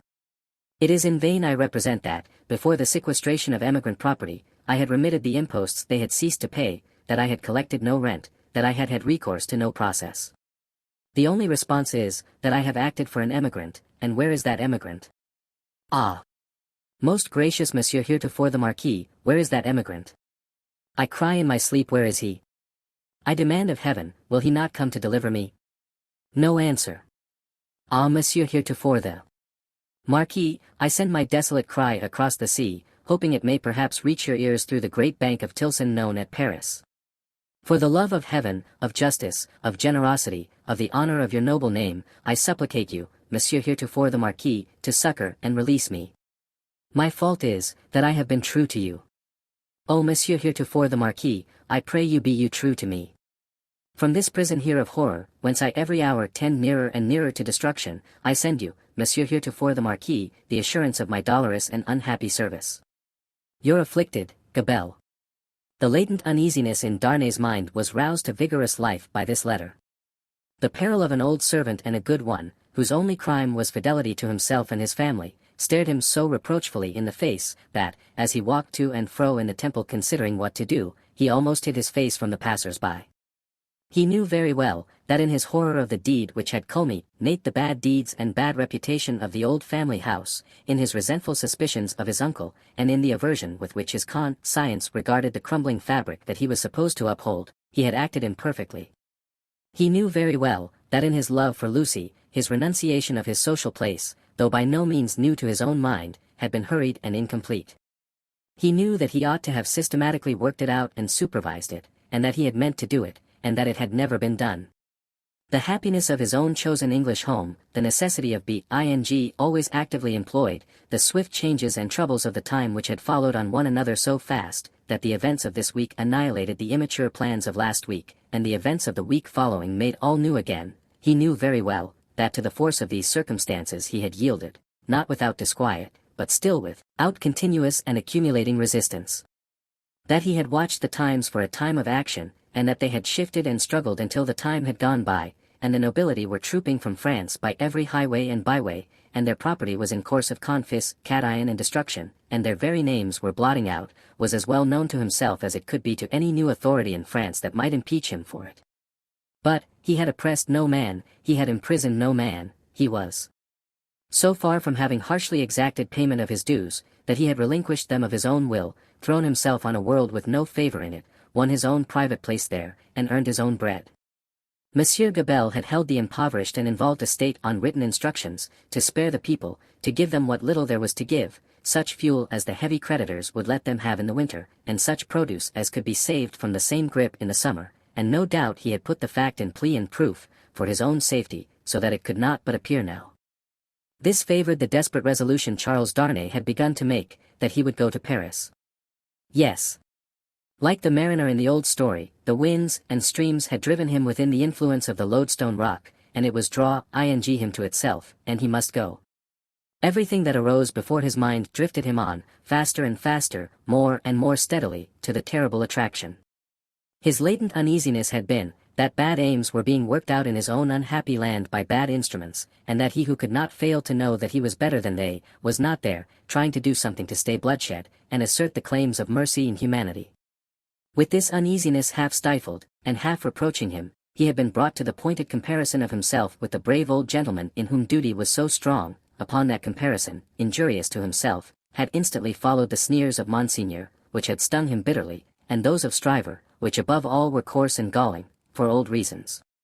Upon those, had followed Gabelle's letter, the appeal of an innocent prisoner, in danger of death, to his justice, honor, and good name. His resolution was made. He must go to Paris. Yes. The lodestone rock was drawing him, and he must sail on, until he struck. He knew of no rock, he saw hardly any danger.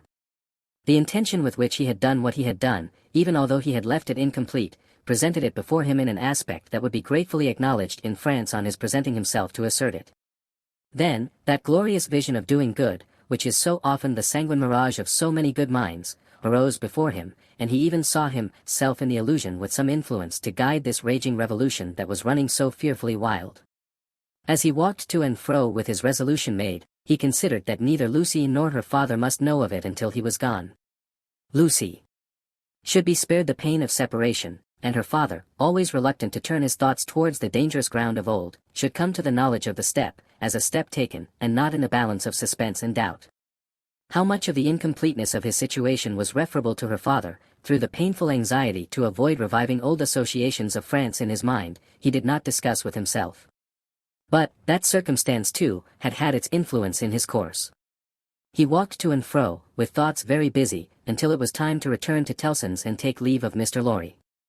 As soon as he arrived in Paris he would present himself to this old friend, but he must say nothing of his intention now. A carriage with post-horses was ready at the bank door, and Jerry was booted and equipped. "I have delivered that letter," said Charles Darnay to Mr. Lorry. "I would not consent to your being charged with any written answer, but perhaps you will take a verbal one." "That I will, and readily," said Mr. Lorry, "if it is not dangerous." "Not at all. Though it is to a prisoner in the Abbaye." "What is his name?" said Mr. Lorry, with his open pocket-book in his hand. "Gabelle." "Gabelle. And what is the message to the unfortunate Gabelle in prison?" "Simply, that he has received the letter, and will come. Any time mentioned?" "He will start upon his journey tomorrow night." "Any person mentioned?" "No." He helped Mr. Lorry to wrap himself in a number of coats and cloaks, and went out with him from the warm atmosphere of the old bank, into the misty air of Fleet Street. "My love to Lucy, and to little Lucy," said Mr. Lorry at parting, "and take precious care of them till I come back." Charles Darnay shook his head and doubtfully smiled, as the carriage rolled away. That night, it was the 14th of August, he sat up late, and wrote 2 fervent letters. One was to Lucy, explaining the strong obligation he was under to go to Paris, and showing her, at length, the reasons that he had, for feeling confident that he could become involved in no personal danger there. The other was to the doctor, confiding Lucy and their dear child to his care, and dwelling on the same topics with the strongest assurances. To both, he wrote that he would dispatch letters in proof of his safety, immediately after his arrival. It was a hard day, that day of being among them, with the first resurrection of their joint lives on his mind. It was a hard matter to preserve the innocent deceit of which they were profoundly unsuspicious.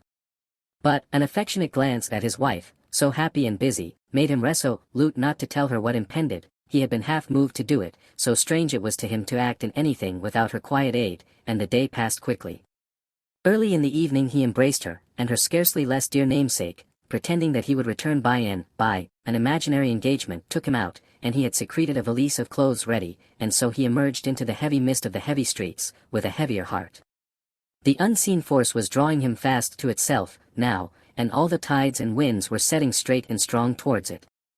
He left his 2 letters with a trusty porter, to be delivered half an hour before midnight, and no sooner, took horse for Dover, and began his journey. For the love of heaven, of justice, of generosity, of the honor of your noble name, was the poor prisoner's cry with which he strengthened his sinking heart, as he left all that was dear on earth behind him, and floated away for the lodestone rock. Book the Third. The Track of a Storm. Chapter 1. In Secret. The traveler fared slowly on his way, who fared towards Paris from England in the autumn of the year 1792. More than enough of bad roads, bad equipages, and bad horses he would have encountered to delay him, though the fallen and unfortunate King of France had been upon his throne in all his glory, but the changed times were fraught with other obstacles than these. Every town gate and village taxing house had its band of citizen patriots, with their national muskets in a most explosive state of readiness, who stopped all comers and goers, cross-questioned them, inspected their papers, looked for their names in lists of their own, turned them back, or sent them on, or stopped them and laid them in hold, as their caprice, judgment or fancy deemed best for the dawning republic one and indivisible, of liberty, equality, fraternity, or death. A very few French leagues of his journey were accomplished, when Charles Darnay began to perceive that for him along these country roads there was no hope of return until he should have been declared a good citizen at Paris. Whatever might befall now, he must on to his journey's end. Not a mean village closed upon him, not a common barrier dropped across the road behind him, but he knew it to be another iron door in the series that was barred between him and England. The universal watchfulness so encompassed him, that if he had been taken in a net, or were being forwarded to his destination in a cage, he could not have felt his freedom more completely gone. This universal watchfulness not only stopped him on the highway 20 times in a stage, but retarded his progress 20 times in a day, by riding after him and taking him back, riding before him and stopping him by anticipation, riding with him and keeping him in charge. He had been days upon his journey in France alone, when he went to bed tired out, in a little town on the high road, still a long way from Paris. Nothing but the production of the afflicted Gabelle's letter from his prison of the Abbaye would have got him on so far. His difficulty at the guardhouse in this small place had been such, that he felt his journey to have come to a crisis.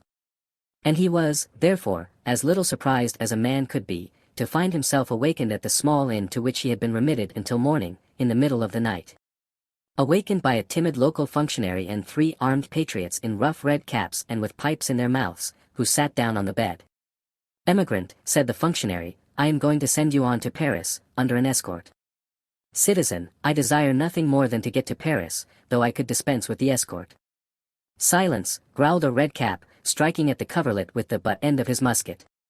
"Peace, aristocrat." "It is as the good patriot says," observed the timid functionary. "You are an aristocrat, and must have an escort, and must pay for it." "I have no choice," said Charles Darnay. "Choice? Listen to him," cried the same scowling red cap. "As if it was not a favor to be protected from the lamp iron." "It is always as the good patriot says," observed the functionary. "Rise and dress yourself, emigrant." Darnay complied, and was taken back to the guardhouse, where other patriots in rough red caps were smoking, drinking, and sleeping, by a watch-fire. Here he paid a heavy price for his escort, and hence he started with it on the wet roads at 3 o'clock in the morning. The escort were 2 mounted patriots in red caps and tricolored cockades, armed with national muskets and sabres, who rode one on either side of him. The escorted governed his own horse, but a loose line was attached to his bridle, the end of which one of the patriots kept girded round his wrist. In this state they set forth with the sharp rain driving in their faces, clattering at a heavy dragoon trot over the uneven town pavement, and out upon the mire-deep roads.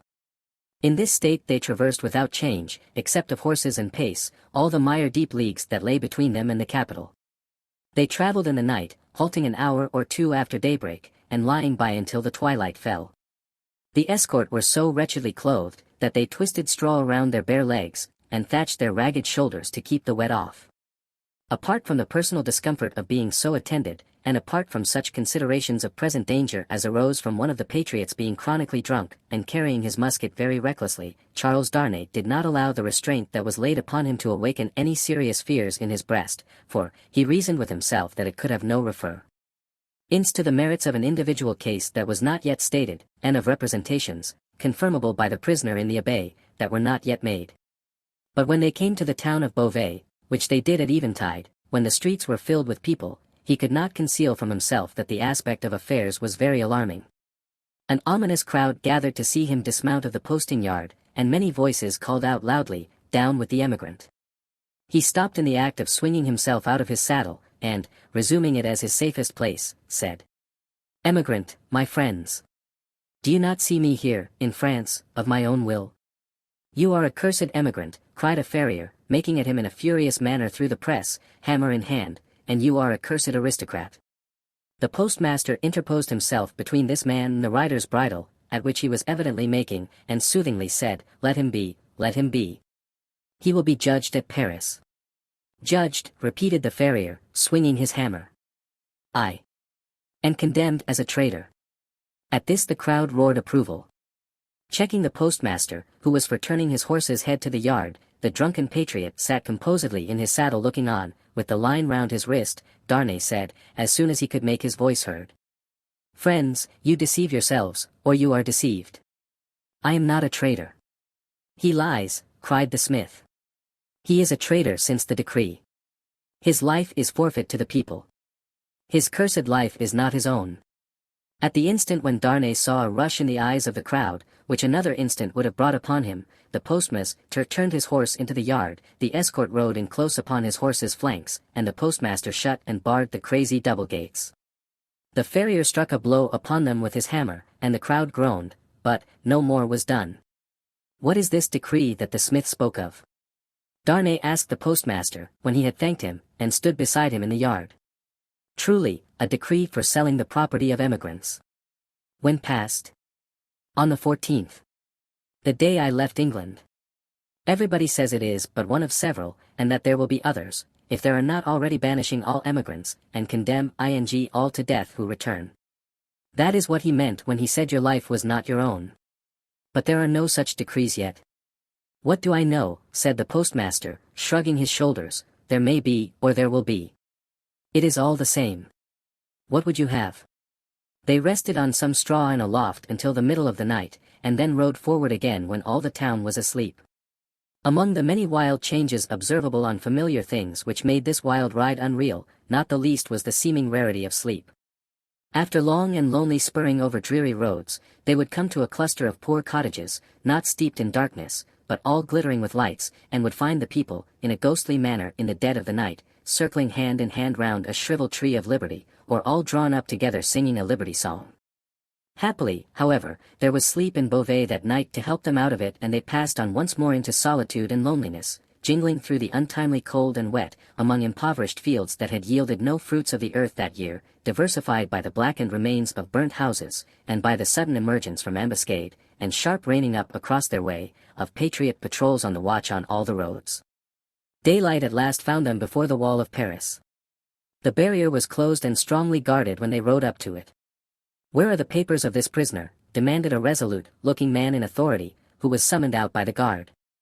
Naturally struck by the disagreeable word, Charles Darnay requested the speaker to take notice that he was a free traveler and French citizen, in charge of an escort which the disturbed state of the country had imposed upon him, and which he had paid for. "Where," repeated the same personage, without taking any heed of him whatever, "are the papers of this prisoner?" The drunken patriot had them in his cap, and produced them. Casting his eyes over Gabelle's letter, the same personage in authority showed some disorder and surprise, and looked at Darnay with a close attention. He left escort and escorted without saying a word, however, and went into the guard-room. Meanwhile, they sat upon their horses outside the gate. Looking about him while in this state of suspense, Charles Darnay observed that the gate was held by a mixed guard of soldiers and patriots, the latter far outnumbering the former, and that while ingress into the city for peasants' carts bringing in supplies, and for similar traffic and traffickers, was easy enough, egress, even for the homeliest PEO, PLE, was very difficult. A numerous medley of men and women, not to mention beasts and vehicles of various sorts, was waiting to issue forth, but the previous identification was so strict that they filtered through the barrier very slowly. Some of these people knew their turn for exam in at Ion to be so far off that they lay down on the ground to sleep or smoke, while others talked together or loitered about. The red cap and tricolor cockade were universal, both among men and women. When he had sat in his saddle some half hour, taking note of these things, Darnay found himself confronted by the same man in authority, who directed the guard to open the barrier. Then he delivered to the escort, drunk and sober, a receipt for the escorted, and requested him to dismount.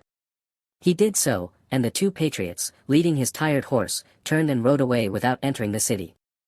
He accompanied his conductor into a guard-room, smelling of calm, mon wine and tobacco, where certain soldiers and patriots, asleep and awake, drunk and sober, and in various neutral states between sleeping and waking, drunkenness and sobriety, were standing and lying about. The light in the guardhouse, half derived from the waning oil lamps of the night, and half from the overcast day, was in a correspondingly uncertain condition. Some registers were lying open on a desk, and an officer of a coarse, dark aspect, presided over these. "Citizen Defarge," said he to Darnay's conductor, as he took a slip of paper to write on. "Is this the emigrant Evrémonde?" "This is the man." "Your age, Evrémonde?" 37. "Married, Evrémonde?" "Yes." "Where married?" "In England." "Without doubt." "Where is your wife, Evrémonde?" "In England." "Without doubt." "You are consigned, Evrémonde, to the prison of La Force." "Just heaven!" exclaimed Darnay. "Under what law, and for what offense?" The officer looked up from his slip of paper for a moment. "We have new laws, Evrémonde, and new offenses, since you were here." He said it with a hard smile, and went on writing. "I entreat you to observe that I have come here voluntarily, in response to that written appeal of a fellow countryman which lies before you. I demand no more than the opportunity to do so without delay. Is not that my right?" "Emigrants have no rights, Evrémonde," was the stolid reply. The officer wrote until he had finished, read over to himself what he had written, sanded it, and handed it to Defarge, with the words, "In secret." Defarge motioned with the paper to the prisoner that he must accompany him. The prisoner obeyed, and a guard of 2 armed patriots attended them. "Is it you," said Defarge, in a low voice, as they went down the guardhouse steps and turned into Paris, "who married the daughter of Dr. Manette, once a prisoner in the Bastille that is no more?" "Yes," replied Darnay, looking at him with surprise. "My name is Defarge, and I keep a wine shop in the Quarter Saint-Antoine. Possibly you have heard of me. My wife came to your house to reclaim her father." "Yes." The word "wife" seemed to serve as a gloomy reminder to Defarge, to say with sudden impatience, in the name of that sharp female newly born, and called La Guillotine, "Why did you come to France?"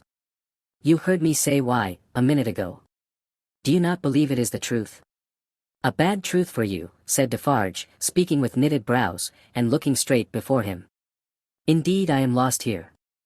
All here is so unprecedented, so changed, so sudden and unfair, that I am absolutely lost. Will you render me a little help?" "None." Defarge spoke, always looking straight before him. "Will you answer me a single question?" "Perhaps. According to its nature. You can say what it is. In this prison that I am going to so unjustly, shall I have some free communication with the world outside? You will see. I am not to be buried there, prejudged, and without any means of presenting my case. You will see. But, what then?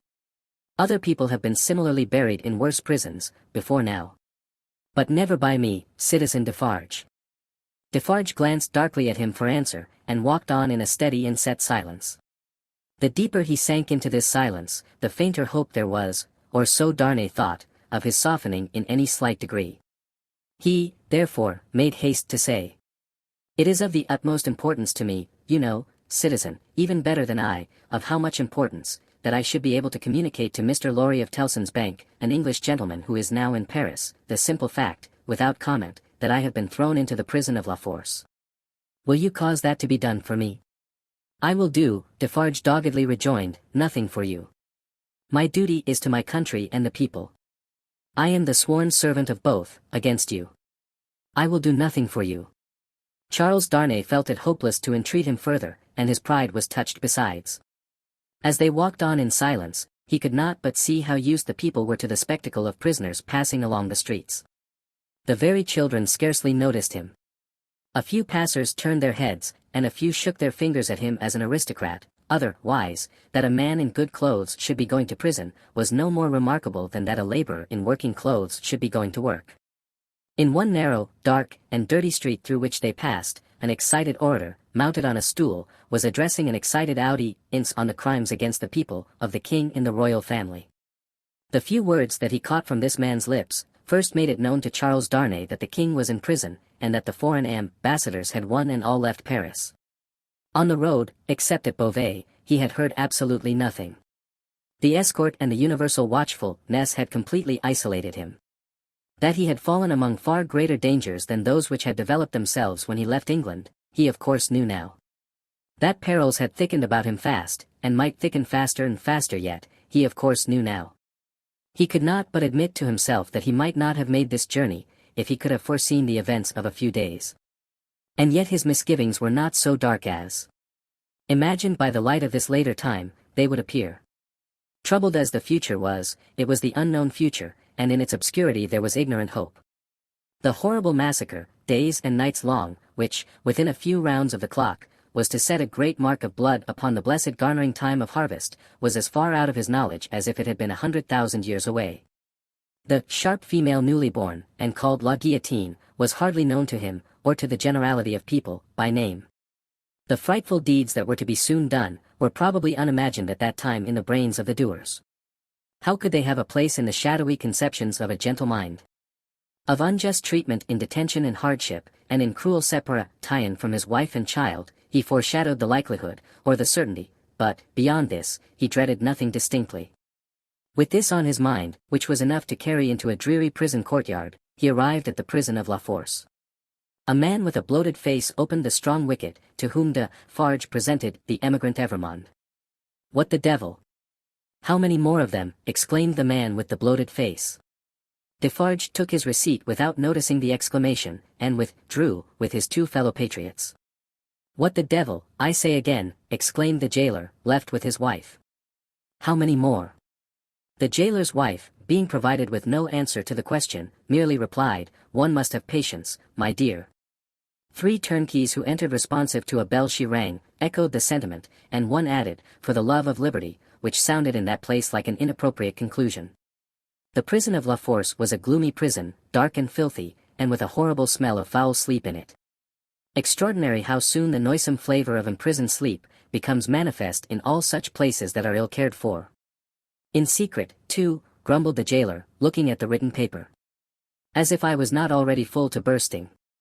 He stuck the paper on a file, in an ill humor, and Charles Darnay awaited his further pleasure for half an hour, sometimes, pacing to and fro in the strong arched room, sometimes, resting on a stone seat, in either case detained to be imprinted on the memory of the chief and his subordinates. "Come," said the chief, at length taking up his keys, "come with me, emigrant." Through the dismal prison twilight, his new charge accompanied him by corridor and staircase, many doors clanging and locking behind them, until they came into a large, low, vaulted chamber, crowded with prisoners of both sexes. The women were seated at a long table, reading and writing, knitting, sewing, and embroidering. The men were for the most part standing behind their chairs, or lingering up and down the room. In the instinctive association of prisoners with shameful crime and disgrace, the newcomer recoiled from this company. But the crowning unreality of his long unreal ride, was, their all at once rising to receive him, with every refinement of manner known to the time, and with all the engaging graces and courtesies of life. So strangely clouded were these refinements by the prison manners and gloom, so spectral did they become in the inappropriate squalor and misery through which they were seen, that Charles Darnay seemed to stand in a company of the dead. Ghosts all. The ghost of beauty, the ghost of stateliness, the ghost of elegance, the ghost of pride, the ghost of frivolity, the ghost of wit, the ghost of youth, the ghost of age, all waiting their dismissal from the desolate shore, all turning on him eyes that were changed by the death they had died in coming there. It struck him motionless. The jailer standing at his side, and the other jailers moving about, who would have been well enough as to appearance in the ordinary exercise of their functions, looked so extravagantly coarse contrasted with sorrowing mothers and blooming daughters who were there, with the apparitions of the coquette, the young beauty, and the mature woman delicately bred, That the inversion of all experience and likelihood which the scene of shadows presented, was heightened to its utmost. Surely, ghosts all. Surely, the long unreal ride some progress of disease that had brought him to these gloomy shades. In the name of the assembled companions in misfortune, said a gentleman of courtly appearance and address, coming forward, I have the honor of giving you welcome to La Force, and of condoling with you on the calamity that has brought you among us. May it soon terminate happily. It would be an impertinence elsewhere, but it is not so here, to ask your name and condition. Charles Darnay roused himself, and gave the required information. In words as suitable as he could find. But I hope, said the gentleman, following the chief jailer with his eyes, who moved across the room, that you are not in secret. I do not understand the meaning of the term, but I have heard them say so. Ah, what a pity. We so much regret it. But take courage, several members of our society have been in secret, at first, and it has lasted but a short time. Then he added, raising his voice, I grieve to inform the society, in secret.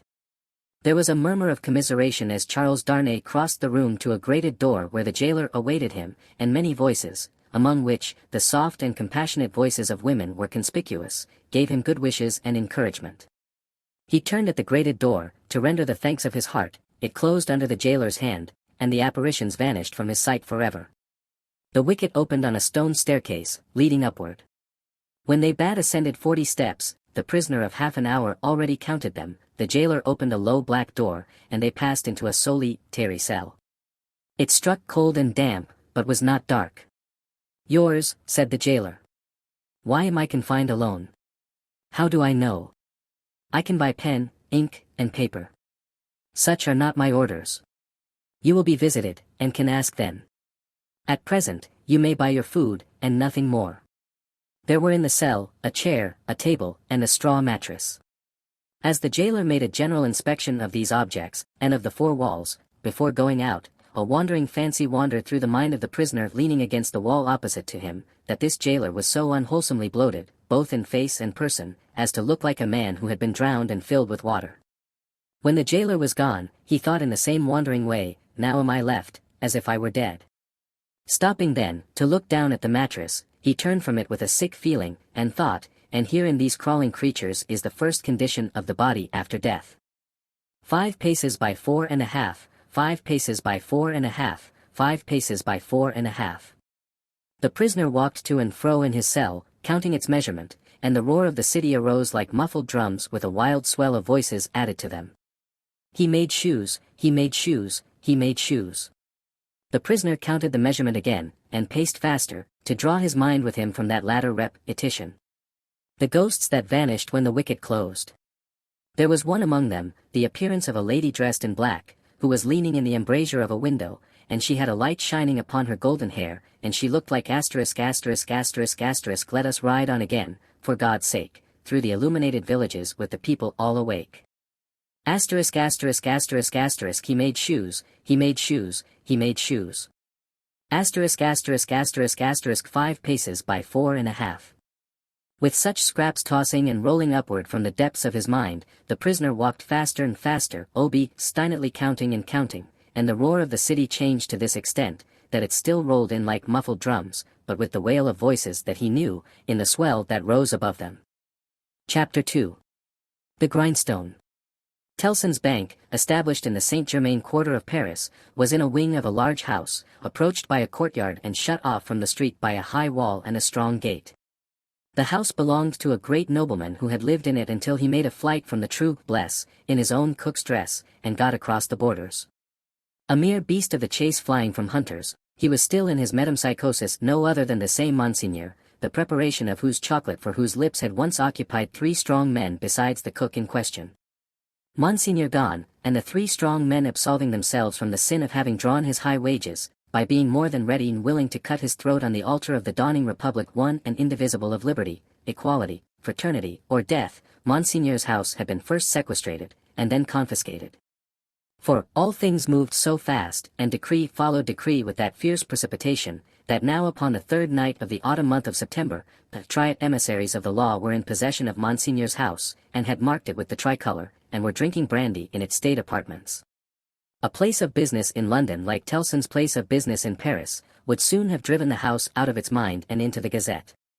For, what would staid British responsibility and respectability have said to orange trees in boxes in a bank courtyard, and even to a Cupid over the counter? Yet such things were. Tellson's had whitewashed the Cupid, but he was still to be seen on the ceiling, in the coolest linen, aiming, as he very often does, at money from morning to night. Bankruptcy must inevitably have come of this young pagan, in Lombard Street, London, and also of a curtained alcove in the rear of the immortal boy, and also of a looking-glass let into the wall, and also of clerks not at all old, who danced in public on the slightest provocation. Yet, a French Tellson's could get on with these things exceedingly well, and, as long as the Times held together, no man had taken fright at them, and drawn out his money.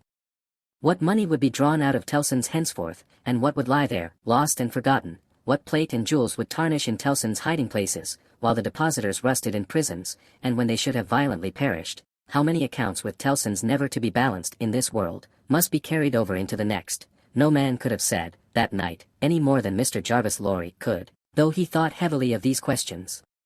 He sat by a newly lighted wood fire, the blighted and unfruitful year was prematurely cold, and on his honest and courageous face there was a deeper shade than the pendant lamp could throw, or any object in the room distortedly reflect, a shade of horror. He occupied rooms in the bank, in his fidelity to the house of which he had grown to be a part, lie strong root ivy.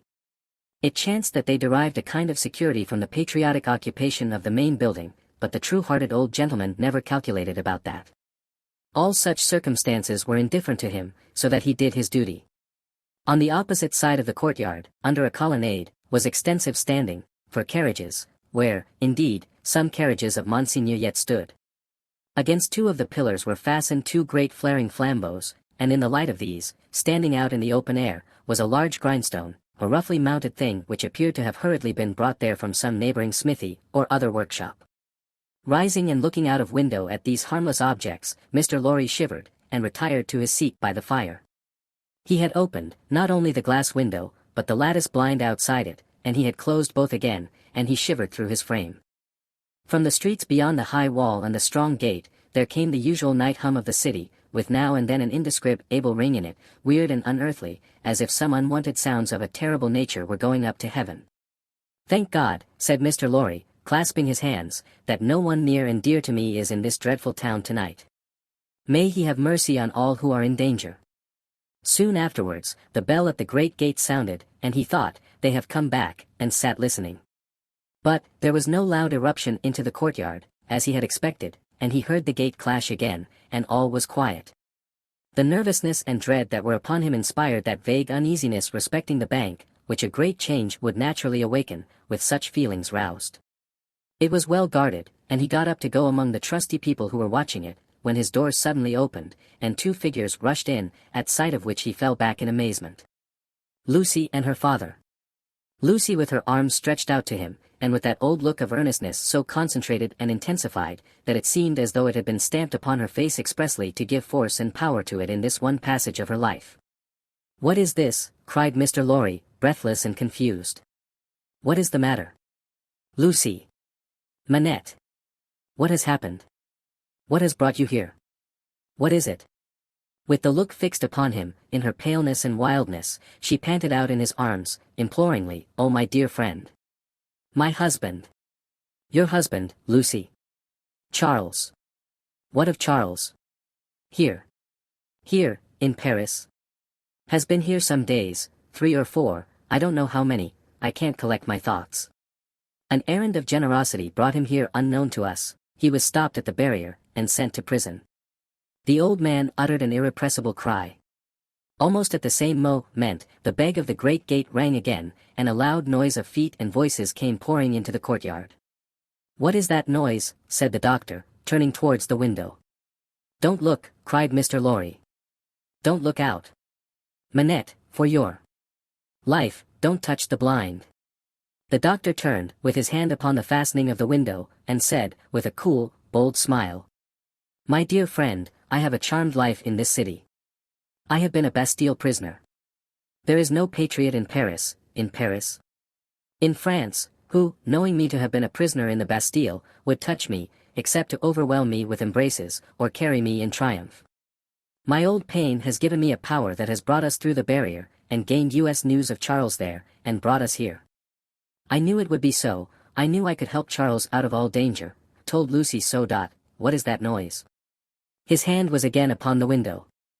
Don't look, cried Mr. Lorry, absolutely desperate. No, Lucy, my dear, nor you. He got his arm round her, and held her. Don't be so terrified, my love. I solemnly swear to you that I know of no harm having happened to Charles, that I had no suspicion even of his being in this fatal place. What prison is he in? La Force. La Force. Lucy, my child, if ever you were brave and serviceable in your life, and you were always both, you will compose yourself now, to do exactly as I bid you, for more depends upon it than you can think, or I can say. There is no help for you in any action on your part tonight, you cannot possibly stir out. I say this, because what I must bid you to do for Charles's sake, is the hardest thing to do of all. You must instantly be obedient, still, and quiet. You must let me put you in a room at the back here. You must leave your father and me alone for 2 minutes, and as there are life and death in the world you must not delay. I will be submissive to you. I see in your face that you know I can do nothing else than this. I know you are true. The old man kissed her, and hurried her into his room, and turned the key, then, came hurrying back to the doctor, and opened the window and partly opened the blind, and put his hand upon the doctor's arm, and looked out with him into the courtyard. Looked out upon a throng of men and women, not enough in number, or near enough, to fill the courtyard, not more than 40 or 50 in all. The people in possession of the house had let them in at the gate. And they had rushed into work at the grindstone, it had evidently been set up there for their purpose, as in a convenient and retired spot. But, such awful workers, and such awful work. The grindstone had a double handle, and, turning at it madly were 2 men, whose faces, as their long hair wrapped back when the whirlings of the grindstone brought their faces up, were more horrible and cruel than the visages of the wildest savages in their most barbarous disguise. False eyebrows and false mustaches were stuck upon them, and their hideous countenances were all bloody and sweaty, and all awry with howling, and all staring and glaring with beastly excitement and want of sleep.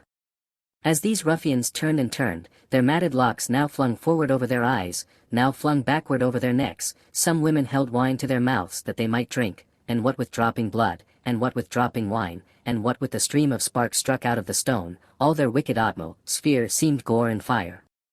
The eye could not detect one creature in the group free from the smear of blood. Shouldering one another to get next at the sharpening stone, were men stripped to the waist, with the stain all over their limbs and bodies, men in all sorts of rags, with the stain upon those rags, men devilishly set off with spoils of women's lace and silk and ribbon, with the stain dyeing those trifles through and through. Hatchets, knives, bayonets, swords, all brought to be sharp-ended, were all red with it. Some of the hacked swords were tied to the wrists of those who carried them, with strips of linen and fragments of dress, ligatures various in kind, but all deep of the one color.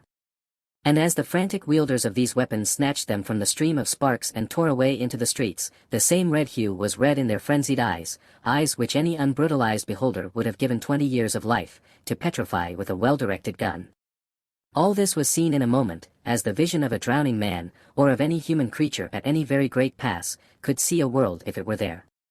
They drew back from the window, and the doctor looked for explanation in his friend's ashy face. They are, Mr. Lorry whispered the words, glancing fearfully round at the locked room, murdering the prisoners. If you are sure of what you say, if you really have the power you think you have, as I believe you have, make yourself known to these devils, and get taken to La Force. It may be too late, I don't know, but let it not be a minute later. Dr. Manette pressed his hand, hastened bareheaded out of the room, and was in the courtyard when Mr. Lorry regained the blind. His streaming white hair, his remarkable face, and the impetuous confidence of his manner, as he put the weapons aside like water, carried him in an instant to the heart of the concourse at the stone. For a few moments there was a pause, and a hurry, and a murmur, and the unintelligible sound of his voice, and then Mr. Lorry saw him, surrounded by all, and in the midst of a line of 20 men long, all linked shoulder to shoulder, and hand to shoulder, hurried out with cries of, "Live the Bastille prisoner! Help for the Bastille prisoner's kindred in La Force! Room for the Bastille prisoner in front there! Save the prisoner Evrémonde at La Force," and 1,000 answering shouts. He closed the lattice again with a fluttering heart, closed the window and the curtain, hastened to Lucy, and told her that her father was assisted by the people, and gone in search of her husband.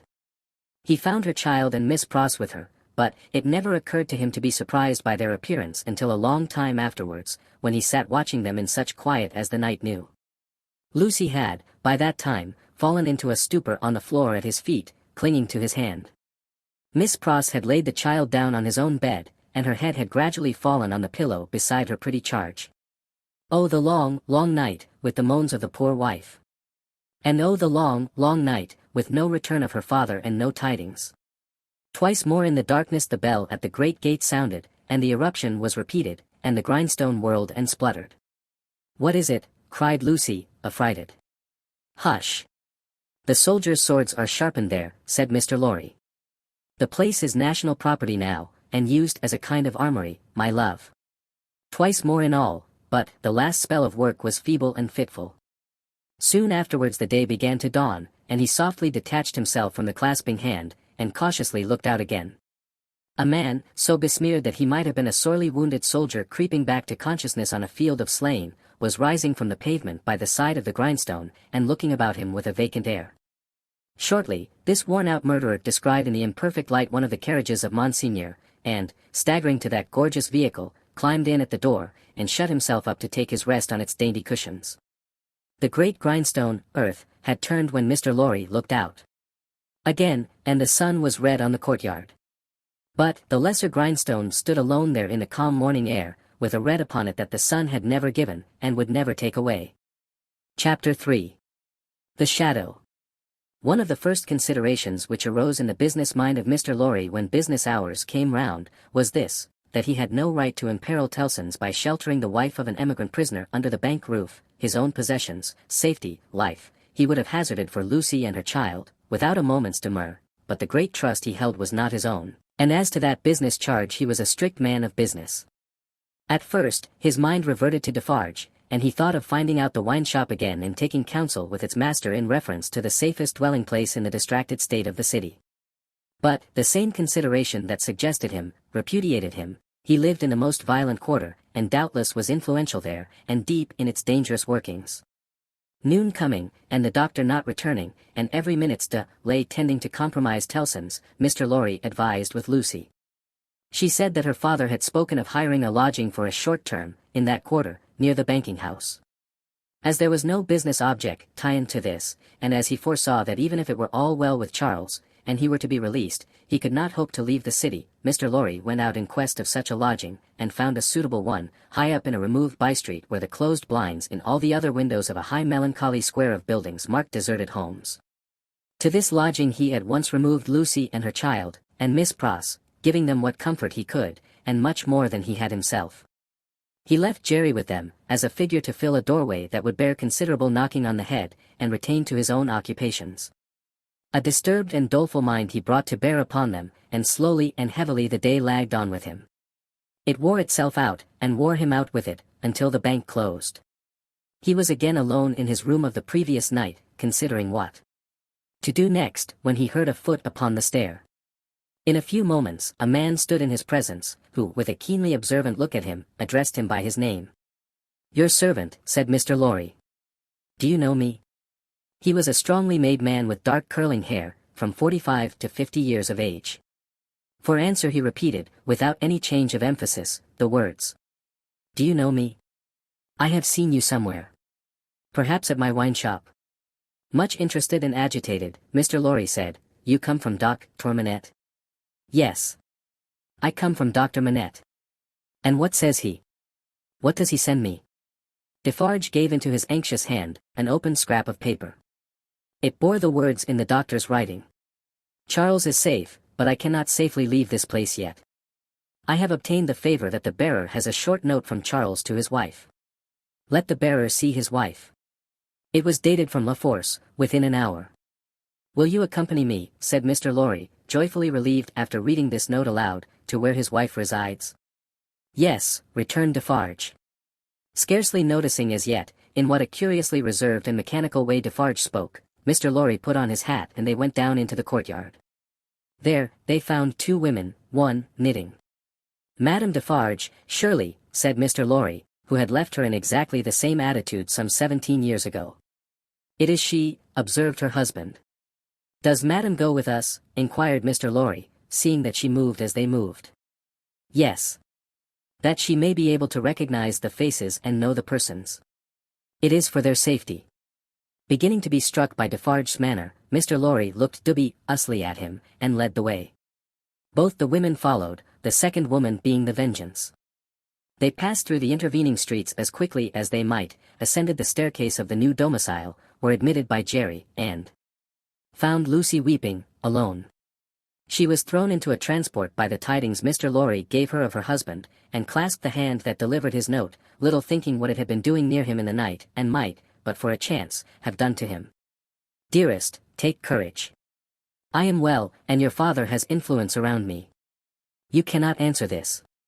Kiss our child for me." That was all the writing. It was so much, however, to her who received it, that she turned from Defarge to his wife, and kissed one of the hands that knitted. It was a passionate, loving, thankful, womanly action, but the hand made no response, dropped cold and heavy, and took to its knitting again. There was something in its touch that gave Lucy a check. She stopped in the act of putting the note in her bosom, and, with her hands yet at her neck, looked terrified at Madame Defarge. Madame Defarge met the lifted eyebrows and forehead with a cold, impassive stare. "My dear," said Mr. Lorry, striking in to explain, "there are frequent risings in the streets, and, although it is not likely they will ever trouble you, Madame Defarge wishes to see those whom she has the power to protect at such times, to the end that she may know them, that she may identify them." "I believe," said Mr. Lorry, rather halting in his reassuring words, as the stony manner of all the three impressed itself upon him more and more, "I state the case, Citizen Defarge." Defarge looked gloomily at his wife, and gave no other answer than a gruff sound of acquiescence. "You had better, Lucy," said Mr. Lorry, doing all he could to propitiate, by tone and manner, "have the dear child here, and our good Pross. Our good Pross, Defarge, is an English lady, and knows no French." The lady in question, whose rooted conviction that she was more than a match for any foreigner, was not to be shaken by distress and danger, appeared with folded arms, and observed in English to the Vengeance, whom her eyes first encountered, "Well, I am sure, bold face. I hope you are pretty well." She also bestowed a British cough on Madame Defarge, but neither of the two took much heed of her. "Is that his child?" said Madame Defarge, stopping in her work for the first time, and pointing her knitting needle at little Lucy as if it were the finger of fate. "Yes, madam," answered Mr. Lorry, "this is our poor prisoner's darling daughter, and only child." The shadow attendant on Madame Defarge and her party seemed to fall so threatening and dark on the child, that her mother instinctively kneeled on the ground beside her, and held her to her breast. The shadow attendant on Madame Defarge and her party seemed then to fall, threatening and dark, on both the mother and the child. "It is enough, my husband," said Madame Defarge. "I have seen them. We may go." But the suppressed manner had enough of menace in it, not visible and presented, but indistinct and withheld, to alarm Lucy into saying, as she laid her appealing hand on Madame Defarge's dress, "You will be good to my poor husband. You will do him no harm. You will help me to see him if you can." "Your husband is not my business here," returned Madame Defarge, looking down at her with perfect composure. "It is the daughter of your father who is my business here. For my sake, then, be merciful to my husband. For my child's sake. She will put her hands together and pray you to be merciful. We are more afraid of you than of these others." Madame Defarge received it as a compliment, and looked at her husband. Defarge, who had been uneasily biting his thumbnail and looking at her, collected his face into a sterner expression. "What is it that your husband says in that little letter?" asked Madame Defarge, with a lowering smile. "Influence, he says something touching influence." "That my father," said Lucy, hurriedly taking the paper from her breast, but with her alarmed eyes on her questioner and not on it, "has much influence around him." "Surely it will release him," said Madame Defarge. "Let it do so." "As a wife and mother," cried Lucy, most earnestly, "I implore you to have pity on me and not to exercise any power that you possess, against my innocent husband, but to use it in his behalf. Oh, sister woman, think of me as a wife and mother." Madame Defarge looked, coldly as ever, at the suppliant, and said, turning to her friend the Vengeance, "The wives and mothers we have been used to see, since we were as little as this child, and much less, have not been greatly considered. We have known their husbands and fathers laid in prison and kept from them, often enough.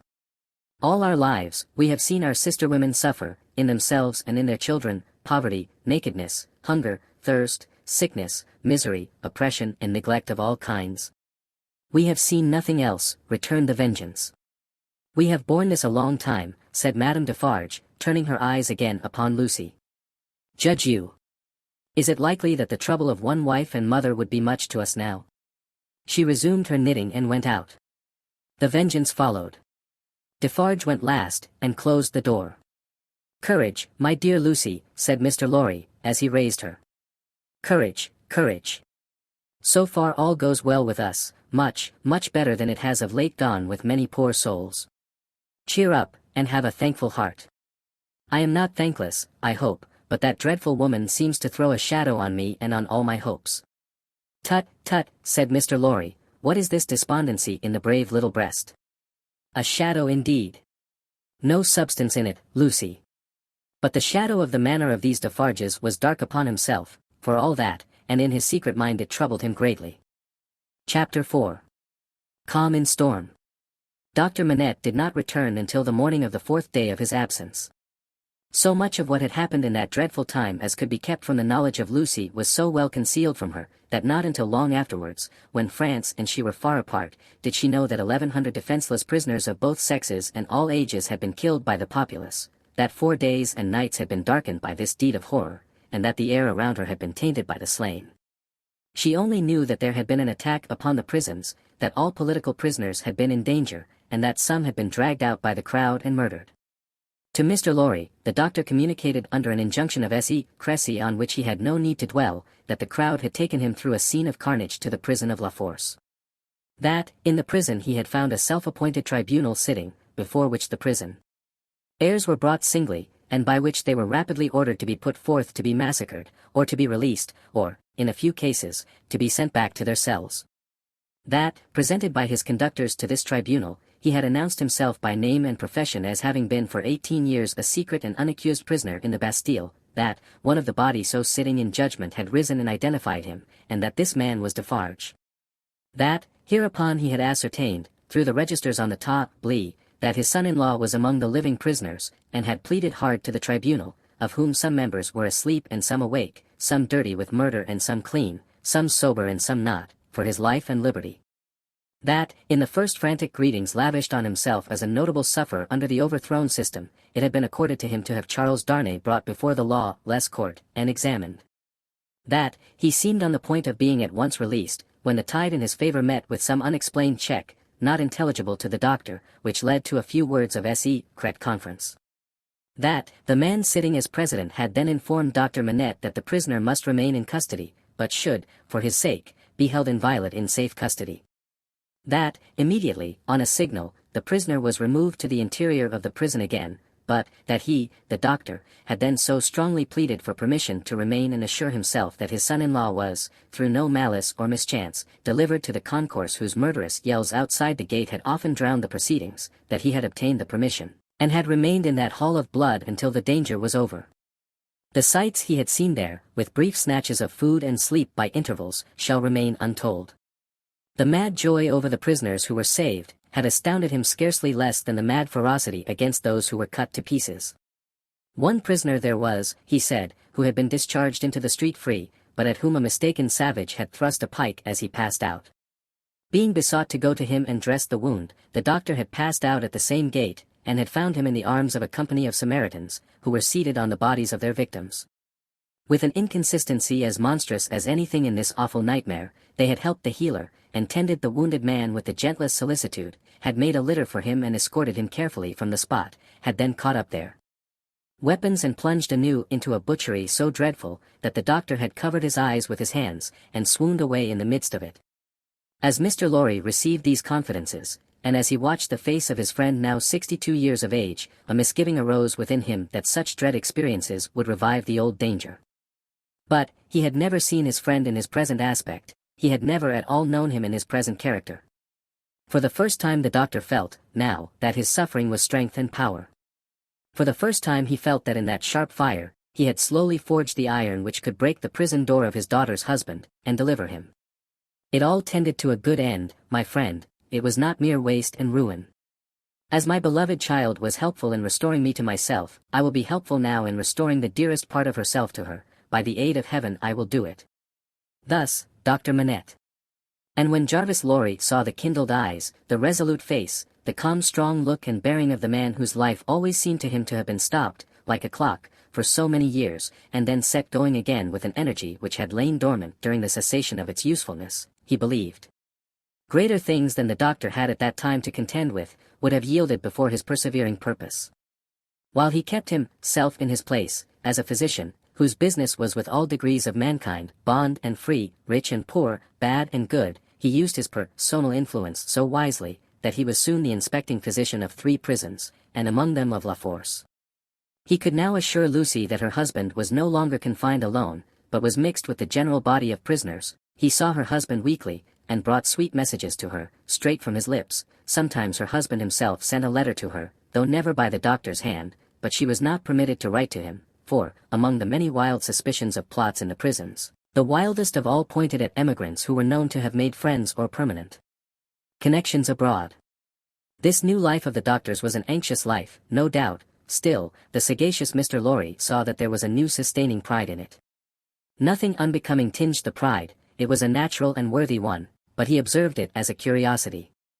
The doctor knew that up to that time, his imprisonment had been associated in the minds of his daughter and his friend, with his personal affliction, deprivation, and weakness. Now that this was changed, and he knew himself to be invested through that old trial with forces to which they both looked for Charles's ultimate safety and deliverance, he became so far exalted by the change, that he took the lead and direction, and required them as the weak, to trust to him as the strong.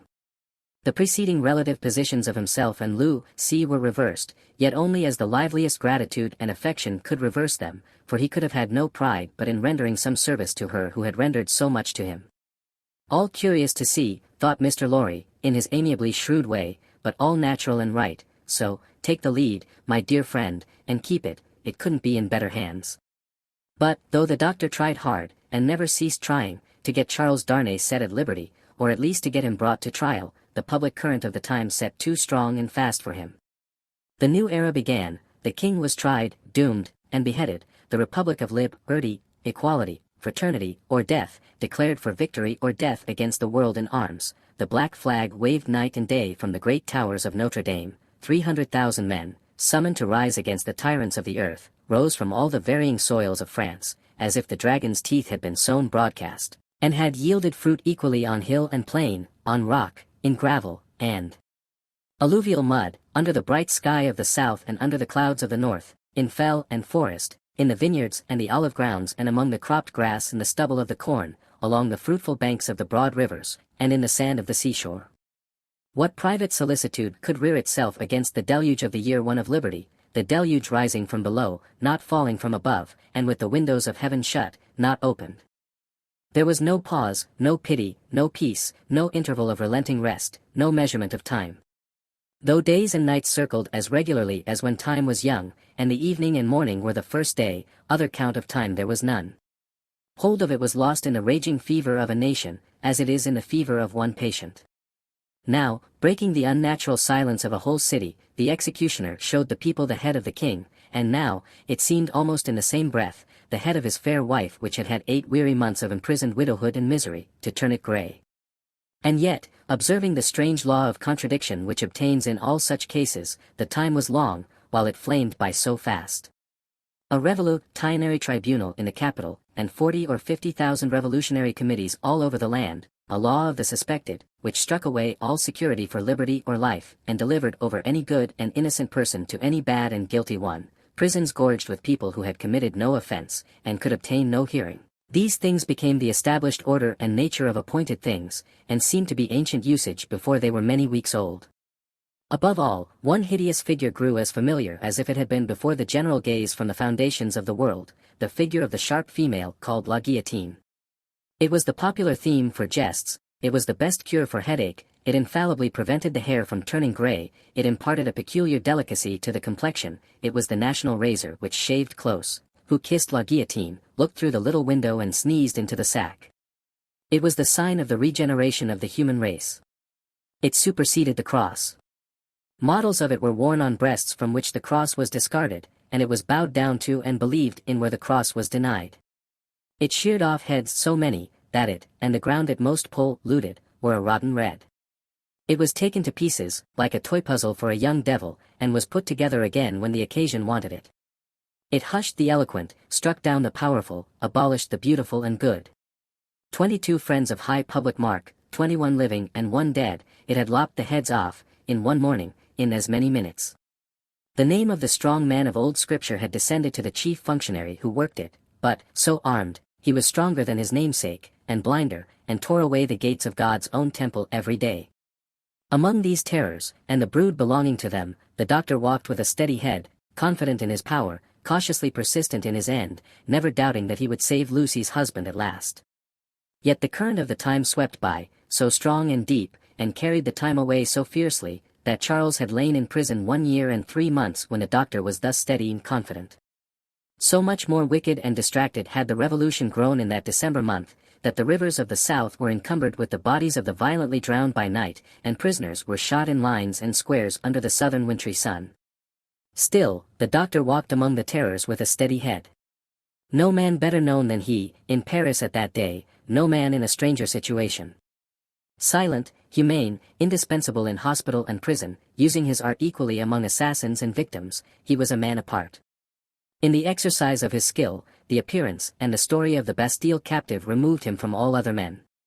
He was not suspected or brought in question, any more than if he had indeed been recalled to life some 18 years before, or were a spirit moving among mortals. Chapter 5. The Wood Sawyer. 1 year and 3 months. During all that time Lucy was never sure, from hour to hour, but that the guillotine would strike off her husband's head next day. Every day, through the stony streets, the tumbrils now jolted heavily, filled with condemned. Lovely girls, bright women, brown-haired, black-haired, and grey, youths, stalwart men and old, gentle-born and peasant-born, all red wine for la guillotine, all daily brought into light from the dark cellars of the loathsome prisons, and carried to her through the streets to slake her devouring thirst. Liberty, equality, fraternity, or death, the last, much the easiest to bestow, O guillotine. If the suddenness of her calamity, and the whirling wheels of the time, had stunned the doctor's daughter into awaiting the result in idle despair, it would but have been with her as it was with many. But, from the hour when she had taken the white head to her fresh young bosom in the garret of Saint Antoine, she had been true to her duties. She was truest to them in the season of trial, as all the quietly loyal and good will always be.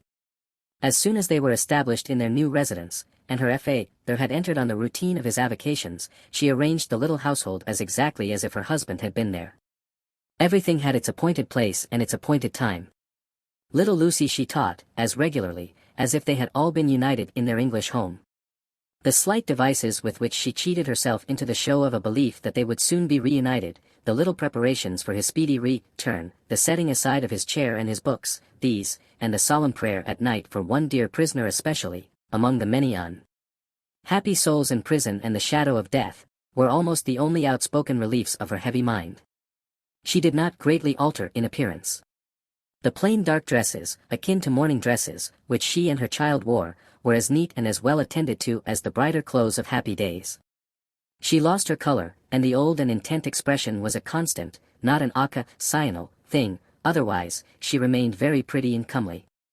Sometimes, at night on kissing her father, she would burst into the grief she had repressed all day, and would say that her sole reliance, under heaven, was on him. He always resolutely answered, "Nothing can happen to him without my knowledge, and I know that I can save him, Lucy." They had not made the round of their changed life many weeks, when her father said to her, on coming home one evening, "My dear, there is an upper window in the prison, to which Charles can sometimes gain access at 3 in the afternoon.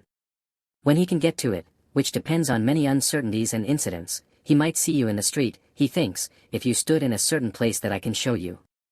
But you will not be able to see him, my poor child, and even if you could, it would be unsafe for you to make a sign of recognition. Oh, show me the place, my father, and I will go there every day." From that time, in all weathers, she waited there 2 hours. As the clock struck 2, she was there, and at 4 she turned resignedly away. When it was not too wet or inclement for her child to be with her, they went together. At other times she was alone, but she never missed a single day. It was the dark and dirty corner of a small winding street. The hovel of a cutter of wood into lengths for burning was the only house at that end, all else was wall. On the third day of her being there, he noticed her. "Good day, citizeness." "Good day, citizen." This mode of address was now prescribed by decree. It had been established voluntarily some time ago, among the more thorough patriots, but was now law for everybody. "Walking here again, citizeness." "You see me, citizen." The wood sawyer, who was a little man with a redundancy of guess, tour, he had once been a mender of roads, cast a glance at the prison. Pointed at the prison, and putting his 10 fingers before his face to represent bars, peeped through them jocosely. "But it's not my business," said he. And went on sawing his wood. Next day he was looking out for her, and accosted her the moment she appeared. "What? Walking here again, citizeness?" "Yes, citizen." "Ah. A child too? Your mother, is it not, my little citizeness?" "Do I say yes, mamma?" whispered little Lucy, drawing close to her. "Yes, dearest." "Yes, citizen." "Ah. But it's not my business. My work is my business. See my saw. I call it my little guillotine. La, la, la, la, la, la. And off his head comes." The billet fell as he spoke, and he threw it into a basket. "I call myself the Samson of the firewood guillotine. See here again. Loo, loo, loo, loo, loo, loo. And off her head comes. Now, a child. Tickle, tickle, pickle, pickle. And off its head comes. All the family." Lucy shuddered as he threw 2 more billets into his basket, but it was impossible to be there while the wood sawyer was at work, and not be in his sight. Thenceforth, to secure his good will, she always spoke to him first, and often gave him drink money, which he readily received.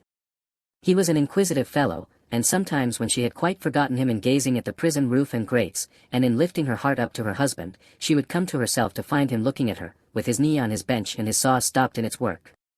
"But it's not my business," he would generally say at those times, and would briskly fall to his sawing again. In all weathers, in the snow and frost of winter, in the bitter winds of spring, in the hot sunshine of summer, in the rains of autumn, and again in the snow and frost of winter, Lucy passed 2 hours of every day at this place, and every day on leaving it, she kissed the prison wall. Her husband saw her, so she learned from her father, it might be once in 5 or 6 times, it might be twice or thrice running, it might be, not for a week or a fortnight together. It was enough that he could and did see her when the chances served, and on that possibility she would have waited out the day, 7 days a week. These occupations brought her round to the December month, wherein her father walked among the terrors with a steady head. On a lightly snowing afternoon she arrived at the usual corner. It was a day of some wild rejoicing, and a festival. She had seen the houses, as she came along, decorated with little pikes, and with little red caps stuck upon them, also, with tricolored ribbons, also, with the standard inscription, tricolored letters were the favorite, Republic one and indivisible. Liberty, equality, fraternity, or death. The miserable shop of the wood sawyer was so small, that its whole surface furnished very indifferent space for this legend. He had got somebody to scrawl it up for him, however, who had squeezed death in with most inappropriate difficulty. On his housetop, he displayed pike and cap, as a good citizen must, and in a window he had stationed his saw inscribed as his little Saint Guillotine, for the great sharp female was by that time popularly canonized. His shop was shut and he was not there, which was a relief to Lucy, and left her quite alone. But, he was not far off, for presently she heard a troubled movement and a shouting coming along, which filled her with fear. A moment afterwards, and a throng of people came pouring round the corner by the prison wall, in the midst of whom was the wood sawyer hand in hand with the vengeance. There could not be fewer than 500 people, and they were dancing like 5,000 demons. There was no other music than their own singing. They danced to the popular Revolution song, keeping a ferocious time that was like a gnashing of teeth in unison. Men and women danced together, women danced together, men danced together, as hazard had brought them together. At first, they were a mere storm of coarse red caps and coarse woolen rags, but, as they filled the place, and stopped to dance about Lucy, some ghastly apparition of a dance figure gone raving mad arose among them. They advanced, retreated, struck at one another's hands, clutched at one another's heads, spun round alone, caught one another and spun round in pairs, until many of them dropped. While those were down, the rest linked hand in hand, and all spun round together. Then the ring broke, and in separate rings of 2 and 4 they turned and turned until they all stopped at once, began again, struck, clutched, and tore, and then reversed the spin, and all spun round another way. Suddenly they stopped again, paused, struck out the time afresh, formed into lines the width of the public way, and, with their heads low down and their hands high up, swooped screaming off. No fight could have been half so terrible as this dance. It was so emphatically a fallen sport, a something, once innocent, delivered over to all devilry, a healthy pastime changed into a means of angering the blood, bewildering the senses, and stealing the heart. Such grace as was visible in it, made it the uglier, showing how warped and perverted all things good by nature were become. The maid, only bosom bared to this, the pretty almost child's head thus distracted, the delicate foot mincing in this slough of blood and dirt, were types of the disjointed time. This was the Carmagnole. As it passed, leaving Lucy frightened and bewildered in the doorway of the wood sawyer's house, the feathery snow fell as quietly and lay as white and soft, as if it had never been. Oh my father, for he stood before her when she lifted up the eyes she had momentarily darkened with her hand, such a cruel, bad sight. I know, my dear, I know. I have seen it many times. Don't be frightened. Not one of them would harm you. I am not frightened for myself, my father. But when I think of my husband, and the mercies of these people, we will set him above their mercies very soon. I left him climbing to the window, and I came to tell you. There is no one here to see.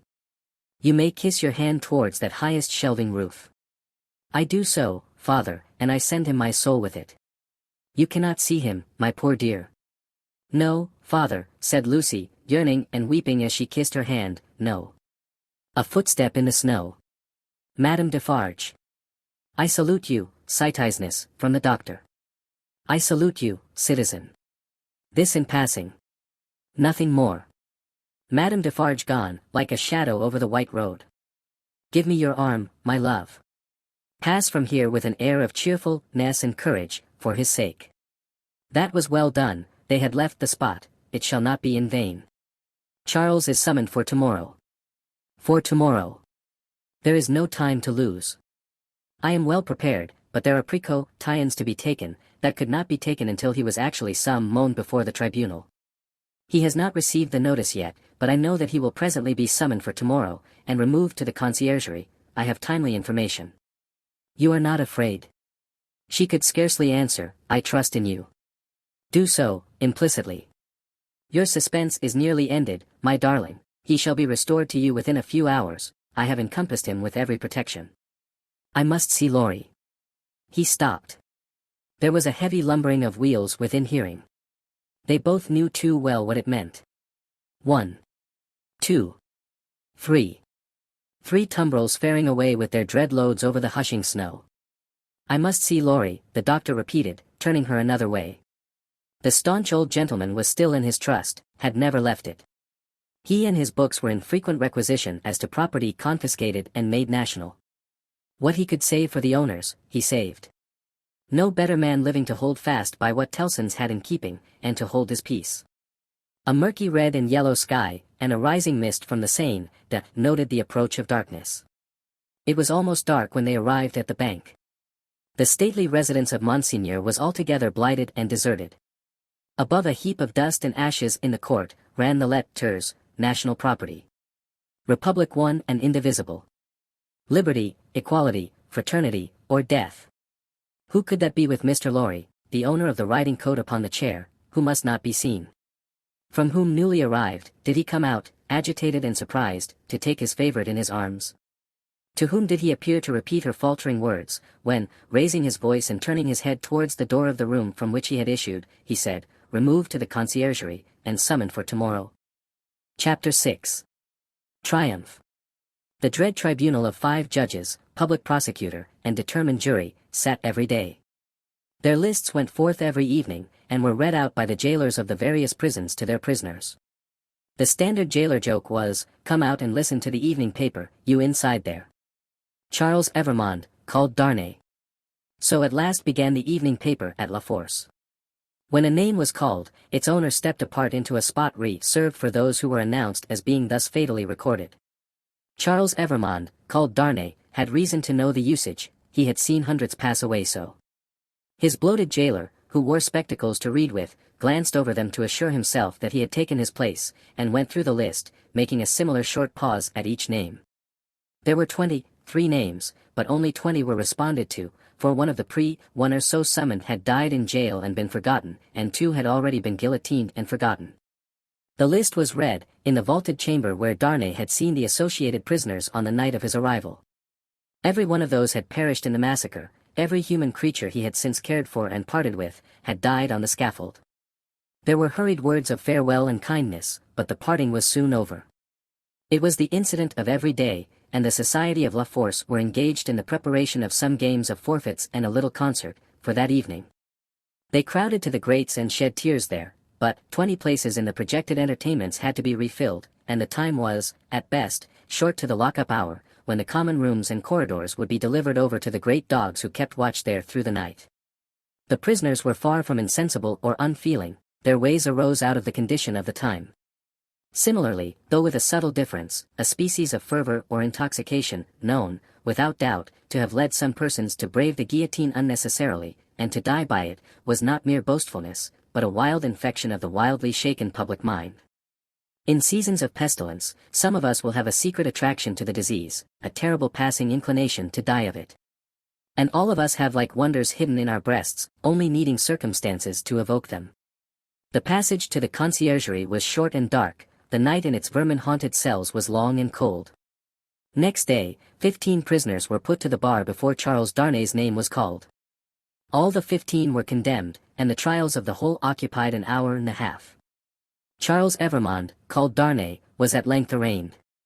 His judges sat upon the bench in feathered hats, but the rough red cap and tricolored cockade was the headdress otherwise prevailing. Looking at the jury and the turbulent audience, he might have thought that the usual order of things was reversed, and that the felons were trying the honest men. The lowest, cruelest, and worst populace of a city, never without its quantity of low, cruel, and bad, were the direct, spirits of the scene, noisily commenting, applauding, disapproving, anticipating and precipitating the result, without a check. Of the men, the greater part were armed in various ways, of the women, some wore knives, some daggers, some ate and drank as they looked on, many knitted. Among these last, was one, with a spare piece of knitting under her arm as she worked. She was in a front row, by the side of a man whom he had never seen since his arrival at the barrier, but whom he directly remembered as Defarge. He noticed that she once or twice whispered in his ear, and that she seemed to be his wife, but, what he most noticed in the 2 figures was, that although they were posted as close to himself as they could be, they never looked towards him. They seemed to be waiting for something with a dogged determination, and they looked at the jury, but at nothing else. Under the president sat Dr. Manette, in his usual quiet dress. As well as the prisoner could see, he and Mr. Lorry were the only men there, unconnected with the tribunal, who wore their usual clothes, and had not assumed the coarse garb of the Carmagnole. Charles Evrémonde, called Darnay, was accused by the public prosecutor as an emigrant, whose life was forfeit to the Republic, under the decree which banished all emigrants on pain of death. It was nothing that the decree bore date since his return to France. There he was, and there was the decree, he had been taken in France, and his head was demanded. "Take off his head," cried the audience.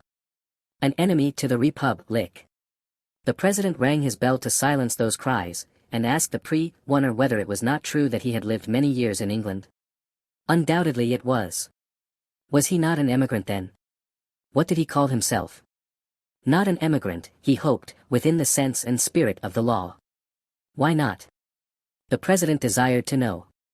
Because he had voluntarily relinquished a title that was distasteful to him, and a station that was distasteful to him, and had left his country, he submitted before the word emigrant in the present acceptation by the tribunal was in use, to live by his own industry in England, rather than on the industry of the overladen people of France.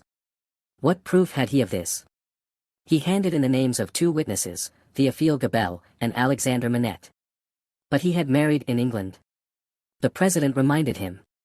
True, but not an English woman. A citizeness of France? Yes. By birth. Her name and family? Lucy Manette, only daughter of Dr. Manette, the good physician who sits there. This answer had a happy effect upon the audience. Cries in exultation of the well-known good physician rent the hall. So capriciously were the people moved, that tears immediately rolled down several raucous countenances which had been glaring at the prisoner a moment before, as if with impatience to pluck him out into the streets and kill him.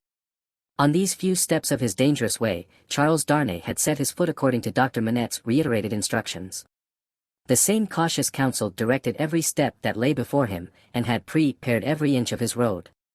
The president asked, why had he returned to France when he did, and not sooner? He had not returned sooner, he replied, simply because he had no means of living in France, save those he had resigned, whereas, in England, he lived by giving instruction in the French language and literature.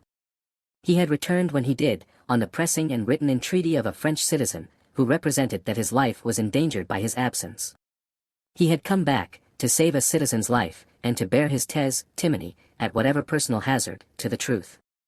Was that criminal in the eyes of the Republic? The populace cried enthusiastically, no, and the president rang his bell to quiet them. Which it did not, for they continued to cry, no, until they left off, of their own will. The president required the name of that citizen. The accused explained that the citizen was his first witness. He also referred with confidence to the citizen's letter, which had been taken from him at the barrier, but which he did not doubt would be found among the papers then before the president. The doctor had taken care that it should be there, had assured him that it would be there, and at this stage of the proceedings it was produced and read. Citizen Gabelle was called to confirm it, and did so. Citizen Gabelle hinted, with infinite delicacy and politeness, that in the pressure of business imposed on the tribunal by the multitude of enemies of the Republic with which it had to deal, he had been slightly overlooked in his prison of the Abbaye, in fact, had rather passed out of the tribunal's patriotic remembrance, until 3 days ago, when he had been summoned before it, and had been set at liberty on the juries declaring themselves satisfied that the accusation against him was swerved, as to himself, by the surrender of the citizen Evremond, called Darnay. Dr. Manette was next questioned. His high personal popularity, and the clearness of his answers, made a great impression, but, as he proceeded, as he showed that the accused was his first friend on his release from his long imprisonment, that, the accused had remained in England, always faithful and devoted to his daughter and himself in their exile, that, so far from being in favor with the aristocrat government there, he had actually been tried for his life by it, as the foe of England and friend of the United States, as he brought these circumstances into view, with the greatest discretion and with the straightforward force of truth and earnestness, the jury and the populace became one.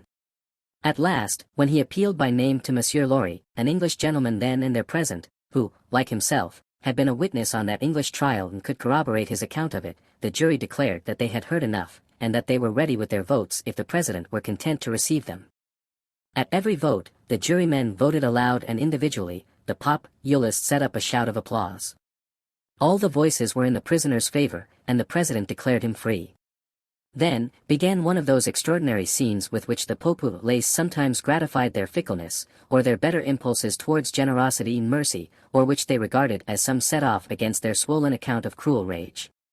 No man can decide now to which of these motives such extraordinary scenes were referable. It is probable, to a blending of all the three, with the second predominating. No sooner was the acquittal pronounced, than tears were shed as freely as blood at another time, and such fraternal embraces were bestowed upon the prisoner by as many of both sexes as could rush at him, that after his long and unwholesome confinement he was in danger of fainting from exhaustion, none the less because he knew very well, that the very same people, carried by another current, would have rushed at him with the very same intensity, to rend him to pieces and strew him over the streets. His removal, to make way for other accused persons who were to be tried, rescued him from these caresses for the moment. 5 were to be tried together, next, as enemies of the Republic, forasmuch as they had not assisted it by word or deed. So quick was the tribunal to compensate itself and the nation for a chance lost, that these 5 came down to him before he left the place, condemned to die within 24 hours. The first of them told him so, with the customary prison sign of death, a raised finger, and they all added in words, "Long live the Republic."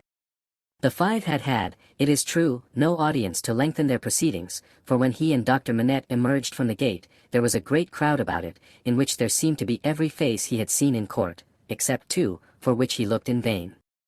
On his coming out, the concourse made at him anew, weeping, embracing, and shouting, all by turns and all together, until the very tide of the river on the bank of which the mad scene was acted, seemed to run mad, like the people on the shore. They put him into a great chair they had among them, and which they had taken either out of the court itself, or one of its rooms or passages. Over the chair they had thrown a red flag, and to the back of it they had bound a pike with a red cap on its top. In this car of triumph, not even the doctor's entreaties could prevent his being carried to his home on men's shoulders, with a confused sea of red caps heaving about him, and casting up to sight from the stormy deep such wrecks of faces, that he more than once misdoubted his mind being in confusion, and that he was in a tumbril on his way to the guillotine. In wild dreamlike procession, embracing whom they met and ing him out, they carried him on.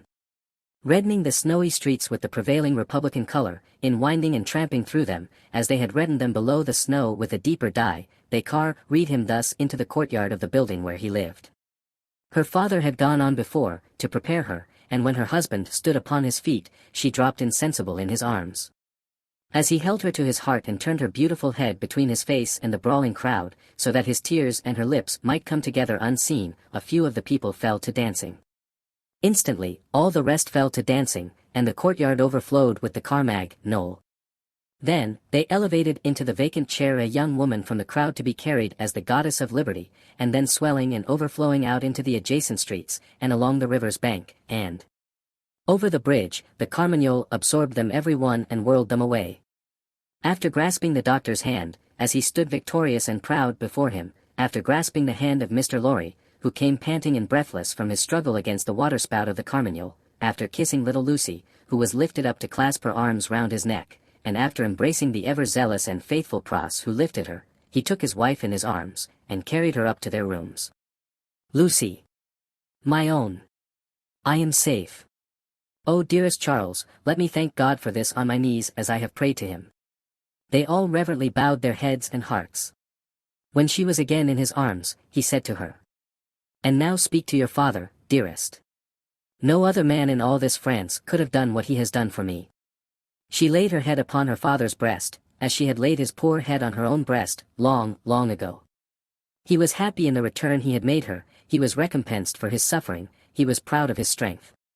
"You must not be weak, my darling," he remonstrated, "don't tremble so.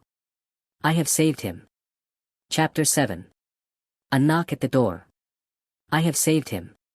It was not another of the dreams in which he had often come back, he was really here. And yet his wife trembled, and a vague but heavy fear was upon her.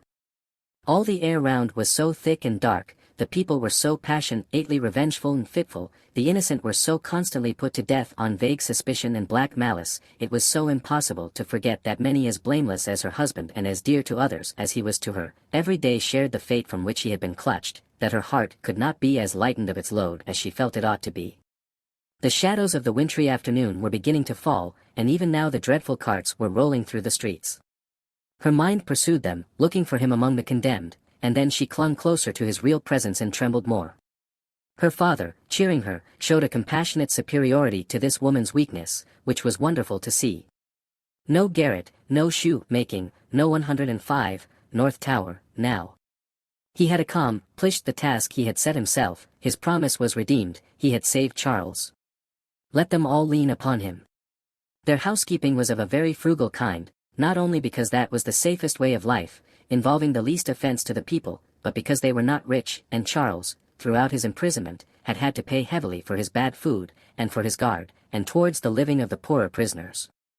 Partly on this account, and partly to avoid a domestic spy, they kept no servant. The citizen and citizeness who acted as porters at the courtyard gate, rendered them occasional service, and Jerry, almost wholly transferred to them by Mr. Lorry, had become their daily retainer, and had his bed there every night. It was an ordinance of the Republic one and indivisible of liberty, equality, fraternity, or death, that on the door or doorpost of every house, the name of every inmate must be legibly inscribed in letters of a certain size, at a certain convenient height from the ground.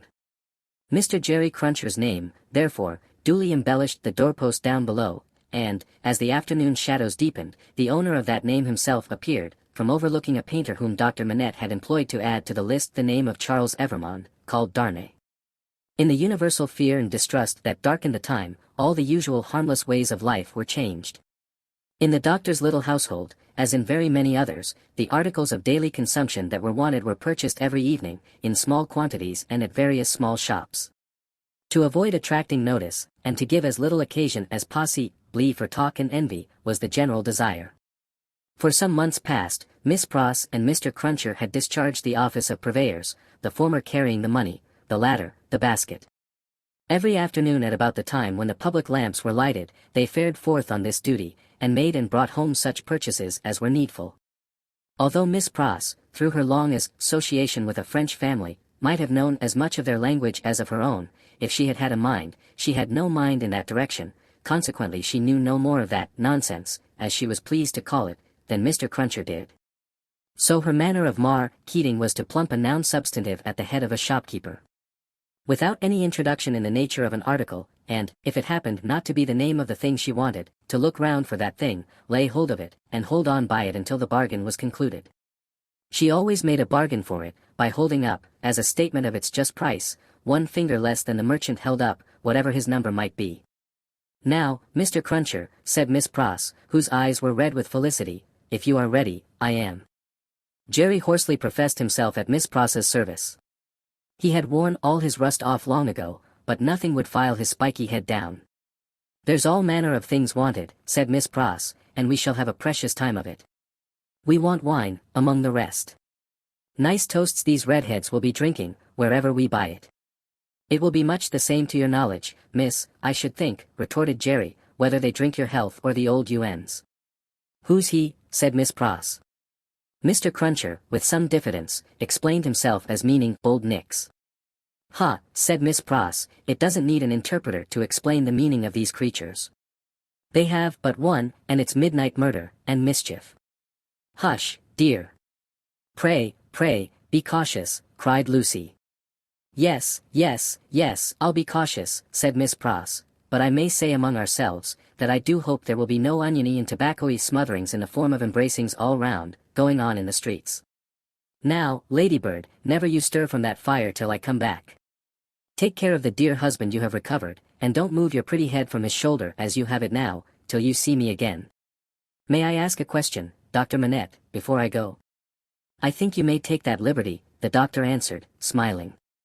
"For gracious sake, don't talk about liberty, we have quite enough of that," said Miss Pross. "Hush, dear." Again Lucy remonstrated. "Well, my sweet," said Miss Pross, nodding her head emphatically, "the short and the long of it is, that I am a subject of His Most Gracious Majesty King George III, Miss Pross curtsied at the name, and as such, my maxim is, confound their politics, frustrate their knavish tricks, on him our hopes we fix, God save the King." Mr. Cruncher, in an access of loyalty, growlingly repeated the words after Miss Pross, like somebody at church. "I am glad you have so much of the Englishman in you, though I wish you had never taken that cold in your voice," said Miss Pross, approvingly. "But the question, Dr. Manette, is there, it was the good creature's way to affect to make light of anything that was a great anxiety with them all, and to come at it in this chance manner, is there any prospect yet, of our getting out of this place?" "I fear not yet. It would be dangerous for Charles yet." "Hey ho hum," said Miss Pross, cheerfully repressing a sigh as she glanced at her darling's golden hair in the light of the fire, "then we must have patience and wait, that's all. We must hold up our heads and fight low, as my brother Solomon used to say. Now, Mr. Cruncher, don't you move, Ladybird." They went out, leaving Lucy, and her husband, her father, and the child, by a bright fire. Mr. Lorry was expected back presently from the banking house. Miss Pross had lighted the lamp, but had put it aside in a corner, that they might enjoy the firelight undisturbed. Little Lucy sat by her grandfather with her hands clasped through his arm, and he, in a tone not rising much above a whisper, began to tell her a story of a great and powerful fairy who had opened a prison wall and let out a captive who had once done the fairy a service. All was subdued and quiet, and Lucy was more at ease than she had been. "What is that?" she cried, all at once. "My dear," said her father, stopping in his story, and laying his hand on hers, "command yourself. What a disordered state you are in. The least thing, nothing, startles you. You, your father's daughter." "I thought, my father," said Lucy, excusing herself, with a pale face and in a faltering voice, "that I heard strange feet upon the stairs." "My love, the staircase is as still as death." As he said the word, a blow was struck upon the door. "Oh father, father! What can this be? Hide Charles. Save him." "My child," said the doctor, rising, and laying his hand upon her shoulder. I have saved him. What weakness is this, my dear? Let me go to the door. He took the lamp in his hand, crossed the two intervening outer rooms, and opened it. A rude clattering of feet over the floor, and 4 rough men in red caps, armed with sabers and pistols, entered the room. The citizen Evrémonde, called Darnay, said the first. Who seeks him? Answered Darnay. I seek him. We seek him. I know you, Evrémonde, I saw you before the tribunal today. You are again the prisoner of the Republic. The 4 surrounded him, where he stood with his wife and child clinging to him. Tell me how and why am I again a prisoner? It is enough that you return straight to the conciergerie, and will know tomorrow. You are summoned for tomorrow. Dr. Manette, whom this visitation had so turned into stone, that be stood with the lamp in his hand, as if bewoe a statue made to hold it, moved after these words were spoken, put the lamp down, and confronting the speaker, and taking him, not ungently, by the loose front of his red woolen shirt, said. You know him, you have said. Do you know me? Yes, I know you, citizen doctor. We all know you, citizen doctor, said the other 3. He looked abstractedly from one to another, and said, in a lower voice, after a pause. Will you answer his question to me then? How does this happen? Citizen doctor, said the first, reluctantly, he has been denounced. To the section of Saint Antoine. This citizen, pointing out the second who had entered, is from Saint Antoine. The citizen here indicated nodded his head, and added, he is accused by Saint Antoine. Of what? Asked the doctor. Citizen doctor, said the first, with his former reluctance, ask no more. If the Republic demands sacrifices from you, without doubt you as a good patriot will be happy to make them. The Republic goes before all. The people is supreme. Evrémonde, we are pressed. One word, the doctor entreated. Will you tell me who to noun said him? It is against rule, answered the first, but you can ask him of Saint Antoine here. The doctor turned his eyes upon that man, who moved uneasily on his feet, rubbed his beard a little, and at length said. Well.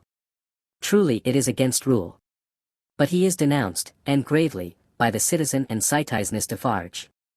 And by one other. What other? Do you ask, citizen doctor? Yes.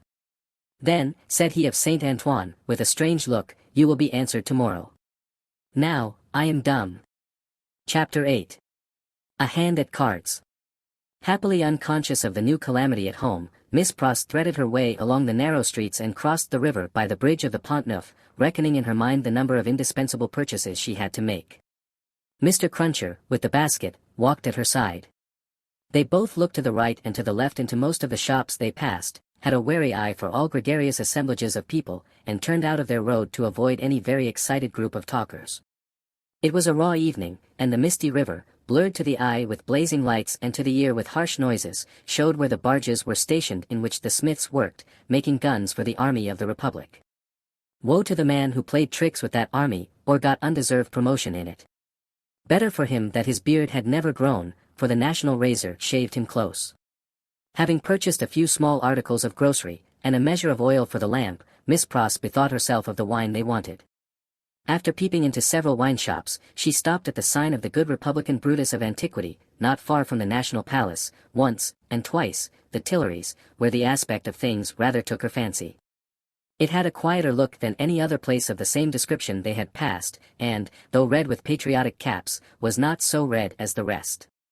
Sounding Mr. Cruncher, and finding him of her opinion, Miss Pross resorted to the good Republican Brutus of antiquity, attended by her cavalier. Slightly observant of the smoky lights, of the people, pipe in mouth, playing with limp cards and yellow dominoes, of the one bare-breasted, bare-armed, soot-begrimed workman reading a journal aloud, and of the others listening to him, of the weapons worn, or laid aside to be resumed, of the 2 or 3 customers fallen forward asleep, who in the popular high-shouldered, shaggy black Spencer looked, in that attitude, like slumbering bears or dogs, the 2 outlandish customers approached the counter, and showed what they wanted. As their wine was measuring out, a man parted from another man in a corner, and rose to depart. In going, he had to face Miss Pross. No sooner did he face her, than Miss Pross uttered a scream, and clapped her hands. In a moment, the whole company were on their feet. That somebody was assassinated by somebody vindicating a difference of opinion was the likeliest occurrence. Everybody looked to see somebody fall, but only saw a man and a woman standing staring at each other, the man with all the outward aspect of a Frenchman and a thorough Republican, the woman, evidently English. What was said in this disappointing anticlimax, by the disciples of the good Republican Brutus of antiquity, except that it was some thing very voluble and loud, would have been as so much Hebrew or Chaldean to Miss Pross and her protector, though they had been all ears. But, they had no ears for anything in their surprise. For, it must be recorded, that not only was Miss Pross lost in amazement and tat-ion, but, Mr. Cruncher, though it seemed on his own separate and individual account, was in a state of the greatest wonder. "What is the matter?" said the man who had caused Miss Pross to scream, speaking in a vexed, abrupt voice, though in a low tone, and in English. "Oh, Solomon, dear Solomon," cried Miss Pross, clapping her hands again. "After not setting eyes upon you or hearing of you for so long a time, do I find you here? Don't call me Solomon. Do you want to be the death of me?" asked the man, in a furtive, frightened way. "Brother, brother," cried Miss Pross, bursting into tears. "Have I ever been so hard with you that you ask me such a cruel question?" "Then hold your meddlesome tongue," said Solomon, "and come out, if you want to speak to me. Pay for your wine, and come out. Who's this man?" Miss Pross, shaking her loving and dejected head at her by no means affectionate brother, said through her tears, "Mr. Cruncher." "Let him come out too," said Solomon. "Does he think me a ghost?" Apparently, Mr. Cruncher did, to judge from his looks. He said not a word, however, and Miss Pross, exploring the depths of her reticule, through her tears with great difficulty paid for her wine. As she did so, Solomon turned to the followers of the good Republican Brutus of antiquity, and offered a few words of explanation in the French language, which caused them all to relapse into their former places and pursuits.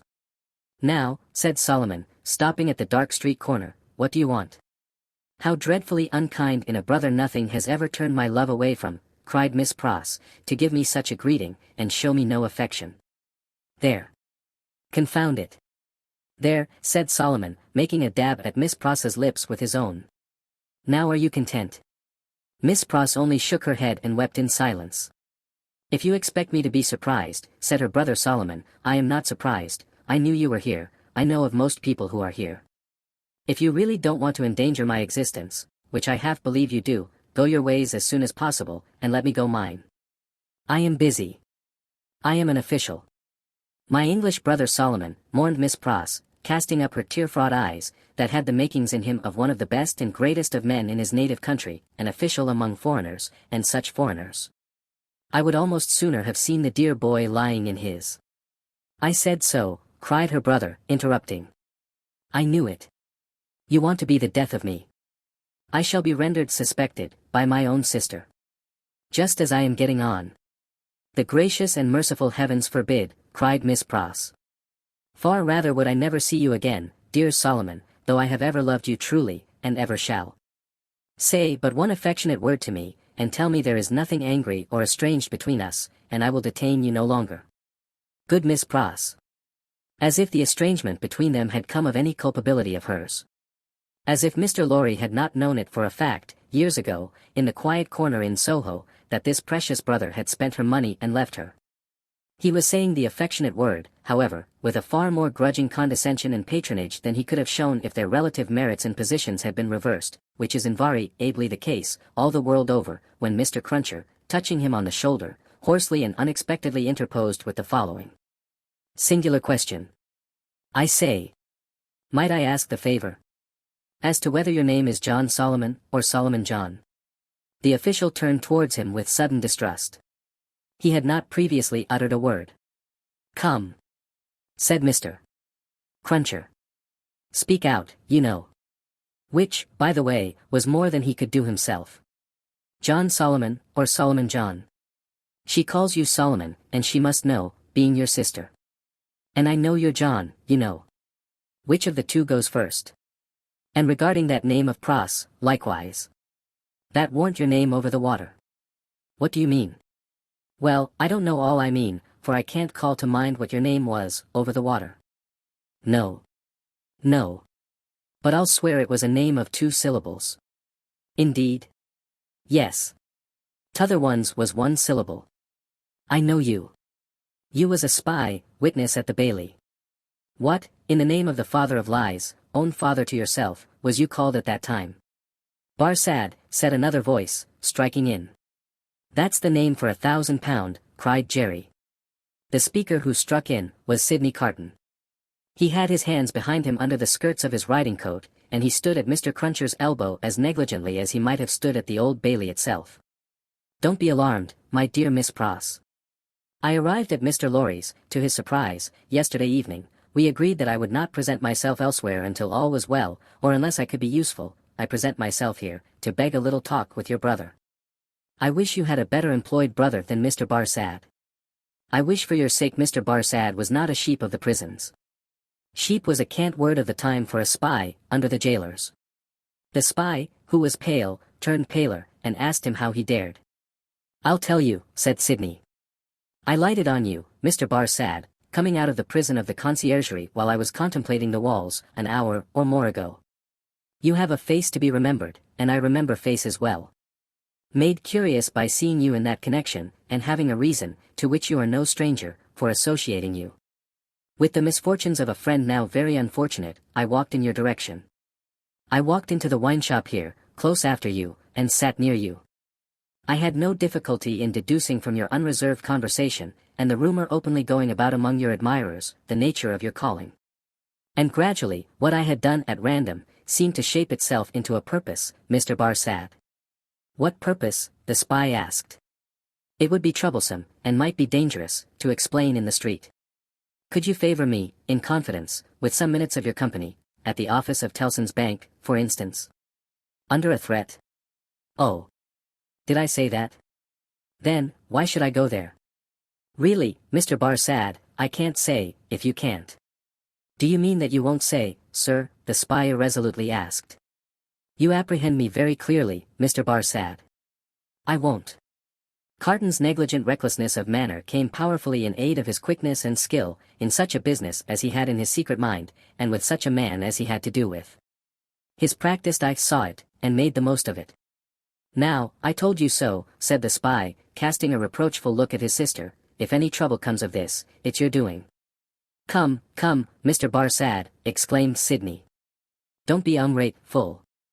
But for my great respect for your sister, I might not have led up so pleasantly to a little proposal that I wished to make for our mutual satisfaction.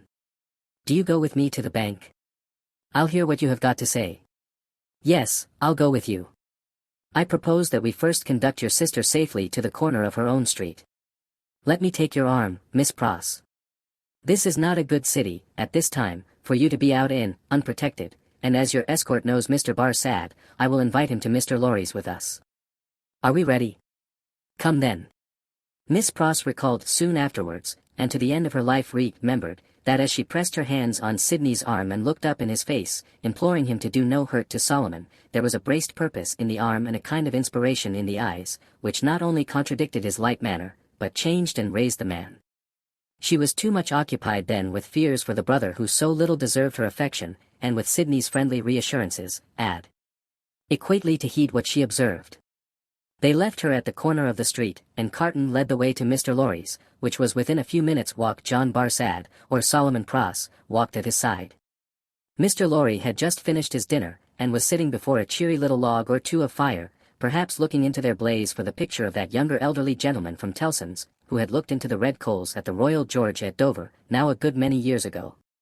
He turned his head as they entered, and showed the surprise with which he saw a stranger. Miss Pross's brother, sir, said Sidney. Mr. Barsad. Barsad, repeated the old gentleman, Barsad.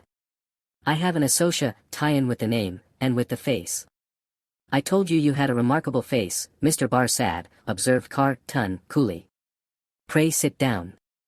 As he took a chair himself, he supplied the link that Mr. Lorry wanted, by saying to him with a frown, witness at that trial. Mr. Lorry immediately remembered, and regarded his new visitor with an undisguised look of abhorrence. Mr. Barsad has been recognized by Miss Pross as the affectionate brother you have heard of, said Sidney, and has acknowledged the relationship. I pass to worse news. Darnay has been arrested again. Struck with consternation, the old gentleman exclaimed, What do you tell me? I left him safe and free within these 2 hours, and am about to return to him. Arrested for all that. When was it done, Mr. Barsad? Just now, if at all. Mr. Barsad is the best authority possible, sir, said Sidney, and I have it from Mr. Barsad's communication to a friend and brother sheep over a bottle of wine, that the arrest has taken place. He left the MES Sangers at the gate, and saw them admitted by the porter. There is no earthly doubt that he is retaken. Mr. Lorry's business. I read in the speaker's face that it was loss of time to dwell upon the point. Confused, but sensible that something might depend on his presence of mind, he commanded himself, and was silently attentive. Now, I trust, said Sidney to him, that the name and influence of Dr. Manette may stand him in as good stead tomorrow. You said he would be before the tribunal again tomorrow, Mr. Barsad?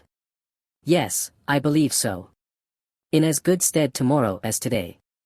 But it may not be so. I own to you, I am shaken, Mr. Lorry, by Dr. Manette's not having had the power to prevent this arrest. He may not have known of it beforehand, said Mr. Lorry. But that very circumstance would be alarming, when we remember how identified he is with his son-in-law. That's true, Mr. Lorry acknowledged, with his troubled hand at his chin, and his troubled eyes on Carton. In short, said Sidney, this is a desperate time, when desperate games are played for desperate stakes. Let the doctor play the winning game, I will play the losing one. No man's life here is worth purchase. Any one carried home by the people today, may be condemned tomorrow. Now, the stake I have resolved to play for, in case of the worst, is a friend in the conciergerie. And the friend I purpose to myself to win, is Mr. Barsad. You need have good cards, sir, said the spy. I'll run them over. I'll see what I hold, Mr. Lorry, you know what a brute I am, I wish you'd give me a little brandy. It was put before him, and he drank off a glassful, drank off an other glassful, pushed the bottle thoughtfully away.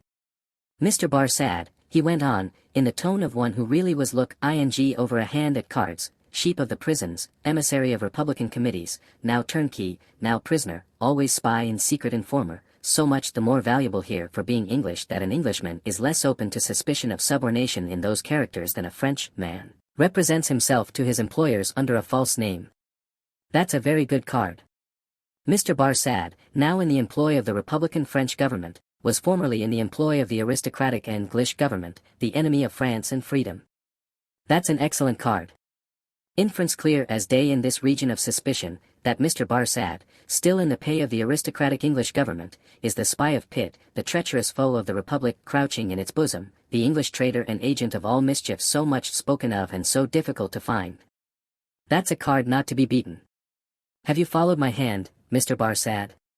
Not to understand your play, returned the spy, somewhat uneasily. I play my ace, denunciation of Mr. Barsad to the nearest section. Committee.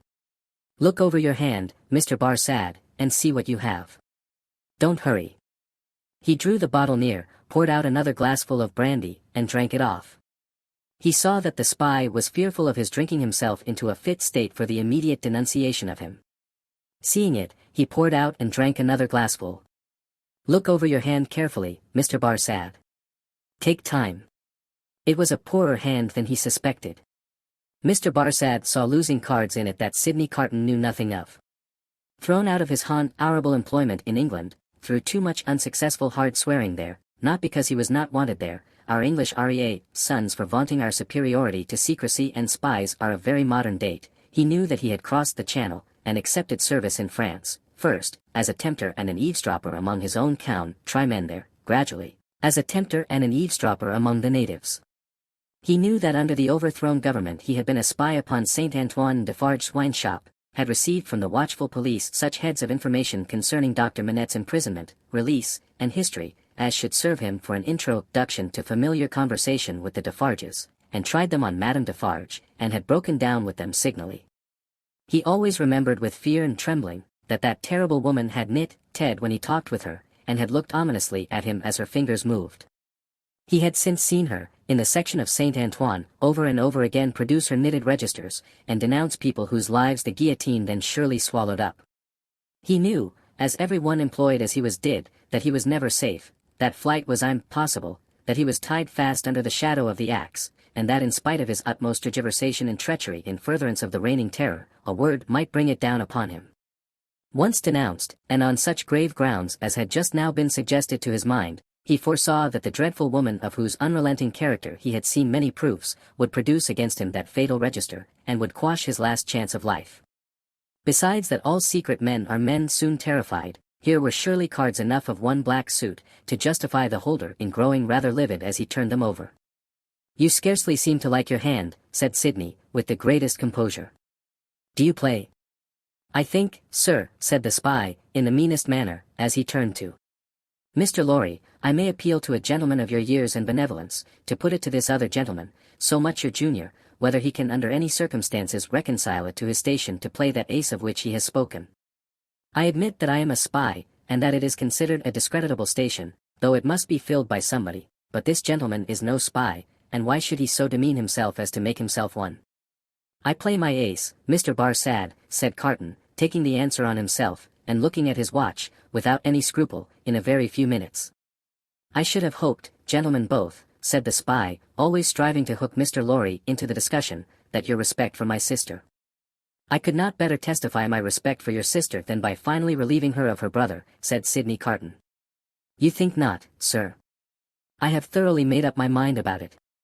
The smooth manner of the spy, curiously in dissonance with his tentatiously rough dress, and probably with his usual demeanor, received such a check from the inscrutability of Carton, who was a mice terry to wiser and honester men than he, that it faltered here and failed him. While he was at a loss, Carton said, resuming his former air of contemplating cards. "And indeed, now I think again, I have a strong impression that I have another good card here, not yet enumerated. That friend and fellow sheep, who spoke of himself as pasturing in the country prisons, who was he?" "French." "You don't know him," said the spy, quickly. "French, repeated Carton, musing, and not appearing to notice him at all, though he echoed his word. "Well, he may be." "Is, I assure you," said the spy, "though it's not important." "Though it's not important," repeated Carton, in the same mechan. "Icle way, though it's not important, no, it's not important." "No. Yet I know the face." "I think not." "I am sure not." "It can't be," said the spy. "It can't be," muttered Sidney Carton, retrospectively, and idling his glass, which fortunately was a small one, again. "Can't be. Spoke good French. Yet like a foreigner, I thought." "Provincial," said the spy. "No. Foreign," cried Carton, striking his open hand on the table, as a light broke clearly on his mind. "Cly. Disguised, but the same man. We had that man before us at the Old Bailey." "Now, there you are hasty, sir," said Barsad, with a smile that gave his aquiline nose an extra inclination to one side, "there you really give me an advantage over you. Cly, who I will unreservedly admit, at this distance of time, was a partner of mine, has been dead several years. I attended him in his last illness. He was buried in London, at the church of St. Pancras in the Fields. His unpopularity with the blackguard multitude at the moment prevented my following his remains, but I helped to lay him in his coffin." Here, Mr. Lorry became aware, from where he sat, of a most remarkable goblin shadow on the wall. Tracing it to its source, he discovered it to be caused by a sudden extraordinary rising and stiffening of all the risen and stiff hair on Mr. Cruncher's head. "Let us be reasonable," said the spy, "and let us be fair. To show you how mistaken you are, and what an unfounded assumption yours is, I will lay before you a certificate of Cly's burial, which I happen to have carried in my pocket-book." With a hurried hand he produced and opened it, "ever since. There it is. Oh, look at it, look at it. You may take it in your hand, it's no forgery." Here, Mr. Lorry perceived the reflection on the wall to elongate, and Mr. Cruncher rose and stepped forward. His hair could not have been more violently on end, if it had been that moment dressed by the cow with the crumpled horn in the house that Jack built. Unseen by the spy, Mr. Cruncher stood at his side, and touched him on the shoulder like a ghostly bailiff. "That there Roger Cly, master," said Mr. Cruncher, with a taciturn and iron-bound visage. "So you put him in his coffin?" "I did." "Who took him out of it?" Barsad leaned back in his chair, and stammered, "What do you mean?" "I mean," said Mr. Cruncher, "that he warn't never in it." "No. Not he. I'll have my head took off, if he was ever in it." The spy looked round at the two gentlemen, they both looked in unspeakable astonishment at Jerry. "I tell you," said Jerry, "that you buried paving stones and earth in that there coffin. Don't go and tell me that you buried Cly. It was a take. In. Me and two more knows it." "How do you know it?" "What's that to you?" "Ecod," growled Mr. Cruncher, it's you I have got a old grudge again, is it, with your shameful impositions upon tradesmen? I'd catch hold of your throat and choke you for half a guinea. Sidney Carton, who, with Mr. Lorry, had been lost in amazement at this turn of the business, here requested Mr. Cruncher to moderate and explain himself. At another time, sir, he returned, evasively, the present time is ill convenient for explainin'. What I stand to, is, that he knows well what that there Cly was never in that there coffin. Let him say he was, in so much as a word of one syllable, and I'll either catch hold of his throat and choke him for half a guinea. Mr. Cruncher dwelt upon this as quite a liberal offer, or I'll out and announce him. Humph. I see one thing, said Carton. I hold another card, Mr. Barsad. Impossible, here in raging Paris, with suspicion filling the air, for you to outlive denunciation, when you are in communication with another aristocratic spy of the same antecedents as yourself, who, moreover, has the mystery about him of having feigned death and come to life again. A plot in the prisons, of the foreigner against the Republic. A strong card, a certain guillotine card. Do you play? No, returned the spy. I throw up. I confess that we were so unpopular with the outrageous mob, that I only got away from England at the risk of being ducked to death, and that Cly was so ferreted up and down, that he never would have got away at all but for that sham. Though how this man knows it was a sham, is a wonder of wonders to me. Never you trouble your head about this man, retorted the contentious Mr. Cruncher, you'll have trouble enough with giving your attention to that gentleman. And look here. Once more. Mr. Cruncher could not be restrained from making rather an ostentatious parade of his liberality. I'd catch hold of your throat and choke you for half a guinea. The sheep of the prisons turned from him to Sidney Carton, and said, with more decision, it has come to a point. I go on duty soon, and can't overstay my time. You told me you had a proposal, what is it? Now, it is of no use asking too much of me. Ask me to do anything in my office, putting my head in great extra danger, and I had better trust my life to the chances of a refusal than the chances of consent. In short, I should make that choice. You talk of desperation. We are all desperate here. Remember. I may denounce you if I think proper, and I can swear my way through stone walls, and so can others. Now, what do you want with me? Not very much. You are a turnkey at the conciergerie. I tell you once for all, there is no such thing as an escape possible, said the spy, firmly. Why need you tell me what I have not asked? You are a turnkey at the conciergerie. I am sometimes. You can be when you choose. I can pass in and out when I choose. Sidney Carton filled another glass with brandy, poured it slowly out upon the hearth, and watched it as it dropped. It being all spent, he said, rising.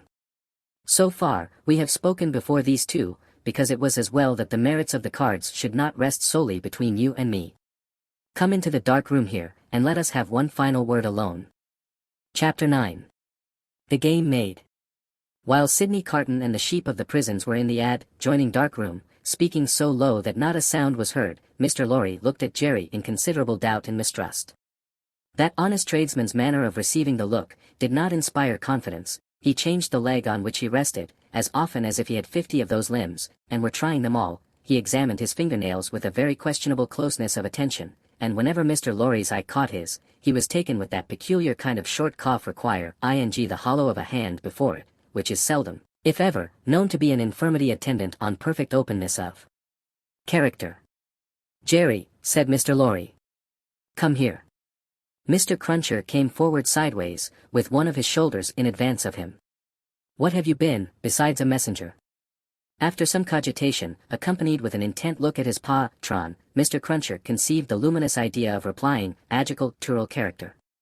My mind misgives me much, said Mr. Lorry, angrily shaking a forefinger at him, that you have used the respectable and great house of Tellson's as a blind, and that you have had an unlawful occupation of an infamous description. If you have, don't expect me to befriend you when you get back to England. If you have, don't expect me to keep your secret. Tellson's shall not be imposed upon. I hope, sir, pleaded the abashed Mr. Cruncher, that a gentleman like yourself what I've had the honor of odd jobbing till I'm grey at it, would think twice about harming of me, even if it was so. I don't say it is, but even if it was. And which it is to be took into account that if it was, it wouldn't, even then, be all o one side. There'd be two sides to it. There might be medical doctors at the present hour, picking up their guineas where a honest tradesman don't pick up his fardens. No, nor yet his half-fardens. No, nor yet his quarter, banking away like smoke at Tellson's, and cocking their medical eyes at that tradesman on the sly, going in and going out to their own carriages, equally like smoke, if not more so.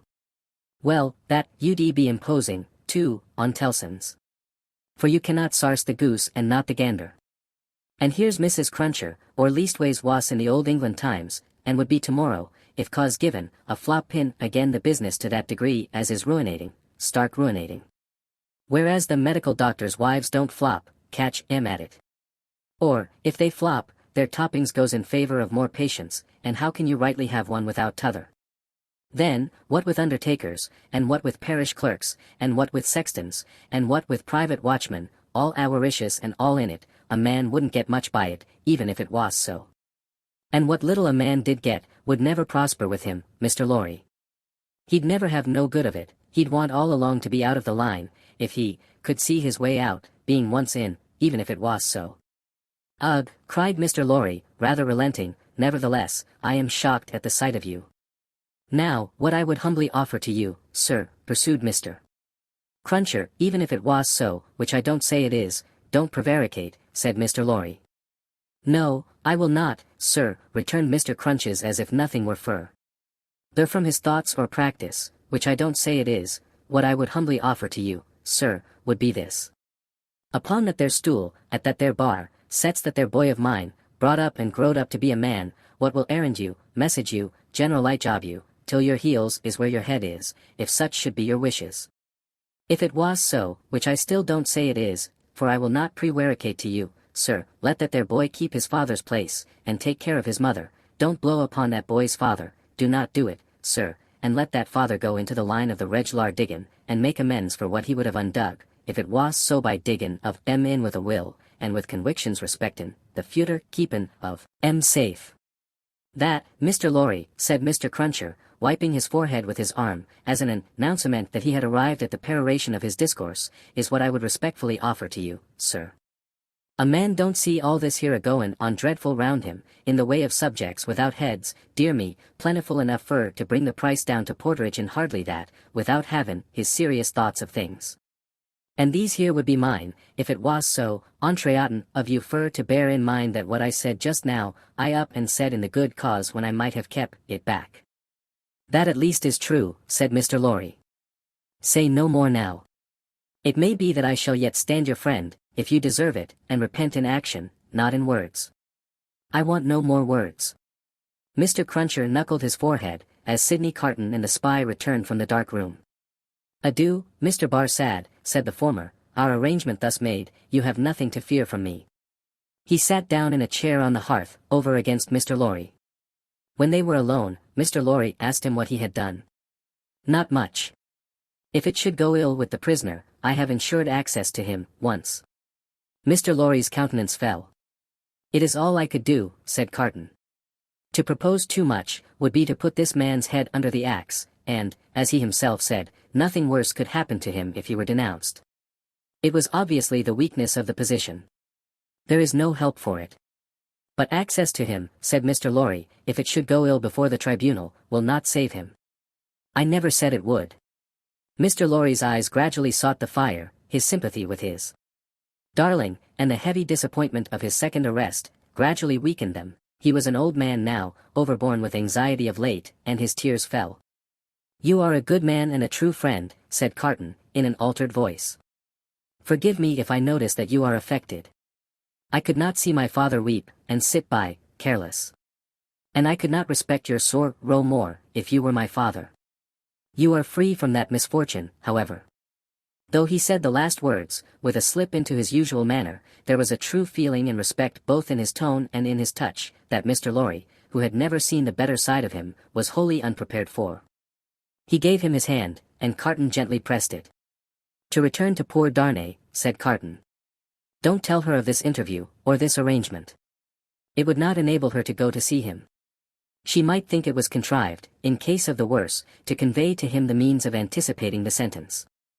Mr. Lorry had not thought of that, and he looked quickly at Carton to see if it were in his mind. It seemed to be. He returned the look, and evidently understood it. She might think 1,000 things, Carton said, and any of them would only add to her trouble. Don't speak of me to her. As I said to you when I first came, I had better not see her. I can put my hand out, to do any little helpful work for her that my hand can find to do, without that.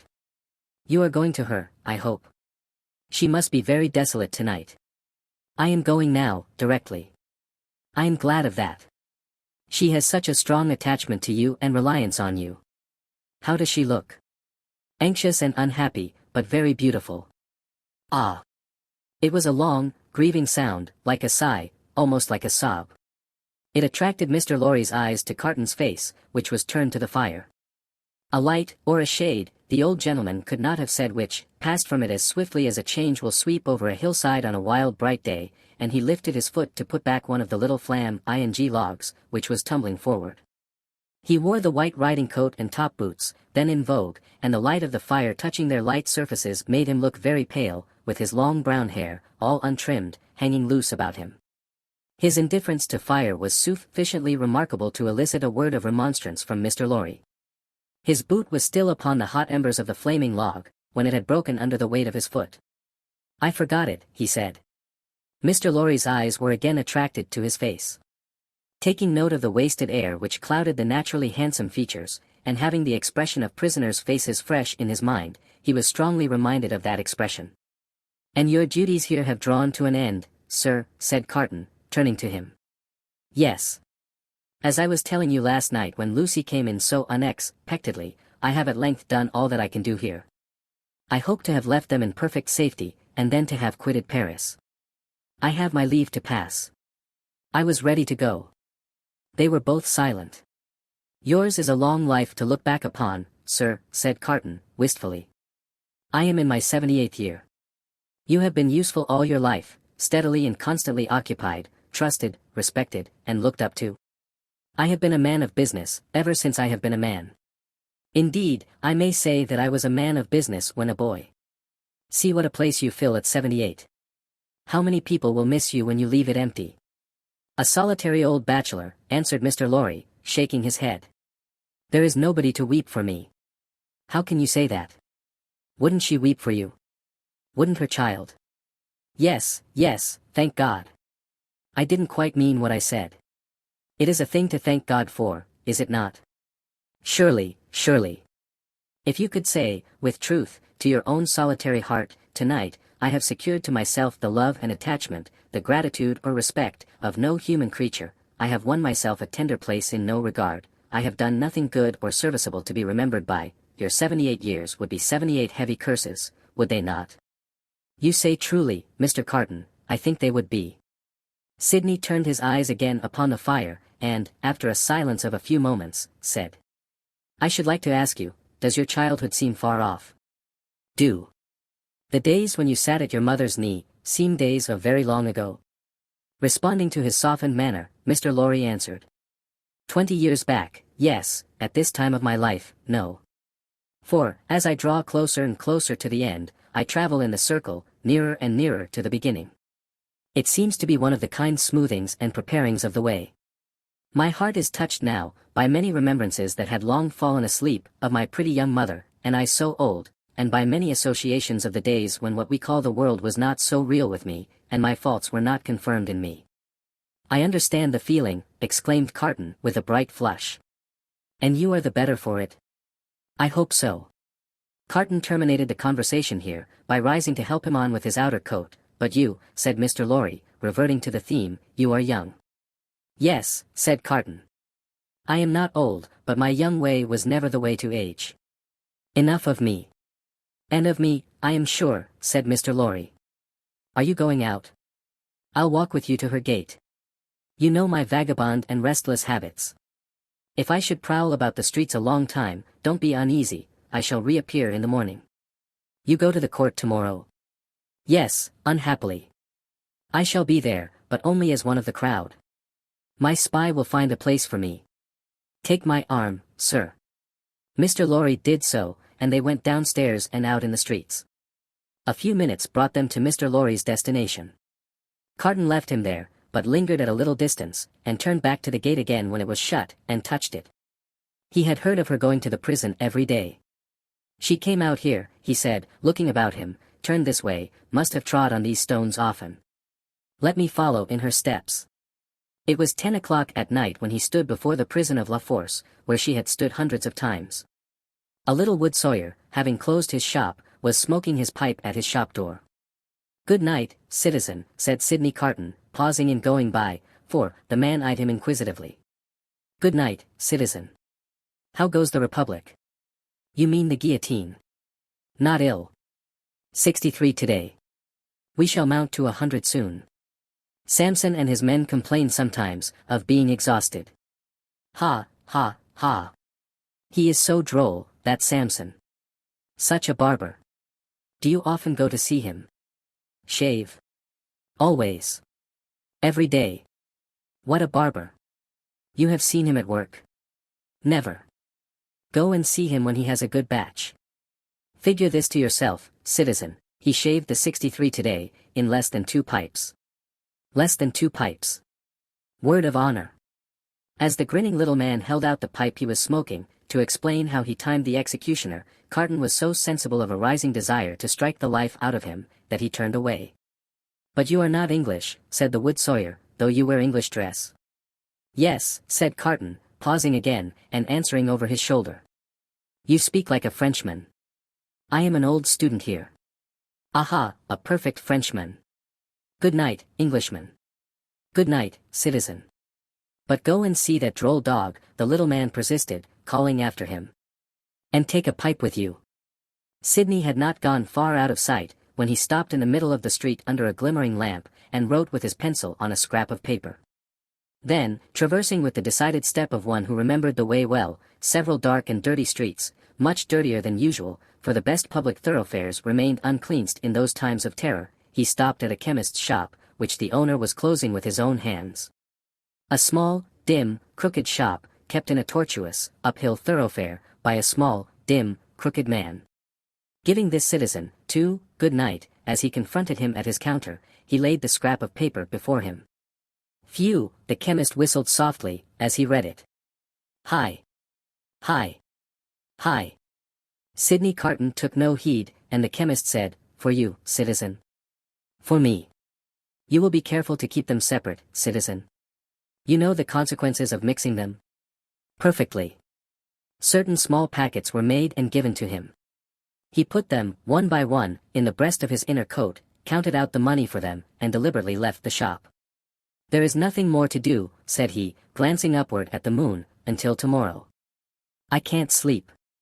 It was not a reckless manner, the manner in which he said these words aloud under the fast-sailing clouds, nor was it more expressive of negligence than defiance. It was the settled manner of a tired man, who had wandered and struggled and got lost, but who at length struck into his road and saw its end. Long ago, when he had been famous among his earliest competitors as a youth of great promise, he had followed his father to the grave. His mother had died, years before. These solemn words, which had been read at his father's grave, arose in his mind as he went down the dark streets, among the heavy shadows, with the moon and the clouds sailing on high above him. I am the resurrection and the life, saith the Lord, he that believeth in me, though he were dead, yet shall he live, and whosoever liveth and believeth in me, shall never die. In a city dominated by the axe, alone at night, with natural sorrow rising in him for the 63 who had been that day put to death, and for tomorrow's victims then awaiting their doom in the prisons, and still of tomorrows and tomorrows, the chain of association that brought the words home, like a rusty old ship's anchor from the deep, might have been easily found. He did not seek it, but repeated them and went on. With a solemn interest in the lighted windows where the people were going to rest, forgetful through a few calm hours of the horrors surrounding them, in the towers of the churches, where no prayers were said, for the popular revulsion had even traveled that length of self-destruction from years of priestly impostors, plunderers, and profligates, in the distant burial places, reserved, as they wrote upon the gates, for eternal sleep, in the abounding jails, and in the streets along which the 60s rolled to a death which had become so common and material, that no sorrowful story of a haunting spirit ever arose among the people out of all the working of the guillotine, with a solemn interest in the whole life and death of the city settling down to its short nightly pause in fury, Sidney Carton crossed the Seine again for the lighter streets. Few coaches were abroad, for riders in coaches were liable to be suspected, and gentility hid its head in red nightcaps, and put on heavy shoes, and trudged. But the theatres were all well filled, and the people poured cheerfully out as he passed, and went chatting home. At one of the theatre doors, there was a little girl with a mother, looking for a way across the street through the mud. He carried the child over, and before the timid arm was loosed from his neck asked her for a kiss. "I am the resurrection and the life, saith the Lord, he that believeth in me, though he were dead, yet shall he live, and whosoever liveth and believeth in me, shall never die." Now, that the streets were quiet, and the night wore on, the words were in the echoes of his feet, and were in the air. Perfectly calm and steady, he sometimes repeated them to himself as he walked, but he heard them always. The night wore out, and, as he stood upon the bridge listening to the water as it splashed the river walls of the island of Paris, where the picturesque confusion of houses and cathedrals shone bright in the light of the moon, the day came coldly, looking like a dead face out of the sky. Then, the night, with the moon and the stars, turned pale and died, and for a little while it seemed as if creation were delivered over to death's dominion. But the glorious sun, rising, seemed to strike those words, that burden of the night, straight and warm to his heart in its long bright rays. And looking along them, with reverently shaded eyes, a bridge of light appeared to span the air between him and the sun, while the river sparkled under it. The strong tide, so swift, so deep, and certain, was like a congenial friend, in the morning stillness. He walked by the stream, far from the houses, and in the light and warmth of the sun fell asleep on the bank. When he awoke and was afoot again, he lingered there yet a little longer, watching an eddy that turned and turned purposeless, until the stream absorbed it and carried it on to the sea like me.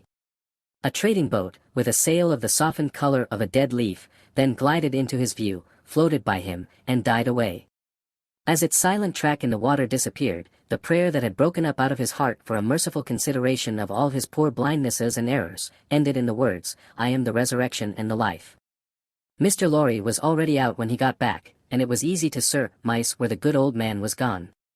Sidney Carton drank nothing but a little coffee, ate some bread, and, having washed and changed to refresh himself, went out to the place of trial.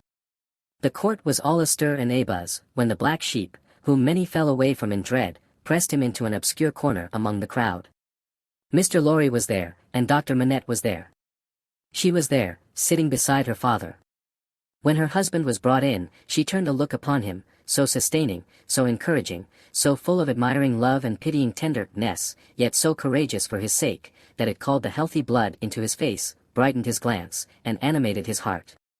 If there had been any eyes to notice the influence of her look, on Sidney Carton, it would have been seen to be the same influence exactly. Before that unjust tribunal, there was little or no order of procedure, ensuring to any accused person any reasonable hearing. There could have been no such revolution, if all laws, forms, and ceremonies, had not first been so monstrously abused, that the suicidal vengeance of the revolution was to scatter them all to the winds. Every eye was turned to the jury. The same determined patriots and good republicans as yesterday and the day before, and tomorrow and the day after. Eager and prominent among them, one man with a craving face, and his fingers perpetually hovering about his lips, whose appearance gave great satisfaction to the spectators. A life-thirsting, cannibal-looking, bloody-minded juryman, the Jacques III of Saint-Antoine. The whole jury, as a jury of dogs empaneled to try the deer. Every eye then turned to the 5 judges and the public prosecutor. No favorable leaning in that quarter today. A fell, uncompromising, murderous business meaning there. Every eye then sought some other eye in the crowd, and gleamed at it approvingly, and heads nodded at one another, before bending forward with a strained attention. Charles Evrémonde, called Darnay. Released yesterday. Reaccused and retaken yesterday. Indictment delivered to him last night. Suspected and denounced enemy of the Republic, aristocrat, one of a family of tyrants, one of a race proscribed, for that they had used their abolished privileges to the infamous oppression of the people. Charles Evrémonde, called Darnay, in right of such proscription, absolutely dead in law. To this effect, in as few or fewer words, the public prosecutor. The President asked, was the accused openly denounced or secretly? Openly, President. By whom? 3 voices. Ernest Defarge, wine vendor of Saint-Antoine. Good. Therese Defarge, his wife. Good. Alexander Manette, physician. A great uproar took place in the court, and in the midst of it, Dr. Manette was seen, pale and trembling, standing where he had been seated. President, I indignantly protest to you that this is a forgery and a fraud. You know the accused to be the husband of my daughter. My daughter, and those dear to her, are far dearer to me than my life. Who and where is the false conspirator who says that I denounce the husband of my child? Citizen Manette, be tranquil. To fail in submission to the authority of the tribunal would be to put yourself out of law. As to what is dearer to you than life, nothing can be so dear to a good citizen as the Republic. Loud acclamations hailed this rebuke. The President rang his bell, and with warmth resumed. If the Republic should demand of you the sacrifice of your child herself, you would have no duty but to sacrifice her. Listen to what is to follow. In the meanwhile, be silent. Frantic acclamations were again raised. Dr. Manette sat down, with his eyes looking around, and his lips trembling. His daughter drew closer to him. The craving man on the jury rubbed his hands together, and restored the usual hand to his mouth. Defarge was produced, when the court was quiet enough to admit of his being heard, and rapidly expounded the story of the imprisonment, and of his having been a mere boy in the doctor's service, and of the release, and of the state of the prisoner when released and delivered to him. This short examination followed, for the court was quick with its work. You did good service at the taking of the Bastille, citizen. I believe so. Here, an excited woman screeched from the crowd, you were one of the best patriots there. Why not say so? You were a cannoneer that day there, and you were among the first to enter the accursed fortress when it fell. Patriots, I speak the truth. It was the Vengeance who, amidst the warm commendations of the audience, thus assisted the proceedings. The President rang his bell, but, the Vengeance, warming with encouragement, shrieked, I defy that bell, wherein she was likewise much commended. Inform the tribunal of what you did that day within the Bastille, citizen. I knew, said Defarge, looking down at his wife, who stood at the bottom of the steps on which he was raised, looking steadily up at him, I knew that this prisoner, of whom I speak, had been confined in a cell known as 105, North Tower. I knew it from himself. He knew himself by no other name than 105, North Tower, when he made shoes under my care. As I serve my gun that day, I resolve, when the place shall fall, to examine that cell. It falls. I mount to the cell, with a fellow citizen who is one of the jury, directed by a jailer. I examine it, very closely.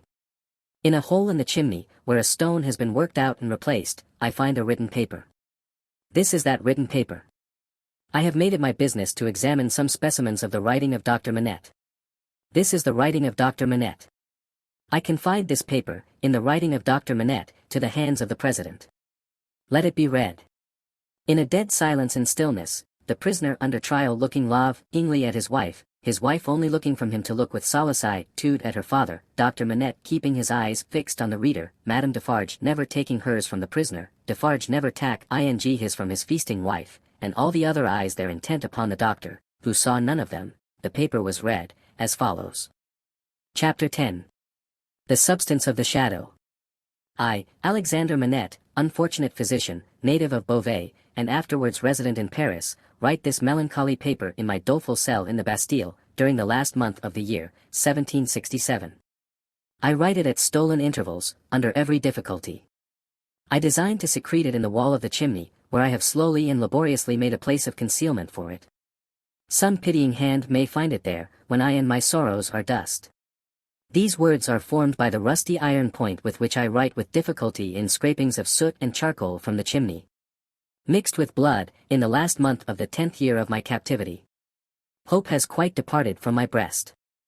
I know from terrible warnings I have noted in myself that my reason will not long remain unimpaired, but I solemnly declare that I am at this time in the possession of my right mind, that my memory is exact and circumstantial, and that I write the truth as I shall answer for these my last recorded words, whether they be ever read by men or not, at the eternal judgment seat. One cloudy moonlight night, in the 3rd week of December, I think the 22nd of the month, in the year 1757, I was walking on a retired part of the quay by the Seine for the refreshment of the frosty air, at an hour's distance from my place of residence in the street of the School of Medicine, when a carriage came along behind me, driven very fast. As I stood aside to let that carriage pass, apprehensive that it might otherwise run me down, a head was put out at the window, and a voice called to the driver to stop. The carriage stopped as soon as the driver could rein in his horses, and the same voice called to me by my name. I answered. The carriage was then so far in advance of me that two gentlemen had time to open the door and alight before I came up with it. I observed that they were both wrapped in cloaks, and appeared to conceal themselves. As they stood side by side near the carriage door, I also observed that they both looked of about my own age, or rather younger, and that they were greatly alike, in stature, manner, voice, and, as far as I could see, face too. "You are Dr. Manette," said one. "I am." "Dr. Manette, formerly of Beauvais," said the other, the young physician, originally an expert surgeon, who within the last year or two has made a rising reputation in Paris. "Gentlemen," I returned, "I am that Dr. Manette of whom you speak so graciously." "We have been to your residence," said the first, "and not being so fortunate as to find you there, and being informed that you were probably walking in this direction, we followed, in the hope of overtaking you. Will you please to enter the carriage?" The manner of both was imperious, and they both moved, as these words were spoken, so as to place me between themselves and the carriage door. They were armed. I was not. "Gentlemen," said I, "pardon me, but I usually inquire who does me the honor to seek my assistance, and what is the nature of the case to which I am summoned?" The reply to this was made by him who had spoken second. "Doctor, your clients are people of condition. As to the nature of the case, our confidence in your skill assures us that you will ascertain it for yourself better than we can describe it. Enough. Will you please to enter the carriage?" I could do nothing but comply, and I entered it in silence. They both entered after me, the last springing in, after putting up the steps. The carriage turned about, and drove on at its former speed. I repeat this conversation exactly as it occurred. I have no doubt that it is, word for word, the same. I describe everything exactly as it took place, constraining my mind not to wander from the task. Where I make the broken marks that follow here, I leave off for the time, and put my paper in its hiding place. The carriage left the streets behind, passed the north barrier, and emerged upon the country road. At 2/3 of a league from the barrier, I did not estimate the distance at that time, but afterwards when I traversed it, it struck out of the main avenue, and presently stopped at a solitary house. We all three alighted, and walked, by a damp soft footpath in a garden where a neglected fountain had overflowed, to the door of the house. It was not opened immediately, in answer to the ringing of the bell, and one of my two conductors struck the man who opened it, with his heavy riding glove, across the face. There was nothing in this action to attract my particular attention, for I had seen common people struck more commonly than dogs. But, the other of the two, being angry likewise, struck the man in like manner with his arm. The look and bearing of the brothers were then so exactly alike, that I then first perceived them to be twin brothers. From the time of our alighting at the outer gate, which we found locked, and which one of the brothers had opened to admit us, and had relocked, I had heard cries proceeding from an upper chamber. I was conducted to this chamber straight, the cries growing louder as we ascended the stairs, and I found a patient in a high fever of the brain, lying on a bed. The patient was a woman of great beauty, and young, assuredly not much past 20. Her hair was torn and ragged, and her arms were bound to her sides with sashes and handkerchiefs. I noticed that these bonds were all portions of a gentleman's dress. On one of them, which was a fringed scarf for a dress of ceremony, I saw the armorial bearings of a noble, and the letter E. I saw this, within the first minute of my contemplation of the patient, for, in her restless strivings she had turned over on her face on the edge of the bed, had drawn the end of the scarf into her mouth, and was in danger of suffocation. My first act was to put out my hand to relieve her breathing, and in moving the scarf aside, the embroidery in the corner caught my sight. I turned her gently over, placed my hands upon her breast to calm her and keep her down, and looked into her face. Her eyes were dilated and wild, and she constantly uttered piercing shrieks, and repeated the words, "My husband, my father, and my brother," and then counted up to 12, and said, "Hush." For an instant, and no more, she would pause to listen, and then the piercing shrieks would begin again, and she would repeat the cry, "My husband, my father, and my brother," and would count up to 12, and say, "Hush." There was no variation in the order, or the manner. There was no cessation, but the regular moment's pause, in the utterance of these sounds. "How long," I asked, "has this lasted?" To distinguish the brothers, I will call them the elder and the younger. By the elder, I mean him who exercised the most authority. It was the elder who replied, "Since about this hour last night." "She has a husband, a father, and a brother?" "A brother." "I do not address her brother." He answered with great contempt, "No." She has some recent association with the number 12. The younger brother impatiently rejoined, with 12 o'clock. See, gentlemen, said I, still keeping my hands upon her breast, how useless I am, as you have brought me. If I had known what I was coming to see, I could have come provided. As it is, time must be lost. There are no medicines to be obtained in this lonely place. The elder brother looked to the younger, who said haughtily, there is a case of medicines here, and brought it from a closet, and put it on the table. I opened some of the bottles, smelt them, and put the stoppers to my lips. If I had wanted to use anything save narcotic medicines that were poisons in themselves, I would not have administered any of those. Do you doubt them? Asked the younger brother. You see, monsieur, I am going to use them, I replied, and said no more. I made the patient swallow, with great difficulty, and after many efforts, the dose that I desired to give. As I intended to repeat it after a while, and as it was necessary to watch its influence, I then sat down by the side of the bed. There was a timid and suppressed woman in a dance, wife of the man downstairs, who had retreated into a corner. The house was damp and decayed, indifferently furnished, evidently, recently occupied and temporarily used. Some thick old hangings had been nailed up before the windows, to deaden the sound of the shrieks. They continued to be uttered in their regular succession, with the cry, my husband, my father, and my brother. The counting up to 12, and hush. The frenzy was so violent, that I had not unfastened the bandages restraining the arms, but I had looked to them, to see that they were not painful. The only spark of encouragement in the case, was, that my hand upon the sufferer's breast had this much soothing influence, that for minutes at a time it tranquilized the figure. It had no effect upon the cries, no pendulum could be more regular. For the reason that my hand had this effect, I assume, I had sat by the side of the bed for half an hour, with the two brothers looking on, before the elder said, there is another patient. I was startled, and asked, is it a pressing case? You had better see, he carelessly answered, and took up a light. Asterisk asterisk asterisk asterisk. The other patient lay in a back room across a second staircase, which was a species of loft over a stable. There was a low plastered ceiling to a part of it, the rest was open, to the ridge of the tiled roof, and there were beams across. Hay and straw were stored in that portion of the place, faggots for firing, and a heap of apples in sand. I had to pass through that part, to get at the other. My memory is circumstantial and unshaken. I try it with these details, and I see them all, in this my cell in the Bastille, near the close of the 10th year of my captivity, as I saw them all that night. On some hay on the ground, with a cushion thrown under his head, lay a handsome peasant boy, a boy of not more than 17 at the most. He lay on his back, with his teeth set, his right hand clenched on his breast, and his glaring eyes looking straight upward. I could not see where his wound was, as I kneeled on one knee over him, but I could see that he was dying of a wound from a sharp point. I am a doctor, my poor fellow, said I, let me examine it. I do not want it examined, he answered, let it be.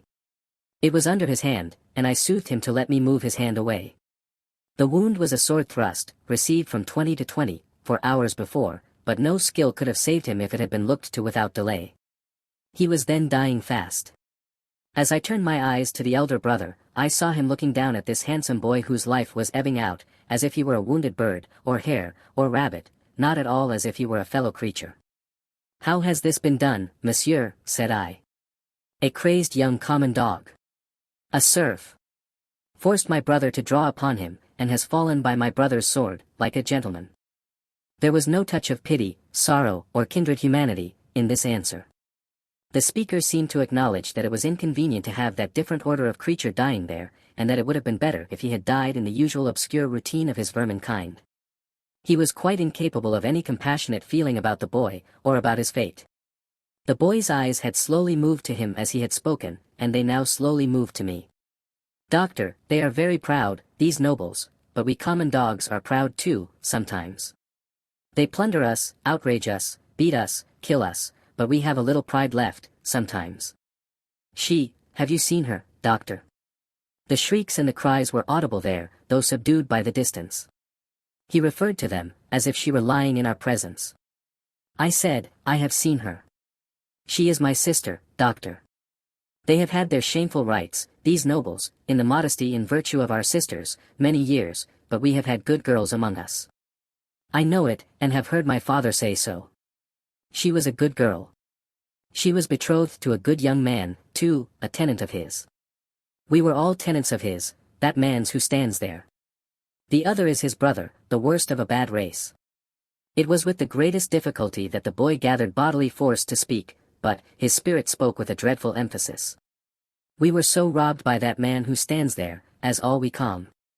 Mon dogs are by those superior beings, taxed by him without mercy, obliged to work for him without pay, obliged to grind our corn at his mill, obliged to feed scores of his tame birds on our wretched crops, and forbidden for our lives to keep a single tame bird of our own, pillaged and plundered to that degree that when we chanced to have a bit of meat, we ate it in fear, with the door barred and the shutters closed, that his people should not see it and take it from us. I say, we were so robbed and hunted, and were made so poor, that our father told us it was a dreadful thing to bring a child into the world, and that what we should most pray for, was, that our women might be barren and our miserable race die out. I had never before seen the sense of being oppressed, bursting forth like a fire. I had supposed that it must be latent in the people somewhere, but I had never seen it break out, until I saw it in the dying boy. Nevertheless, doctor, my sister married. He was ailing at that time, poor fellow, and she married her lover, that she might tend and comfort him in our cottage, our dog hut, as that man would call it. She had not been married many weeks, when that man's brother saw her and admired her, and asked that man to lend her to him, for what are husbands among us? He was willing enough, but my sister was good and virtuous, and hated his brother with a hatred as strong as mine. What did the two then, to persuade her husband to use his influence with her, to make her willing? The boy's eyes, which had been fixed on mine, slowly turned to the looker-on, and I saw in the two faces that all he said was true. The two opposing kinds of pride confronting one another, I can see, even in this Bastille, the gentleman's, all negligent indifference, the peasant's, all trodden-down sentiment, and passionate revenge. You know, doctor, that it is among the rights of these nobles to harness us common dogs to carts, and drive us. They so harnessed him and drove him. You know that it is among their rights to keep us in their grounds all night, quieting the frogs, in order that their noble sleep may not be disturbed. They kept him out in the unwholesome mists at night, and ordered him back into his harness in the day. But he was not persuaded. No. Taken out of harness one day at noon, to feed, if he could find food, he sobbed 12 times, once for every stroke of the bell, and died on her bosom. Nothing human could have held life in the boy but his determination to tell all his wrong. He forced back the gathering shadows of death, as he forced his clenched right hand to remain clenched, and to cover his wound. Then, with that man's permission and even with his aid, his brother took her away, in spite of what I know she must have told his brother, and what that is, will not be long unknown to you, doctor. If it is now, his brother took her away, for his pleasure and diversion, for a little while. I saw her pass me on the road. When I took the tidings home, our father's heart burst. He never spoke one of the words that filled it. I took my young sister, for I have another, to a place beyond the reach of this man, and where, at least, she will never be his vassal. Then, I tracked the brother here, and last night climbed in, a common dog, but sword in hand. Where is the loft window? It was somewhere here. The room was darkening to his sight, the world was narrowing around him. I glanced about me, and saw that the hay and straw were trampled over the floor, as if there had been a struggle. She heard me, and ran in. I told her not to come near us till he was dead. He came in and first tossed me some pieces of money, then struck at me with a whip. But I, though a common dog, so struck at him as to make him draw. Let him break into as many pieces as he will, the sword that he stained with my common blood, he drew to defend himself, thrust at me with all his skill for his life. My glance had fallen, but a few moments before, on the fragments of a broken sword, lying among the hay. That weapon was a gentleman's. In another place, lay an old sword that seemed to have been a soldier's.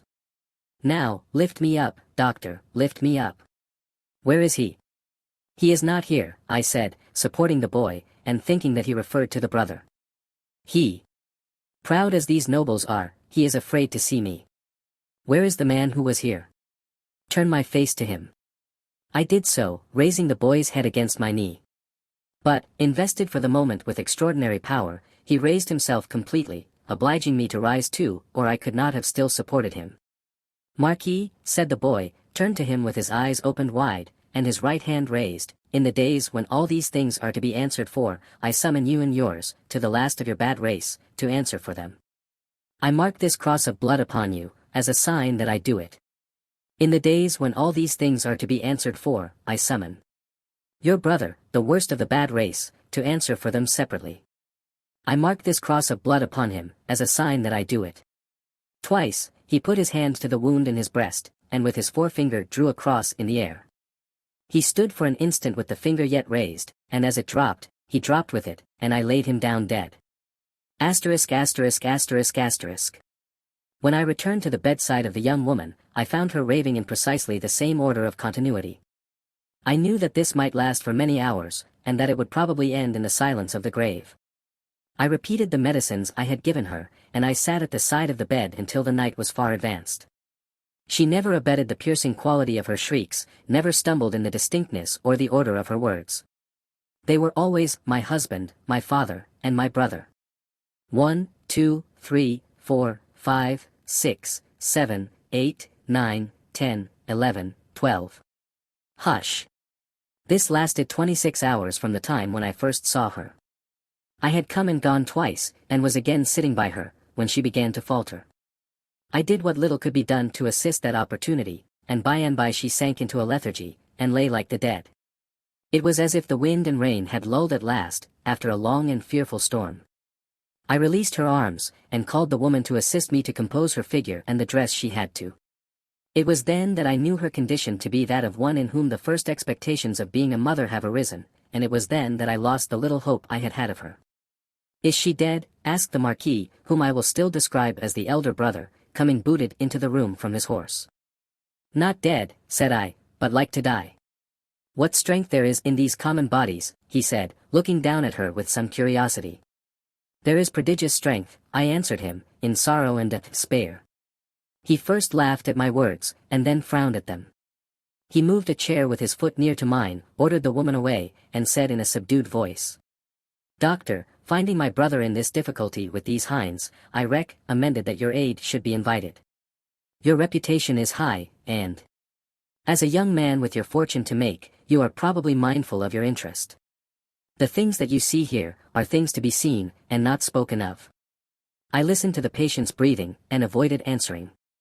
Do you honor me with your attention, doctor? Monsieur, said I, in my profession, the communications of patients are always received in confidence. I was guarded in my answer, for I was troubled in my mind with what I had heard and seen. Her breathing was so difficult to trace, that I carefully tried the pulse and the heart. There was life, and no more. Looking round as I resumed my seat, I found both the brothers intent upon me. Asterisk asterisk asterisk asterisk. I write with so much difficulty, the cold is so severe, I am so fearful of being detected and consigned to an underground cell in total darkness, that I must abridge this narrative. There is no confusion or failure in my memory, it can recall, and could detail, every word that was ever spoken between me and those brothers. She lingered for a week. Towards the last, I could understand some few syllables that she said to me, by placing my ear close to her lips. She asked me where she was, and I told her, who I was, and I told her. It was in vain that I asked her for her family name. She faintly shook her head upon the pillow, and kept her secret, as the boy had done. I had no opportunity of asking her any question, until I had told the brothers she was sinking fast, and could not live another day. Until then, though no one was ever presented to her consciousness save the woman and myself, one or other of them had always jealously sat behind the curtain at the head of the bed when I was there. But when it came to that, they seemed careless what communication I might hold with her, as if, the thought passed through my mind, I were dying too. I always observed that their pride bitterly resented the younger brothers, as I call him, having crossed swords with a peasant, and that peasant a boy. The only consideration that appeared to affect the mind of either of them was the consideration that this was highly degrading to the family, and was ridiculous. As often as I caught the younger brother's eyes, their expression reminded me that he disliked me deeply, for knowing what I knew from the boy. He was smoother and more polite to me than the elder, but I saw this. I also saw that I was an encumbrance in the mind of the elder, too. My patient died, 2 hours before midnight, at a time, by my watch, answering almost to the minute when I had first seen her. I was alone with her, when her forlorn young head drooped gently on one side, and all her earthly wrongs and sorrows ended. The brothers were waiting in a room downstairs, impatient to ride away. I had heard them, alone at the bedside, striking their boots with their riding whips, and loitering up and down. At last she is dead, said the elder, when I went in. She is dead, said I. I congratulate you, my brother, were his words as he turned round. He had before offered me money which I had postponed taking. He now gave me a rouleau of gold. I took it from his hand, but laid it on the table. I had considered the question, and had resolved to accept nothing. Pray excuse me, said I, under the circumstances, no. They exchanged looks, but bent their heads to me as I bent mine to them, and we parted without another word on either side. I am weary, worn down by misery. I cannot read what I have written with this gaunt hand. Early in the morning, the rouleau of gold was left at my door in a little box, with my name on the outside. From the first, I had anxiously considered what I ought to do. I decided, that day, to write privately to the minister, stating the nature of the two cases to which I had been summoned, and the place to which I had gone, in effect, stating all the circumstances. I knew what court influence was, and what the immunities of the nobles were, and I expected that the matter would never be heard of, but I wished to relieve my own mind.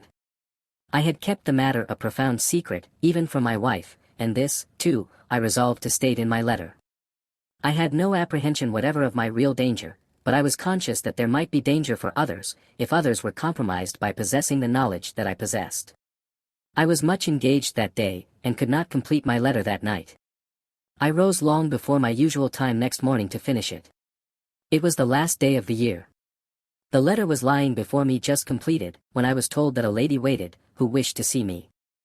I am growing more and more unequal to the task I have set myself. It is so cold, so dark, my senses are so benumbed, and the gloom upon me is so dreadful. The lady was young, engaging, and handsome, but not marked for long life. She was in great agitation. She presented herself to me as the wife of the Marquis Saint-Evremond. I connected the title by which the boy had addressed the elder brother, with the initial letter embroidered on the scarf, and had no difficulty in arriving at the conclusion that I had seen that nobleman very lately. My memory is still accurate, but I cannot write the words of our conversation. I suspect that I am watched more closely than I was, and I know not at what times I may be watched. She had in part suspected, and in part discovered, the main facts of the cruel story, of her husband's share in it, and my being resorted to. She did not know that the girl was dead. Her hope had been, she said in great distress, to show her, in secret, a woman's sympathy. Her hope had been to avert the wrath of heaven from a house that had long been hateful to the suffering many. She had reasons for believing that there was a young sister living, and her greatest desire was, to help that sister. I could tell her nothing but that there was such a sister, beyond that, I knew nothing. Her inducement to come to me, relying on my confidence, had been the hope that I could tell her the name and place of abode. Whereas, to this wretched hour I am ignorant of both. These scraps of paper fail me. One was taken from me, with a warning, yesterday. I must finish my record today. She was a good, compassionate lady, and not happy in her marriage. How could she be? The brother distrusted and disliked her, and his influence was all opposed to her. She stood in dread of him, and in dread of her husband too. When I handed her down to the door, there was a child, a pretty boy from 2 to 3 years old, in her carriage. For his sake, doctor, she said, pointing to him in tears, I would do all I can to make what poor amends I can. He will never prosper in his inheritance otherwise. I have a presentiment that if no other innocent atonement is made for this, it will one day be required of him. What I have left to call my own, it is little beyond the worth of a few jewels. I will make it the first charge of his life to bestow, with the calm passion and lamenting of his dead mother, on this injured family, if the sister can be discovered. She kissed the boy, and said, caressing him, it is for thine own dear sake. Thou wilt be faithful, little Charles. The child answered her. Bravely, yes. I kissed her hand, and she took him in her arms, and went away caressing him. I never saw her more. As she had mentioned her husband's name in the faith that I knew it, I added no mention of it to my letter. I sealed my letter, and, not trusting it out of my own hands, delivered it myself that day. That night, the last night of the year, towards 9 o'clock, a man in a black dress rang at my gate, demanded to see me, and softly followed my servant, Ernest Defarge, a youth, upstairs.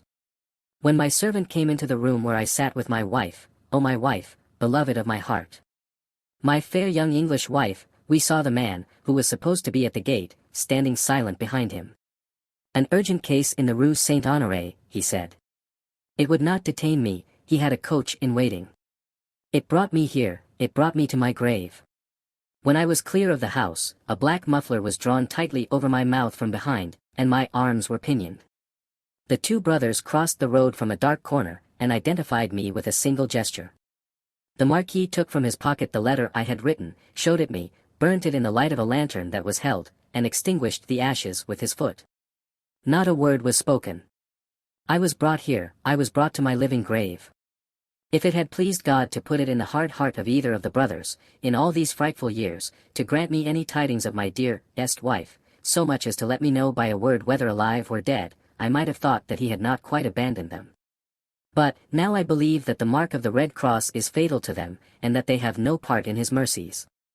And them and their descendants, to the last of their race, I, Alexander Manette, unhappy prisoner, do this last night of the year 1767, in my unbearable agony, denounce to the times when all these things shall be answered for. I denounce them to heaven and to earth. A terrible sound arose when the reading of this document was done. A sound of craving and eagerness that had nothing articulate in it but blood. The narrative called up the most revengeful passions of the time, and there was not a head in the nation but must have dropped before it. Little need, in presence of that tribunal and that auditory, to show how the Defarges had not made the paper public, with the other cap toward Bastille memorials borne in procession, and had kept it, biding their time. Little need to show that this detested family name had long been anathematized by Saint Antoine, and was wrought into the fatal register. The man never trod ground whose virtues and services would have sustained him in that place that day, against such denunciation. And all the worse for the doomed man, that the denouncer was a well-known citizen, his own attached friend, the father of his wife. One of the frenzied aspirations of the populace was, for imitations of the questionable public virtues of antiquity, and for sacrifices and self-immolations on the people's altar. Therefore when the president said, else had his own head quivered on his shoulders, that the good Physician of the Republic would deserve better still of the Republic by root ing out an obnoxious family of aristocrats, and would doubtless feel a sacred glow and joy in making his daughter a widow and her child an orphan, there was wild excitement, patriotic fervor, not a touch of human sympathy. Much influence around him, has that doctor, murmured Madame Defarge, smiling to the vengeance. Save him now, my doctor, save him. At every juryman's vote, there was a roar. Another and another. Roar and roar. Unanimously voted. At heart and by descent an aristocrat, an enemy of the Republic, a notorious oppressor of the people. Back to the conciergerie, and death within 24 hours. Chapter 11. Dusk. The wretched wife of the innocent man thus doomed to die, fell under the sentence, as if she had been mortally stricken. But, she uttered no sound, and so strong was the voice within her, representing that it was she of all the world who must uphold him in his misery and not augment it, that it quickly raised her, even from that shock. The judges having to take part in a public demonstration out of doors, the tribunal adjourned. The quick noise and movement of the courts emptying itself by many passages had not ceased, when Lucy stood stretching out her arms towards her husband, with nothing in her face but love and consolation. If I might touch him. If I might embrace him once. Oh, good citizens, if you would have so much compassion for us. There was but a jailer left, along with 2 of the 4 men who had taken him last night, and Barsad. The people had all poured out to the show in the streets. Barsad proposed to the rest, let her embrace him then, it is but a moment. It was silently acquiesced in, and they passed her over the seats in the hall to a raised place, where he, by leaning over the dock, could fold her in his arms. Farewell, dear darling of my soul. My parting blessing on my love. We shall meet again, where the weary are at rest. They were her husband's words, as he held her to his bosom. I can bear it, dear Charles. I am supported from above, don't suffer for me. A parting blessing for our child. I send it to her by you. I kiss her by you. I say farewell to her by you.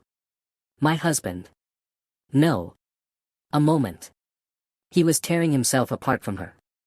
We shall not be separated long. I feel that this will break my heart by and by, but I will do my duty while I can, and when I leave her, God will raise up friends for her, as he did for me.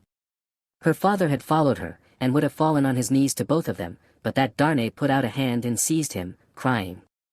No, no. What have you done, that you should kneel to us? We know now, what a struggle you made of old. We know, now what you underwent when you suspected my descent, and when you knew it. We know now, the natural antipathy you strove against, and conquered, for her dear sake. We thank you with all our hearts, and all our love and duty. Heaven be with you. Her father's only answer was to draw his hands through his white hair, and wring them with a shriek of anguish. It could not be otherwise, said the prisoner. All things have worked together as they have fallen out. It was the always vain endeavor to discharge my poor mother's trust that first brought my fatal presence near you. Good could never come of such evil, a happier end was not in nature to so unhappy a beginning. Be comforted, and forgive me. Heaven bless you. As he was drawn away, his wife released him, and stood looking after him with her hands touching one another in the attitude of prayer, and with a radiant look upon her face, in which there was even a calm, foretaking smile. As he went out at the prisoner's door, she turned, laid her head lovingly on her father's breast, tried to speak to him, and fell at his feet. Then, issuing from the obscure corner from which he had never moved, Sidney Carton came and took her up. Only her father and Mr. Lorry were with her. His arm trembled as it raised her, and supported her head. Yet, there was an air about him that was not all of pity, that had a flush of pride in it. Shall I take her to a coach? I shall never feel her weight. He carried her lightly to the door, and laid her tenderly down in a coach. Her father and their old friend got into it, and he took his seat beside the driver. When they arrived at the gateway where he had paused in the dark not many hours before, to picture to himself on which of the rough stones of the street her feet had trodden, he lifted her again, and carried her up the staircase to their rooms. There, he laid her down on a couch, where her child and Miss Pross wept over her. Don't recall her to herself, he said, softly, to the latter, she is better so. Don't revive her to consciousness, while she only faints. Oh, Carton, Carton, dear Carton! Cried little Lucy, springing up and throwing her arms passionately round him, in a burst of grief. Now that you have come, I think you will do something to help Mamma, something to save Papa. Oh, look at her, dear Carton! Can you, of all the people who love her, bear to see her so? He bent over the child, and laid her blooming cheek against his face. He put her gently from him, and looked at her unconscious mother. Before I go, he said, and paused, I may kiss her. It was remembered afterwards that when he bent down and touched her face with his lips, he murmured some words. The child, who was nearest to him, told them afterwards, and told her grandchildren when she was a handsome old lady, that she heard him say, a life you love. When he had gone out into the next room, he turned suddenly on Mr. Lorry and her father, who were following, and said to the latter, you had great influence, but yesterday, Dr. Manette, let it at least be tried.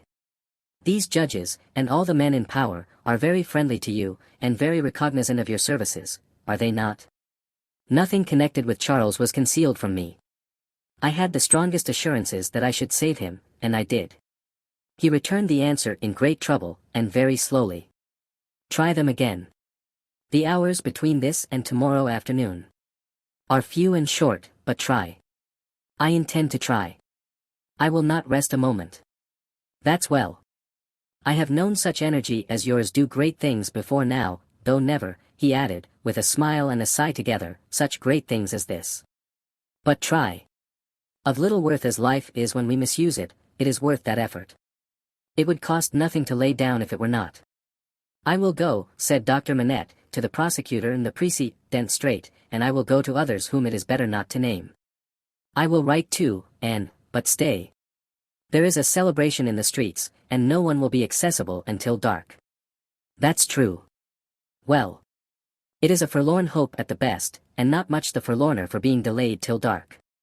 I should like to know how you speed, though, mind. I expect nothing.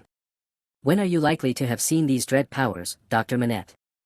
Immediately after dark, I should hope. Within an hour or two from this. It will be dark soon after 4. Let us stretch the hour or two. If I go to Mr. Lorry's at 9, shall I hear what you have done, either from our friend or from yourself? Yes. May you prosper. Mr. Lorry followed Sidney to the outer door, and, touching him on the shoulder as he was going away, caused him to turn. I have no hope, said Mr. Lorry, in a low and sorrowful whisper. Nor have I. If any one of these men, or all of these men, were disposed to spare him, which is a large supposition, for what is his life, or any man's to them, I doubt if they durst spare him after the demonstration in the court. And so do I. I heard the fall of the axe in that sound. Mr. Lorry leaned his arm upon the doorpost, and bowed his face upon it. Don't despond, said Carton, very gently, don't grieve. I incurred aged Dr. Manette in this idea, because I felt that it might one day be consolatory to her. Otherwise, she might think his life was want only thrown away or wasted, and that might trouble her. Yes, yes, yes, returned Mr. Lorry, drying his eyes, you are right. But he will perish, there is no real hope. Yes. He will perish, there is no real hope, echoed Carton. And walked with a settled step, downstairs. Chapter 12. Darkness. Sidney Carton paused in the street, not quite decided where to go. At Tellson's banking house at 9, he said, with a musing face. Shall I do well, in the meantime, to show myself? I think so. It is best that these people should know there is such a man as I hear, it is a sound precaution, and may be a necessary preparation. But care, care, care. Let me think it out. Checking his steps which had begun to tend towards an object, he took a turn or two in the already darkening street, and traced the thought in his mind to its possible consequences. His first impression was confirmed. It is best, he said, finally resolved, that these people should know there is such a man as I hear. And he turned his face towards Saint Antoine. Defarge had described himself, that day, as the keeper of a wine shop in the Saint Antoine suburb. It was not difficult for one who knew the city well, to find his house without asking any question. Having ascertained its situation, Carton came out of those closer streets again, and dined at a place of refreshment and fell sound asleep after dinner. For the first time in many years, he had no strong drink. Since last night he had taken nothing but a little light thin wine, and last night he had dropped the brandy slowly down on Mr. Lorry's hearth like a man who had done with it. It was as late as 7 o'clock when he awoke refreshed, and went out into the streets again. As he passed along towards Saint Antoine, he stopped at a shop window where there was a mirror, and slightly altered the disordered arrangement of his loose cravat, and his coat collar, and his wild hair. This done, he went on direct to Defarge's, and went in. There happened to be no customer in the shop but Jacques III, of the restless fingers and the croaking voice. This man, whom he had seen upon the jury, stood drinking at the little counter, in conversation with the Defarges, man and wife. The Vengeance assisted in the conversation, like a regular member of the establishment. As Carton walked in, took his seat and asked, in very indifferent French, for a small measure of wine, Madame Defarge cast a careless glance at him, and then a keener, and then a keener, and then advanced to him herself, and asked him what it was he had ordered. He repeated what he had already said. English? Asked Madame Defarge, inquisitively raising her dark eyebrows. After looking at her, as if the sound of even a single French word were slow to express itself to him, he answered, in his former strong foreign accent. Yes, madam, yes. I am English.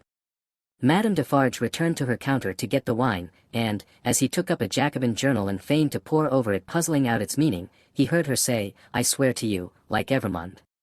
Defarge brought him the wine, and gave him good evening. How? Good evening. Oh. Good evening, citizen, filling his glass. Ah. And good wine. I drink to the Republic. Defarge went back to the counter, and said, certainly, a little like. Madame sternly retorted, I tell you a good deal like. Jacques III pacifically remarked, he is so much in your mind, see you, madam. The amiable Vengeance added, with a laugh, yes, my faith. And you are looking forward with so much pleasure to seeing him once more tomorrow. Carton followed the lines and words of his paper, with a slow forefinger, and with a studious and absorbed face. They were all leaning their arms on the counter close together, speaking low. After a silence of a few moments, during which they all looked towards him without disturbing his outward attention from the Jacobin editor, they resumed their conversation. It is true what Madame says, observed Jacques III. Why stop? There is great force in that. Why stop? Well, reasoned Defarge, but one must stop somewhere. After all, the question is still where. At extermination, said Madame. Magnificent, croaked Jacques III. The Vengeance, also, highly approved. Extermination is good doctrine, my wife, said Defarge, rather troubled, in general, I say nothing against it. But this doctor has sooth. Feared much, you have seen him today, you have observed his face when the paper was read. I have observed his face, repeated Madame, contemptuously and angrily. Yes. I have observed his face. I have observed his face to be not the face of a true friend of the Republic. Let him take care of his face. And you have observed, my wife, said Defarge, in a deprecatory manner, the anguish of his daughter, which must be a dreadful anguish to him. I have observed his daughter, repeated Madame. Yes, I have observed his daughter, more times than one. I have observed her today, and I have observed her other days. I have observed her in the court, and I have observed her in the street by the prison. Let me but lift my finger. She seemed to raise it, the listener's eyes were always on his paper, and to let it fall with a rattle on the ledge before her, as if the axe had dropped. The sightizenness is superb, croaked the juryman. She is an angel, said the Vengeance, and embraced her. As to thee, pursued Madame, implacably, addressing her husband, if it depended on thee, which, happily, it does not, thou wouldst rescue this man even now. No. Protested Defarge. Not if to lift this glass would do it. But I would leave the matter there. I say, stop there. See you then, Jacques, said Madame Defarge, wrathfully, and see you, too, my little Vengeance, see you both. Listen. For other crimes as tyrants and oppressors, I have this race a long time on my register, doomed to destruction and extermination. Ask my husband, is that so? It is so, assented Defarge, without being asked. In the beginning of the great days, when the Bastille falls, he finds this paper of today, and he brings it home, and in the middle of the night when this place is clear and shut, we read it, here on this spot, by the light of this lamp. Ask him, is that so? It is so, assented Defarge.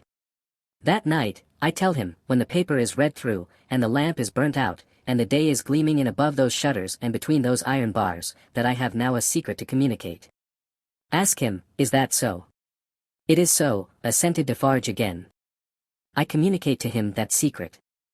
I smite this bosom with these two hands as I smite it now, and I tell him, Defarge, I was brought up among the fishermen of the seashore, and that peasant family so injured by the two Evrémonde brothers, as that Bastille paper describes, is my family.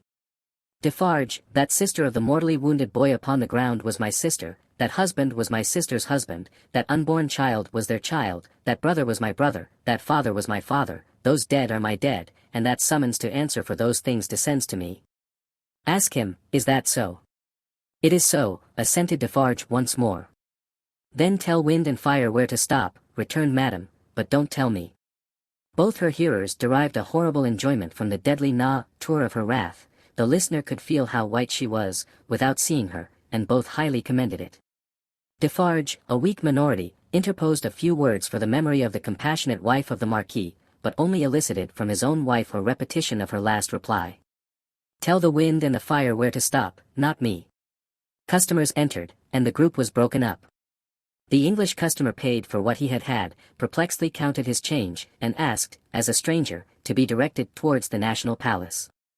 Madame Defarge took him to the door, and put her arm on his, in pointing out the road. The English customer was not without his reflections then, that it might be a good deed to seize that arm, lift it, and strike under it sharp and deep. But, he went his way, and was soon swallowed up in the shadow of the prison wall.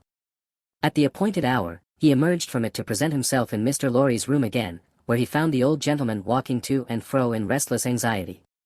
He said he had been with Lucy until just now, and had only left her for a few minutes, to come and keep his appointment. Her father had not been seen, since he quitted the banking house towards 4 o'clock. She had some faint hopes that his mediation might save Charles, but they were very slight. He had been more than 5 hours gone, where could he be? Mr. Lorry waited until 10, but, Dr. Manette not returning, and he being unwilling to leave Lucy any longer, it was arranged that he should go back to her, and come to the banking house again at midnight. In the meanwhile, Carton would wait alone by the fire for the doctor. He waited, and the clock struck 12, but Dr. Manette did not come back. Mr. Lorry returned, and found no tidings of him, and brought none. Where could he be? They were discussing this question, and were almost building up some weak structure of hope on his prolonged absence, when they heard him on the stairs. The instant he entered the room, it was plain that all was lost. Whether he had really been to any one, or whether he had been all that time traversing the streets, was never known. As he stood staring at them, they asked him no question, for his face told them everything. I cannot find it, said he, and I must have it. Where is it? His head and throat were bare, and, as he spoke with a helpless look straying all around, he took his coat off, and let it drop on the floor. Where is my bench? I have been looking everywhere for my bench, and I can't find it. What have they done with my work? Time presses, I must finish those shoes. They looked at one another, and their hearts died within them. Come, come, said he, in a whimpering miserable way, let me get to work. Give me my work. Receiving no answer, he tore his hair, and beat his feet upon the ground, like a distracted child. Don't torture a poor forlorn wretch, he implored them, with a dreadful cry, but give me my work. What is to become of us, if those shoes are not done tonight? Lost, utterly lost. It was so clearly beyond hope to reason with him, or try to restore him, that, as if by agreement, they each put a hand upon his shoulder, and soothed him to sit down before the fire, with a promise that he should have his work presently.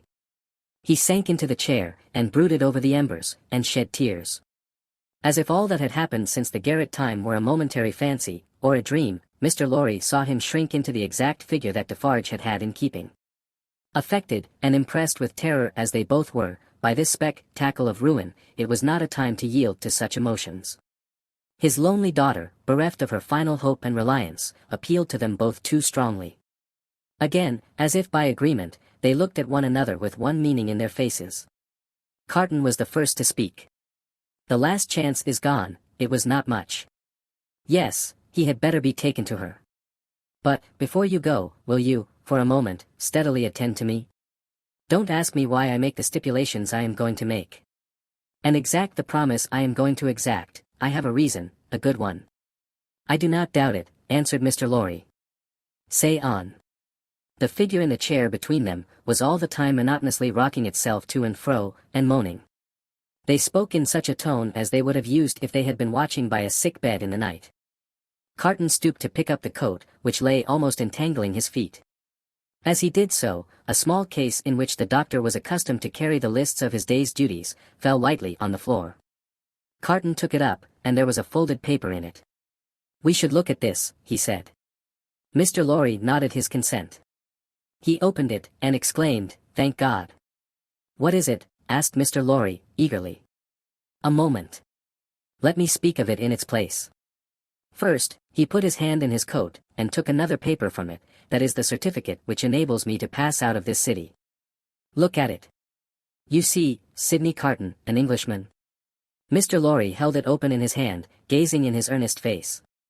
Keep it for me until tomorrow. I shall see him tomorrow, you. Remember, and I had better not take it into the prison. Why not? I don't know, I prefer not to do so. Now, take this paper that Doc Tormenette has carried about him. It is a similar certificate, enabling him and his daughter and her child, at any time, to pass the barrier and the frontier. You see? Yes. Perhaps he obtained it as his last and utmost precaution against evil, yesterday. When is it dated? But no matter, don't stay to look, put it up carefully with mine and your own. Now, observe. I never doubted until within this hour or two, that he had, or could have such a paper.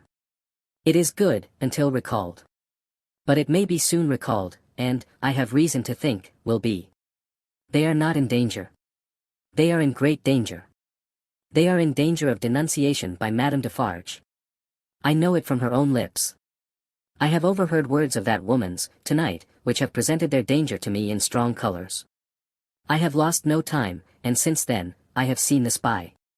He confirms me. He knows that a wood sawyer, living by the prison wall, is under the control of the Defarges, and has been rehearsed by Madame Defarge as to his having seen her. He never mentioned Lucie's name, making signs and signals to prisoners.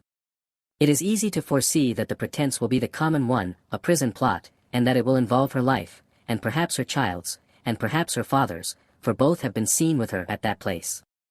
Don't look so horrified. You will save them all. Heaven grant I may, Carton. But how? I am going to tell you how. It will depend on you, and it could depend on no better man. This new denunciation will certainly not take place until after tomorrow, probably not until 2 or 3 days afterwards, more probably a week afterwards. You know it is a capital crime to mourn for, or sympathize with, a victim of the guillotine. She and her father would unquestionably be guilty of this crime, and this woman, the inveteracy of whose pursuit cannot be described, would wait to add that strength to her case, and make herself doubly sure.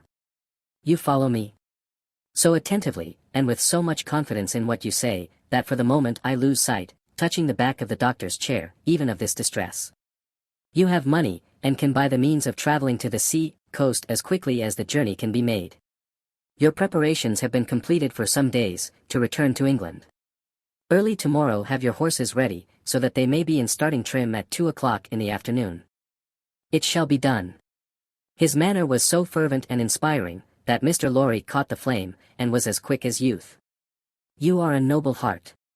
Did I say we could depend upon no better man? Tell her, tonight, what you know of her danger as involving her child and her father. Dwell upon that, for she would lay her own fair head beside her husband's cheerfully.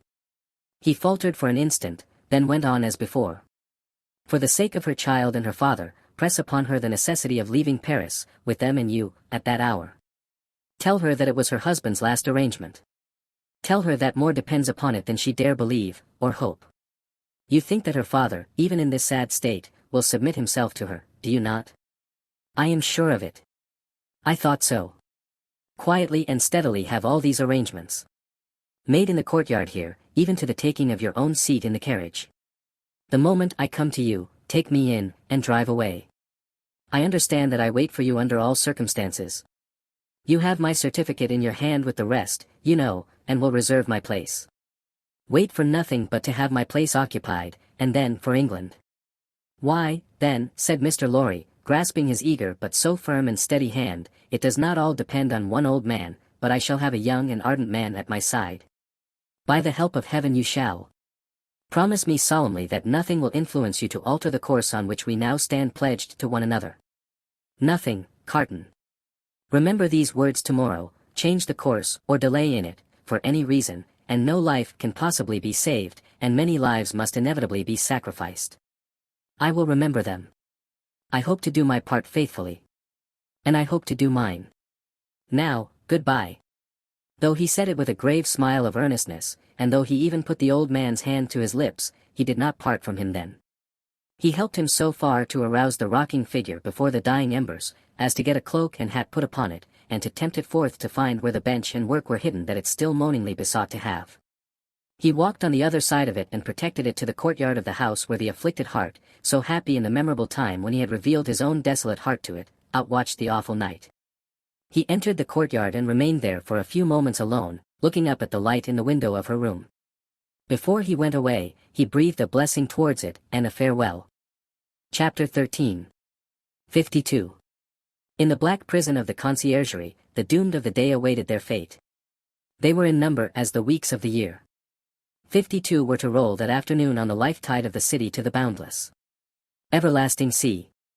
Before their cells were quit of them, new occupants were appointed. Before their blood ran into the blood spilled yesterday, the blood that was to mingle with theirs tomorrow was already set apart.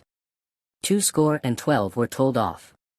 From the farmer general of Sèvres, whose riches could not buy his life, to the seamstress of 20, whose poverty and obscurity could not save her. Physical diseases, engendered in the vices and neglects of men, will seize on victims of all degrees, and the frightful moral disorder, born of unspeakable suffering, intolerable oppression, and heartless indifference, smote equally without distinction. Charles Darnay, alone in a cell, had sustained himself with no flatter delusion since he came to it from the tribunal. In every line of the narrative he had heard his condemnation.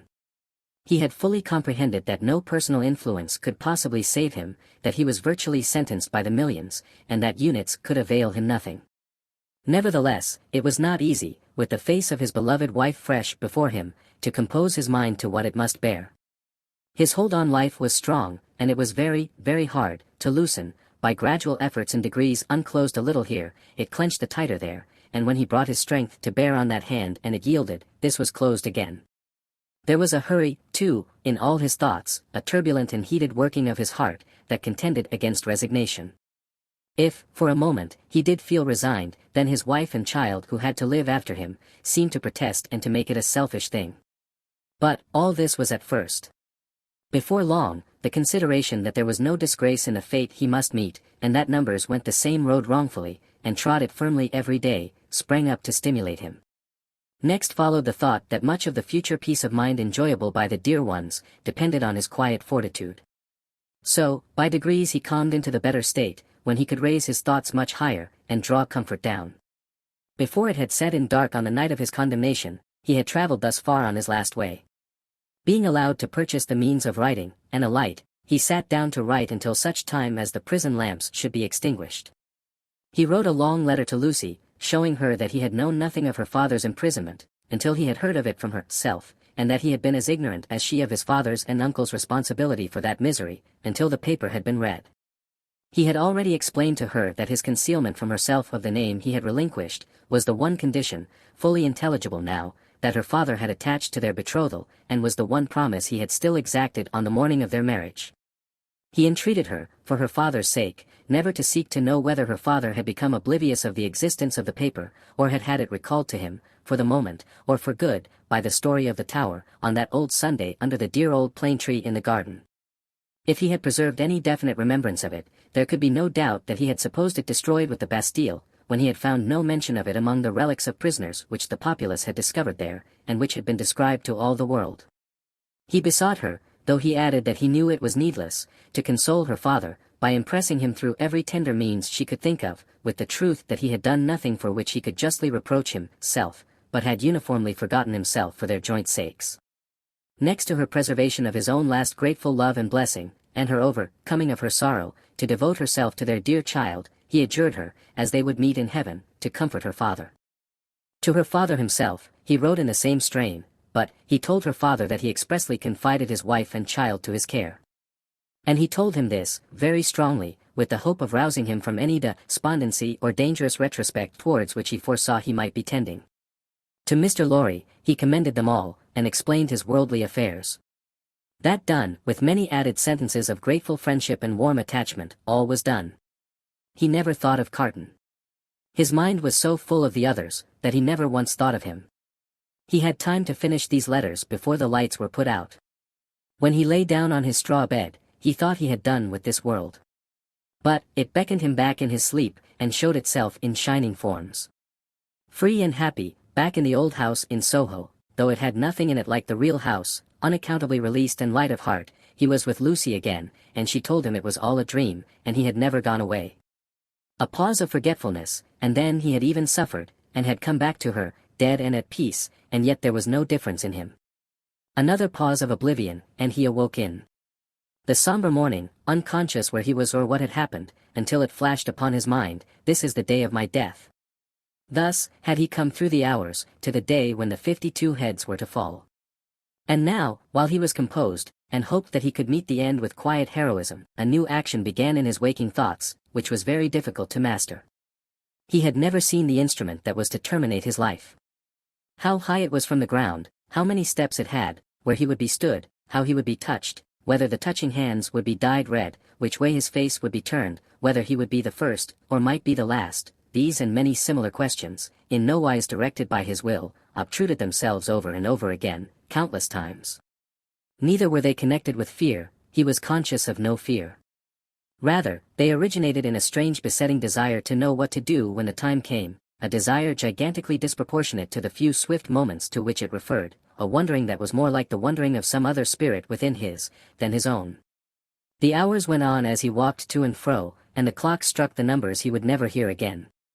9 gone forever, 10 gone forever, 11 gone forever, 12 coming on to pass away. After a hard contest with that eccentric action of thought which had last perplexed him, he had got the better of it. He walked up and down, softly repeat their names to himself. The worst of the strife was over. He could walk up and down, free from distracting fancies, praying for himself and for them. 12 gone forever. He had been apprised that the final hour was 3, and he knew he would be summoned some time earlier, inasmuch as the tumbrils jolted heavily and slowly through the streets. Therefore, he resolved to keep 2 before his mind, as the hour, and so to strengthen himself in the interval that he might be able, after that time, to strengthen others. Walking regularly to and fro with his arms folded on his breast, a very different man from the prisoner, who had walked to and fro at La Force, he heard one struck away from him, without surprise. The hour had measured like most other hours. Devoutly thankful to heaven for his recovered self-possession, he thought, there is but another now, and turned to walk again. Footsteps in the stone passage outside the door. He stopped. The key was put in the lock, and turned. Before the door was opened. Or as it opened, a man said in a low voice, in English, "He has never seen me here, I have kept out of his way. Go you in alone, I wait near. Lose no time." The door was quickly opened and closed, and there stood before him face to face, quiet, intent upon him, with the light of a smile on his features, and a cautionary finger on his lip, Sidney Carton. There was something so bright and remarkable in his look, that, for the first moment, the prisoner misdoubted him to be an apparition of his own imagining. But, he spoke, and it was his voice, he took the prisoner's hand, and it was his real grasp. "Of all the people upon earth, you least expected to see me," he said. "I could not believe it to be you. I can scarcely believe it now. You are not," the apprehension came suddenly into his mind, "a pre-oner. No. I am accidentally possessed of a power over one of the keepers here, and in virtue of it I stand before you. I come from her, your wife, dear Darnay." The prisoner wrung his hand. "I bring you a request from her." "What is it?" "A most earnest, pressing, and emphatic entreaty, addressed to you in the most pathetic tones of the voice so dear to you, that you well remember." The prisoner turned his face partly aside. "You have no time to ask me why I bring it, or what it means, I have no time to tell you. You must comply with it, take off those boots you wear, and draw on these of mine." There was a chair against the wall of the cell, behind the prisoner. Carton, pressing forward, had already, with the speed of lightning, got him down into it, and stood over him, barefoot. "Draw on these boots of mine. Put your hands to them, put your will to them. Quick. Carton, there is no escaping from this place, it never can be done. You will only die with me. It is madness. It would be madness if I asked you to escape, but do I? When I ask you to pass out at that door, tell me it is madness and remain here. Change that cravat for this of mine, that coat for this of mine. While you do it, let me take this ribbon from your hair, and shake out your hair like this of mine." With wonderful quickness, and with a strength both of will and tie-in, that appeared quite supernatural, he forced all these changes upon him. The prisoner was like a young child in his hands. "Carton. Dear Carton. It is madness. It cannot be accomplished, it never can be done, it has been attempted, and has always failed. I implore you not to add your death to the bitterness of mine. Do I ask you, my dear Darnay, to pass the door? When I ask that, refuse. There are pen and ink and paper on this table. Is your hand steady enough to write? It was when you came in. Steady it again, and write what I shall dictate. Quick, friend, quick." Pressing his hand to his bewildered head, Darnay sat down at the table. Carton, with his right hand in his breast, stood close beside him. "Write exactly as I speak. To whom do I address it?" "To no one." Carton still had his hand in his breast. "Do I date it?" "No." The prisoner looked up, at each question. Carton, standing over him with his hand in his breast, looked down. "If you remember," said Carton, dictating, "the words that passed between us, long ago, you will readily comprehend this when you see it. You do remember them, I know. It is not in your nature to forget them." He was drawing his hand from his breast, the prisoner chancing to look up in his hurried wonder as he wrote, the hand stopped, closing upon something. "Have you written, forget them?" Carton asked. "I have." "Is that a weapon in your hand?" "No, I am not armed." "What is it in your hand?" "You shall know directly. Write on, there are but a few words more." He dictated again. "I am thankful that the time has come when I can prove them. That I do so is no subject for regret or grief." As he said these words with his eyes fixed on the writer, his hand slowly and softly moved down close to the writer's face. The pen dropped from Darnay's fingers on the table, and he looked about him vacantly. "What vapor is that?" he asked. "Vapor? Something that crossed me. I am conscious of nothing, there can be nothing here. Take up the pen and finish. Hurry, hurry." As if his memory were impaired, or his faculties disordered, the pre-oner made an effort to rally his attention. As he looked at Carton with clouded eyes and with an altered manner of breathing, "Carton, his hand again in his breast, looked steadily at him. "Hurry, hurry." The prisoner bent over the paper, once more. If it had been otherwise, Carton's hand was again watchfully and softly stealing down. I never should have used the longer opportunity. If it had been otherwise, the hand was at the prisoner's face, I should but have had so much the more to answer for. If it had been otherwise, Carton looked at the pen and saw it was trailing off into unintelligible signs. Carton's hand moved back to his breast no more. The prisoner sprang up with a reproachful look, but Carton's hand was close and firm at his nostrils, and Carton's left arm caught him round the waist.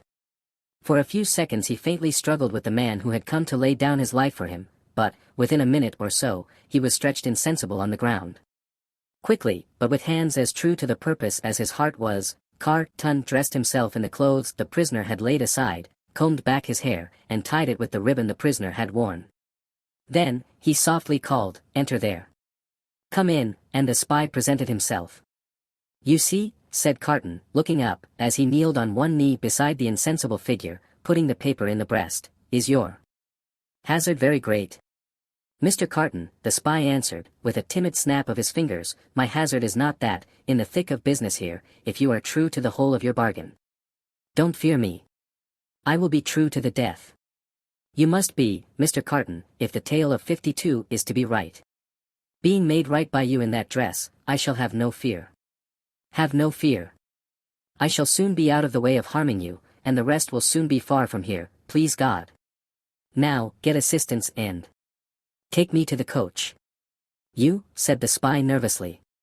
"Him, man, with whom I have exchanged. You go out at the gate by which you brought me in." "Of course. I was weak and faint when you brought me in, and I am fainter now you take me out. The parting interview has overpowered me. Such a thing has happened here, often, and too often. Your life is in your own hands. Quick. Call assistance." "You swear not to betray me," said the trembling spy, as he paused for a last moment. Man, returned Carton, stamping his foot, "have I sworn by no solemn vow already, to go through with this, that you waste the precious moments now? Take him yourself to the courtyard you know of, place him yourself in the carriage, show him yourself to Mr. Lorry, tell him yourself to give him no restorative but air, and to remember my words of last night, and his promise of last night, and drive away." The spy withdrew, and Carton seated himself at the table, resting his forehead on his hands. The spy returned immediately, with 2 men. "How, then," said one of them, contemplating the fallen figure. "So afflicted to find that his friend has drawn a prize in the lottery of St. Guillotine?" "A good patriot," said the other, "could hardly have been more afflicted if the aristocrat had drawn a blank." They raised the unconscious figure, placed it on a litter they had brought to the door, and bent to carry it away. "The time is short, Evrémonde," said the spy, in a warning voice. "I know it well," answered Carton. "Be careful of my friend, I entreat you, and leave me." "Come, then, my children," said Barsad. "Lift him, and come away." The door closed, and Carton was left alone. Straining his powers of listening to the utmost, he listened for any sound that might denote sus, pic-ion or alarm. There was none. Keys turned, doors clashed, footsteps passed along distant passages, no cry was raised, or hurry made, that seemed unusual. Breathing more freely in a little while, he sat down at the table, and listened again until the clock struck 2. Sounds that he was not afraid of, for he divined their meaning, then began to be audible. Several doors were opened in succession, and finally his own. A jailer, with a list in his hand, looked in, merely saying, "Follow me, Evrémonde," and he followed into a large dark room, at a distance. It was a dark winter day, and what with the shadows within, and what with the shadows without, he could but dimly discern the others who were brought there to have their arms bound. Some were standing, some seated. Some were lamenting, and in restless motion, but these were few. The great majority were silent and still, looking fixedly at the ground. As he stood by the wall in a dim corner, while some of the 52 were brought in after him, one man stopped in passing, to embrace him, as having a knowledge of him. It thrilled him with a great dread of discovery, but the man went on. A very few moments after that, a young woman, with a slight girlish form, a sweet spare face in which there was no vestige of color, and large widely open patient eyes, rose from the seat where he had observed her sitting, and came to speak to him. "Citizen Evrémonde," she said, touching him with her cold hand. I am a poor little seamstress, who was with you in La Force. He murmured for answer, true. I forget what you were accused of. Plots. Though the just heaven knows that I am innocent of any. Is it likely? Who would think of plotting with a poor little weak creature like me? The forlorn smile with which she said it, so touched him, that tears started from his eyes. I am not afraid to die, Citizen Evrémonde, but I have done nothing. I am not unwilling to die, if the Republic which is to do so much good to us poor, will profit by my death, but I do not know how that can be, Citizen Evrémonde. Such a poor weak little creature. As the last thing on earth that his heart was to warm and soften to, it warmed and softened to this pitiable girl. I heard you were released, Citizen Evrémonde. I hoped it was true. It was. But, I was again taken and condemned. If I may ride with you, Citizen Evrémonde, will you let me hold your hand? I am not afraid, but I am little and weak, and it will give me more courage. As the patient eyes were lifted to his face, he saw a sudden doubt in them, and then astonishment. He pressed the work-worn, hunger-worn young fingers, and touched his lips. Are you dying for him? She whispered. And his wife and child? Hush. Yes. Oh, you will let me hold your brave hand, stranger. Hush. Yes, my poor sister, to the last. The same shadows that are falling on the prison, are falling, in that same hour of the early afternoon, on the barrier with the crowd about it, when a coach going out of Paris drives up to be examined. Who goes here? Whom have we within? Papers. The papers are handed out, and read. Alexander Manette. Physician. French. Which is he? This is he, this helpless, inarticulately murmuring, wandering old man pointed out. Apparently the citizen doctor is not in his right mind. The revolution fever will have been too much for him. Greatly too much for him. Ha! Many suffer with it. Lucy. His daughter. French. Which is she? This is she. Apparently it must be. Lucy, the wife of Evrémonde, is it not? It is. Ha! Evrémonde has an assignation elsewhere. Lucy, her child. English. This is she. She and no other.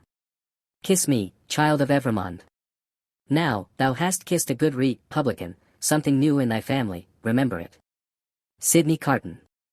Advocate. English. Which is he? He lies here, in this corner of the carriage. He, too, is pointed out. Apparently the English advocate is in a swoon. It is hoped he will recover in the fresher air. It is represented that he is not in strong health, and has separated sadly from a friend who is under the displeasure of the Republic. Is that all? It is not a great deal, that.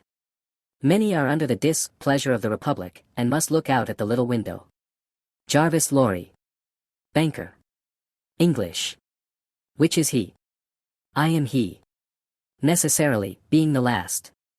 It is Jarvis Lorry who has replied to all the previous questions. It is Jarvis Lorry who has alighted and stands with his hand on the coach door, replying to a group of officials. They leisurely walk round the carriage and leisurely mount the box, to look at what little luggage it carries on the roof. The country people hanging about, press nearer to the coach doors and greedily stare in. A little child, carried by its mother, has its short arm held out for it, that it may touch the wife of an aristocrat who has gone to the guillotine. Behold your papers, Jarvis Lorry, countersigned. One can depart, citizen. One can depart. Forward, my postilions. A good journey. I salute you, citizens. And the first danger past. These are again the words of Jarvis Lorry, as he clasps his hands, and looks upward. There is terror in the carriage, there is weeping, there is the heavy breathing of the insensible traveler. Are we not going too slowly? Can they not be induced to go faster? Asks Lucy, clinging to the old man. It would seem like flight, my darling. I must not urge them too much, it would rouse suspicion. Look back, and see if we are pursued. The road is clear, my dearest. So far, we are not pursued. Houses in twos and threes pass by us, solitary farms, ruinous buildings, dye works, tanneries, and the like, open country, avenues of leaf-less trees. The hard uneven pavement is under us, the soft deep mud is on either side. Sometimes, we strike into the skirting mud, to avoid the stones that clatter us and shake us. Sometimes, we stick in ruts and sloughs there. The agony of our impatience is then so great, that in our wild alarm and hurry we are for getting out and running, hiding, doing anything but stopping. Out of the open country, in again among ruinous buildings, solitary farms, dye-works, tanneries, and the like, cottages in twos and threes, avenues of leafless trees. Have these men deceived us, and taken us back by another road? Is not this the same place twice over?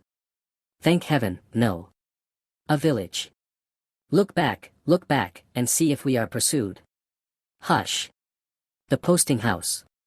Leisurely, our 4 horses are taken out, leisurely, the coach stands in the little street, bereft of horses, and with no likelihood upon it of ever moving again. Leisurely, the new horses come into visible existence, one by one. Leisurely, the new postilions follow, sucking and plaiting the lashes of their whips. Leisurely, the old postilions count their money, make wrong additions, and arrive at dissatisfied results. All the time, our overfraught hearts are beating at a rate that would far outstrip the fastest gallop of the fastest horses ever foaled. At length the new postilions are in their saddles, and the old are left behind. We are through the village, up the hill, and down the hill, and on the low watery grounds. Suddenly, the postilions exchange speech with animated gesticulation, and the horses are pulled up, almost on their haunches. We are pursued. Ho! Within the carriage there. Speak then. What is it? Asks Mr. Lorry, looking out at window. How many did they say? I do not understand you. At the last post. How many to the guillotine today? 52. I said so. A brave number. My fellow citizen here would have it 42, 10 more heads are worth having. The guillotine goes handsomely. I love it. High forward. Whoop. The night comes on dark. He moves more, he is beginning to revive, and to speak intelligibly. He thinks they are still together. He asks him, by his name, what he has in his hand. Oh, pity us, kind heaven, and help us. Look out, and see if we are pursued. The wind is rushing after us, and the clouds are flying after us, and the moon is plunging after us, and the whole wild night is in pursuit of us, but, so far, we are pursued by nothing else. Chapter 14. The knitting done. In that same juncture of time when the 52 awaited their fate, Madame Defarge held darkly ominous counsel with the Vengeance and Jacques III of the revolutionary jury. Not in the wine-shop did Madame Defarge confer with these ministers, but in the shed of the wood sawyer, erst a mender of roads. The sawyer himself did not participate in the conference, but abided at a little distance, like an outer satellite who was not to speak until required, or to offer an opinion until invited. But our Defarge, said Jacques III, is undoubtedly a good republican. There is no better, the voluble Vengeance protested in her shrill notes, in France. Peace, little Vengeance, said Madame Defarge, laying her hand with a slight frown on her lieutenant's lips, hear me speak. My husband, fellow citizen, is a good republican and a bold man, he has served well of the republic, and possesses its confidence. But my husband has his weaknesses, and he is so weak as to relent towards this doctor.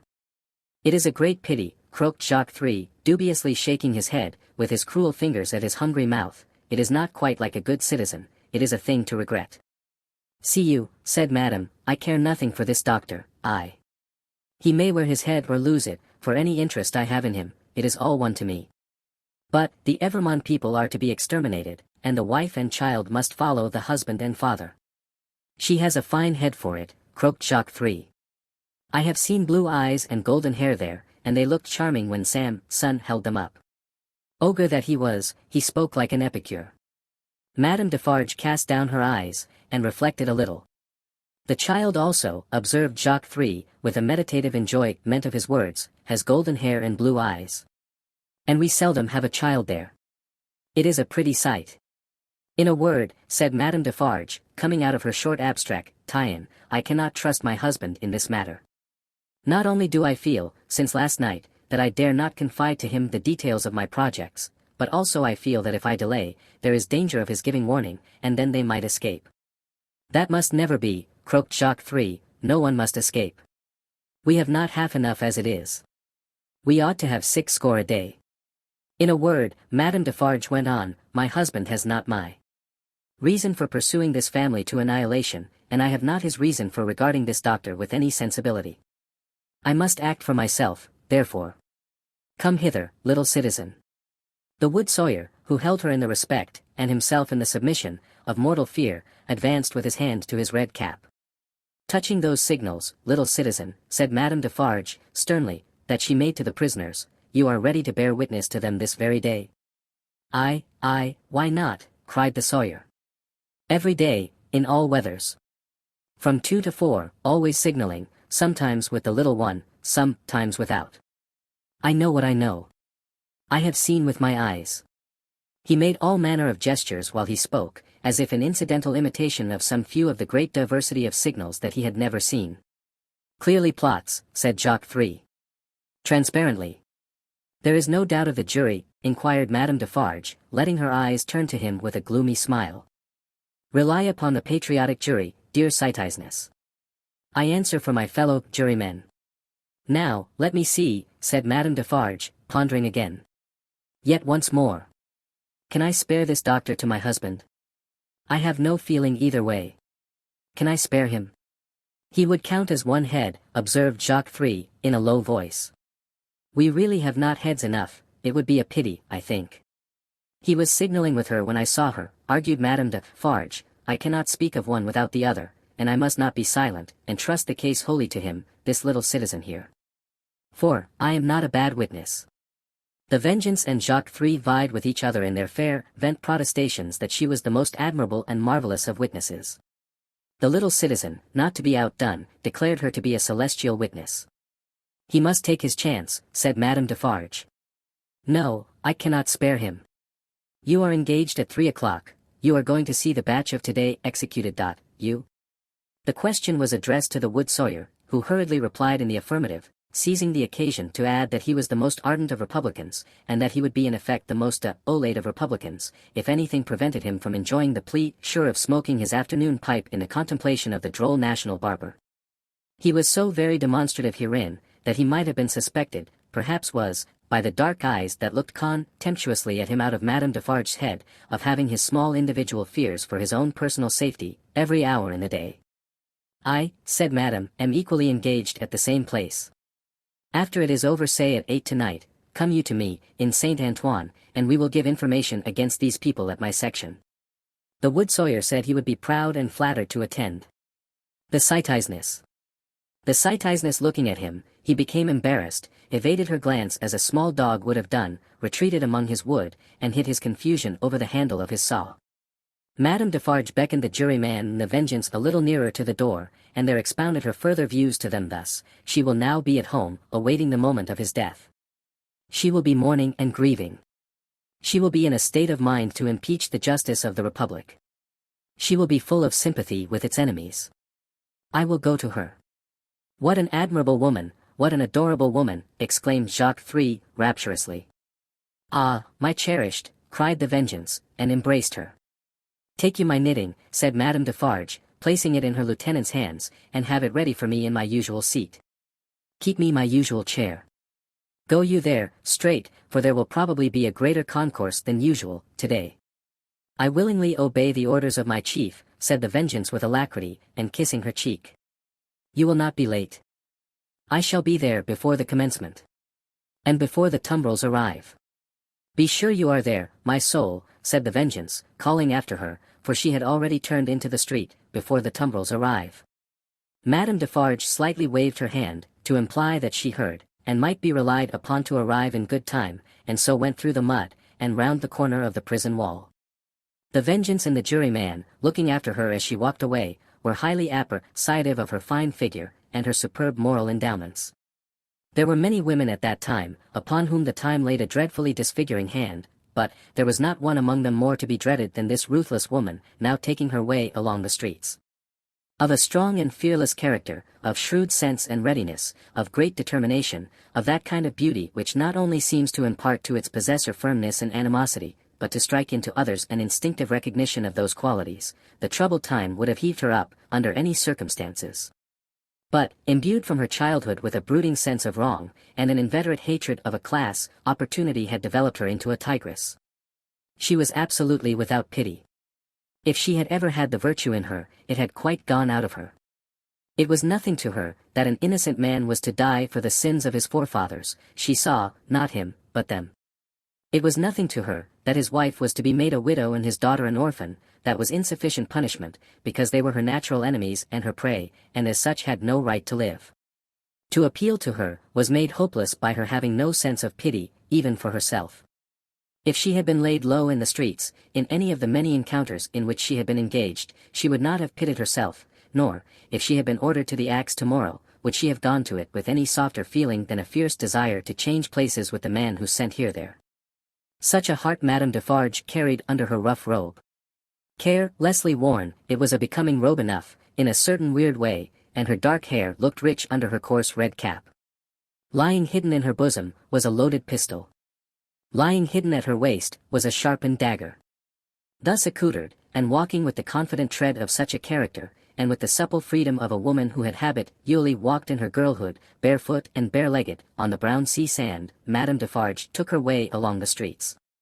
Now, when the journey of the travelling coach, at that very moment waiting for the completion of its load, had been planned out last night, the difficulty of taking Miss Pross in it had much engaged Mr. Lorry's attention. It was not merely desirable to avoid overloading the coach, but it was of the highest importance that the time occupied in examining it and its passengers should be reduced to the utmost, since their escape might depend on the saving of only a few seconds here and there. Finally, he had proposed, after anxious consideration, that Miss Pross and Jerry, who were at liberty to leave the city, should leave it at 3 o'clock in the lightest wheeled conveyance known to that period. Unencumbered with luggage, they would soon overtake the coach, and, passing it and preceding it on the road, would order its horses in advance, and greatly facilitate its progress during the precious hours of the night, when delay was the most to be dreaded.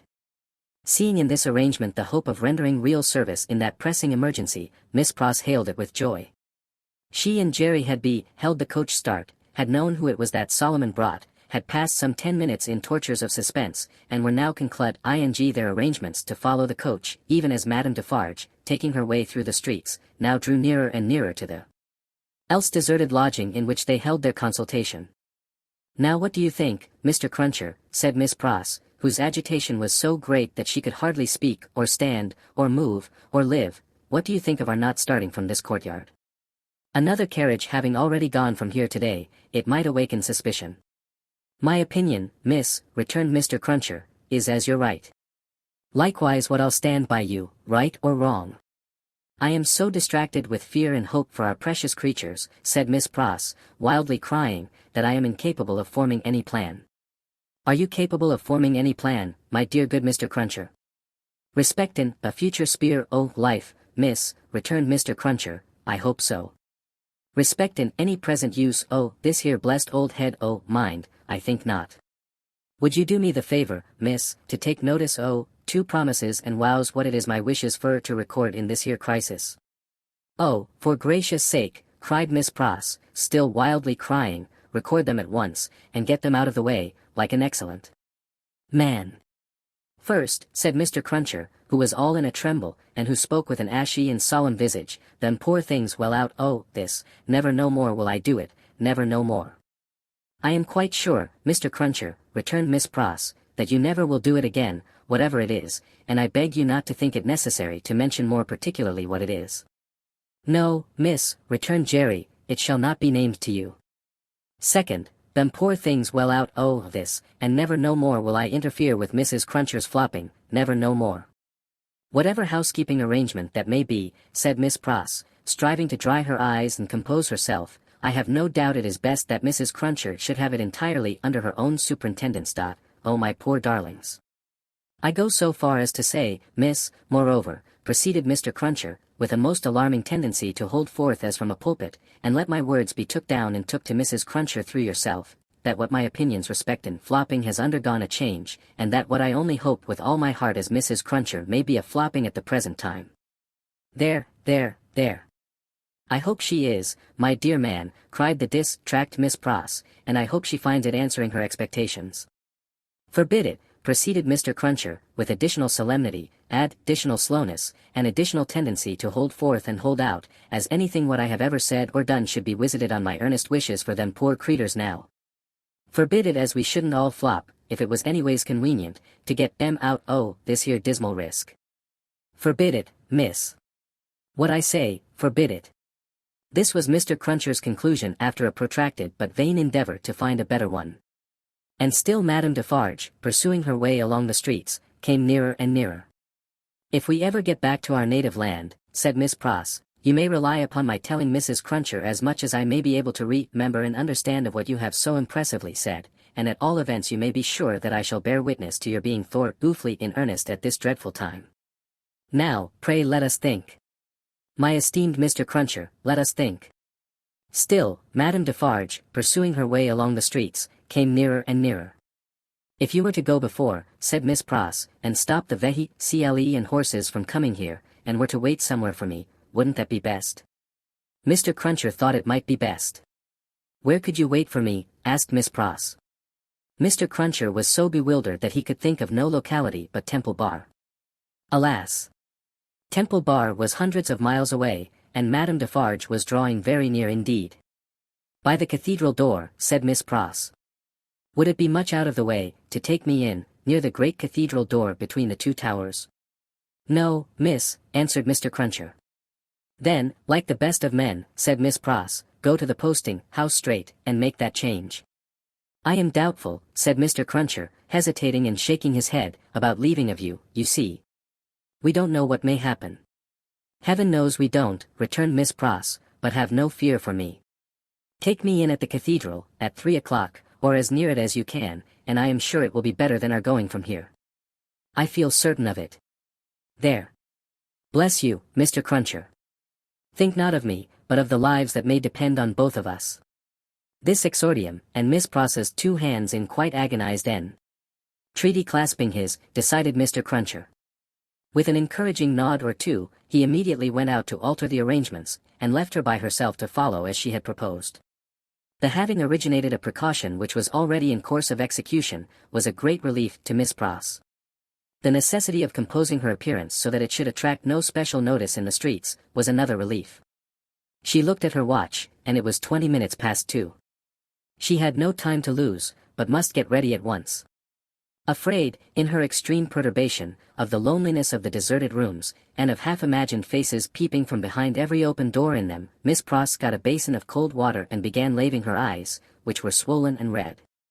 Haunted by her feverish apprehensions, she could not bear to have her sight obscured for a minute at a time by the dripping water, but constantly paused and looked round to see that there was no one watching her. In one of those pauses she recoiled and cried out, for she saw a figure standing in the room. The basin fell to the ground broken, and the water flowed to the feet of Madame Defarge. By strange stern ways, and through much staining blood, those feet had come to meet that water. Madame Defarge looked coldly at her, and said, the wife of Evrémonde, where is she? It flashed upon Miss Pross's mind that the doors were all standing open, and would suggest the flight. Her first act was to shut them. There were 4 in the room, and she shut them all. She then placed herself before the door of the chamber which Lucy had occupied. Madame Defarge's dark eyes followed her through this rapid movement, and rested on her when it was finished. Miss Pross had nothing beautiful about her, years had not tamed the wildness, or softened the grimness, of her appearance, but, she too was a determined woman in her different way, and she measured Madame Defarge with her eyes, every inch. You might, from your appearance, be the wife of Lucifer, said Miss Pross, in her breathing. Nevertheless, you shall not get the better of me. I am an Englishwoman. Madame Defarge looked at her scornfully, but still with something of Miss Pross's own perception that they two were at bay. She saw a tight, hard, wiry woman before her, as Mr. Lorry had seen in the same figure a woman with a strong hand, in the years gone by. She knew full well that Miss Pross was the family's devoted friend. Miss Pross knew full well that Madame Defarge was the family's malevolent enemy. On my way yonder, said Madame Defarge, with a slight movement of her hand towards the fatal spot, where they reserve my chair and my knitting for me, I am come to make my compliments to her in passing. I wish to see her. I know that your intentions are evil, said Miss Pross, and you may depend upon it, I'll hold my own against them. Each spoke in her own language, neither understood the other's words, both were very watchful, and intent to deduce from look and manner, what the unintelligible words meant. It will do her no good to keep herself concealed from me at this moment, said Madame Defarge. Good patriots will know what that means. Let me see her. Go tell her that I wish to see her. Do you hear? If those eyes of yours were bedwinches, returned Miss Pross, and I was an English four-poster, they shouldn't loose a splinter of me. No, you wicked foreign woman, I am your match. Madame Defarge was not likely to follow these idiomatic remarks in detail, but she so far understood them as to perceive that she was set at naught. Woman imbecile and pig-like, said Madame Defarge, frowning.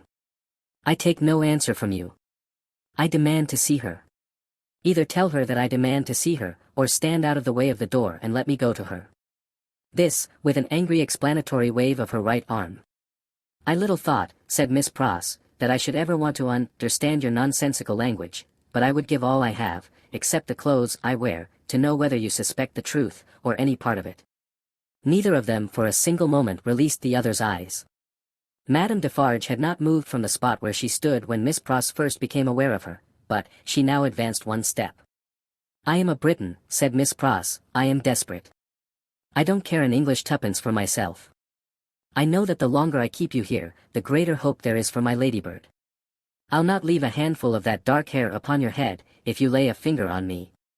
Thus Miss Pross, with a shake of her head and a flash of her eyes between every rapid sentence, and every rapid sentence a whole breath. Thus Miss Pross, who had never struck a blow in her life. But, her courage was of that emotional nature that it brought the irrepressible tears into her eyes.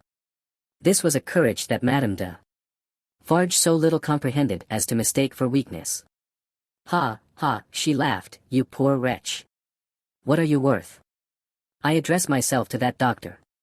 Then she raised her voice and called out, Citizen Doctor. Wife of Evrémonde. Child of Evrémonde. Any person but this miserable fool, answer the citizeness Defarge. Perhaps the following silence, perhaps some latent disclosure in the expression of Miss Pross's face, perhaps a sudden misgiving apart from either suggestion, whispered to Madame Defarge that they were gone. 3 of the doors she opened swiftly, and looked in. Those rooms are all in disorder, there has been hurried packing, there are odds and ends upon the ground. There is no one in that room behind you. Let me look. Never, said Miss Pross, who understood the request as perfectly as Madame Defarge understood the answer. If they are not in that room, they are gone, and can be pursued and brought back, said Madame Defarge to herself. As long as you don't know whether they are in that room or not, you are uncertain what to do, said Miss Pross to herself, and you shall not know that, if I can prevent your knowing it, and know that, or not know that, you shall not leave here while I can hold you. I have been in the streets from the first, nothing has stopped me, I will tear you to pieces, but I will have you from that door, said Madame Defarge. We are alone at the top of a high house in a solitary courtyard, we are not likely to be heard, and I pray for bodily strength to keep you here, while every minute you are here is worth 100,000 guineas to my darling, said Miss Pross. Madame Defarge made at the door. Miss Pross, on the instinct of the moment, seized her round the waist in both her arms, and held her tight. It was in vain for Madame Defarge to struggle and to strike. Miss Pross, with the vigorous tenacity of love, always so much stronger than hate, clasped her tight, and even lifted her from the floor in the struggle that they had. The 2 hands of Madame Defarge buffeted and tore her face, but Miss Pross, with her head down, held her round the waist, and clung to her with more than the hold of a drowning woman. Soon, Madame Defarge's hands ceased to strike, and felt at her clad waist. It is under my arm, said Miss Pross, in smothered tones, you shall not draw it. I am stronger than you, I bless heaven for it. I hold you till one or other of us faints or dies. Madame Defarge's hands were at her bosom. Miss Pross looked up, saw what it was, struck at it, struck out a flash and a crash, and stood alone, blinded with smoke. All this was in a second. As the smoke cleared, leaving an awful stillness, it passed out on the air, like the soul of the furious woman whose body lay lifeless on the ground. In the first fright and horror of her situation, Miss Pross passed the body as far from it as she could, and ran down the stairs to call for fruitless help. Happily, she bethought herself of the consequences of what she did, in time to check herself and go back. It was dreadful to go in at the door again, but she did go in, and even went near it, to get the bonnet and other things that she must wear. These she put on, out on the staircase, first shutting and locking the door and taking away the key. She then sat down on the stairs a few moments to breathe and to cry, and then got up and hurried away. By good fortune she had a veil on her bonnet, or she could hardly have gone along the streets without being stopped. By good fortune, too, she was naturally so peculiar in appearance as not to show disfigurement like any other woman. She needed both advantages, for the marks of gripping fingers were deep in her face, and her hair was torn, and her dress, hastily composed with unsteady hands, was clutched and dragged 100 ways.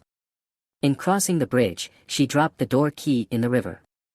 Arrive ing at the cathedral some few minutes before her escort, and waiting there, she thought, what if the key were already taken in a net, what if it were identified, what if the door were opened and the remains discovered, what if she were stopped at the gate, sent to prison, and charged with murder?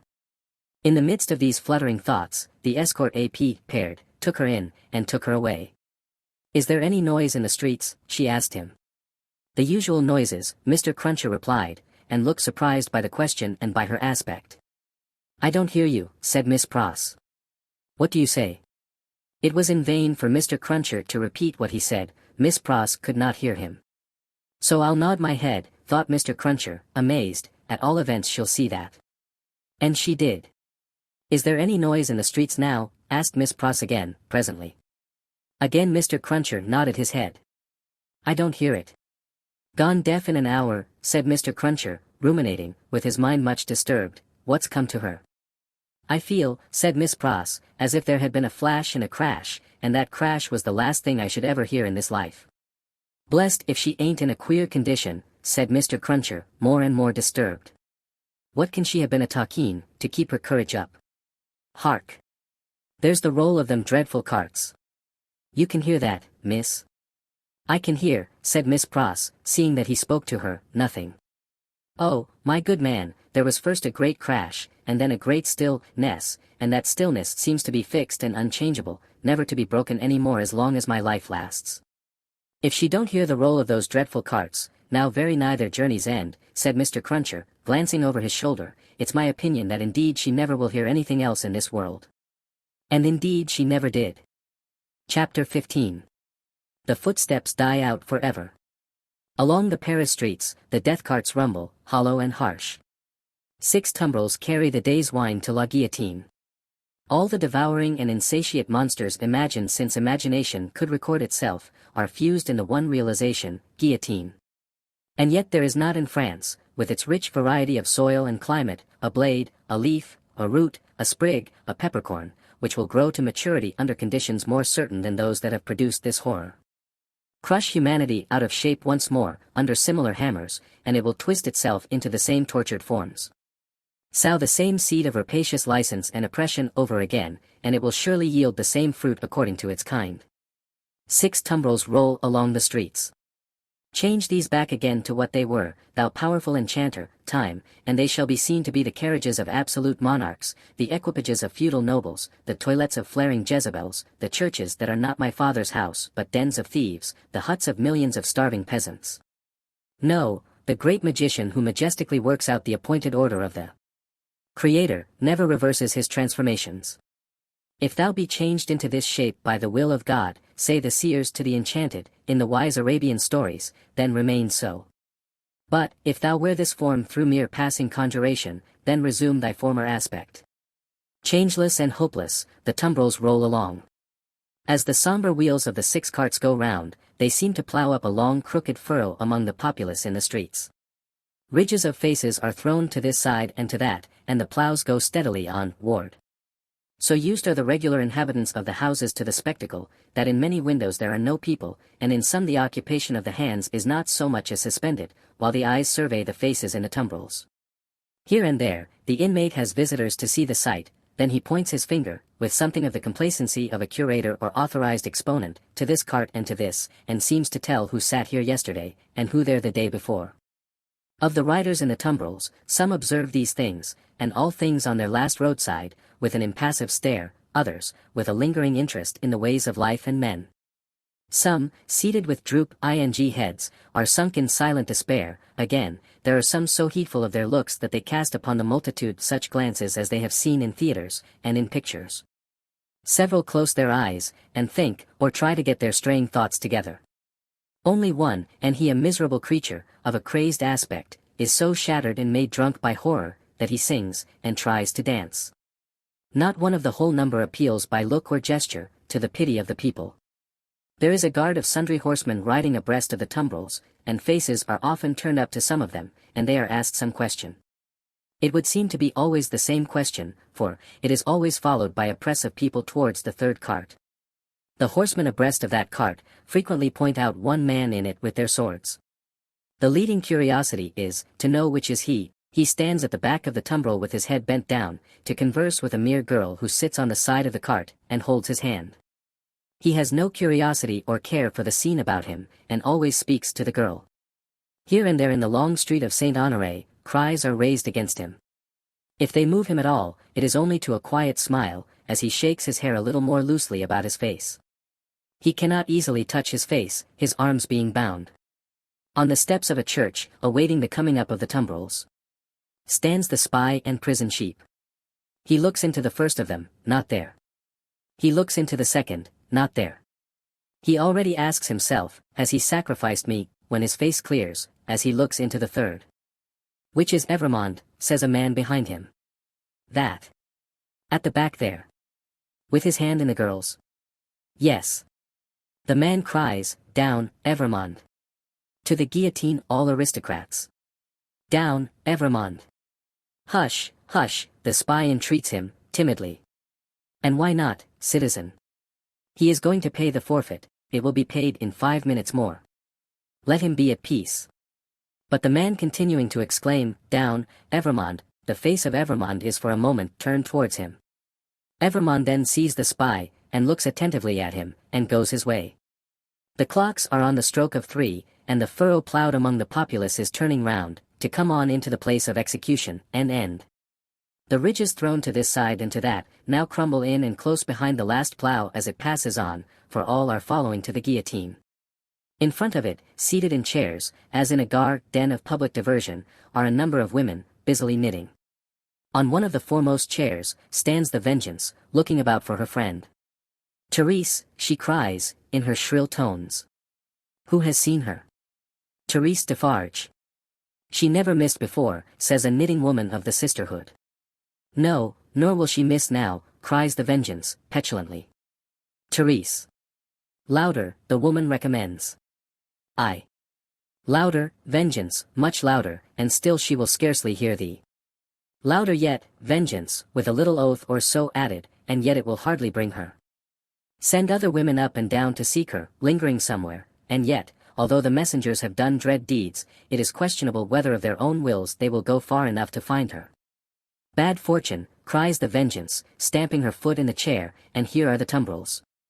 And Evrémonde will be dispatched in a wink, and she not here. See her knitting in my hand, and her empty chair ready for her. I cry with vexation and disappointment. As the Vengeance descends from her elevation to do it, the tumbrils begin to discharge their loads. The ministers of Saint Guillotine are robed and ready. Crash, a head is held up, and the knitting women who scarcely lifted their eyes to look at it a moment ago when it could think and speak, count 1. The second tumbril empties and moves on, the third comes up. Crash, and the knitting women, never faltering or pausing in their work, count 2. The supposed Evrémonde descends, and the seamstress is lifted out next after him. He has not relinquished her patient hand in getting out, but still holds it as he promised. He gently places her with her back to the crashing engine that constantly whirs up and falls, and she looks into his face and thanks him. But for you, dear stranger, I should not be so composed, for I am naturally a poor little thing, faint of heart, nor should I have been able to raise my thoughts to him who was put to death, that we might have hope and comfort here today. I think you were sent to me by heaven. Or you to me, says Sidney Carton. Keep your eyes upon me, dear child, and mind no other object. I mind nothing while I hold your hand. I shall mind nothing when I let it go, if they are rapid. They will be rapid. Fear not. The two stand in the fast-thinning throng of victims, but they speak as if they were alone. Eye to eye, voice to voice, hand to hand, heart to heart, these two children of the universal mother, else so wide apart and differing, have come together on the dark highway, to repair home together, and to rest in her bosom. Brave and generous friend, will you let me ask you one last case, Tyon? I am very ignorant, and it troubles me, just a little. Tell me what it is. I have a cousin, an only relative and an orphan, like myself, whom I love very dearly. She is 5 years younger than I, and she lives in a farmer's house in the south country. Poverty parted us, and she knows nothing of my fate, for I cannot write, and if I could, how should I tell her? It is better as it is. Yes, yes, better as it is. What I have been thinking as we came along, and what I am still thinking now, as I look into your kind strong face which gives me so much support, is this: if the Republic really does good to the poor, and they come to be less hungry, and in all ways to suffer less, she may live a long time, she may even live to be old. What then, my gentle sister? Do you think the uncomplaining eyes in which there is so much endurance, fill with tears, and the lips part a little more and tremble, that it will seem long to me, while I wait for her in the better land where I trust both you and I will be mercifully sheltered? It cannot be, my child, there is no time there, and no trouble there. You comfort me so much. I am so ignorant. Am I to kiss you now? Is the moment come? Yes. She kisses his lips, he kisses hers, they solemnly bless each other. The spare hand does not tremble as he releases it, nothing worse than a sweet, bright constancy is in the patient face. She goes next before him, is gone, the knitting women count 22. I am the resurrection and the life, saith the Lord, he that believeth in me, though he were dead, yet shall he live, and whosoever liveth and believeth in me shall never die. The murmuring of many voices, the upturning of many faces, the pressing on of many footsteps in the outskirts of the crowd, so that it swells forward in a mass, like one great heave of water, all flashes away. 23. They said of him, about the city that night, that it was the peacefullest man's face ever beheld there. Many added that he looked sublime and prophetic. One of the most remarkable sufferers by the same axe, a woman, had asked at the foot of the same scaffold, not long before, to be allowed to write down the thoughts that were inspiring her. If he had given any utterance to his, and they were prophetic, they would have been these: I see Barsad, and Cly, Defarge, the vengeance, the juryman, the judge, long ranks of the new oppressors who have risen on the destruction of the old, perishing by this retributive instrument, before it shall cease out of its present use. I see a beautiful city and a brilliant people rising from this abyss, and, in their struggles to be truly free, in their triumphs and defeats, through long years to come, I see the evil of this time and of the previous time of which this is the natural birth, gradu ally making expiation for itself and wearing out. I see the lives for which I lay down my life, peaceful, useful, prosperous and happy, in that England which I shall see no more. I see her with a child upon her bosom, who bears my name. I see her father, aged and bent, but otherwise restored, and faithful to all men in his healing office, and at peace. I see the good old man, so long their friend, in 10 years' time enriching them with all he has, and passing tranquilly to his reward. I see that I hold a sanctuary in their hearts, and in the hearts of their descendants, generations hence. I see her, an old woman, weeping for me on the anniversary of this day. I see her and her husband, their course done, lying side by side in their last earthly bed, and I know that each was not more honored and held sacred in the other's soul, than I was in the souls of both. I see that child who lay upon her bosom and who bore my name, a man winning his way up in that path of life which once was mine. I see him winning it so well, that my name is made illustrious there by the light of his. I see the blots I threw upon it, faded away. I see him, foremost of just judges and honored men, bringing a boy of my name, with a forehead that I know and golden hair, to this place, then fair to look upon, with not a trace of this day's disfigurement, and I hear him tell the child my story, with a tender and a faltering voice. It is a far, far better thing that I do, than I have ever done, it is a far, far better rest that I go to than I have ever known. The end.